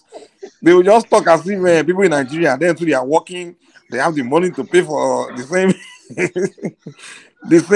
luxury they are talking about. When I saw 250 in 3 months, I said, wow. Electricity bill in 3 months, $350. We are in winter, so we earn more of either. But you have to pay this thing. They provide you the water. In Nigeria, you can use electricity in Nigeria without payment. You can get tap water without payment, and that is one of the problems that we have. People want to get everything free, and as you said, we still have some people who preaches all this welfareism that Nigeria is so rich. You can give them free food, can give them free education, can give them free health. You should give everything free. And then the only thing they would do is just to be sleeping with their wife and be procreating and just be having children. And making babies. And then the population will be increasing by 50 million every 10 years. Even United Arab Emirates, this thing, Emirati works. That's why that they have oil. Don't mind this with no. Adewale, I was speaking with one white here one day. I said, when are you giving, they are married, when are you getting baby? When are you, he said, for now, what is earning is not even enough to take care of him and his wife. So they are not getting any baby for now until they get good financial capability. But Nigeria, beggars, they have children in Nigeria. So what are you saying? Beggars. Somebody that is begging. We have plenty. You see them having like 5, 6, 7 beggars. Somebody that is living in low in Bodinho He said my salary now is not even able to take care of me and my wife. We are good for what we are earning now. But if we get pregnant now, the baby is going to suffer. We don't want the baby to suffer. We want to get more job before we get pregnant. I said, but our Nigerian people, they don't even care. Allah no woman worry. Thomas, you know another thing that always annoys me in Nigeria. Let's say if you are looking at the comment section now, they will be abusing us. So they will say we are talking rubbish now. You see, serious abuse. See, I mention our culture. You notice in Nigeria, like if you start getting to a certain age, they expect you to already start having children, even if you have anything. But you're like you're a man now, you're like 28, something like that one. TB money, TB taking it. Like they don't even ask you whether you whether you have the means or not. Nobody cares now. Everything, yes, now everything is about age. They say no, otito loko, otito níyàwó. Tó bá tó fẹ́ yàwó tán gan, ó tún máa kọwọ́ bọ̀ ń kùn ní pé kílẹ̀ ń ṣe látijọ́ yìí. Ọmọ yín ò tí ì lóyún ni. Tó bá ti bẹ̀yọ̀ kan wá ní ọmọ yìí ti ń dàgbà jù. Ṣé ìgbà wo ló máa gbà bro? As if they will help you buy as if they are the ones that will buy the pampers, the clothes. You know the funniest thing? When they ask you to come and buy a car for them, I'll be like, wait a minute. One day, I was so pissed off. I didn't know when I started cursing that person out.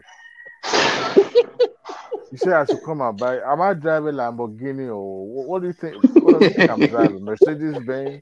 Adewale, that is what I'm telling you. That we used to have this sense of entitlement. You understand? And you know there is popular adage in Yoruba that said, "Ishe la lidashi alidanowo." You can't spend it. Well, that's why they love themselves. No. You see, that's what is killing us. It's killing Nigerians because we have this culture of you have to take care of this. When are you even going to have time for yourself? For yourself? When? You just said it now. You can't spend it alone. You can't spend the money alone. These folks here in the Western world, it's about them alone. They spend their money themselves. They don't care about their parents. No, they are not giving anybody money. The parents has already worked. They retire. They are going traveling.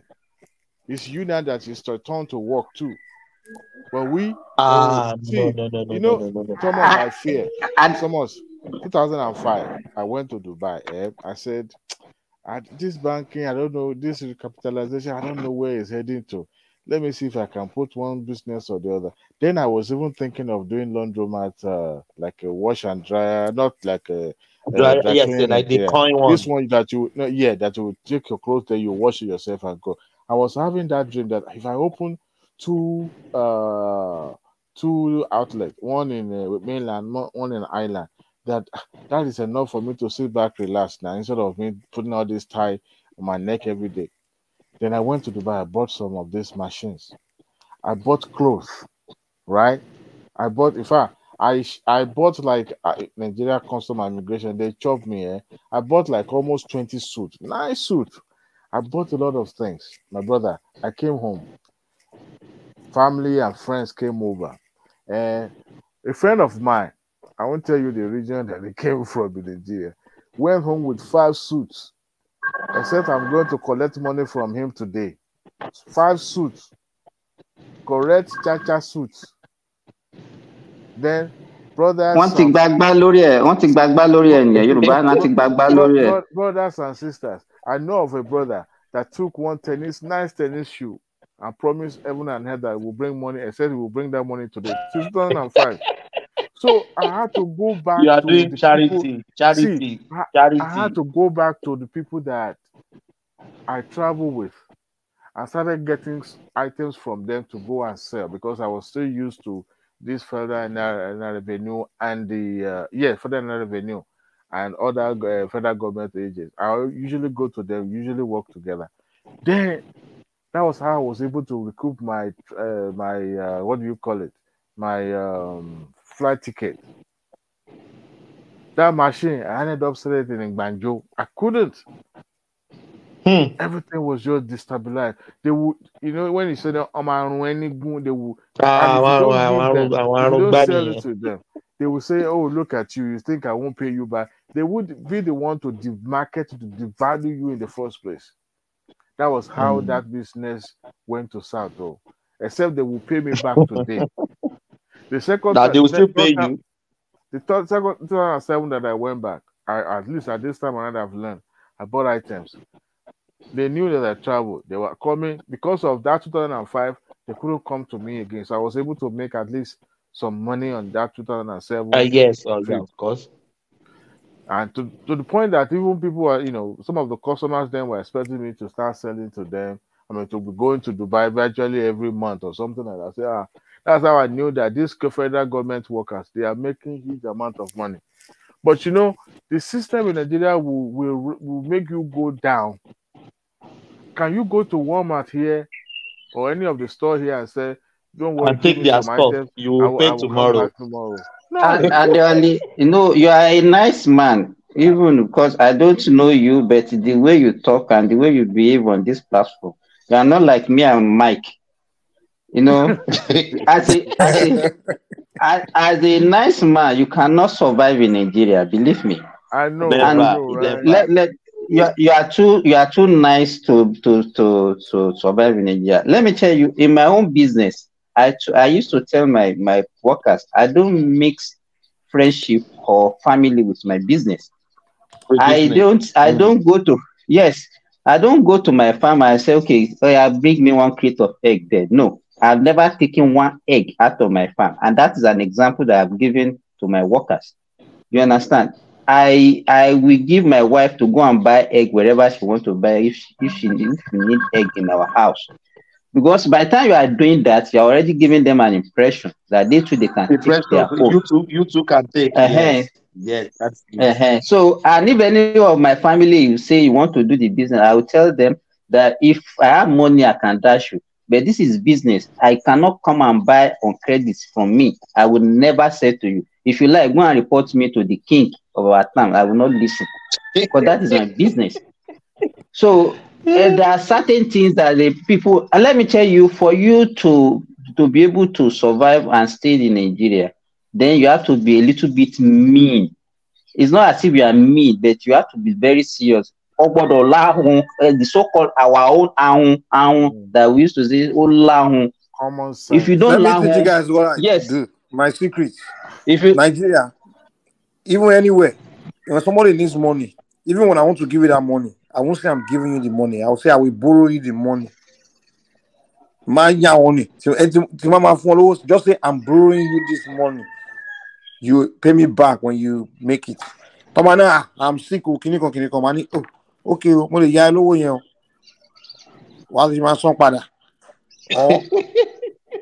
that's what I will say. They will take it. So next time, this so yeah, that's good. That's good. Yeah. I don't give free money. No, I can borrow you money as a friend or as a relative. I used to hear my mom say, "Give me say 1 pullback." She would say,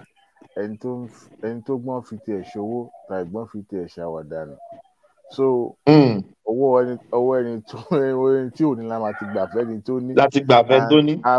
learned how to say no, and I stand with that no. You see, if the money that is not available, you can't collect it from me. It is when I have an abundance that I could remember very well when I was traveling. Just few months before I was traveling, a gentleman that we used to go to the same church came to me and said, "Please, I needed to start doing this music show. He was a Yoruba singer then in the church. Our church was a Warsaw church then.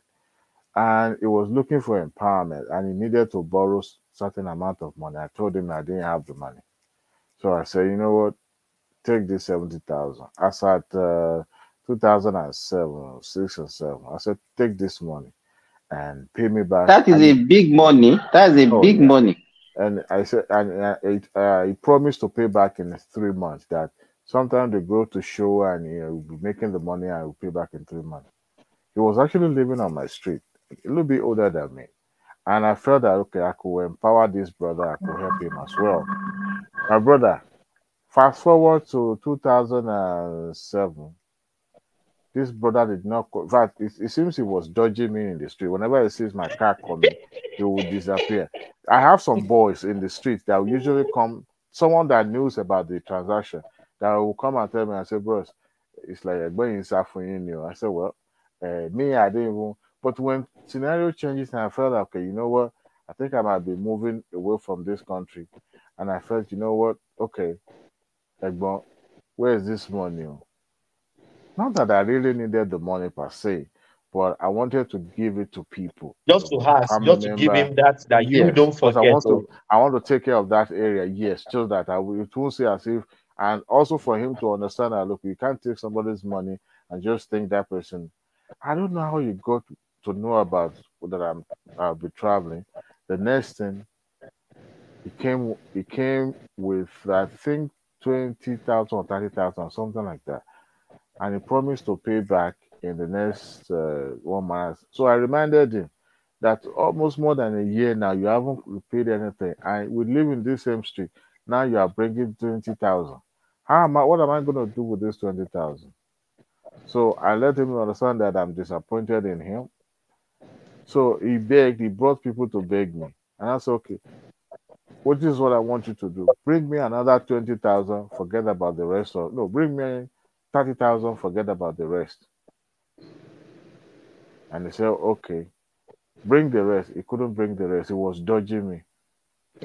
So one day, he thought I had gone to work. Usually, sometimes I won't take my car to work because, you see, I wasn't born with silver spoon. So I tried to inculcate some habit in myself that a day that my car will pack up, I wouldn't want to be like one of my oga that was asking for direction to Lasso.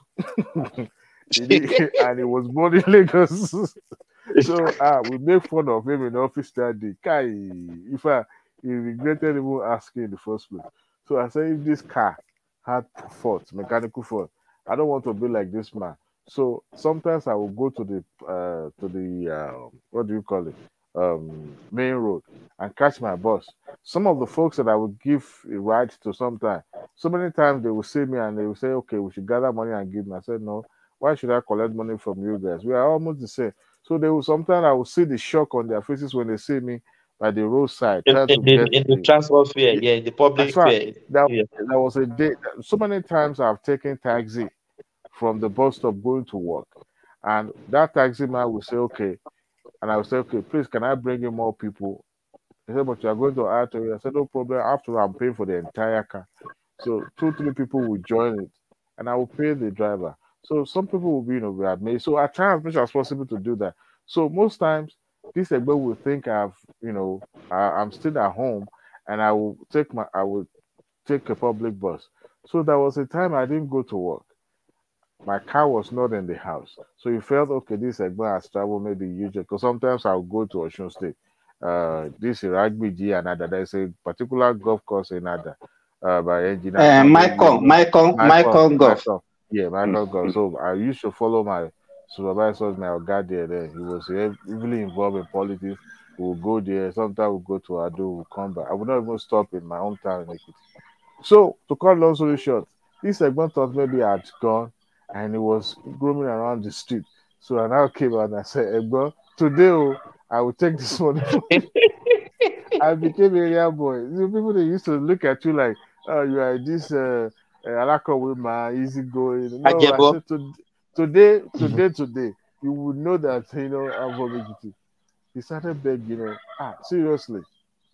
Eventually, he came with 20,000, and I said, right then in his presence, I started giving the money to people in the street. You are a banker now. That's what people call bad debt, As if we are the money being brought to the bank are the one we are spending. Can you imagine? Guys, we have a terrible culture that will not. Okay, you want to close down? I wanted to shut down. You extended it to 1 hour. As soon as you show up. You extended to another Okay. hour, so I have to shut down now. Yeah. The way we Thank you so much, Simba. Adewale, another thing that I noticed, let me tell you this, and especially among the Yorubas, you know, if they're engaging in business, especially let's say an artisan, maybe somebody like a driver or somebody who is maybe a painter. You know, I saw a guy that the father gave a truck to, and he was driving, he was using it for business. And this guy was using this truck instead of him to invest more. He made money, a lot of money from the business, but instead he was not using the money to build house. And this same truck was actually getting old. And when I saw him, I said, I think his name was Phillips or something like that. I said, Philip, your car is already smoking. I mean, truck is already smoking. Do you have any intention of buying another one? No, he said he's building a house. I said, what are you doing with a house? Yeah. What are you doing with a house? That you don't need a house now. What you need to invest more in your business. You understand what I'm saying? Thomas, we can hear your conversation. You understand? So he didn't, you know, that is how most of them will crumble. Instead of, I don't know, we chase things that, okay, now I'm now the landlord and all these things that we used to do. I think that's a lot of misplacement of priority. But I think that's what differentiates Igbo from Yoruba. Exactly. Yes, they will make money. They will make enough money before they will start investing. Oh yeah. Then the Yorubas know. Instead they will even go and marry another wife instead of investing in the business. Wearing new clothes every day, new shoes. My dinner is ready. We have to go. My dinner is ready. Okay. Dinner. We are waiting for break. We are waiting for breakfast here. Yes, now this is 5 o'clock. This is 5 in the evening. Dinner is ready. Guess what? We are just what time here now? 1:55 a.m. Yeah, 7:55 in Nigeria. God is good. Okay, bye. Yeah. Adewale, thank you. Simba, thank you. Guys, thank you so much for coming today. We will catch you some other time tomorrow. Carry the conversation in the comment section. I said peace. Thank you, guys. God bless you all. Thank you. Yeah.